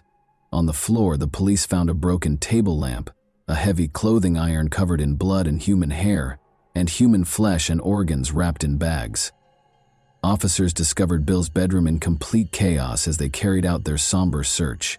The mattress was covered in blood, and the bedpost was splintered and torn off. The freezer held the most startling discovery: Bill's head, wrapped in tinfoil, with stab wounds visible and evidence of deep frying. 2 of the bedposts were also found to be blood-soaked and broken, suggesting that Bill had been brutally murdered and bound. It is by far the most gory crime scene I have ever seen. The horror increased in the bathroom. Skinned and carved, Bill's torso and chest hung over the bathtub, allowing the blood to seep into it like it was in a butcher shop. They had castrated his body. Police entered the kitchen and discovered pans and pots with what looked to be stew left on the stove. Bill Nelson's hands, soaked in the mixture and covered in bruises, were among the turkey meat and vegetables. He had apparently been bound tightly prior to his murder. Bits of his hips, a grim take on Thanksgiving leftovers, were mingled with cranberry sauce in the trash can. Unfathomable horror was depicted in this horrific scene as investigators sought to understand how such a tragedy could occur within what was supposed to be a loving marriage. The case's terrifying details would later be compared to fictional horror stories. The condition of Bill's dismembered body prevented the police from determining the cause of death right away. Although the officers were positive it was Bill, they dug deep into Omaima's past to be absolutely certain and to solve the mystery of this heartbreaking murder. They were about to make one of the most unsettling discoveries of their professional lives. In 1968, Omaima Ari Nelson was born in a small, destitute farming village in southern Egypt, close to the Sudanese border. She was one of 16 children born into a traditional Arabic family, and her early years were difficult and traumatic. From an early age, she experienced physical and sexual abuse at the hands of her violent and irascible father. At the age of 7, she was subjected to the horrifying custom of female circumcision, which further exacerbated the wounds from her early years. She was in excruciating pain all the time after this procedure, which turned intimacy into a terrifying experience. As she grew older, her mother made the painful choice to leave her father and relocate to Cairo, the city of the dead, an Egyptian city notorious for its houses erected around cemeteries. Omaima had to deal with more difficulties in this depressing setting. In addition to impairing her capacity to build close relationships, the suffering she went through left her feeling extremely vulnerable and afraid. Notwithstanding all of the difficulties, Omaima developed into a young woman of remarkable beauty and vitality. By 1986, when Omaima turned 18, her life had taken yet another unexpected turn. Roger Stainbrook, an American oil worker on contract in Egypt, was introduced to her. She fell in love with him because she was drawn to him in the prospect of starting over. Despite her initial reluctance, her mother ultimately agreed to the cross-cultural relationship. perhaps out of concern that no Egyptian man would take her in. Omaima accompanied him to Texas, USA, in search of freedom and better prospects. There, however, she would only face yet another difficult chapter. Their marriage ended soon after the fissures in their relationship became apparent. Omaima, still a teenager, was left stranded and alone in a foreign city, with no one to turn to and only a rudimentary understanding of English. Omaima took on odd jobs like waitressing and nannying because she was desperate to make ends meet. But these weren't enough. At one point, she attacked 2 security guards who caught her stealing in a department store, and she even ended up getting briefly arrested for robbing a pharmacy. She also worked as a model part-time before realizing that her beauty could help her survive. She played a dangerous game to survive by luring men in and captivating them with her attractive appearance, only to rob them when they were most exposed. Omaima would place men in precarious situations, restrain them, use force, and take their belongings. She used this strategy to rob several men, but no one reported her because the officers thought it would embarrass them. She lived off of these items until meeting 56-year-old Bill in October 1991, who seemed like a kind and giving man. He was a former pilot and Marine who now worked part-time at Cannon Mortgage in Tustin as a messenger and computer programmer. Despite the fact that Bill was 33 years Omaima's senior, their relationship developed rapidly, and 2 days after they first met, he proposed to her. Even though Bill was still legally married to his first wife, the two clicked and were married in less than a month. They climbed into his red Corvette and drove directly to Phoenix, where they were married and found a justice of the peace. During their brief honeymoon, she and Bill traveled to Texas and Arkansas to see his family. Bill's family had serious concerns about the marriage despite the tense beginning. They found it difficult to accept the relationship because Omaima was younger than some of Bill's own children, and he was twice her age. Nevertheless, Omaima's kind yet astute manner won over everyone she encountered, creating an impression that, at least initially, seemed to allay some reservations. The cracks appeared after the honeymoon was over and they moved into Bill's apartment in Costa Mesa, California. They gave off the impression of being a normal couple, but there was something profound and unnerving about their seemingly normal existence. Regarding her marriage, Omaima claimed that Bill attempted to mistreat her even on Thanksgiving Day, to which Omaima retaliated using a strategy for which she was famous. She had tied up other men before him. She gained confidence from her past crimes of robbing and tying up men. She felt compelled to destroy him this time because of something about him. Omaima killed her husband without hesitation. She claims that that night Bill sexually assaulted her, and because it was already a controversial act for her, she was unable to control her anger. After repeatedly stabbing Bill with a knife, Omaima used a clothing iron to beat him to death. She did something far more horrifying than murdering her own husband after committing this horrible crime. It is extremely uncommon for a woman to intentionally kill someone. It is even more uncommon for her to mutilate a murder victim. She was completely corrupted. She used coat hangers and other items to hang up his torso piece by piece in the shower so that the blood could drain out. On November 28, 1991, Thanksgiving Day, Omaima had murdered her husband. She mutilated his body over the next few days, a gruesome task she carried out until December 2, 1991, when she was finally too tired to continue by herself.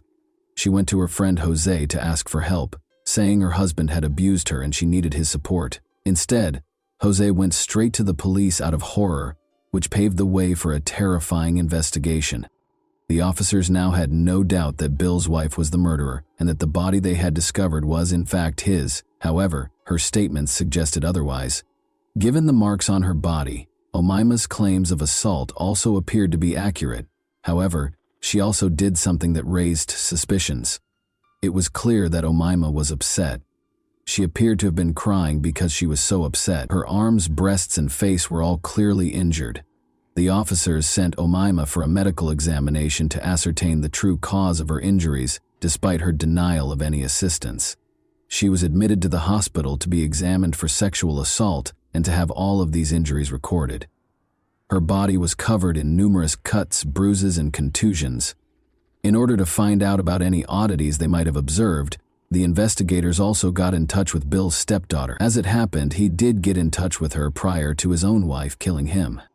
Detectives looked to Bill's neighbors as the investigation progressed, in the hopes that someone might have seen something out of the ordinary. They did remember hearing a strange noise that night, a noise that had seemed normal at the time, but had taken on a terrifying new meaning in the context of what had happened. Cutting a body into several pieces and packaging them all to make them appear non-human requires a lot of work. Thanksgiving was supposed to be a time for celebration, but for Bill Nelson, it turned into a day of horror when his young bride brutally murdered him. In the days that followed, what started with his murder only intensified into barbarism. Omaima went to work, systematically and unsettlingly mutilating his body. She crossed boundaries of cruelty, tearing his remains apart piece by piece. Authorities suspected that this degree of savagery wasn't the work of a first-time criminal when they eventually found the evidence. A very violent death was indicated by 25 or more skull wounds. In actuality, the body was dissected in a fairly professional manner, with such accuracy that the coroner's office was quite alarmed. Was this something she had done before? The investigators would be haunted for years by what transpired next. The medical examiners discovered something terrible when they weighed all of the remains discovered in Omaima's apartment and contrasted them with Bill's records. Almost 180 pounds of his body were missing. The officers realized what might have happened in light of the sobering findings already made. The weight that was missing indicated that Omaima had disposed of a significant amount of his body, and the implications were unimaginable. On the same day that her friend reported her, Omaima was taken into custody by the police and questioned. Even though these discoveries about Bill were unsettling, nobody could have foreseen the terrible truth that was concealed in a secret room. Omaima immediately tried to change the case's entire focus when they inquired about the murder, leading the investigation in an unanticipated and unsettling direction. She denied killing her husband when the officers questioned her about Bill's murder and her motivation for doing so. Officers were stunned by Omaima's response when they confronted her about the human flesh they found in the vehicle she was operating. They realized they were dealing with something much darker than they had expected, when the full extent of her cruelty and detachment became horrifyingly evident. In fact, Bill had run afoul of the law while working as a pilot to smuggle electronics and drugs into Mexico from a Texas airport. He had been apprehended and sentenced to 4 years in prison. Here, however, that was not the case. Omaima revealed the possible motivation behind her murder of her husband when the officers called her in for a second round of interrogation. She claimed that after they were married, Bill began to act violently, abusing her both physically and sexually during their brief marriage. She denied killing him, though. Omaima eventually confessed to killing her husband after being pressed further, but she left them with yet another unsolved mystery. The officers were starting to realize that Omaima was mentally ill, perhaps as a result of her traumatic past. Then she made a statement that confirmed the suspicion even more. The officers could tell from her demand that Omaima either had real mental health problems or was feigning them in order to get her sentence lowered. The fact that this was not the first time she had done this further confirmed their suspicion that she was merely making up her psychotic condition to get out of paying the penalty. When her medical report was received, these conjectures took on even more tangible form. Between Omaima and Bill, it was evident from the report who was the aggressor and who was the victim. Her hands, legs, and feet all had cuts that were typical of someone who had mutilated a human body. Additionally, the report disclosed that Omaima was not coerced into having sex. Everyone was horrified by her psychiatrist's startling assertion, which made them all question their loved ones. Omaima was accused of killing Bill for money, first-degree murder, cannibalism, and evidence of premeditation. Nothing short of a media circus was the trial that ensued. The public's morbid fascination was captivated by the graphic details of the crime. On December 1st, 1992, nearly a year after Bill Nelson was killed, the trial got underway. She even stated in court that the hallucinations were what caused her to do this and that it was her mind playing tricks on her. She stated that she was unable to remember anything about the murder, including the exact moment it occurred. But a different story about her was told by Robert Hansen, her ex-boyfriend, whom she had also contacted on the day of the murder. In addition, Omaima's psychologist provided testimony supporting her mental health. She described how her delusions were getting worse. The defense never claimed that Omaima was not the murderer. Rather, they emphasized that she committed the crime as a result of her abuse at the hands of Bill and her hallucinations.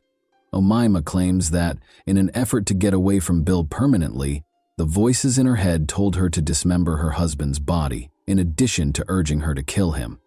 According to the ancient Egyptians, you will not enter the afterlife if your body is dispersed. She then sliced him. She was making sure he wouldn't be there if she made it to the afterlife. She wouldn't, however, say why she cooked him. She boasted to her psychiatrist that nothing was sweeter than her husband's taste, and that the ribs were the best part. Instead of him, she wanted his money. She didn't have to eat him, though. Omaima insisted repeatedly that she had no intention of killing Bill. However, the prosecution pressed for murder charges, and on January 12, 1993, the jury found her guilty of second-degree murder. Following consideration, she was also found guilty of attempting to rob Robert and assault with a deadly weapon. In Chowchilla, California, Omaima, who was 24 at the time, received a sentence of 25 years to life in the Central California Women's Facility.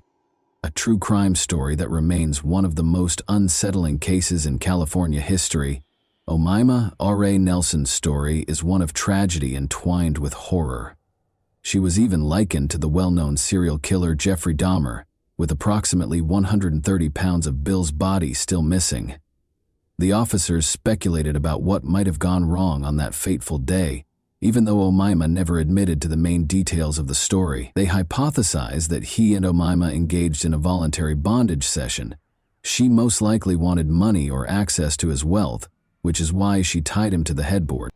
Californians were relieved to see Omaima R.E. Nelson safely imprisoned, as it meant that one less dangerous person was no longer on the streets. Omaima, however, fought to be released from prison. When she applied for parole for the first time in 2006, it was firmly denied. Unfazed, she tried again in 2011, but this time her request was quickly denied, much to the relief of investigators, who thought her release would only increase the risk. She shouldn't be released on parole. She poses a serious threat to society because, since her incarceration, she has been engaging in the same behaviors that she did before. At the time of Mr. Nelson's passing, she married a man she knew. At the time, he was in his 80s. He passed away a few years ago, leaving her a sizable fortune.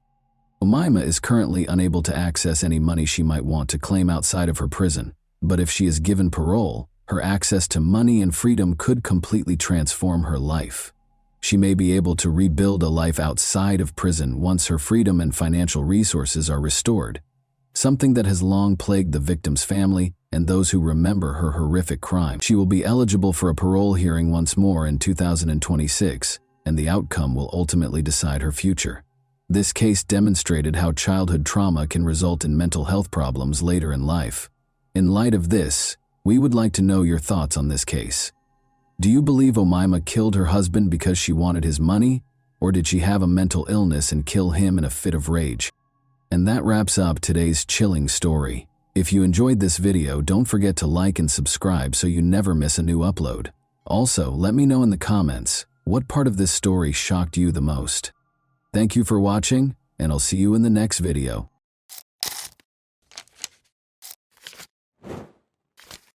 Hey guys, welcome to my channel, and today we're going to take a look at another horrible case with you. Nobody could have guessed that the couple had sinister secrets. She was an accomplished judge, and he was a successful lawyer. But a terrible thing happened. What began as a tale of love turned into an unimaginable tragedy. The Circuit House colony was quiet on a typical Kanpur evening. However, a mystery that would soon upend the life of Pratibha Gautam, a respected judge who had only moved to the neighborhood a few months earlier, was hidden behind the walls of one apartment in a government-provided residence. Pratibha, a civil judge at the local court, was renowned for her honesty and equity. She had gained the respect of her neighbors and the confidence of her co-workers by being modest but resolute. Before one fateful evening altered everything, it appeared that nothing could disrupt the rhythm of her life. Manu Abhishek Rajan, her husband and a lawyer, started a lengthy journey from Delhi to Kanpur on October 8, 2016. Despite their undeniable love, the couple's relationship was strained by the demands of their careers, and they had only been married for less than a year. While working at the Tis Hazari court in Delhi, Abhishek often stayed behind to spend as much time as possible with his wife. As he drove this evening, he thought about their reunion and looked forward to the weekend they would spend together. Despite the long drive, Abhishek, who was used to such trips, made every effort to communicate with his wife. He tried calling her several times, but no one picked up. He initially thought she was working or enjoying some well-earned relaxation, but he became more uneasy as he approached Kanpur. Why didn't she answer? Why is there no sound? When the first light filled Kanpur's streets on the morning of October 9, Abhishek finally made it to the Circuit House colony and parked outside their apartment.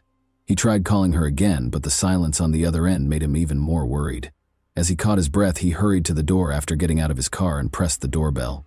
However, there was only a spooky silence within. Again and again he rang, then knocked, softly at first, then more urgently as panic set in.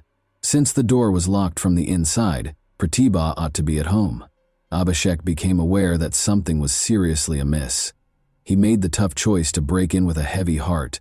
The door flew open after a series of hard blows. The lock gave way, and Abhishek stepped inside while holding his breath. He was paralyzed by what he saw in the living room. His wife was hanging from the ceiling fan. The air was heavy with an unpleasant smell. Her skin was darkened with dried blood, and her wrists were cut. Abhishek's entire world fell apart in that moment. Everything else became inconsequential. He walked cautiously toward her. The rope gave way when he touched her, and Pratibha's body dropped to the ground. Fear and sadness tightened his chest. He stood over her, finding it difficult to believe what he was seeing. Then, as if in a daze, he knew he had to do something. Ignoring the neighbors' shocked looks, Abhishek ran out of the apartment. He got into his vehicle and drove quickly in the direction of Kanpur Kant, the closest police station. With a trembling voice, he reported that his wife had probably committed suicide. The officer sent a team to the scene right away after listening carefully without interjecting. This signaled the start of an inquiry aimed at answering the numerous mysteries surrounding Pratibha Gautam's last hours. What had become of this powerful woman? Why had her life ended in such a terrible way? There was a spooky silence in the Circuit House colony as officers pushed their way into the apartment. They were shocked by the scene at once. The body on the ground was different from what Abhishek had first said. He claimed to have discovered his wife hanging from the ceiling fan. He clarified that he had taken her down in an attempt to assist in his panic. However, the bloodstains on the furniture and floor only strengthened their suspicions, and this particular detail raised more questions. Senior officers and forensic specialists soon showed up to start gathering evidence. While Abhishek watched, his hands shaking and his face displaying a mixture of shock and fear, they took pictures and collected tangible evidence. Neighbors were beginning to congregate outside, whispering and glancing nervously at each other about what might have happened in the judge's house. The small Uttar Pradeshi town of Orai is where Pratibha Gautam was born. Her mother taught her and her younger sister to be independent and persistent, and she grew up in a middle-class family with a father who worked at a bank. Early on, Pratibha showed an interest in law, and she relocated to Lucknow to attend university after high school. There, she not only graduated with honors, but also made the decision to become a lawyer. Her desire to become a judge eventually led her to Delhi, where she enrolled in graduate school. The pivotal moment in her life occurred in Delhi. She met Manu Abhishek Rajan, a young, ambitious lawyer who shared her desire for career advancement. Abhishek was born into a powerful family. His father, Judge Suresh Chandra Rajan, had a long career that included positions at the CBI and NGT, among other prestigious organizations. What started out as straightforward discussions between Pratibha and Abhishek regarding exam stress and career obstacles quickly developed into something more. Through long walks around the city, study sessions, and library visits, their friendship developed into a romantic partnership, and they soon made the decision to get married. But not everything went as planned. When Pratibha informed her parents that she intended to wed Abhishek, they reacted negatively. Since Abhishek was only an attorney, they felt that he was unfit to be their daughter's partner and that their daughter should have a higher status. Their objections were exacerbated by the caste differences. Nevertheless, the couple decided to fight for their future together because their love was stronger than what society expected. They both made the decision to apply for the junior judge exam in 2013. Pratibha gave her all to the preparation, attending specialized classes, studying at night, and taking practice exams. Her diligence paid off. She started training after passing the competitive exam. Sadly, Abhishek failed the test. Although it was a major setback, he decided to keep going and pursue a career in law, concentrating on criminal cases. They continued to have a solid relationship in spite of the disappointment. Pratibha Gautam began working as an associate civil judge in Kanpur in 2015. She soon proved she was capable of handling the responsibilities and demands of the position, which called for complete dedication. She quickly gained the respect of her peers in the local court due to her fairness and strong work ethic. Abhishek Rajan, meanwhile, pursued his legal career at Delhi's Tis Hazari Court, where his professionalism and tenacity won praise from peers. On January 29, 2016, they took a risky move. They got married in secret at Delhi's Arya Samaj temple. This was a planned move to take charge of their future rather than an act of impulsive behavior. They chose not to tell them since they were aware that neither family would be happy about their union. Only a few close friends who assisted in planning the event attended the low-key ceremony. They kept their marriage a secret from their families until shortly after it was formally registered. The couple made an effort to patch things up with their family after the wedding. Pratibha was eventually accepted as a daughter-in-law by Abhishek's family, who also showed interest in her life. Pratibha's family, however, was adamant in their disapproval.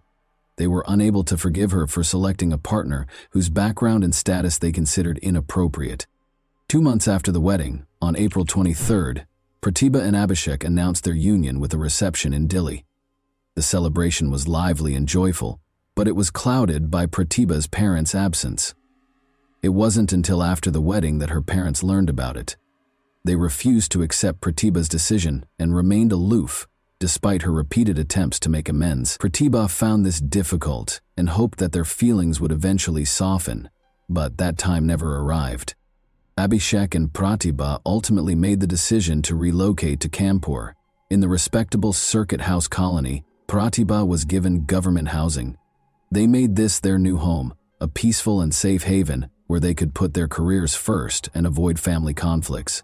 After a few months in Kanpur, Abhishek went back to Delhi to carry on with his work. It was 6 months into their marriage. They continued to support one another, stay in close communication, and get together whenever they could in spite of the obstacles, distance, family strife, and the pressure of their demanding careers. Pratibha and Abhishek treasured every second they had together, planning, dreaming, and having faith that their love would triumph over all challenges. When Abhishek got to Kanpur early on October 9 to see Pratibha, he discovered her dead in their apartment.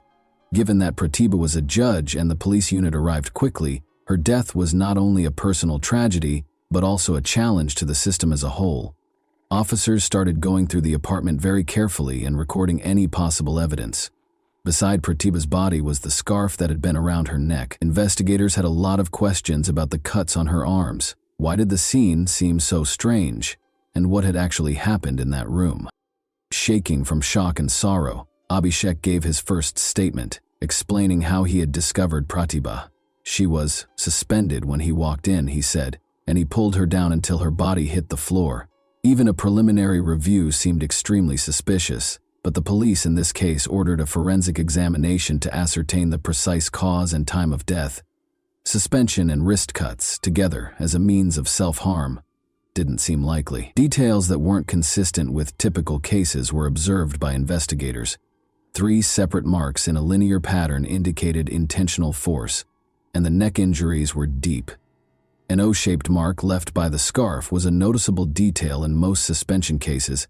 Although the neck mark typically takes the shape of a V or U, a circular mark might suggest that the patient was compressed while they were in a supine position. The idea that the scene was staged to imply self-harm was raised by this discovery.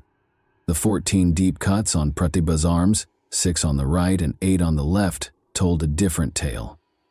The cuts were parallel and exact, as if they had been made carefully and without hurry. The police had reason to question the situation's simplicity because this did not fit the typical profile. But the tragedy's news spread swiftly. Camera crews and reporters started congregating outside Pratibha's house. When he heard of her death, her father was devastated. He was so distraught and perplexed by what might have happened to their daughter that he and his wife left right away for Kanpur. A local hospital took Pratibha's body for an autopsy, but there were problems with the procedure. Colleagues and community members criticized the temporary transportation of a judge's body. Her body was left in a corner of the hallway until the examination could start, which sparked criticism from the public and raised concerns about how the police handled the case. Late at night, medical professionals conducted the autopsy and attempted to solve the tragic and intricate puzzle. Abhishek frequently described how he discovered his wife in that depressing condition, but it became evident that something was amiss when the forensic team showed up. He brought up the ceiling fan, which was questioned.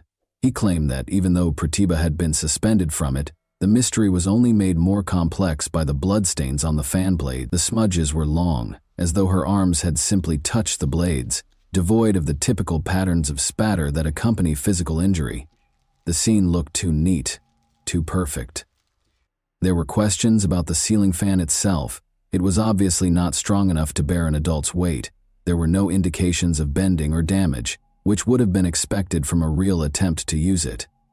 Investigators were beginning to suspect a problem. Abhishek claimed that in order to enter the apartment, he had broken down the door. "I have to force it open," he insisted. Investigators soon discovered, though, that the lock was merely minor damage and was still operational. He claimed a forced entry, but the door opened and closed without any problems. It wouldn't have worked so well if it had been disassembled.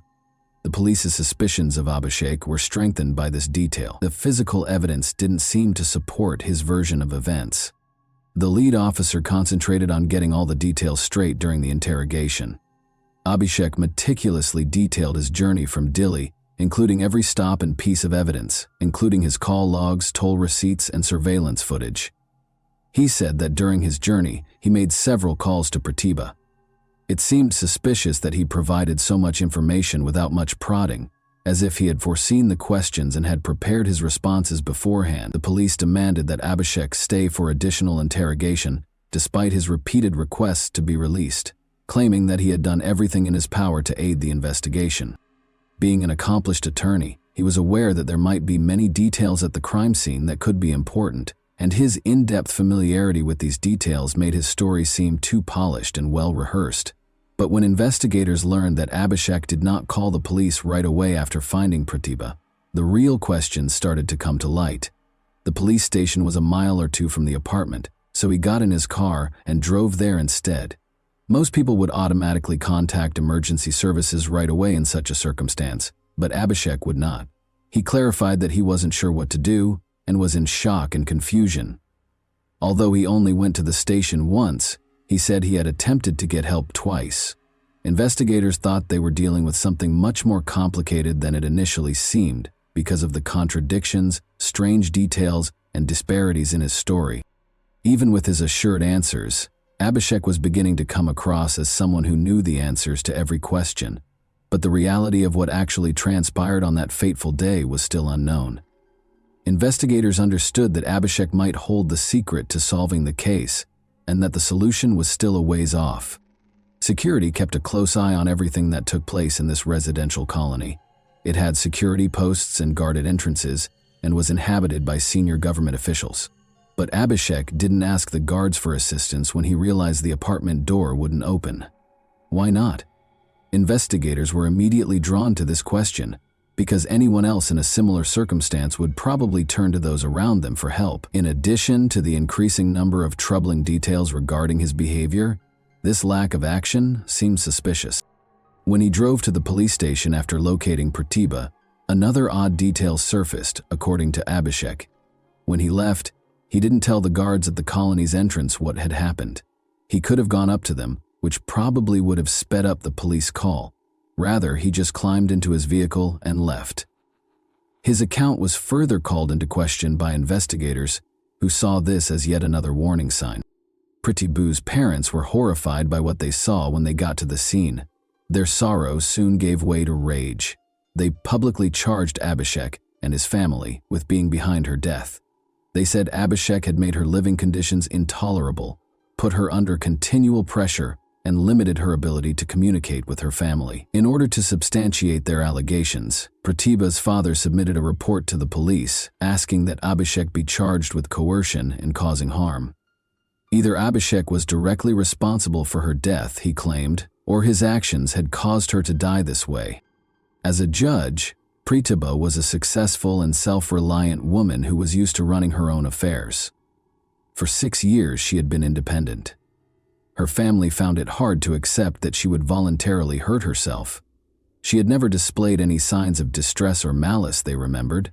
This made one wonder, what might have motivated her to do this? 4 seasoned medical professionals performed the autopsy on the evening of October 9 and came up with startling results. Asphyxiation was the cause of death, which suggests foul play. Her body had marks that suggested she had been struck by a metal object. In addition, she had 3 deep cuts on her neck and 14 cuts on her arms and wrists. Everything pointed to a struggle, a last-ditch effort to resist. The most unexpected discovery made about Pratibha before her death was that she was 3.5 months pregnant. The investigation was further complicated by this detail. How could a pregnant woman who was in a responsible role at work choose to hurt herself? The presence of bruises and other marks didn't fit the scenario where she may have caused the injuries and suffocated herself. Why did her body show so many signs of damage? Abhishek started to exhibit signs of discomfort as the questioning went on. His answers, which had been confident, became uncertain. Investigators took notice of his hesitation and self-contradiction. He might be concealing something, and these were obvious clues. He was eventually arrested for additional interrogation. The police were aware that this case needed to be handled carefully. Abhishek practiced law. His brother-in-law was a prominent figure in the judiciary, as was his father, a retired judge. Any mistake could have dire consequences. Public pressure and his family's influence were major factors when Abhishek appeared in court to set bail terms. The judge restricted his confinement to 7 hours rather than the usual amount of time. Investigators and Pratibha's family members were not happy with this decision because they thought Abhishek was treated too lightly, considering the seriousness of the charges. Pratibha's body was given to her family after the autopsy was finished. Her parents, siblings, and other family members were devastated. They remembered how Pratibha had sounded quiet when she called home in recent months. She avoided talking about her personal life and shared few details, and now all those little clues seemed like warning signs they might have missed. The case became more complicated every day, and the solutions appeared farther off. After seizing Abhishek's phone, the police started going through all of his emails, calls, and messages. They found that during the past few months their relationship had becoming more tense. Nearly every message from Abhishek was tinged with annoyance, and they frequently argued about their plans for the family and the future of their child. Although no one was yet certain of the extent to which these sinister undertones would spread, this increased the investigators' suspicions. Abhishek had to endure hours of interrogation while the investigators watched him. With every new question and piece of evidence, the pressure increased and his burden grew heavier. Abhishek finally broke down and said the words that changed everything one day. When he was so tired and on the verge of an emotional collapse, he admitted it. The words were a painful, unwilling admission that came reluctantly, as if drawn from deep within. It was shocking and horrifying to hear him admit his part in Pratibha's demise. Abhishek disclosed that his thoughts and feelings were distorted by years of internalized jealousy and resentment. It all began when he failed the exam and continued to practice law, while Pratibha earned her place as a judge. This status difference turned into a major source of internal conflict. He found it hard to believe that his wife had accomplished more than he had, and that her family publicly disapproved of him. His emotions became more destructive with every day that went by. Then she found out she was pregnant. It represented their love and their hope for the future for Pratibha. She thought the baby would improve her relationship with her parents and strengthen their marriage. Pratibha's mother was ecstatic and intended to help her daughter, even meeting to talk about their future together. However, this news felt like yet another setback for Abhishek. He experienced fear and a greater sense of alienation in place of happiness. He saw the pregnancy as a further erosion of his independence, an increase in his responsibilities, and a widening of the gap between him and Pratibha. Abhishek's friends knew him as someone who liked to live a carefree life. He was known for his parties, independence, and lack of responsibility. Now, he was overcome with fear at the thought of becoming a father. He started to coerce Pratibha into thinking about getting an abortion, but she adamantly refused. The tension between them only grew as a result of her unwavering desire to keep the child. He became increasingly frustrated with her every time she smiled and tried to show him that their future might be promising. He was stuck. The situation only got worse. Abhishek began to have even more influence over Pratibha's life. He cut off her communication with her parents and grew more and more envious of her achievements and career. At home, Pratibha's world was dominated by control and anxiety, despite her independence and success at work. The turning point came when Pratibha's mother said she wanted to see her in early October. Abhishek's response was furious. The fact that Pratibha had disregarded him and contacted her family was too much for him to handle. He insisted that she cease all correspondence, but Pratibha refused to back down. She vowed to stand up for her rights, keep her child, and refuse to compromise. For Abhishek, those words were the last straw. His fear of losing control, his sense of failure, and his jealousy all came to a head. Her strength and independence were too much for him to handle anymore. On that fateful day, things got out of hand.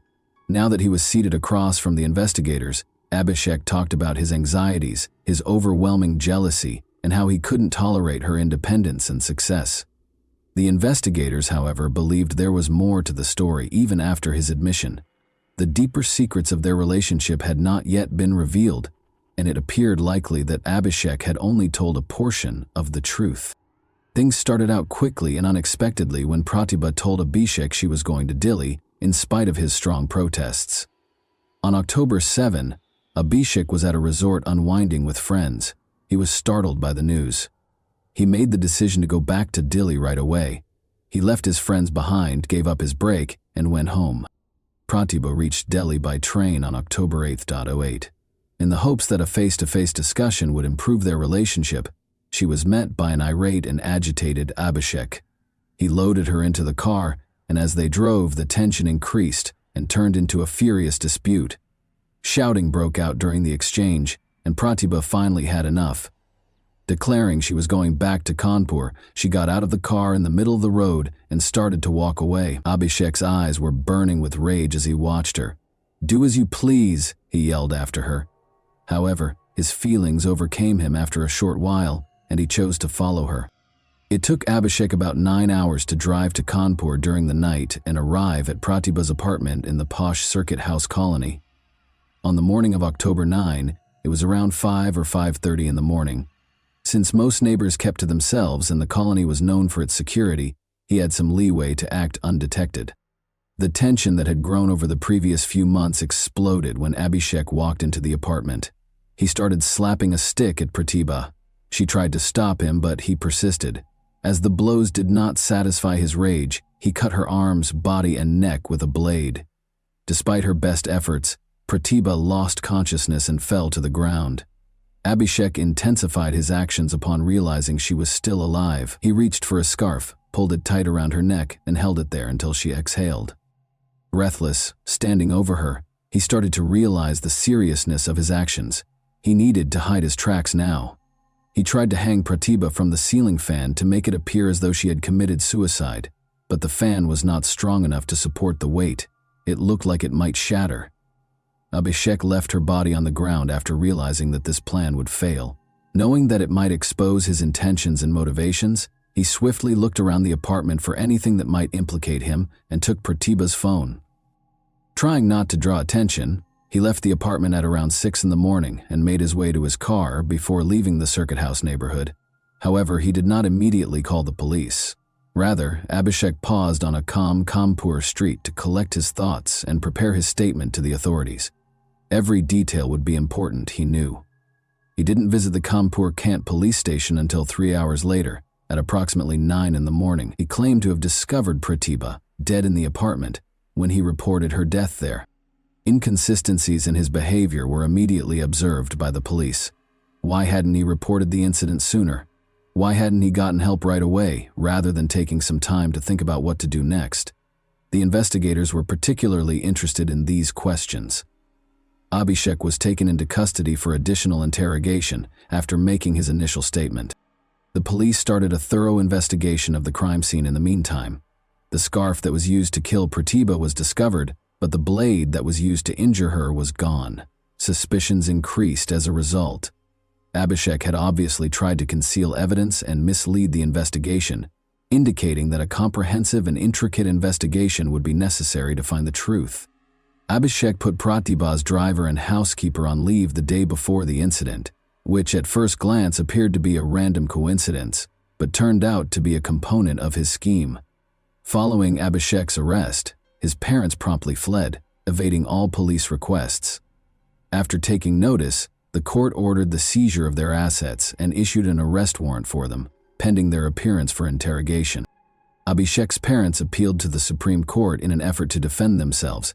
They were successful in getting the warrant temporarily stayed, but on October 18, the court in Kanpur ordered their voluntary surrender. To cooperate with the current investigation, Abhishek's parents showed up at the Chief Magistrate's court. Abhishek, meanwhile, tried several times to get bail. He filed petitions with the Supreme Court, the High Court, and the Session Court, among other courts. But every request was turned down. He could not be released due to the seriousness of the charges and the possible danger to the investigation.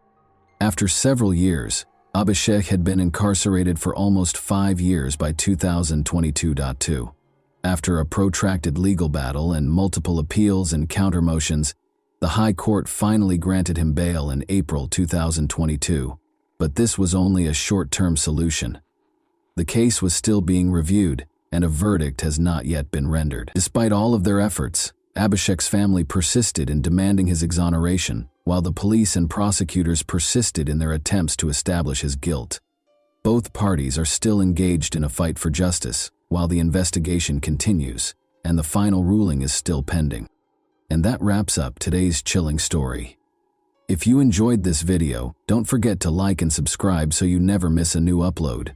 Also, let me know in the comments what part of this story shocked you the most. Thank you for watching, and I'll see you in the next video.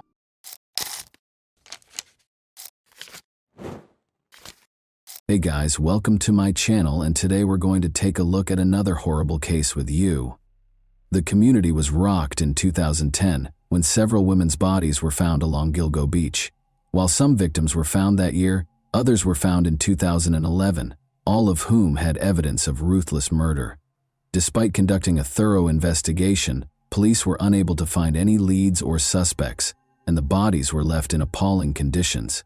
The identity of the murderer and the full scope of the crimes were left a mystery for years. When a sample from a pizza crust that the suspect had thrown away was discovered to match hair on one of the victims, it was a breakthrough. Who was responsible for these horrifying killings, and how many victims remain unaccounted for? Let's investigate this matter. The hunt for Shannon Gilbert was the first step in the investigation into the terrible deaths of multiple women close to Gilgo Beach, Long Island. She was a 24-year-old woman who escaped from a client's house and disappeared in May 2010. Following the discovery of human remains along Oak Beach's Ocean Parkway on December 11, 2010, her disappearance became a crucial component of a more extensive and ongoing mystery. In a heartbreaking 23-minute 911 call, Gilbert said, "They are trying to kill me." After she vanished, Suffolk County Police Officer John Malia searched the gated community where Gilbert was last seen with his cadaver dog Blue. But even after a rigorous search during the summer of 2010, they were unable to locate any leads. Malia carried out a fresh search on December 11 with an emphasis on the area around Ocean Parkway. They forced their way through a thin layer of snow and dense vegetation. The team discovered Melissa Barthelomy's remains, wrapped in rotting burlap, after the dog detected a scent. 3 more bodies were discovered by the police as they searched further. These victims were later identified as Amber Costello, Megan Waterman, and Maureen Brainerd Barnes. All of them were discovered within 500 feet of one another. Suffolk County Police stayed committed to cracking the case and increased their search and resources as the bodies were found along Ocean Parkway. Patrols along Ocean Parkway were stepped up after the discovery of the first set of remains in December 2010. To comb through the dense brush and marshy areas, police deployed cadaver dogs, forensic teams, and cutting-edge equipment. Police stepped up their search along the same highway in March 2011 after finding additional remains, including those of Valerie Mack and Jessica Taylor. They broadened their scope to include Nassau County and even inspected neighboring beaches. In pursuit of hints that might help them find the murderer, officers endured long hours, inclement weather, and challenging terrain. State police, the FBI, and local authorities were among the law enforcement agencies that collaborated on the investigation. They investigated all of the information that could be used to identify the murderer, investigated forensic evidence, and followed up on tips. Police provided the public with updates as the case became more complicated and even offered a $25,000 reward for information that might result in an arrest. Despite these tenacious efforts, the case continued to garner attention for reasons other than the discovery of new bodies. Unexpected developments in the investigation included the December 2011 discovery of Shannon Gilbert's remains, which sparked further inquiries about whether her passing was connected to the others. Some thought Gilbert's death was an accident, while others suspected foul play. Every lead was taken seriously by the police, who kept looking for answers. Gilbert's disappearance went unsolved for more than a year. However, a breakthrough happened on December 13, 2011. About half a mile from her last known location, her remains were discovered in a marsh. Her clothes and other possessions were also found close by. Gilbert's death was initially feared to be connected to the Long Island serial killer. Authorities concluded after a thorough investigation, however, that her death had nothing to do with the other killings. Mary Gilbert, Shannon's mother, publicly insisted that her daughter was a victim of the same murderer who left the bodies along Ocean Parkway in spite of this conclusion. The pressure increased as more bodies were discovered, but these were only dead ends. The police remained committed to providing the victims and their families with justice, in spite of the difficulties.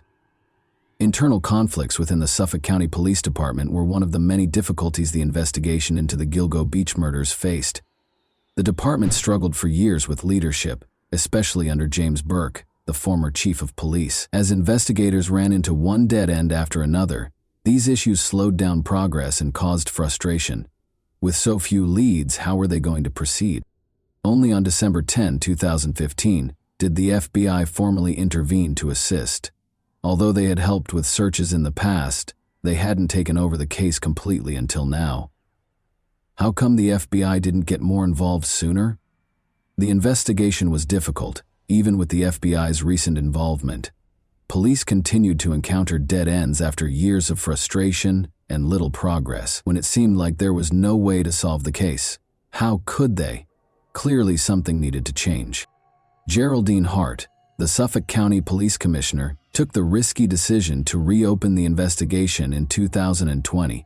She released important evidence to the public on January 16 in an attempt to spark fresh leads. An image of a belt discovered close to the crime scene along Ocean Parkway was one of the items made public.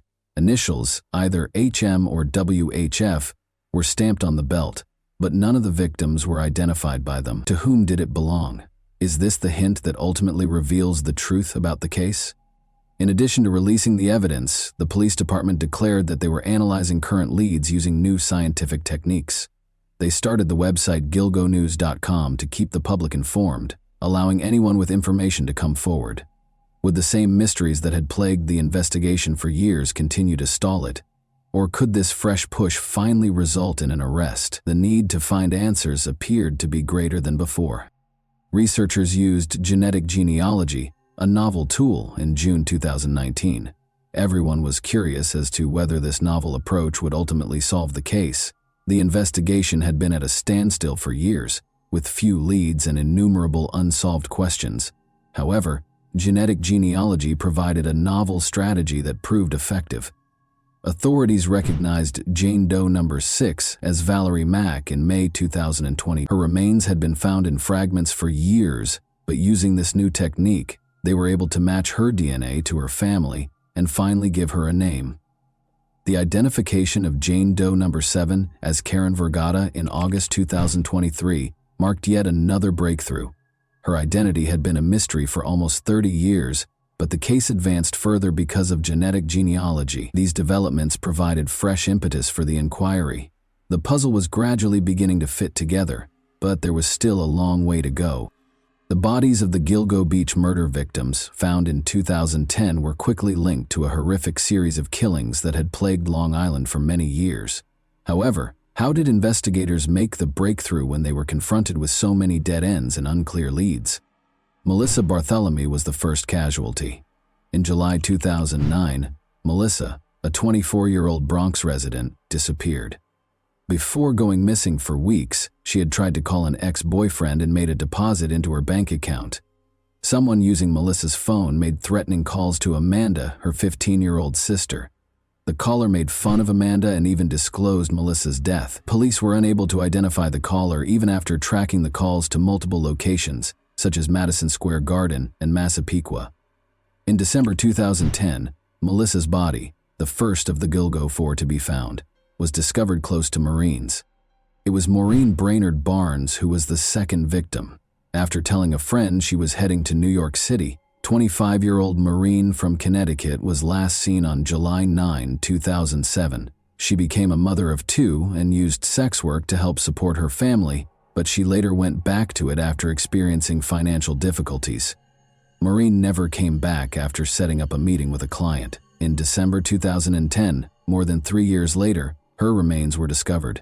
One of the leather belts used to bind her body was found to contain DNA that would later be connected to the murderer's wife. Megan Waterman was the third casualty. Megan, a 22-year-old Maine woman, posted escort ads on Craigslist and vanished in 2010. She was under her boyfriend's control and had fallen victim to sex trafficking. When Megan neglected to check in with her daughter, who was 3 years old, her family filed a missing persons report. In December 2010, her body was discovered close to the other victims. Investigators were unable to establish a direct connection between her death and her boyfriend, even though he was arrested on trafficking charges. Amber Lynn Costello was the fourth casualty.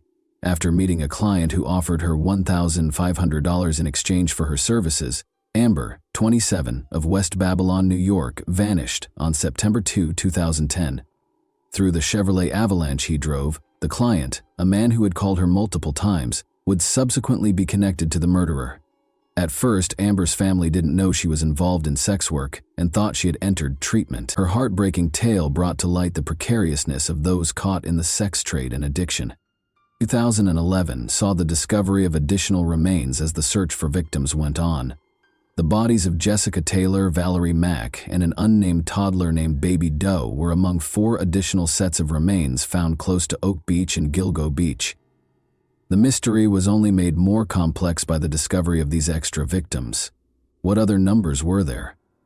More unsettling remains were discovered when investigators extended their search into Nassau County to the east. Remains of Peaches and her child, Baby Doe, were among the most eerie finds. In 1997, the dismembered torso of an African-American woman named Peaches was discovered.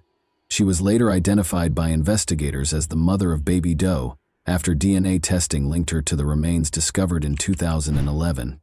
Both victims' identities are still unknown, and there are still unanswered questions regarding how they died. Then, in 2010, the remains of a young Asian person named Asian Doe were discovered close to the first 4 bodies. Although the victim's identity is still unknown, it was thought to be a transgender woman. Even with all of the technological advances, it was not easy to identify these victims. The case appeared unsolvable due to the lack of leads and persistent dead ends. How could detectives, who were already having a hard time identifying so many victims, ever hope to catch the murderer? The Gilgo Beach murder investigation took a dark and complicated turn with the discovery of new remains, leaving the public and police with more questions than answers.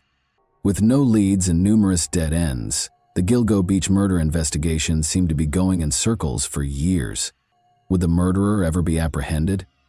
John Bittroff, a suspect, was briefly regarded as a person of interest in 2017, but Bittroff had a history of killing sex workers and was a convicted murderer.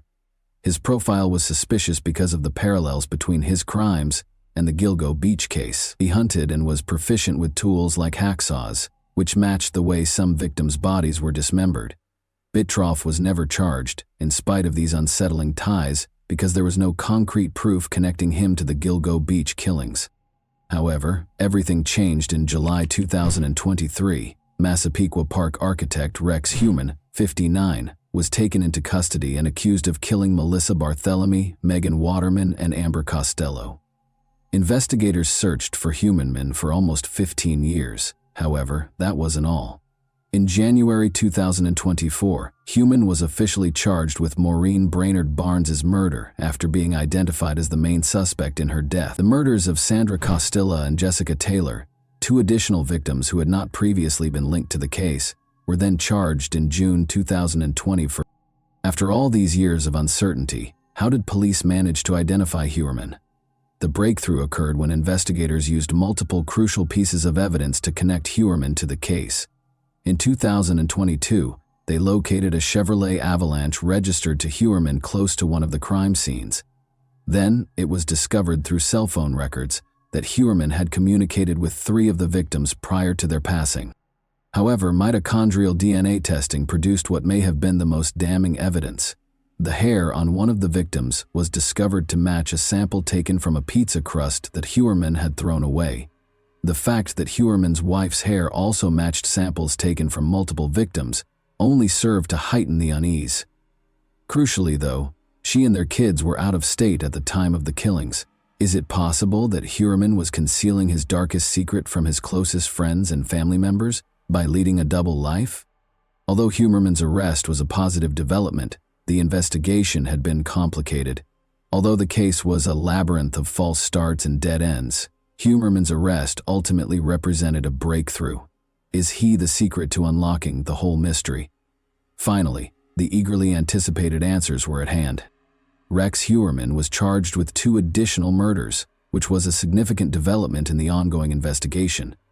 After months of diligent work, investigators spent a significant amount of time searching a wooded area in Manorville, Long Island, and going through the evidence gathered from Heuermann's family home. The new charges are related to the 1993 murder of Sandra Costello, whose remains were found in North Sea, Long Island in 1993, and the 2003 murder of Jessica Taylor, whose remains were found in March 2011 close to Gilgo Beach. According to court records, Heumann is currently facing charges for both offenses. Prosecutors claim that DNA evidence, including a hair discovered beneath Jessica Taylor's body, connected Heumann to the killings. Heuermann's link to the victim was established by this DNA match, which turned out to be a significant discovery. At first, it was thought that John Bitroff, a different suspect who had been connected to other killings in the neighborhood, was responsible for Sandra Costello's death. Recent developments in DNA technology, however, have shed new light on the case and identified Heumann as the real murderer. DNA evidence discovered at the crime scene has now been verified by prosecutors as linking Heumann to Costello's murder. The case has advanced significantly with these new charges, which broaden the scope of Heuermann's alleged crimes and raise the possibility that his murders may have taken place over several decades. The number of additional victims Heumann may have been linked to is still unknown in light of this new information. Even more unsettling information is being revealed by the ongoing investigation. Since Rex Heuermann's criminal charges were revealed, his family is going through a very difficult time. In addition to fighting cancer, his wife is also dealing with the fallout from her husband's scandal. Due to their father's criminal history, employers are reluctant to hire Heuermann's children, who are consequently having difficulty finding employment. However, the relatives of Heuermann's victims are still in pain. The pain of losing a loved one never goes away, even though they might feel some relief when justice is done. As they look for closure for the lives lost, they find little solace in the ongoing legal process. The ramifications of this case are extensive and continue to cause great emotional suffering for the families of Heuermann and the victims. And that wraps up today's chilling story. If you enjoyed this video, don't forget to like and subscribe so you never miss a new upload. Also, let me know in the comments what part of this story shocked you the most. Thank you for watching, and I'll see you in the next video.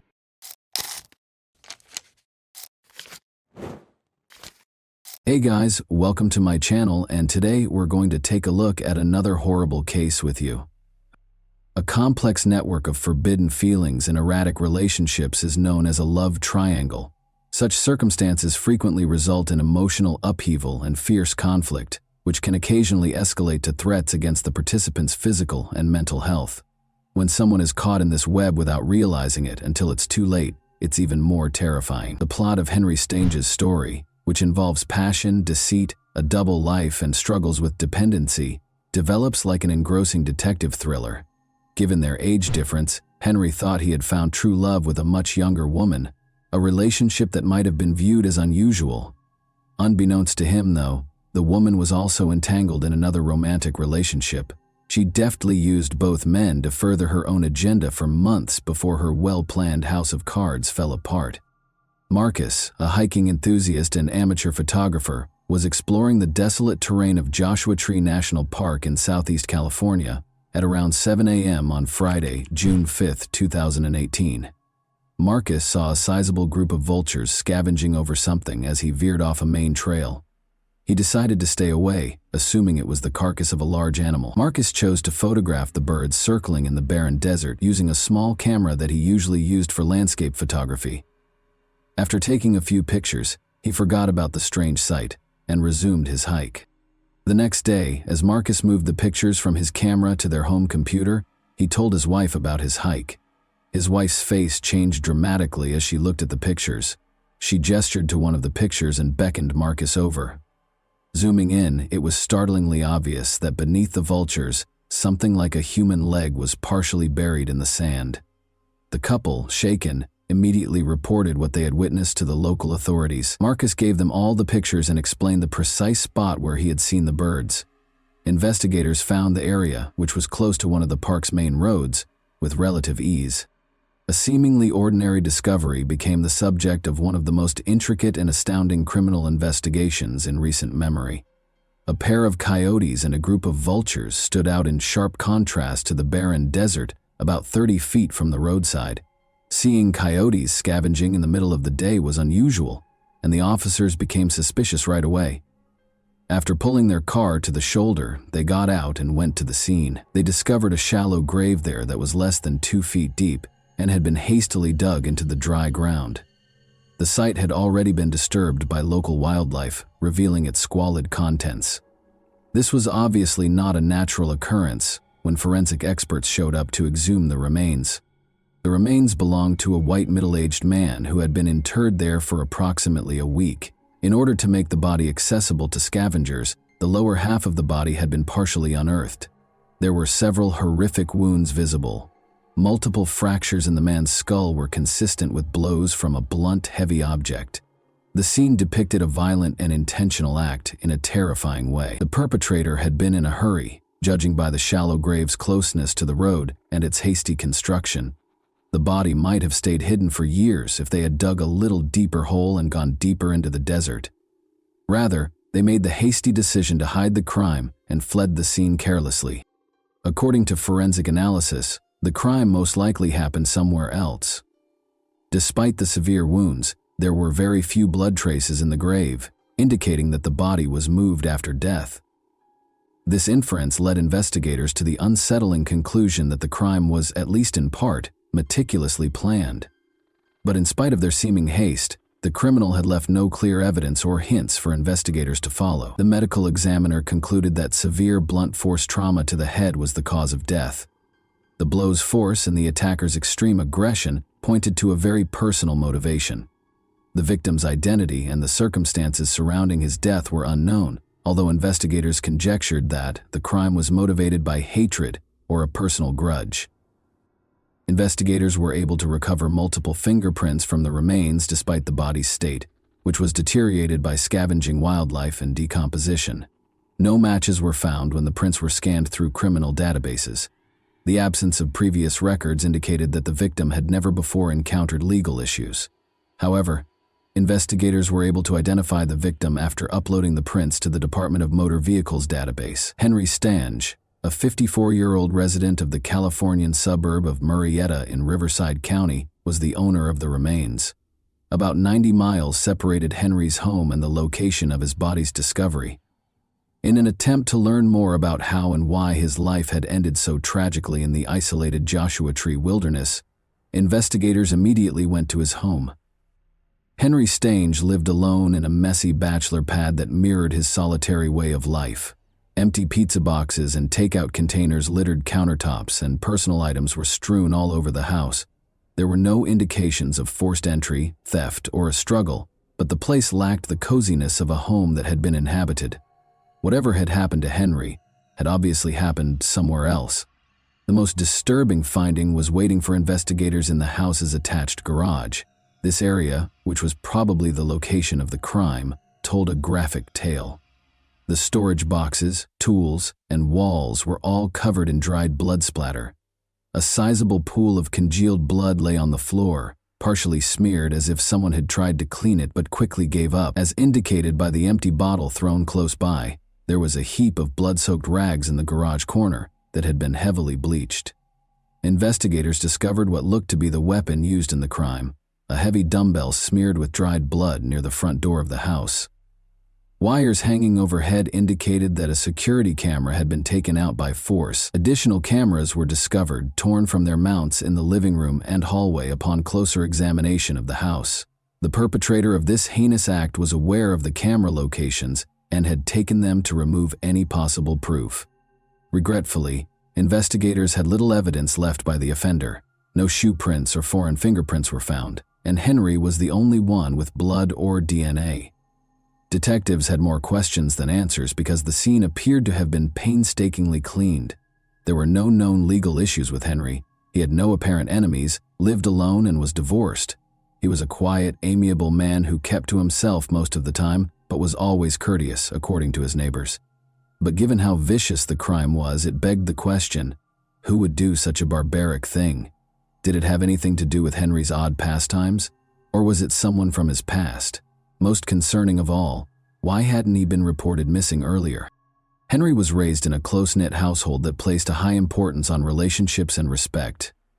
In a nearby town, his mother and two younger sisters resided with their families. Through frequent phone conversations and sporadic visits, the family regularly maintained communication, but Henry had grown more reclusive in recent months, talking less to his loved ones and keeping personal information private. Though they tried not to overreact, his family was concerned about him. They became more worried when he didn't get back to them for a week or so, but they chose to hold off on setting off an alarm. Henry's mother and sisters were devastated to learn of his violent death. Heartbroken and shocked, they immediately volunteered to help investigators by providing any information they could, in the hopes that it would aid in the case's resolution. At one time, Henry Stange was a man of energy and athleticism. He enjoyed hiking, traveling, having outdoor adventures, and being in nature. Henry was a gifted guitarist and a passionate motorsports fan who loved his motorcycle, a valuable asset that had taken him across several states. However, everything changed in the spring of 2014. One day, as Henry was getting ready to go for a ride, a pickup truck with an inebriated driver collided with his motorcycle. It was a devastating collision. Before coming to a halt, the driver pulled Henry for almost 300 feet. Henry miraculously lived, but his injuries changed his life. Henry's legs were severely damaged in the collision, necessitating several major surgeries. He had to go through months of exhausting rehabilitation in order to be able to walk again.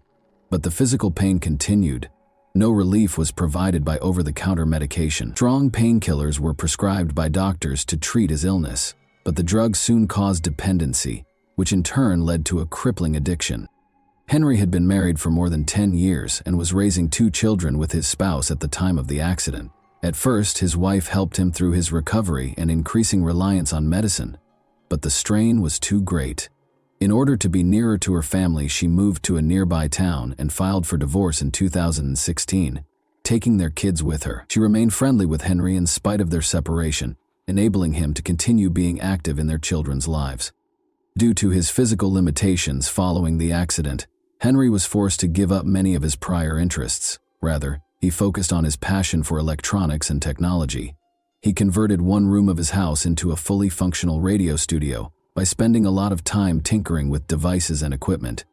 Henry then started a podcast, using it as a forum to talk about current affairs, and express his frequently frank and unvarnished views. Henry started broadcasting every day. He freely voiced his opinions, frequently venturing into philosophical reflections or daring remarks on contentious subjects.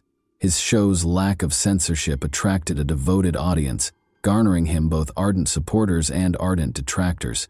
He started to be purposefully provoked by some listeners, especially those who held opposing opinions, which caused him to lose his temper. Videos of these outbursts were captured and circulated on social media, frequently edited to portray Henry negatively. Investigators discovered a particularly antagonistic person who appeared to have a deep-seated grudge against Henry in one online community for amateur radio enthusiasts. This individual regularly made fun of Henry's remarks, posted edited snippets of his broadcasts, and insulted him. However, it soon became clear that Henry was not the only one who exhibited this behavior. As a kind of amusement, the user frequently attacked and disparaged prominent members of the community on the platform. Although it was clear that they were hostile toward Henry, it was unclear if this online animosity was related to the crime.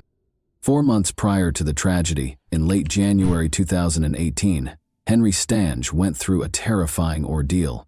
His family claims that while he was asleep, someone broke into his house in the middle of the night. After breaking in through a window, the intruder struck Henry repeatedly in the head with a hammer. Since nothing was taken from the house, it is obvious that a personal grudge was more likely to have been the motivation than robbery. When they left, the assailant took the hammer that they had brought. Henry surprisingly chose not to call the police to report the incident. He installed covert security cameras all over his house instead, taking matters into his own hands. The person who broke into his house the second time was aware of the camera's locations. Henry's last known podcast broadcast was broadcast on the evening of Thursday, May 24, 2018, according to investigators piecing together his last days. After that, his utilities showed no activity, no text messages, and no records of incoming or outgoing calls. Investigators concluded that Henry's death occurred on this day because neither electricity nor water had been used since that evening. Those closest to Henry were interviewed by detectives as the first step in their investigation. They found out that he was still going through the divorce process. After the split, the couple had been embroiled in a contentious legal dispute over Henry's residence, despite his and his ex-wife's best efforts to keep things civil for the benefit of their 2 kids. In the meantime, his ex-wife had moved in with her mother along with their kids. When it was discovered that Henry's ex-wife had been paying the house's utility bills, the tension increased. Henry survived on a meager disability allowance following the accident that prevented him from working, but it was insufficient to cover all of his expenses. She continued to provide financial support to him even after they split up. Henry's ex-wife reportedly paid him occasional visits, according to the neighbors, most likely to settle their property dispute. However, the couple's shouting matches could be heard all over the neighborhood, as these visits frequently turned into loud arguments. An important question was brought up by the Discord. Was the mother of Henry's children really so desperate to settle their dispute over the house that she went to such lengths? Henry's ex-wife emerged as the main suspect at this stage of the inquiry. She gave a somber account of their relationship when detectives brought her in for interrogation. After Henry's motorcycle accident, his ex-wife claims that their once happy and stable marriage took a drastic turn. The prolonged use of prescription drugs changed his personality and made him more challenging to live with, despite her best efforts to help him heal and adjust to his new life. After a while, she felt compelled to depart. She made sure he had a roof over his head by continuing to support him by paying his bills, even after they parted ways. It was challenging for investigators to ascertain whether she could have committed such a horrible act because of her financial support and loyalty. The investigators needed to do more research. Even though Henry's ex-wife continued to be interesting, her story presented a more nuanced picture that necessitated more research into Henry's tense relationships and unspoken conflicts. At first, Henry's ex-wife tried to settle their property dispute amicably, but when Henry brought a young girlfriend into his life, things drastically changed. Conflict arose when he declared that he and his new partner would be living in the house. Henry seemed so consumed by his passion that he completely forgot about his children's needs. Despite their disagreements, Henry's ex-wife didn't seem to have any reason to hurt him. Instead, she was sympathetic to her ex-husband. She also had a strong alibi for the day that investigators thought the crime was committed. She was in another state for a week-long business trip. Now that she was no longer under suspicion, investigators focused on the enigmatic young lady Henry had fallen so deeply in love with. According to Henry's mother, her son started dating Ashley Stapp, a much younger woman who was only in her early 20s, approximately 10 months prior to his passing. Both Henry's mother and his sisters disapproved of Ashley because they thought her actions were strange and her motivations were unclear. It was difficult to see why the young college student had chosen Henry, considering his age, disability, and dependence on a meager disability allowance. Even though Ashley didn't seem financially driven, it was clear that she had personal motivations for keeping the relationship going. As the romance developed quickly, Henry's family became concerned and made an effort to alert him to possible dangers. But Henry brushed their worries aside, announcing with pride that Ashley was his perfect woman. Further information was given by a neighbor who mentioned that Ashley frequently visited Henry's house and that they had spoken on multiple occasions. In particular, the neighbor remembered Ashley driving a unique blue Chevrolet with a big dent on the back passenger door. Ashley was seen once more on the day that police searched Henry's house. She appeared to watch the scene from a distance, as witnesses saw her drive slowly past the house before accelerating away without stopping. Her behavior sparked suspicion. Why didn't she ask what was going on if she had seen police at Henry's house after noticing that he hadn't communicated for a week? Investigators wanted to talk to her because of her suspicious behavior. Ashley's social media profile showed a shocking turn as investigators dug deeper into her past. Henry was not mentioned in her public images or posts. Rather, it seemed that she was in a committed relationship with another man, a young, healthy American. Marine, the man in question turned out to be U.S. Marine Corps Lieutenant Curtis Kruger, who was 30 years old. Images of Ashley and Henry together showed them smiling and embracing, but there was no sign that Ashley was involved with Henry. This disclosure raised serious concerns about Ashley's genuine motivations and the dynamics of her relationships with both men, by implying a complex web of lies and deceit. It was now up to investigators to ascertain whether the violent crime that killed Henry was caused by the unstable conditions of this covert love triangle. Due to his military career, Curtis Kruger was constantly on the move and rarely had the opportunity to see Ashley Stapp. Weekend visits made up the majority of their relationship, and even those were not assured. When they were able to get together, they frequently went out of town to spend time together privately. Ashley blended in with Curtis's world, occasionally visiting him on base for family days and other military functions. In fact, the couple had already started organizing their wedding. Curtis frequently talked about Ashley being the woman of his dreams and how he would never want to lose her. But there were still questions in his mind. He told his sister about Ashley's repeated disappearances, her inability to return his calls, and her lack of justifications. Curtis put tracking software on Ashley's phone out of suspicion in order to keep tabs on her whereabouts. Before long, he had discovered the truth. At a gas station close to Henry Stange's house, Curtis confronted Ashley. She gave Curtis the address and, under duress, acknowledged where she had been spending her time. But instead of admitting to being unfaithful, she disclosed a concerning secret. Ashley stated that she had become dependent on strong painkillers as a result of a hip injury she had suffered years prior.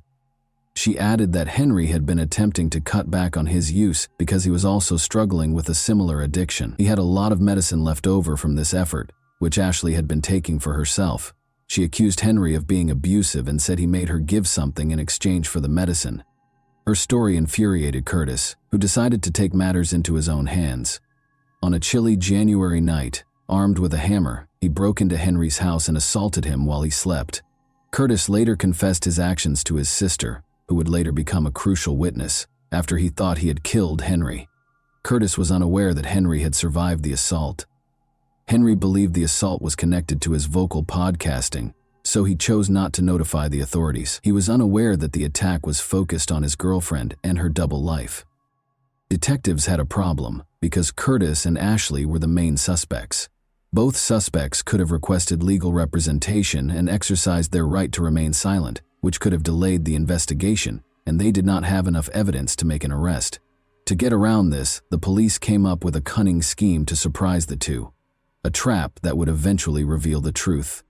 In order to monitor Curtis and Ashley's phone conversations, the authorities first secured a court order. Officers then went to Ashley's brother and asked him if he recognized anyone in a picture of her with Henry. He said he didn't know the man next to her, but he recognized his sister right away. The officers clarified that they needed to identify the man in the picture because they were looking into a serious crime. In order to learn more, they asked the brother to email Ashley the photo. She reacted rapidly. Ashley said she didn't know who the man was or anything about a crime when she called her brother. Ashley called Curtis in a panic shortly after. She explained that the police had somehow linked her to the investigation during the tearful conversation. Confident that they had hidden the body in the desert and removed the cameras to cover their tracks, the two suspects expressed bewilderment over how this had occurred. Although they refrained from using overt language regarding the crime, they did discuss certain details that would only be known by someone who was directly involved in the events. Curtis and Ashley were taken to the station separately for interrogation after being arrested on the same day. Curtis asked for a lawyer and instantly refused to talk. But Ashley found herself facing the taped version of her chat with Curtis. She started confessing after realizing she couldn't deny her involvement. At first, Ashley's remarks were ambiguous and inconsistent. Although she acknowledged being at the scene of the crime the night of the attack, she denied seeing the assailant. She initially claimed that Henry was ambushed in the garage after he went to investigate a break-in at the house. Ashley's story changed when investigators showed evidence that her and Curtis's phones were tracked to Henry's house the night of the crime. She acknowledged having a romantic relationship with both men for almost 10 months. Curtis made the decision to confront him after learning of her relationship with Henry. Ashley admitted that he thought Ashley would avoid Henry after Curtis attacked him in January and seriously hurt him. Curtis, however, was furious to find out that she was still seeing him. Curtis drove to Henry's house the night of the crime and attacked him once more. Ashley acknowledged that she had assisted Curtis in hiding the crime. She disclosed that she had guided him to the location of Henry's security cameras, assisted him in taking them down, and helped conceal Henry's body in the desert. At last, Ashley revealed where Curtis had used the hammer in the January initial attack. When found, this weapon still contained traces of Curtis's fingerprints and Henry's blood, which was crucial evidence in the case. In August 2020, Curtis Kruger and Ashley Stapp's trial got underway. Curtis insisted that he was protecting his fiance's honor and denied any wrongdoing. According to his lawyer, Ashley was the real catalyst, living a double life and controlling both men for her personal gain. The defense also emphasized that Ashley had stolen all of Henry's prescription drugs from his house for her own use following the heinous crime.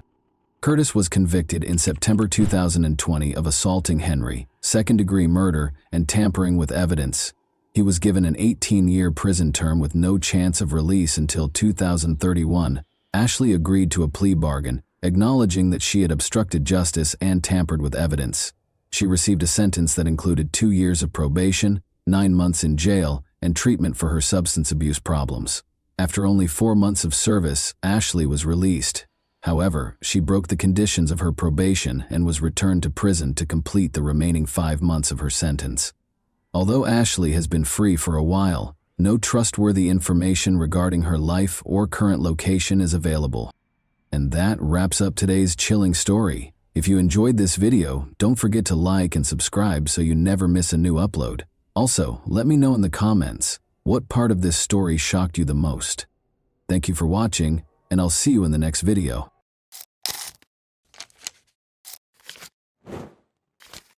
Hey guys, welcome to my channel, and today we're going to take a look at another horrible case with you. Lori Eisenberg called the Idaho authorities in February 2018 with a distressing message. She said she was sailing on Lake Coeur d'Alene with her husband, Larry Eisenberg, when he suddenly fell into the water. But after the body was recovered, a medical examination revealed a different picture, which made authorities believe that a more intricate and nuanced story was involved. Born in 1950, Larry Eisenberg earned a degree in forestry from the College of Idaho. He worked in forest cultivation, maintenance, and harvesting. He started working in the woodworking industry after completing his college education. He spent his entire life striving for success because he enjoyed working hard.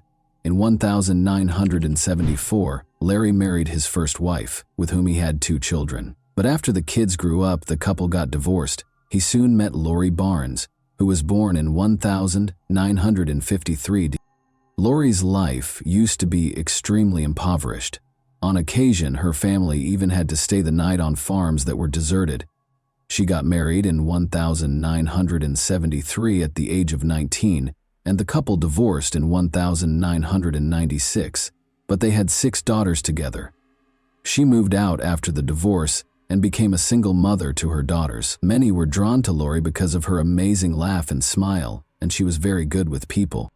Larry has consistently stated that he loves his wife more than anything else since they were married in 2004. Their neighbors and friends said their 17-year marriage was perfect. In northern Idaho, they led a contented life. Lori was the executive director of the North Idaho Housing Coalition at the time, which remodeled homes for impoverished families to buy or rent. Larry was retired but still involved in a number of community activities, and she was a well-respected member of the community. Lori and Larry decided to take their boat to Lake Coeur d'Alene on February 13, 2018, so they could watch the sunrise from Sunup Bay, a beautiful location. Given that Lake Coeur d'Alene is generally regarded as having serene waters, what happened that day was nearly unthinkable. But soon after they set sail, Lori looked very upset and used Larry's phone to dial 911. She reported her husband's drowning to the authorities. Lori described her desperate search for Larry in the water and her need for immediate help. At 11 a.m., officers reached the closest shoreline and sent a rescue boat to retrieve Lori so that she could receive medical care.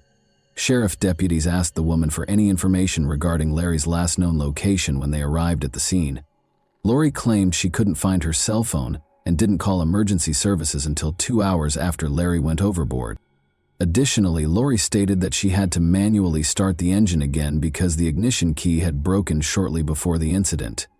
She then disclosed that after searching the neighborhood for Larry, she chose not to drive the boat back to shore out of concern that she would lose the trail.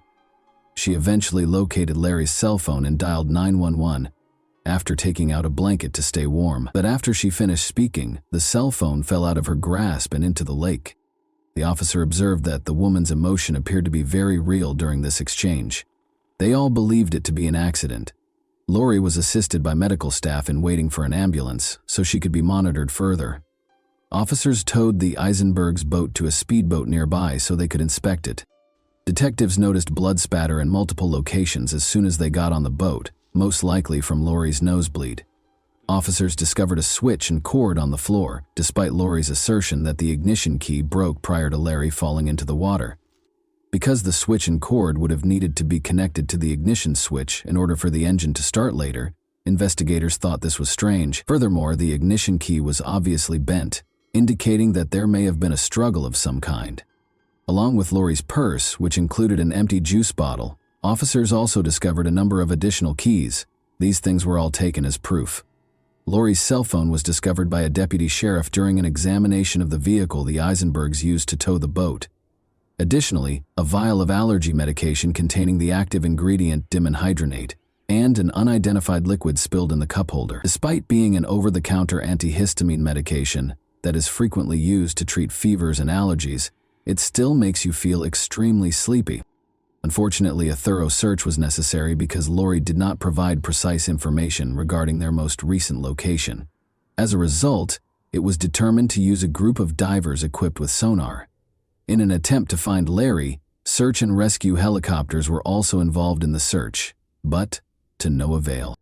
Detectives were still unable to locate Larry, so 5 days later, on February 18, they called Lori Eisenberg and asked her to go on the lake with the sonar diving team.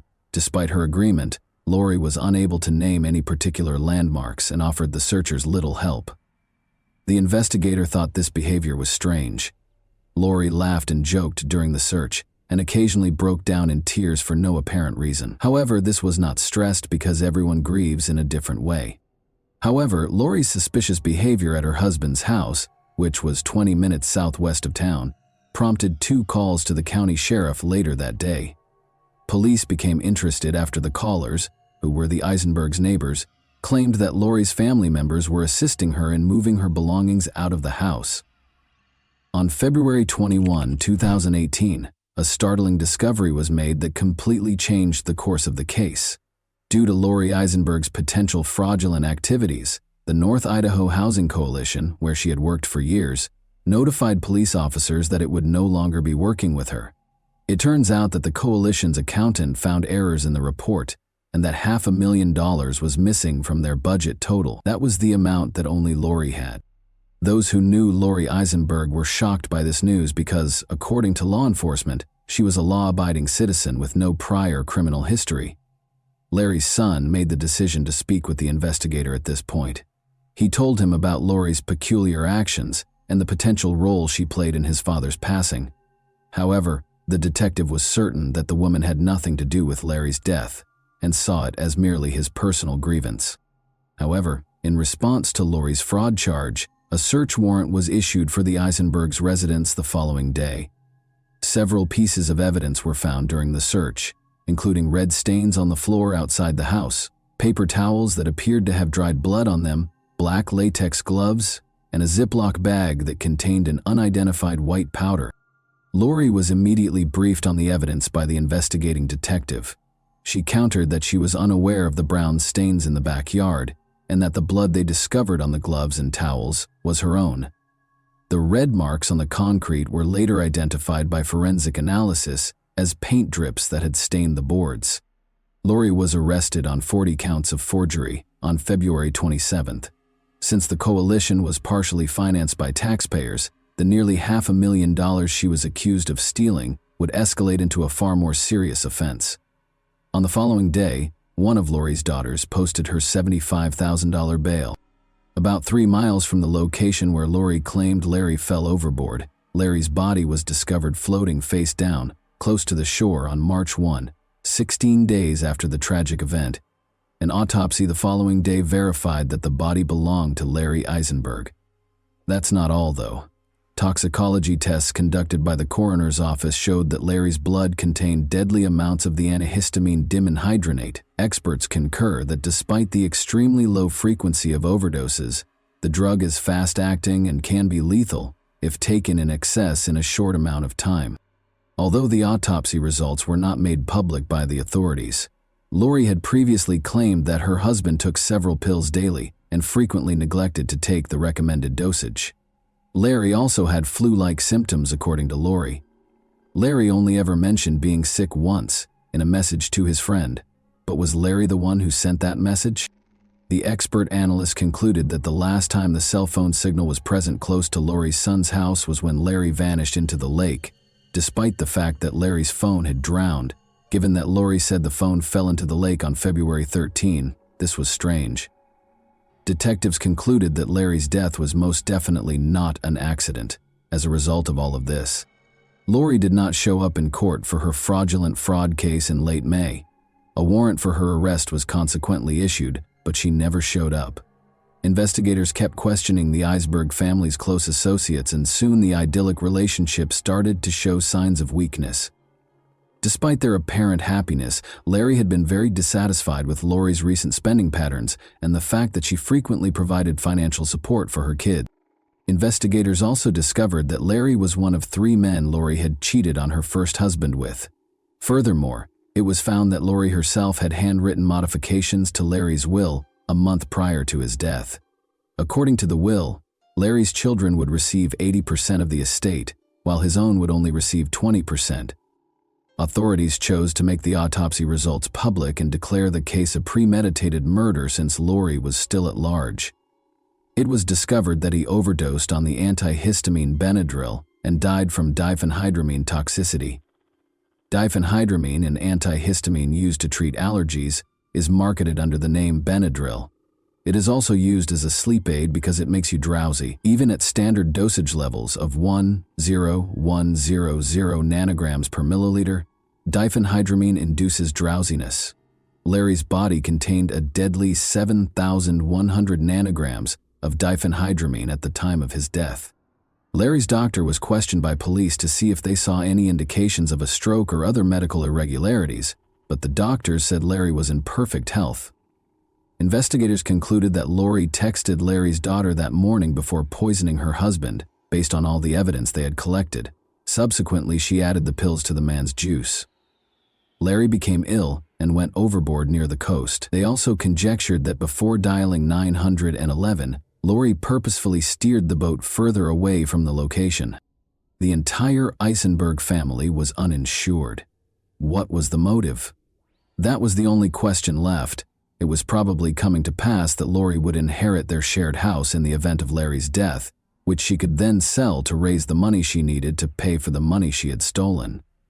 Additionally, according to friends, Larry had no idea what Lori was doing at the Idaho Housing Coalition. 2 months after going missing, Lori finally made an appearance at the sheriff's office by herself in July. Until the fraud case was tried in court, investigators were eager to discuss her alleged murder of her husband. Eisenberg consented to enter a guilty plea to 3 counts of wire fraud and 1 count of federal program theft in November 2018. She also consented to make restitution of about $580,000. Eisenberg was found guilty of embezzling over $500,000 and given a 5-year prison sentence. In addition, Lori's daughters entered guilty pleas to individual conspiracy charges. Each of them received a $50,000 fine and a house arrest sentence. Even though that case was resolved, another one was still pending. Lori was questioned about Larry's death once more right after the sentencing. Detectives questioned her directly about whether or not she had killed her husband during that interrogation. Lori behaved apprehensively throughout this interrogation. Her foot started tapping, which is a sign of tension and anxiety. After that, she was informed of the autopsy's findings. The detectives persisted in pressing her with additional compromising evidence, even though she denied any involvement in her husband's death. She eventually demanded an attorney and refused to answer any more questions. Lori Eisenberg was charged by a grand jury with first-degree murder by poisoning, a capital offense, 2 years after her husband's body was discovered floating in Lake Coeur d'Alene. The COVID-19 pandemic caused her trial to be repeatedly postponed. In order to maintain her innocence and admit that she would probably be found guilty if the case went to trial, Eisenberg entered an Alford plea to a lesser charge of second-degree homicide, after initially being charged with first-degree homicide by use of poison. She entered a guilty plea to the lesser charge of second-degree murder in February 2021. Larry's daughter, Jessica McPherson, said she thought the plea agreement, which spared Eisenberg from acknowledging guilt, was a betrayal of her father's family.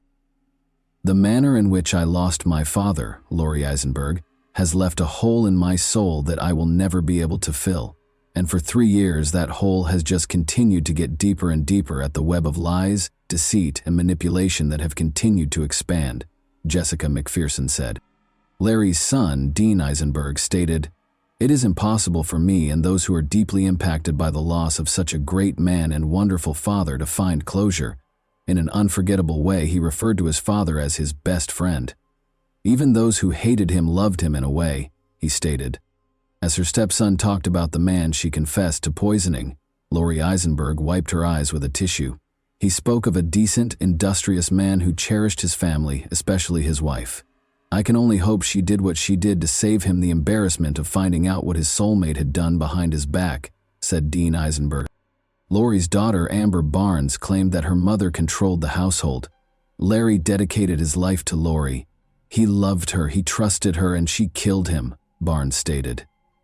The pain felt by everyone who lamented Larry's passing was exacerbated by Lori's plea to Alford. "She deserves to be held accountable for her actions and be seen for who she really is," Amber Barnes stated.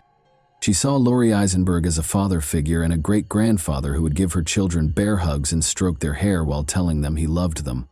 "Our family lost 2 people that day on the lake.